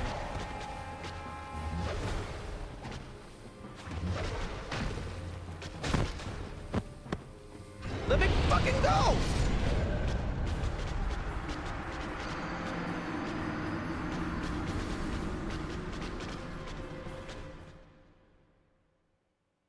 Okay, well, bad time I got caught up in the mess of her legs. Which normally is what you want to have happen with a pretty lady, but not this time.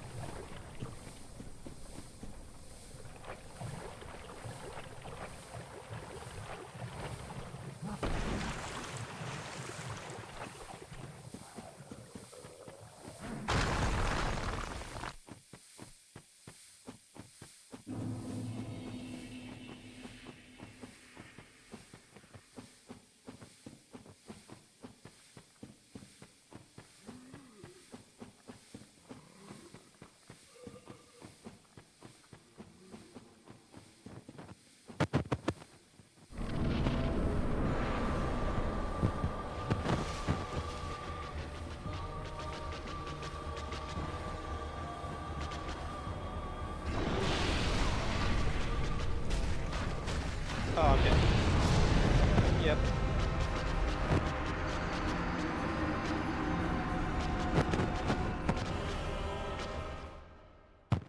Okay. Yeah, I guess going for the full assault isn't always the best play. It does leave you very open to kaboom antics. Especially if you're, again, caught on all of her legs.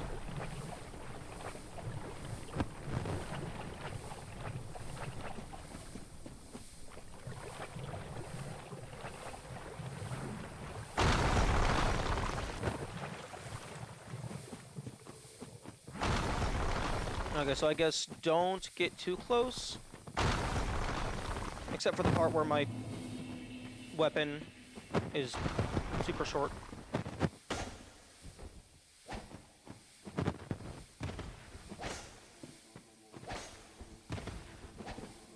Oh, that's cool. It has a special attack if you do it immediately after a dodge roll.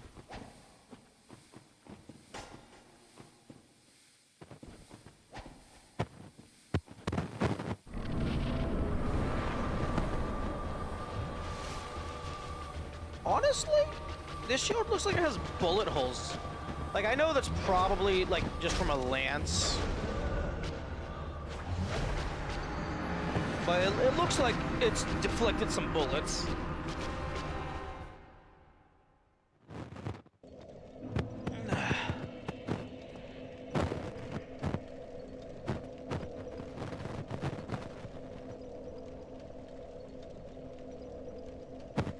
I guess it could just be like single impact. So like a spear. Or something.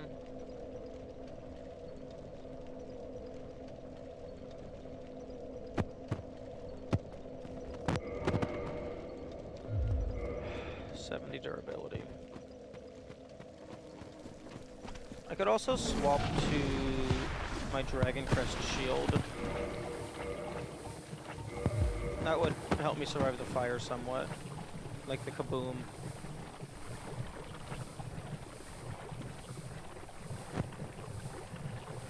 But also, the shield is limited.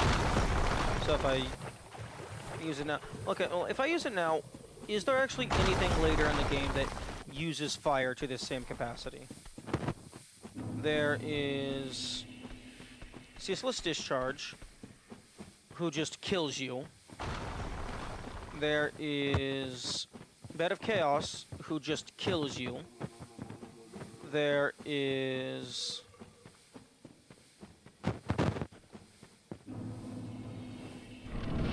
Centipede Demon. Maybe?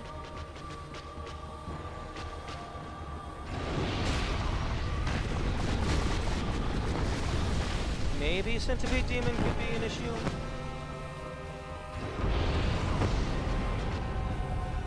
Maybe... Asylum Demon? Although... For Asylum Demon, you're...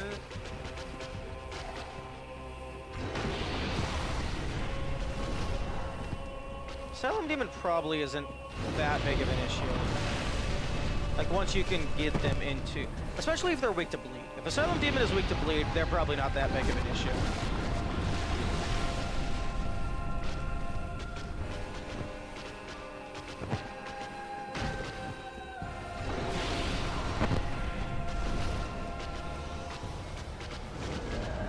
What the fuck?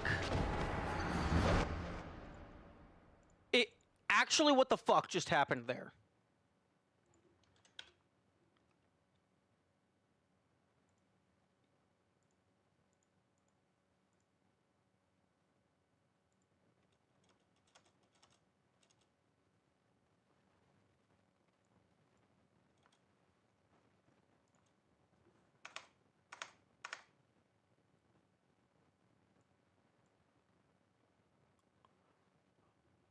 Oh, you've got to be fucking kidding me.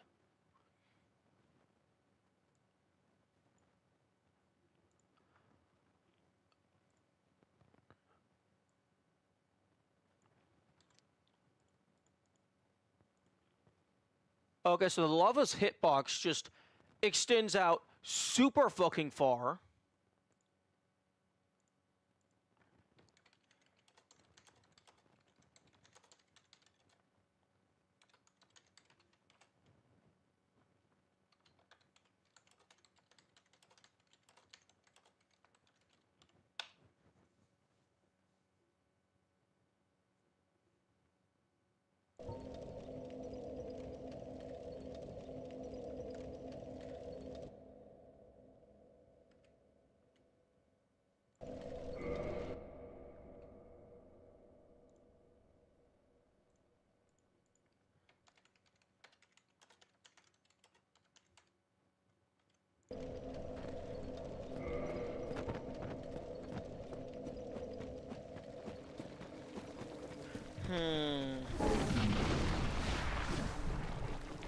I could maybe go power within shenanigans.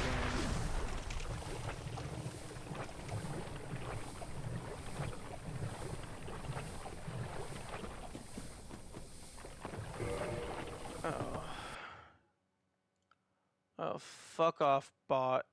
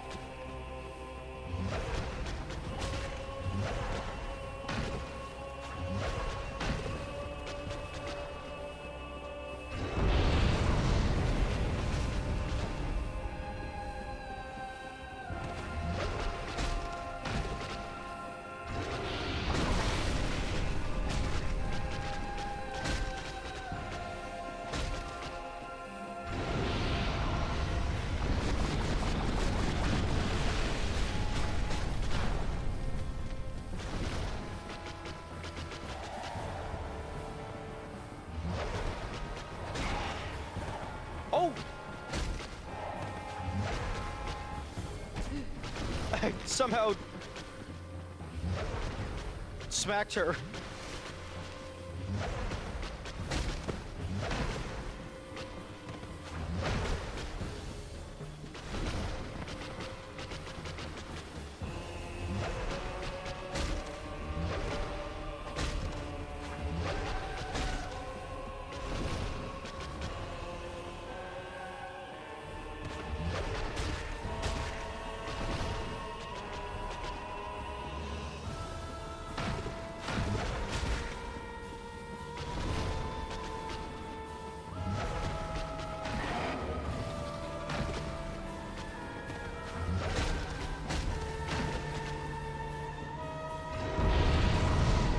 Okay, I'm out of poison.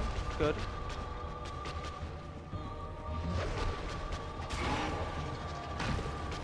Oh, I'm up on the slope.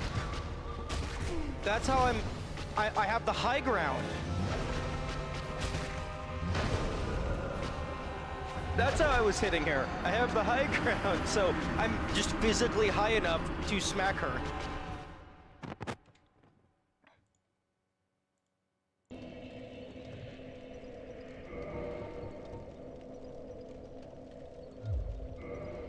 Okay, no, if I'm... Okay, I'm not actually using the Dragon Crest Shield, I'm just defaulting back to two-handing. So there's... If I'm just gonna be passively two-handing, there's no point. Passively as in subconsciously.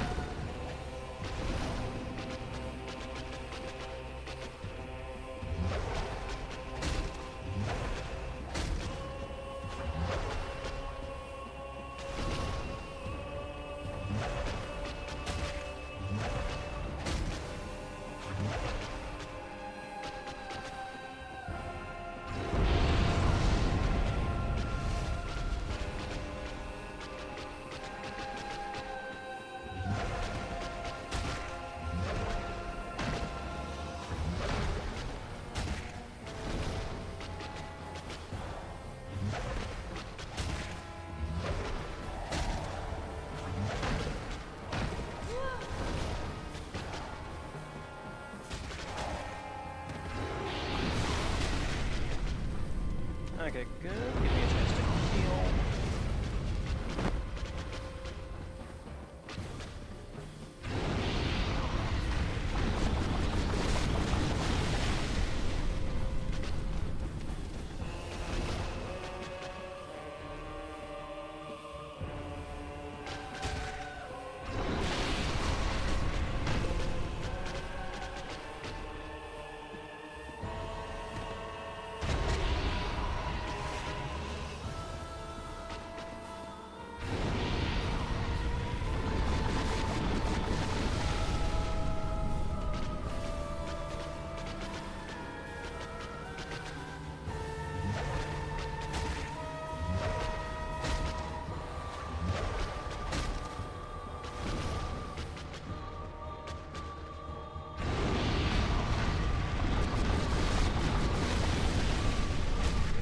Okay, that's halfway.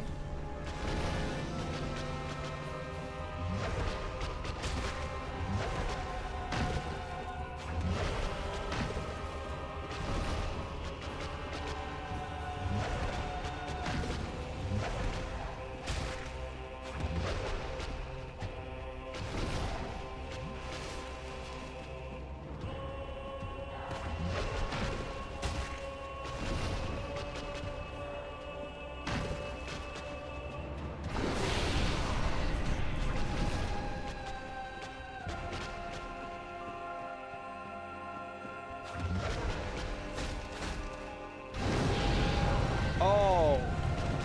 Fuck! I forgot about that attack.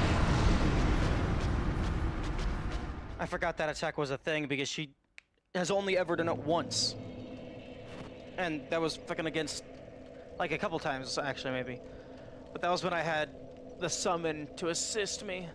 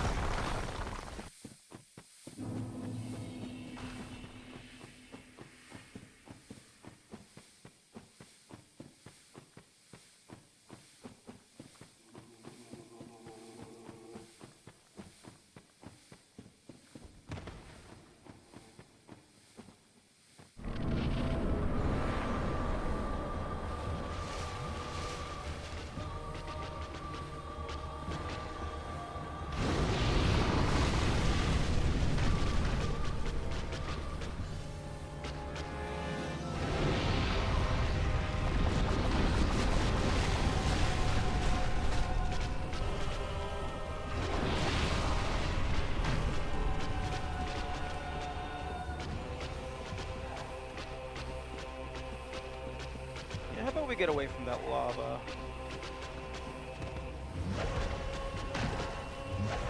Okay, I thought the spider was about to do like a bite attack that I've never seen before. Yeah, I wasn't far enough away. I was concerned about that.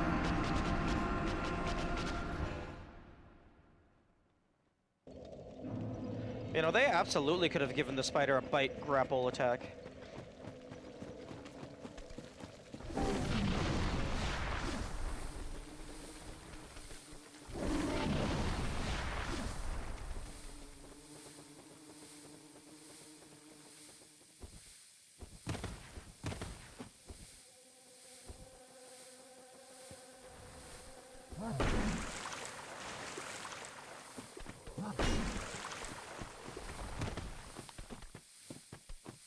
Interesting. There's no dodge roll sound effect for if you're in the goop.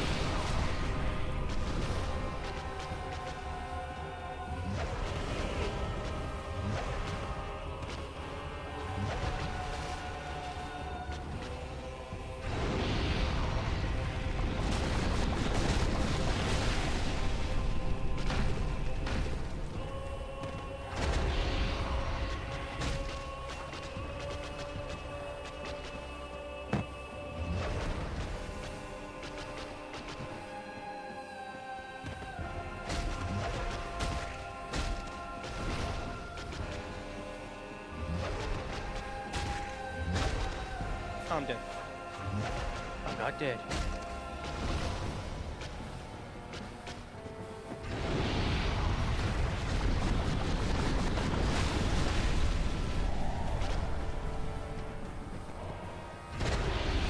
I wonder if she has any, like, weak points. Like, maybe her legs take more damage than the body or something because they're, like, harder to hit slightly.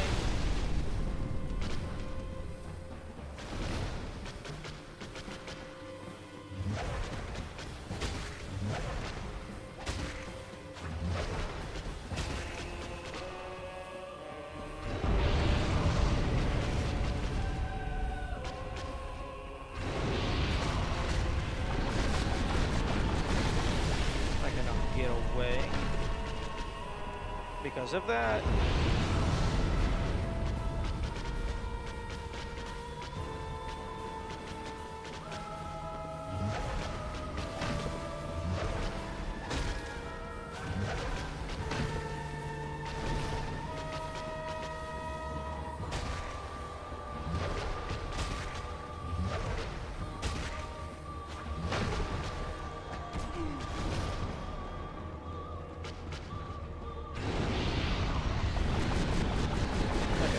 Poison. So now we enter phase 2, where I'm not constantly draining health.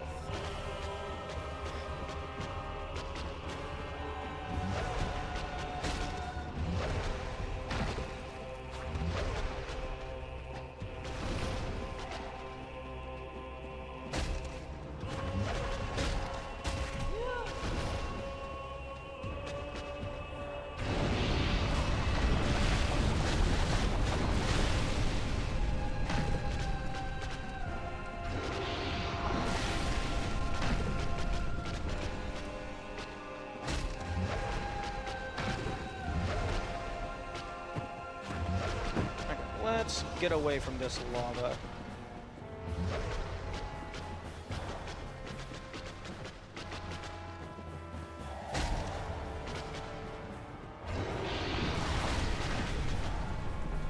Yep, not going for a double there. Or rather, I did go for a double. I'm not going for the septuple.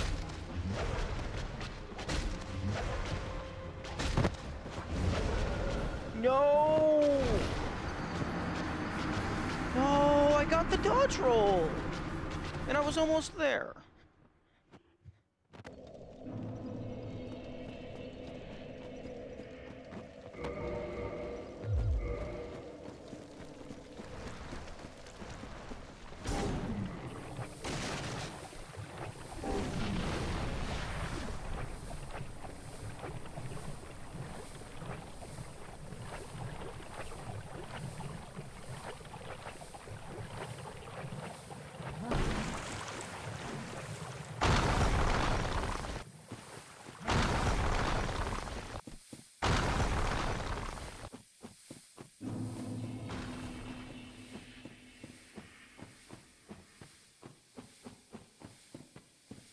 Almost there.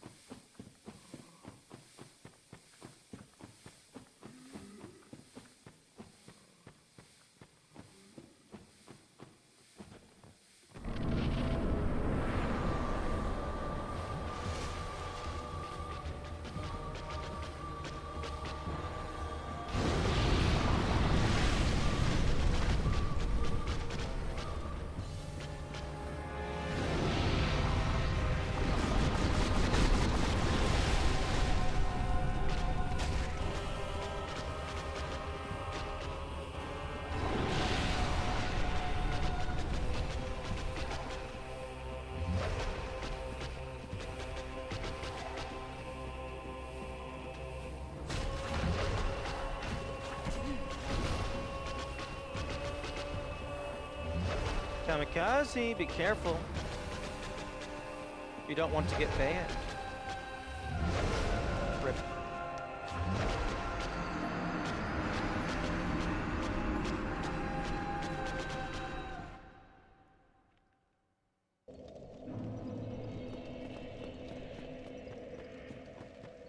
Yeah, I don't... honestly, some of these bot spam things feel like the strategy is to just cast a net as wide as the ocean, but with holes big enough to let through a cruise liner. So that only the stupidest or most ignorant of people will actually fall for it. My guess as to what they mean by that is, like, join the stream, as in, like, stream together. At least that's what it's, like, presented as. But more likely than not, it's just you add them on Discord, and then they're like, hey, something, something, link, something, something. And then your account gets compromised.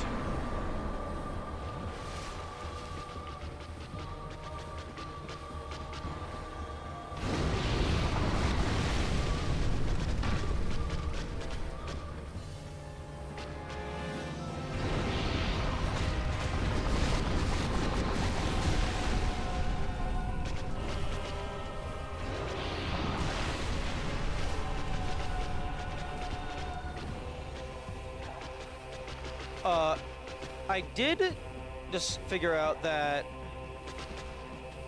if you actually have the high ground... Oh, I'm dead. Yep. If you have the high ground, so, like, she's slightly below you, it's actually possible to hit their upper torso with a dagger.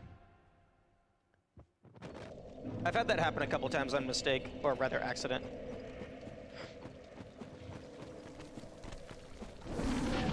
Although my dagger is currently at less than half health.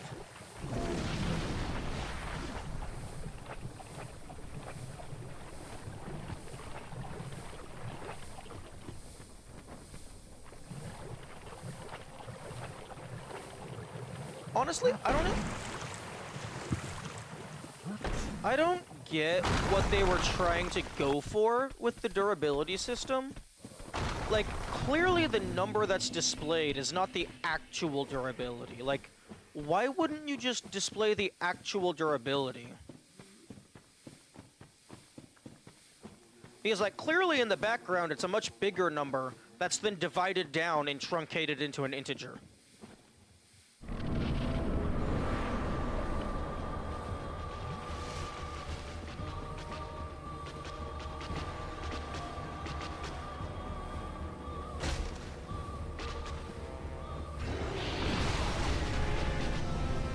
Let me go!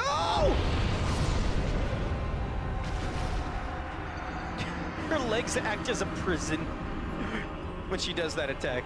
If you're not already on the outside, you're fucked.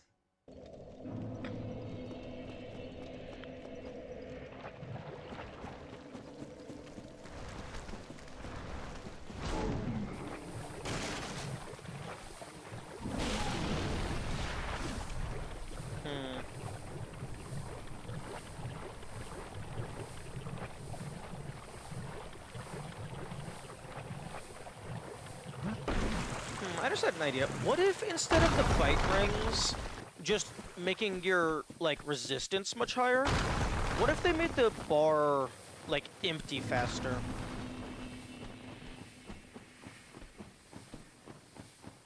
So, like, as it, like, I guess for the poison bite ring, that might make it to where your resistance is, it drains so fast it perfectly counters the swamp.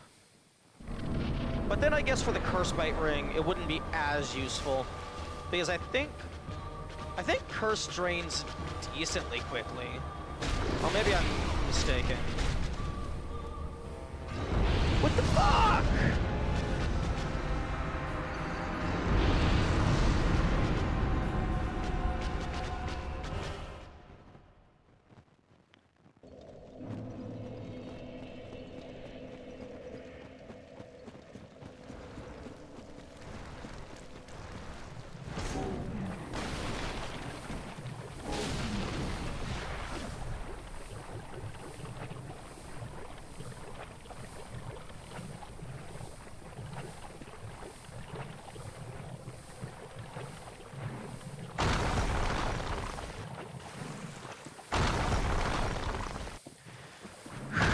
I'd like to be done with this boss, please.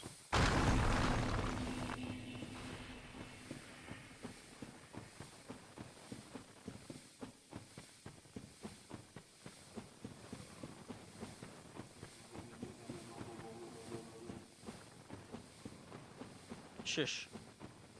Shush. Let me salvage. Or... salvage. Savor. Let me savor this victory.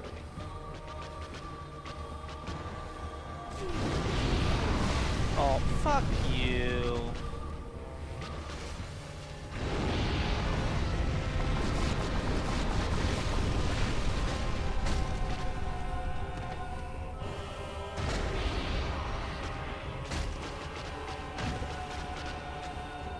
Like, let's go over here away from the lava.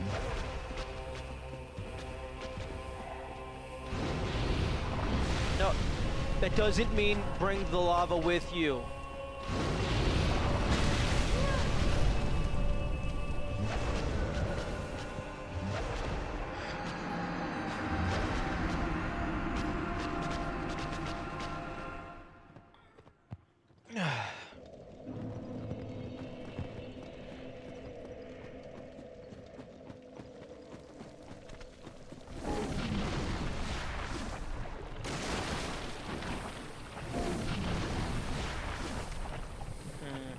At least Sif isn't gonna be too bad. Because they're basically the dodge roll tutorial, they have like 2 attacks, which is nice.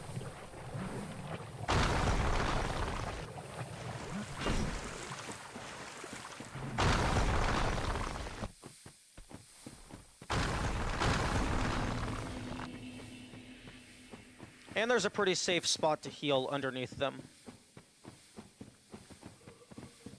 Gargoyles, I don't think, are going to be fairly simple. Gargoyles are hell. Anything that's more than one boss is hell.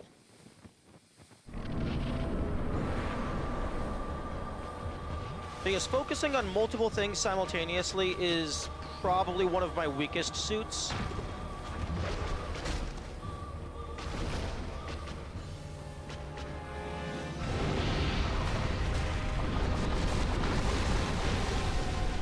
Yeah, I don't think I can put gold pine resin on a jagged ghost blue. At least I would assume I can't. Like, I know it doesn't really have any fancy modifications, but it is a cursed blade, and it's a twinkling titanite weapon.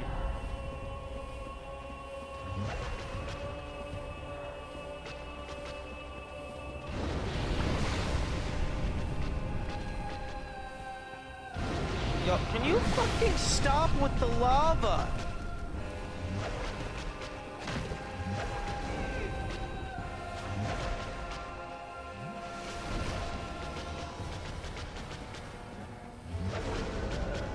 Game! Why did you not... I pressed the dodge roll button!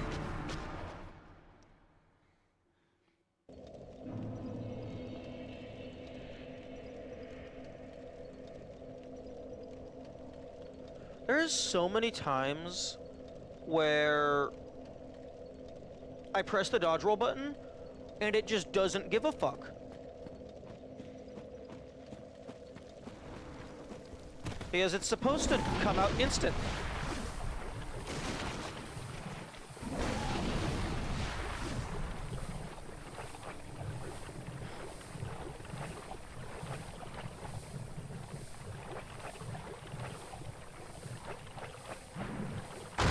Are you even able to get critical hits on most bosses? Because I'm pretty sure that's just like exclusively the Reproche, backstab, and plunge attack. Like, there's some bosses where none of those apply.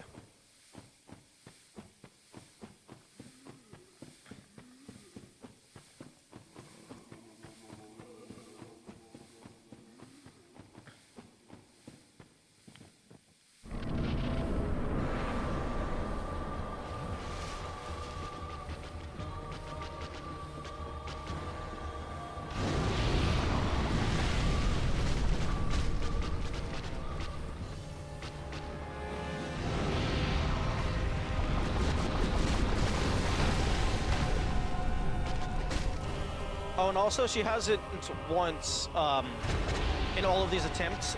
Never once has she activated bleed.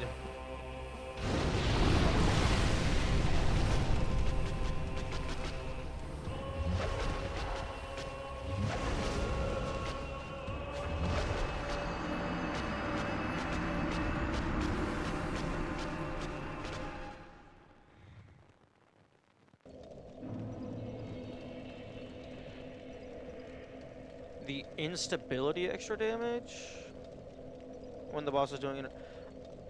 I don't. Well, okay, when I'm saying critical attack, I'm explicitly talking about the critical attack mechanic.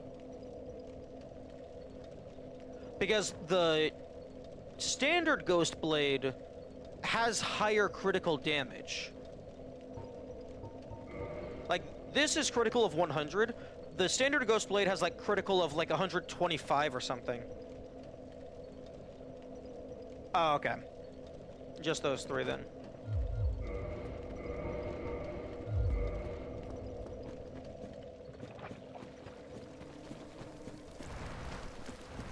Okay, so it might be good to snag one of those for Gwyn.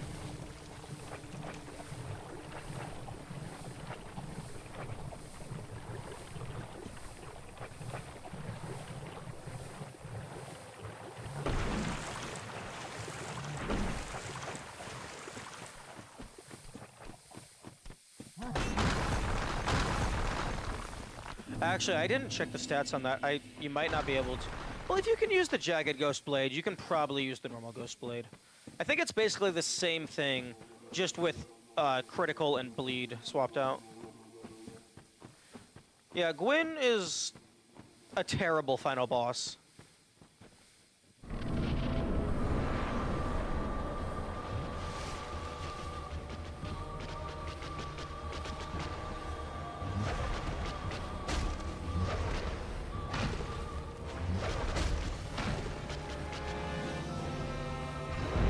Like, I feel like they should have done something, anything, to where you can, like, fight a harder version of Gwyn. Like, maybe Gwyn's difficulty scales with how many bonfires you've lit and, like, how far you've kindled them.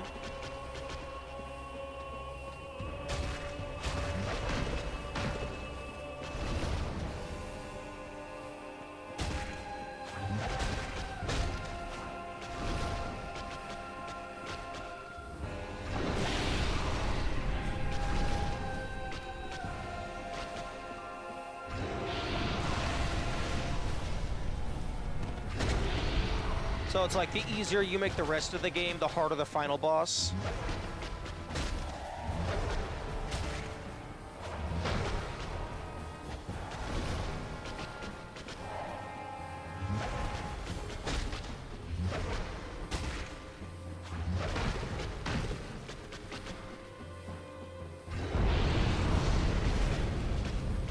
So if you want the true ending, you have to like max out every single bonfire.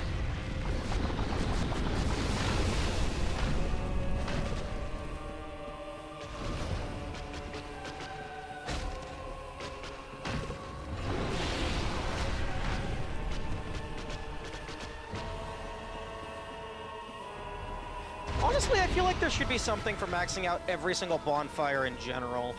Just because, given of like how, one, gameplay and lore thematic that mechanic is.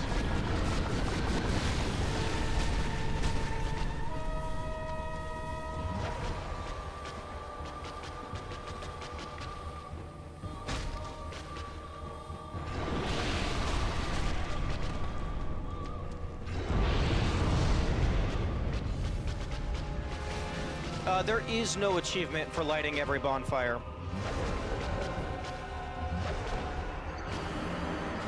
So that guy near the very start of the game, who posted in chat that there is an achievement for lighting every bonfire, they lied to me.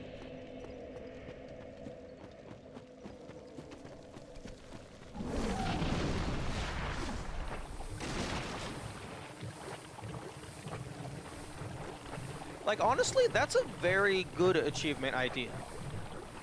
Like, it's something that the player is going to want to do anyway, but because there's some hidden ones, like, you're gonna have to actually put in some effort. It would also, like, fall in line thematically with, like, how most of the achievements, if not all of them, are just checklist achievements. You have all the bosses, get all the spells, all the rare things.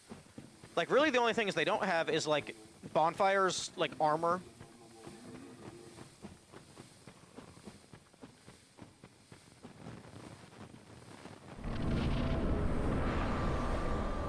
Like there's the Covenants.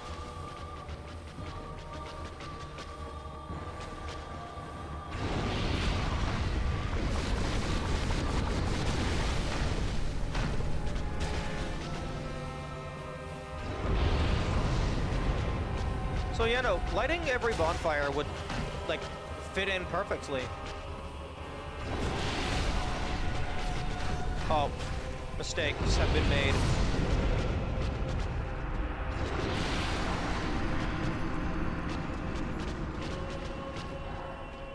I assume the answer is no, but does the light roll invincibility last long enough to survive the entire explosion if you time it properly?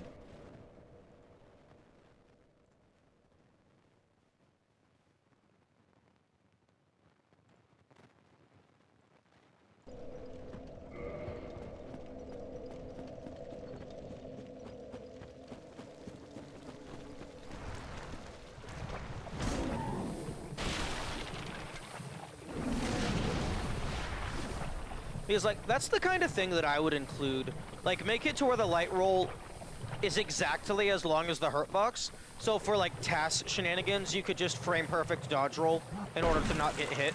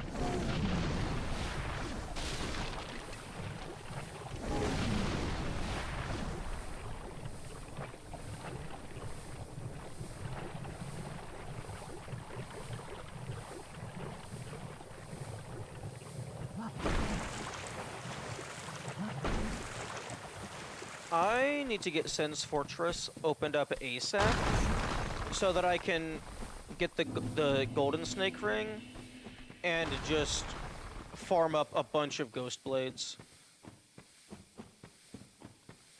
I don't know what would be the, like, I don't know if there would be anything better to farm in terms of, like, weapons that are farmable that we can also use.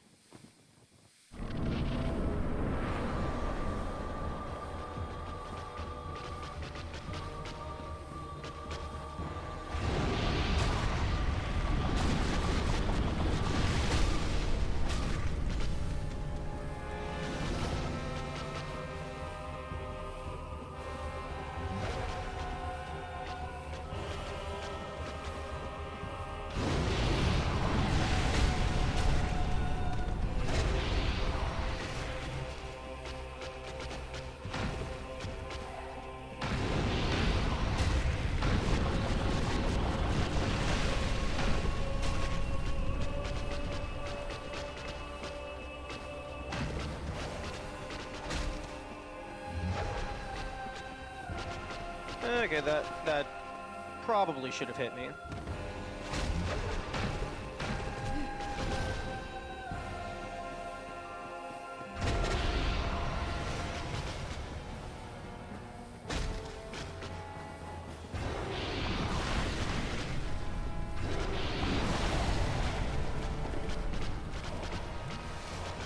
Nice shot.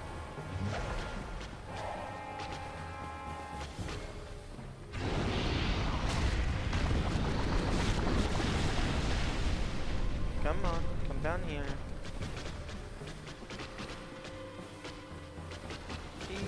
greedy, greedy.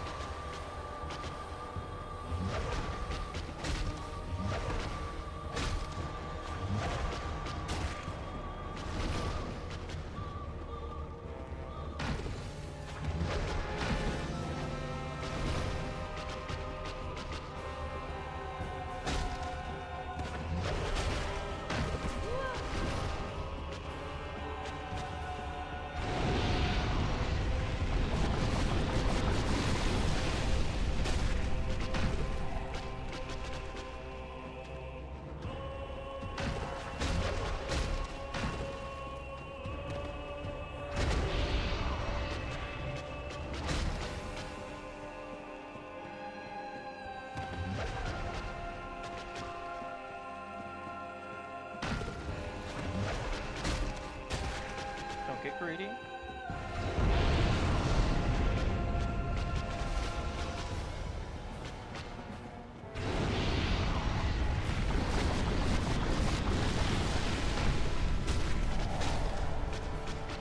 Don't get greedy. Okay, now you get greedy.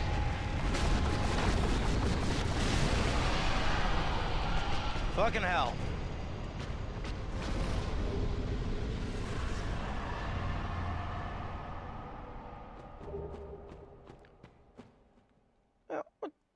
Fuck you blocking my path.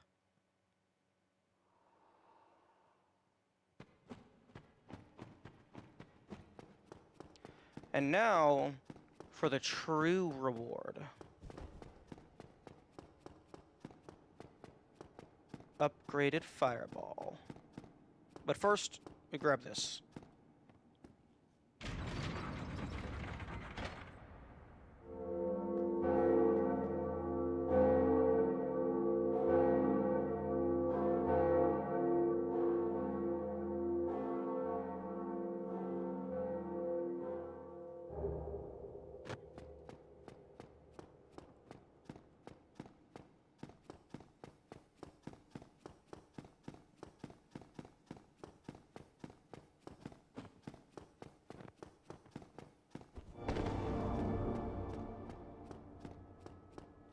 Do we care about this man?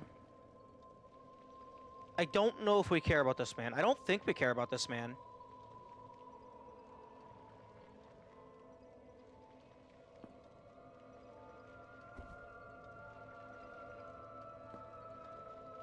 I knew it! I knew it! You will not get away with this. No, no, don't kill me in one hit. You're not a fucking boss. You shouldn't be killing them.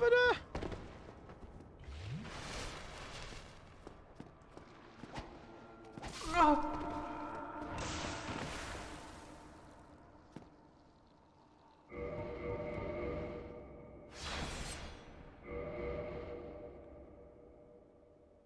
It would be cool if, like, instead of, like, selling us the pyromancies, he just gave us one of the fancy pyromancies.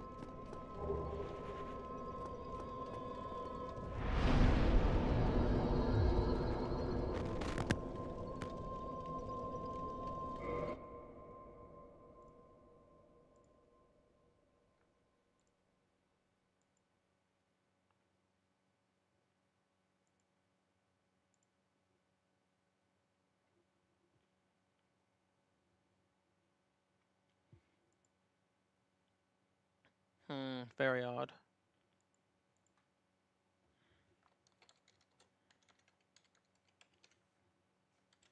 Okay. I didn't know the Magus despawned if you quit and reloaded. Yeah.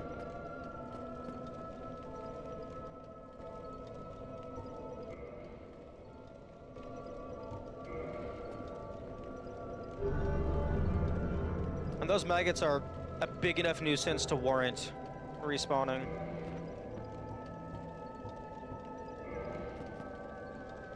Okay.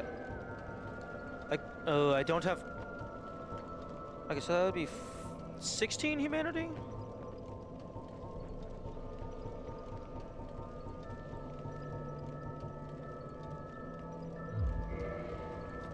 Ceaseless discharge early kind of depends on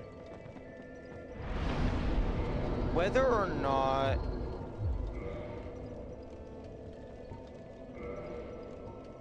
like there's going to be significant upgrades for us to gain access to. I'm definitely going to grab the fire-resistant armor because I mean, why not?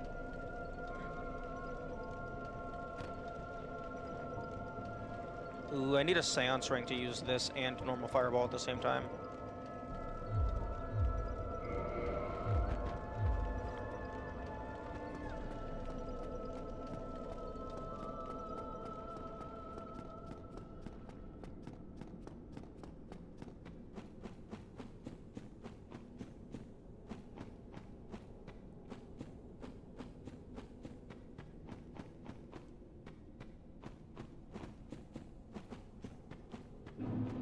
Like, I think the only reason to do Ceaseless Discharge later would be as if we get access to a better weapon later.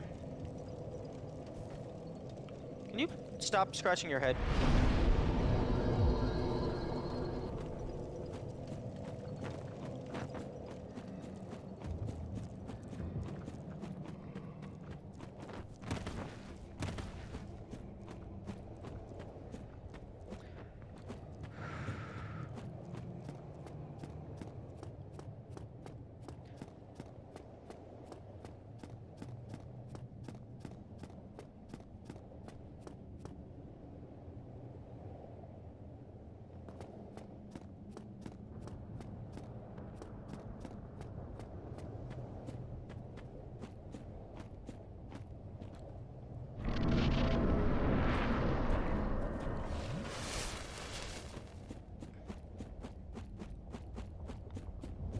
Scratching your head means you're infected? Wait, really?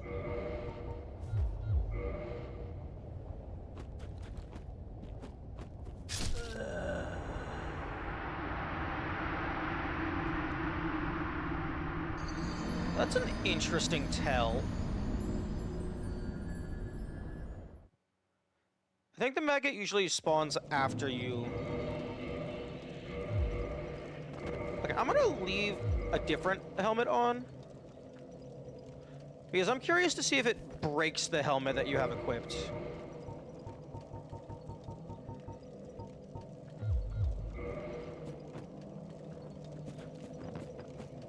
Or if the helmet just delays the inevitable.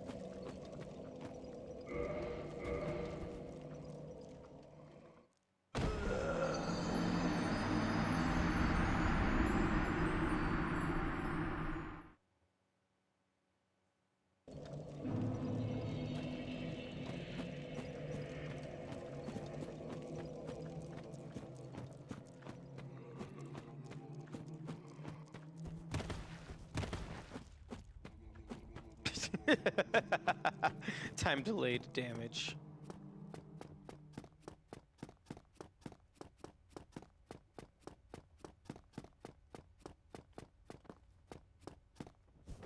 Oh.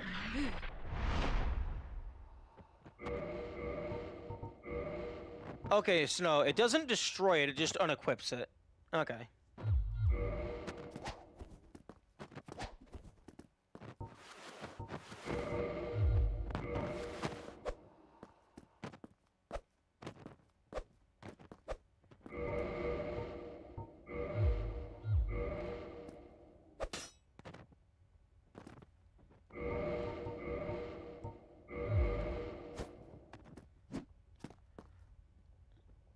The attack isn't ready?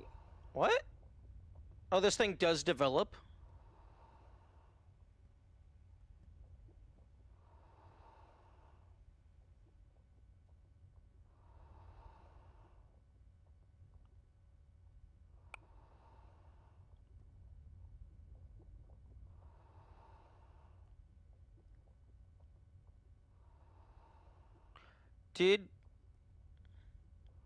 Does... Well, only attack after you get a threshold amount of...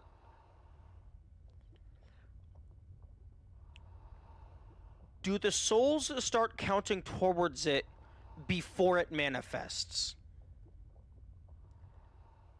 Because Inyugi infected me and then I killed him. So part of those souls might have gone towards the maggot.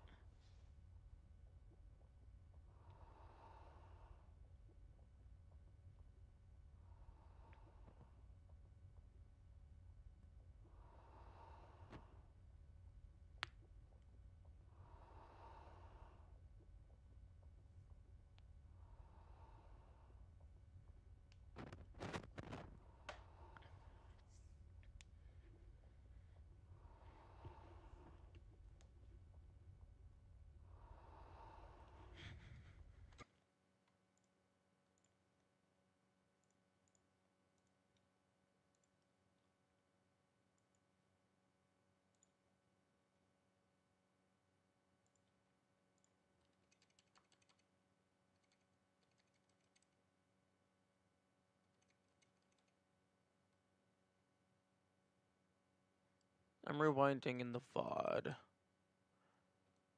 so I can see how many souls Inyugi gave me.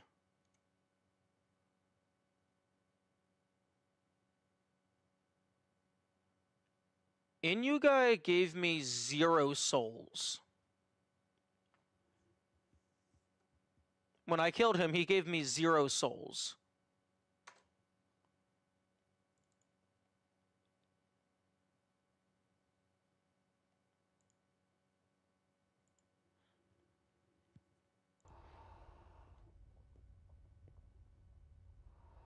If you don't want to deal with this. No, what I'm concerned about is if collecting souls before the growth physically manifests adds towards the egg, that is using souls. Like there is no way around that. I would consider that to be using souls.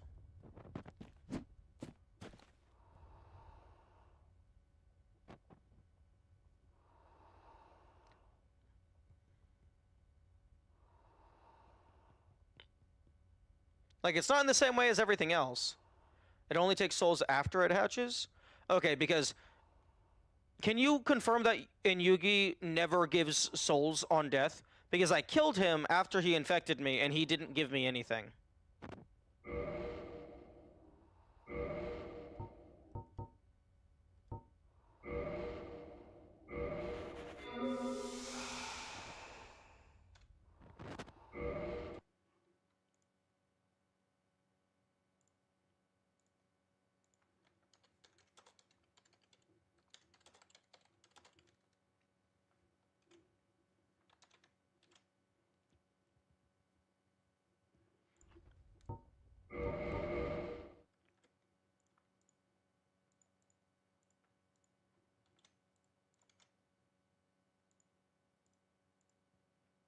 He gives 0 souls? Okay, that's good. Thank you, developers of the game, for that very convenient oversight.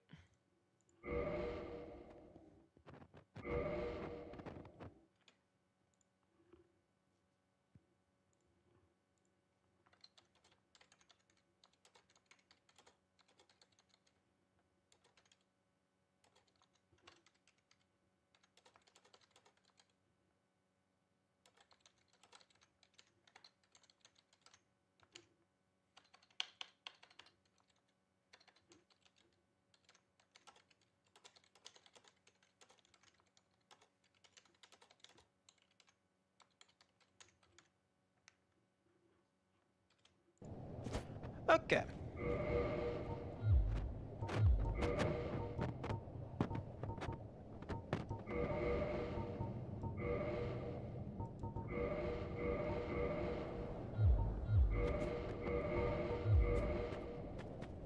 The larvae do drop souls, so good job not killing them. Yes, indeed. That's a very good call. That's just pure luck.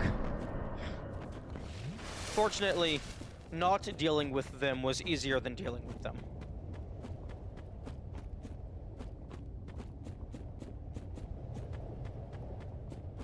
Like the dark sign, that's kind of like wiggly hand, but I would say that like the larva thing is definitively like the player gains like positive benefit from it developing.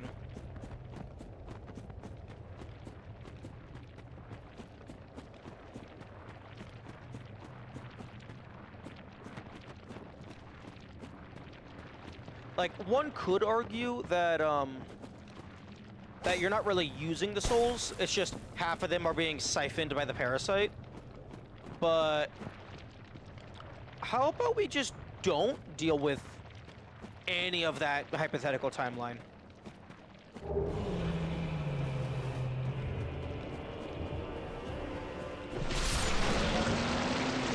Nice. I actually don't know if I've seen that attack before.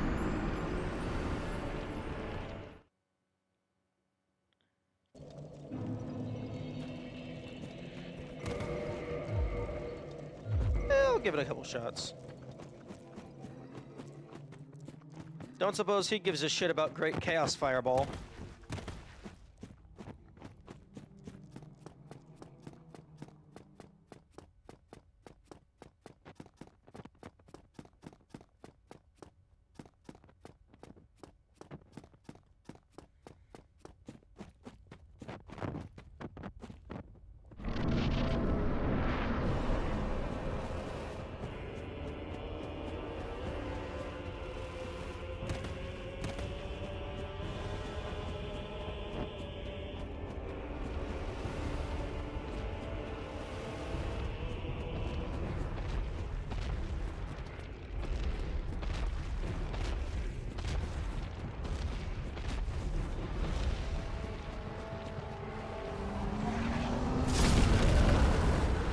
What the fuck is that hitbox?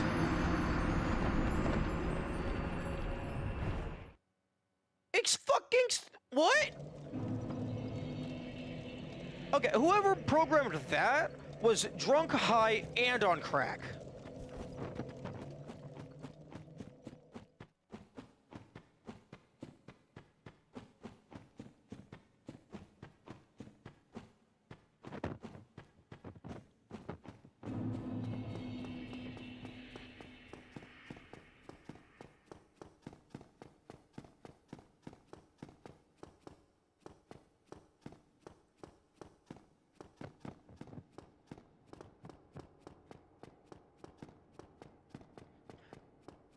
One thing I do like in this run is that, like, Homeward Bones have, like, much more significance in this run because they are a finite resource. Like, the luxury, like, teleporting back to a bonfire has gone from, like, an implied right to a very exotic luxury.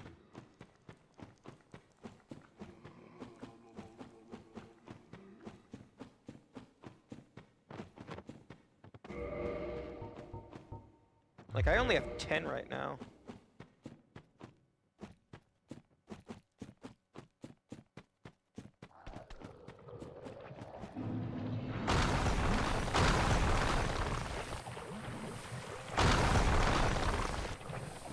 Like, I'm pretty sure most, if not all, of Ceaseless Discharge's attacks kill us in one hit.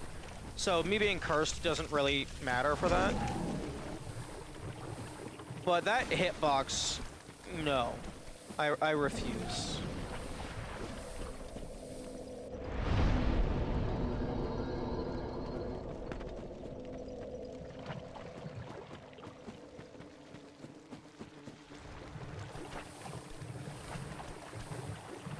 Okay, I'm going to attempt to get power within. Oh, blade is broken. Well, low durability, rather. But that's gonna make it deal less damage. So, 30%. Interesting. Oh, I'm dead. Okay. I am am going to grab the Firekeeper Soul on the way out. But yeah, I suppose we can give gargoyles a try. Unless there was like... I might want to get another Ghost Blade though. Unless there's like a better farm available. Like a better weapon for us to get. I might do Sif. Because Sif season. All bosses, yes. I could go for Stray Demon.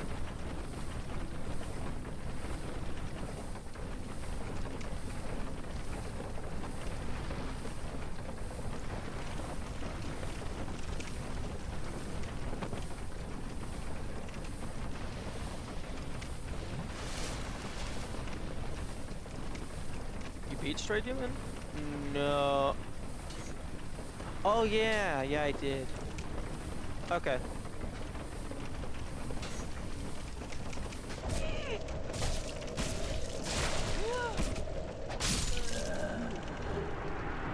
Okay, take out one of them at a time. Actually, wait, no, don't fucking take out one of them at a time. Just run past, grab the thing, die a painful death.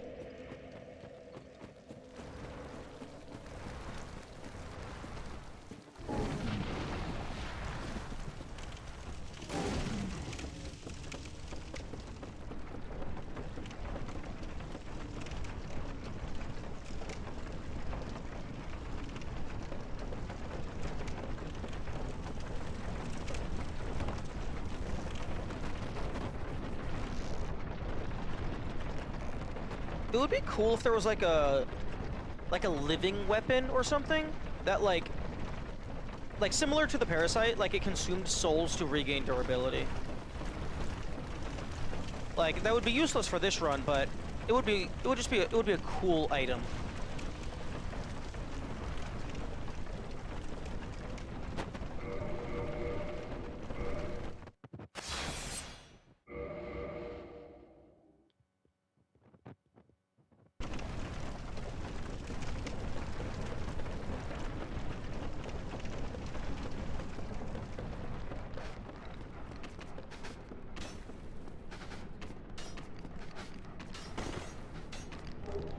Okay, kill me. Gotta go for today? Okay. Have a good night, day, thing. And thank you for the luck. It will be utilized to its fullest potential.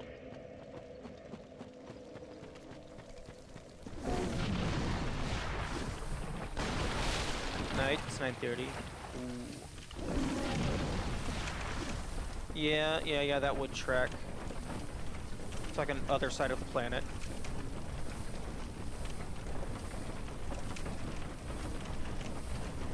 It's almost noon for me.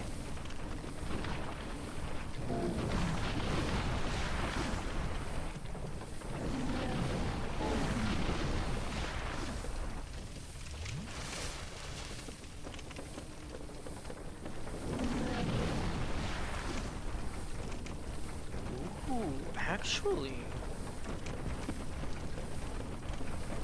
I can use the, instead of like getting another Estus upgrade, I could use the Firekeeper Souls for like the Chaos Covenant progress.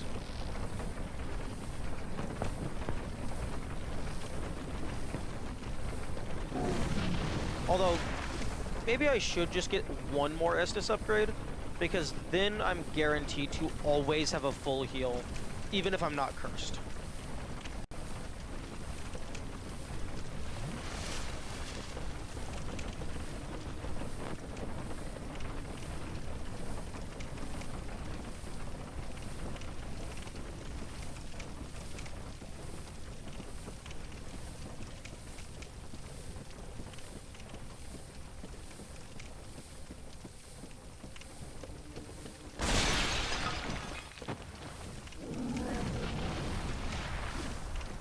Because, like, humanity is, like, an infinitely renewable resource if I just farm it. The Firekeeper Souls are much more limited. So using them for their exclusive purpose is probably better.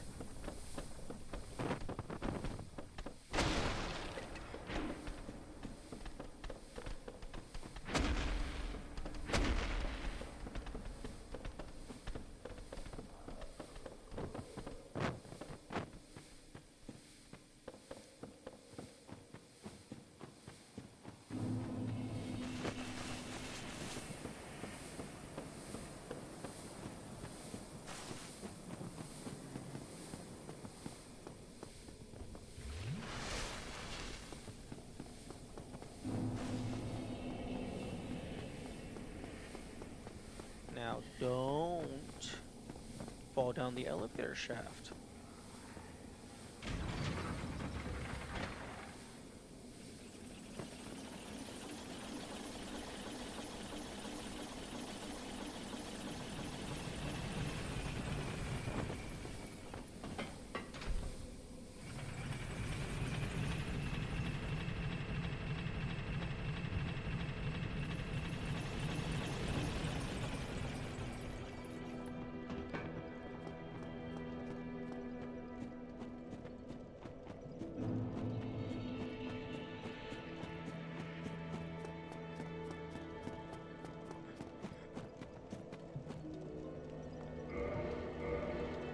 Okay, so +3.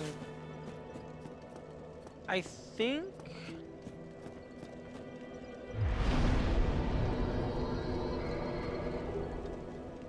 Oh, actually, no. With the Mask of the Mother, and then potentially the 2 rings that give you extra health,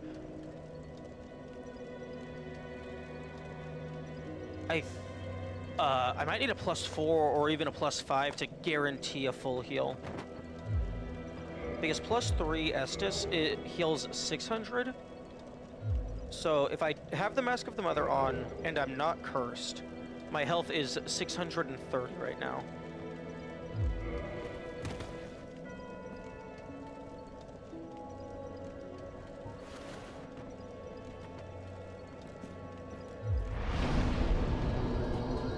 Okay, hopefully Great Chaos Fireball can just one-shot the ghosts, because then it's the same number of kills per loop, but just faster, because I don't have to spend extra time per enemy.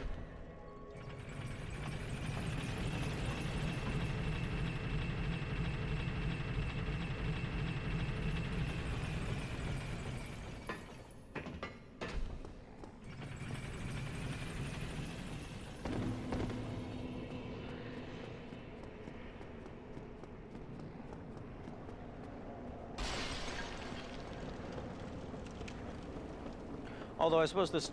Actually, no, even if missing doesn't matter, because previously if I missed one, that was still -1 ghost regardless.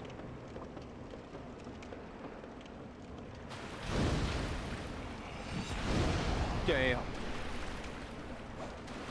What? Fuck you!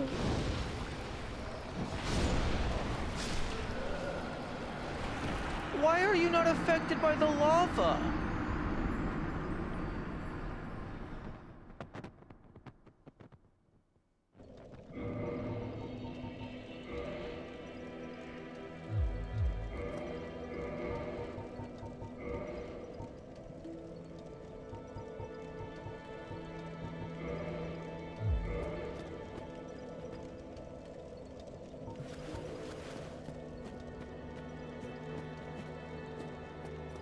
The lava is spawned from the magic of a cursed person.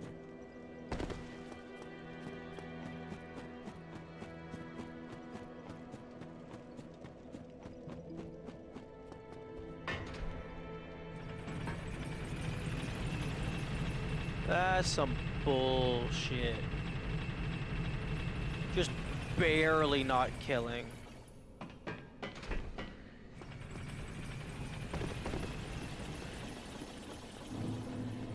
And unfortunately, I don't think there's any rings that increase the damage of pyromancy. You got miracle rings, you've got sorcery rings. I don't think there's anything for pyromancy. Although, that might be because traditionally you can just upgrade your Pyromancer Flame directly.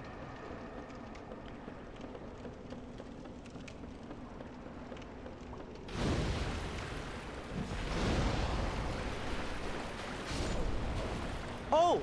Okay, so they are affected by the lava. Kind of?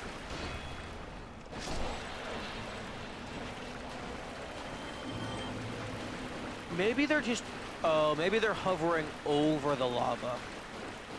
But if they happen to go too low, then it hits them.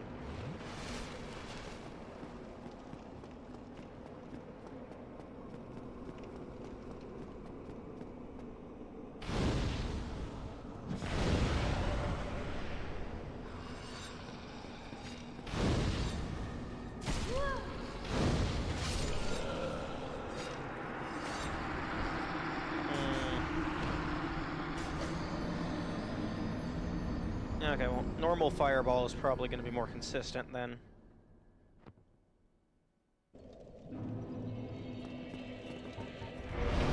That's unfortunate.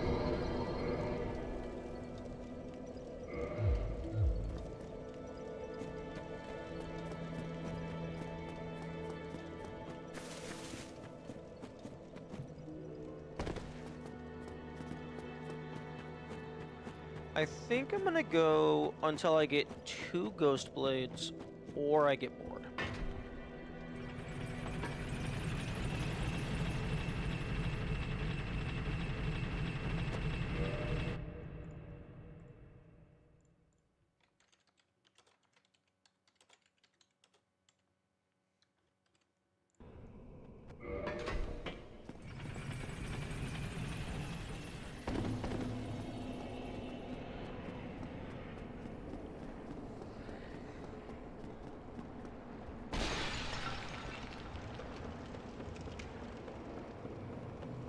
Okay, yeah, I don't think there's any point in using a broken Ghost Blade for anything, because I can farm them. So, like, once a Ghost Blade gets broken, I should just replace it.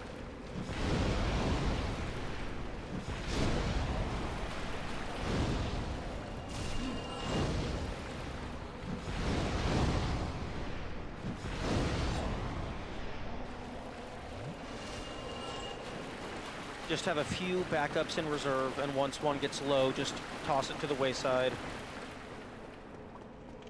Maybe take a note of it, just to see how many things we break.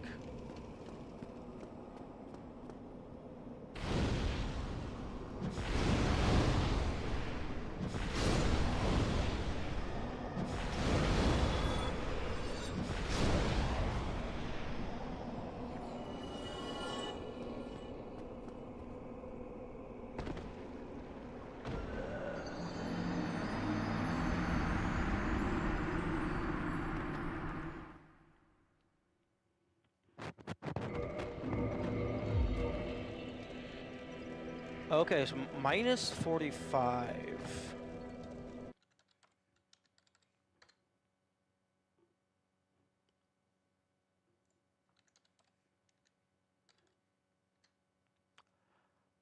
Approximately 30% of its durability is being removed.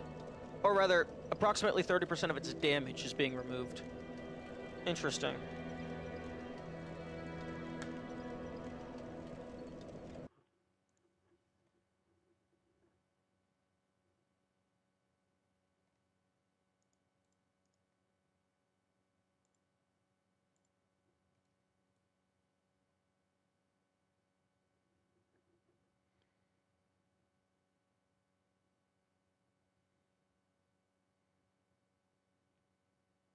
Hmm.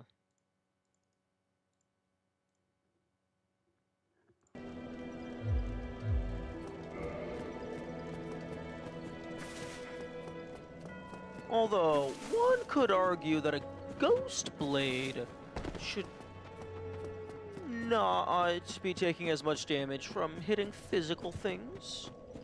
So maybe one could argue that the Ghost Blade should have, like, 500 durability.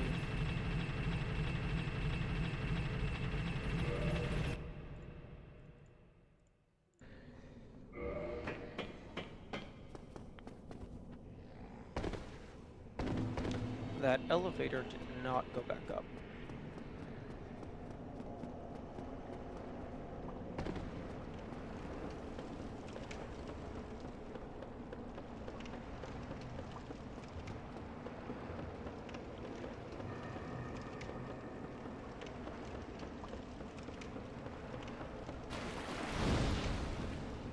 I think my plan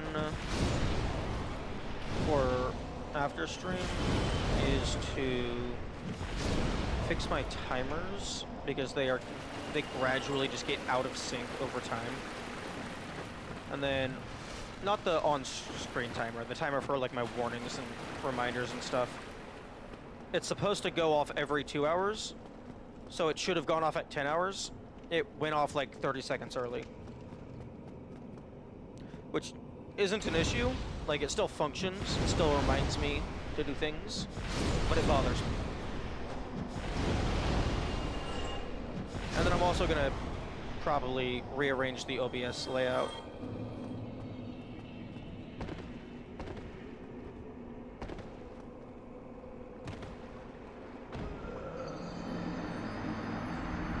Because it's a bit haphazard right now. Maybe shrink chat down some. Maybe I actually finally shrink the game down. That'll give me room to put like text below the game and stuff. So maybe like meta dynamic stuff, like the timer on the controller can be up top.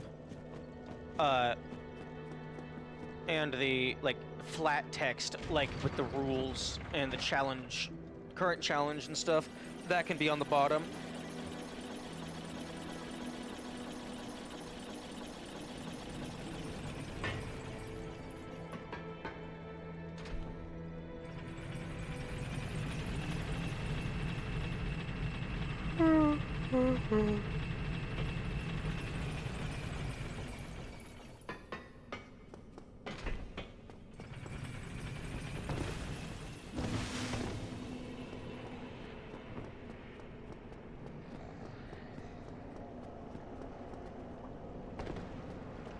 If I had a convenient way of getting down into Ruby range, Red Tearstone range rather,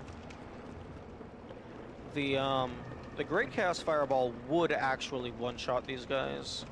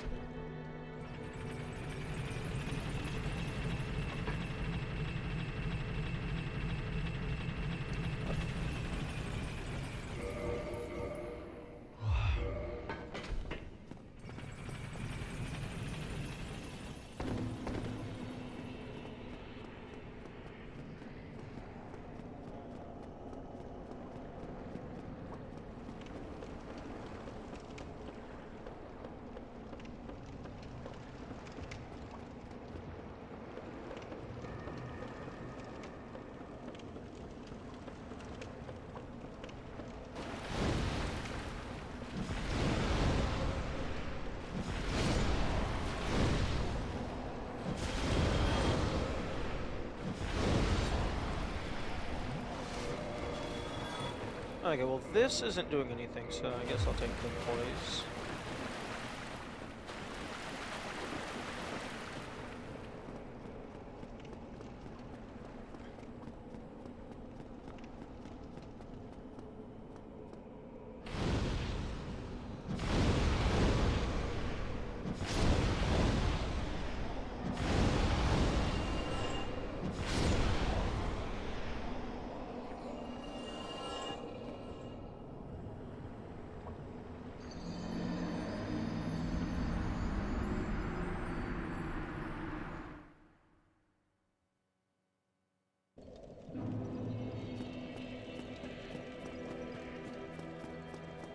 I might also swap the live split timer out for a custom C# timer.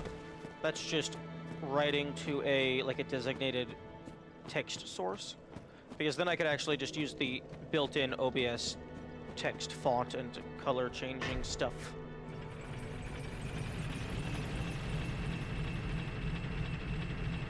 And I already have that set up. I would just have to reformat it slightly. Although, to be honest, I really need to reformat just all of my StreamerBot stuff. It's kind of a mess.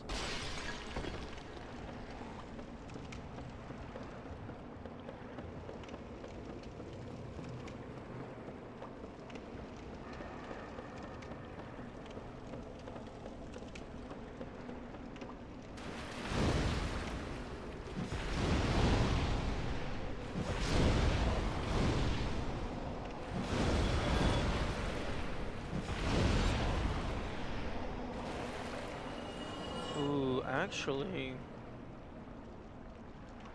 I'm gonna see if I'm able to just win against the gargoyles,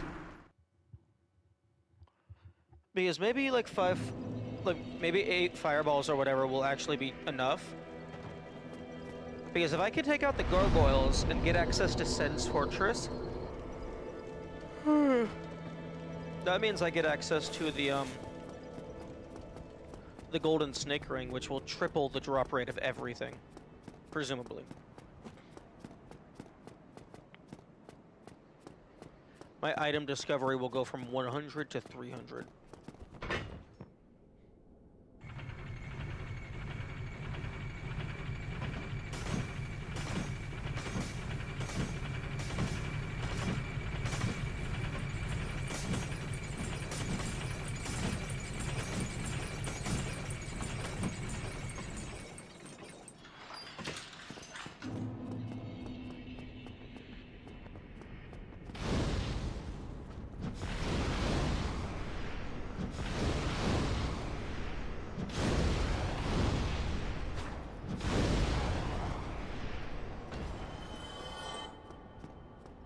Although I guess I'm gonna be using some of the fireballs to get up to the gargoyles.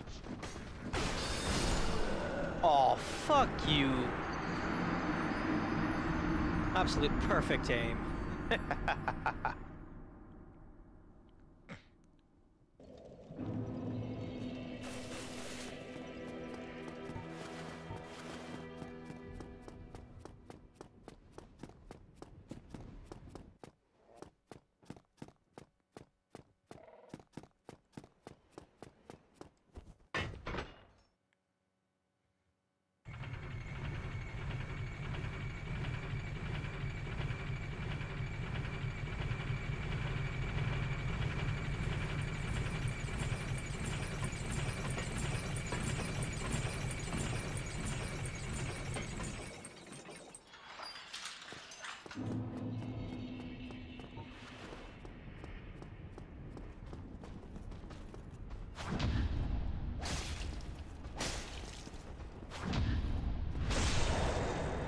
Ooh, that feels nice.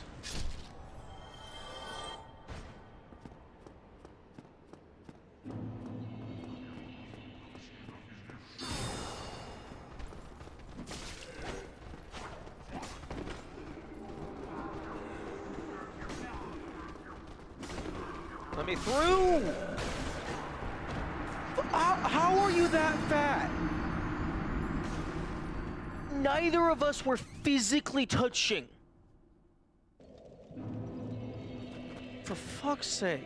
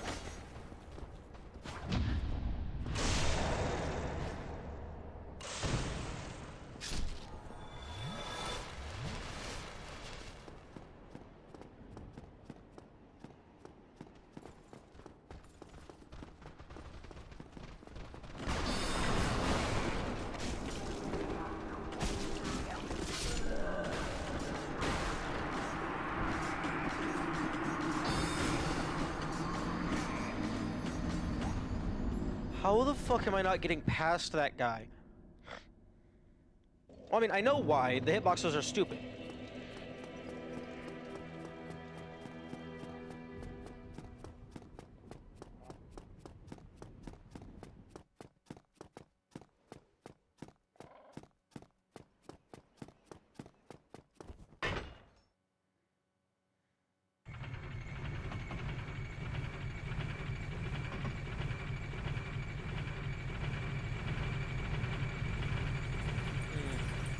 Honestly, that doesn't seem like a jagged ghost blade, more like a serrated ghost blade. Because, like, the spikes are mostly uniform. Or rather, the teeth.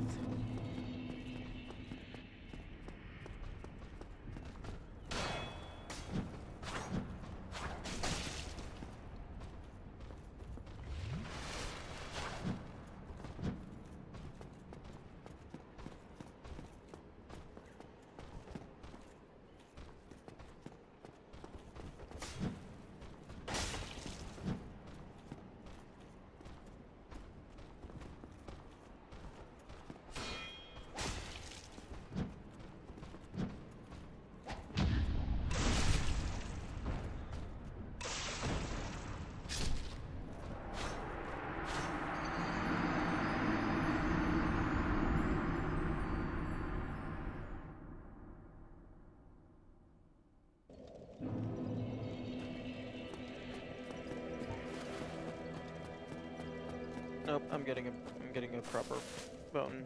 Ghost bone.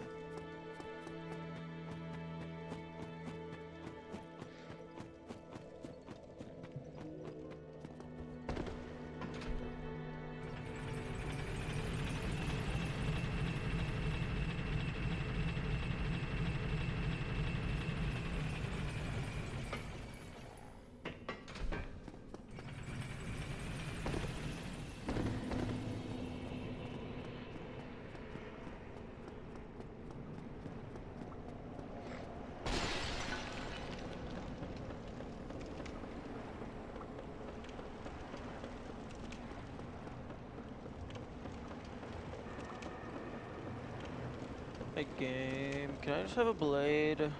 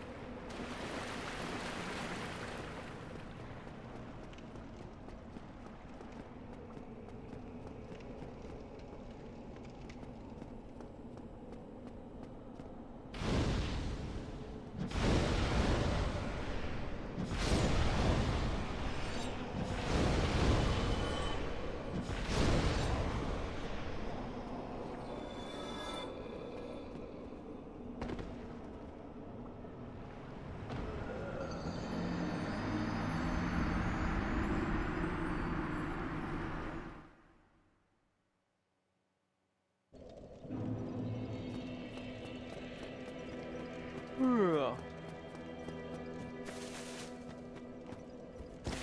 really did not get enough sleep last night.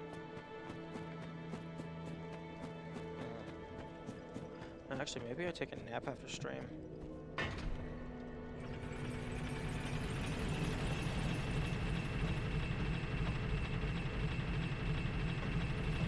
Fortunately, I don't have to be super awake for grinding.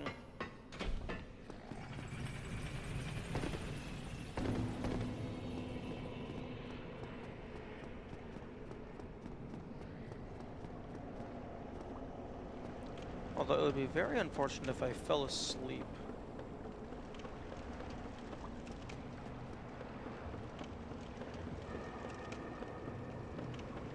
While on stream.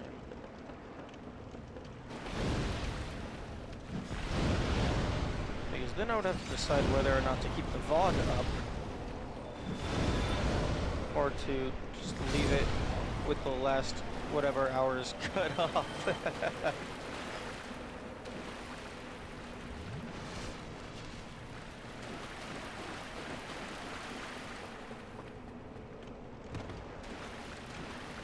Okay, I guess you need to be a little bit awake to climb stairs. That makes sense.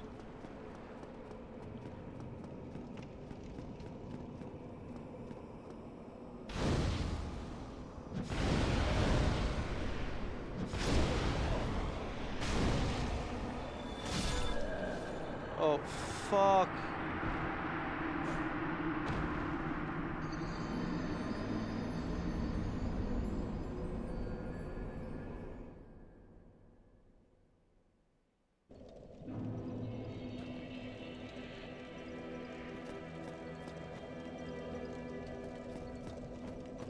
Okay, I actually think I'm gonna call it there because I legitimately just about fell asleep.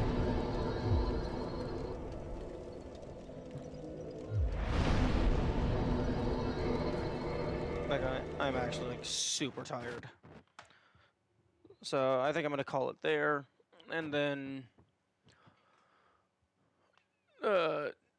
we will figure out what to do tomorrow.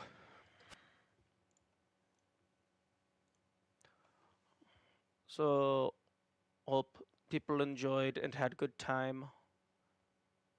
Streamer bot, please don't explode. I'm probably gonna take a nap and then I'll try and figure out my timer stuff. Bye bye. Have good days.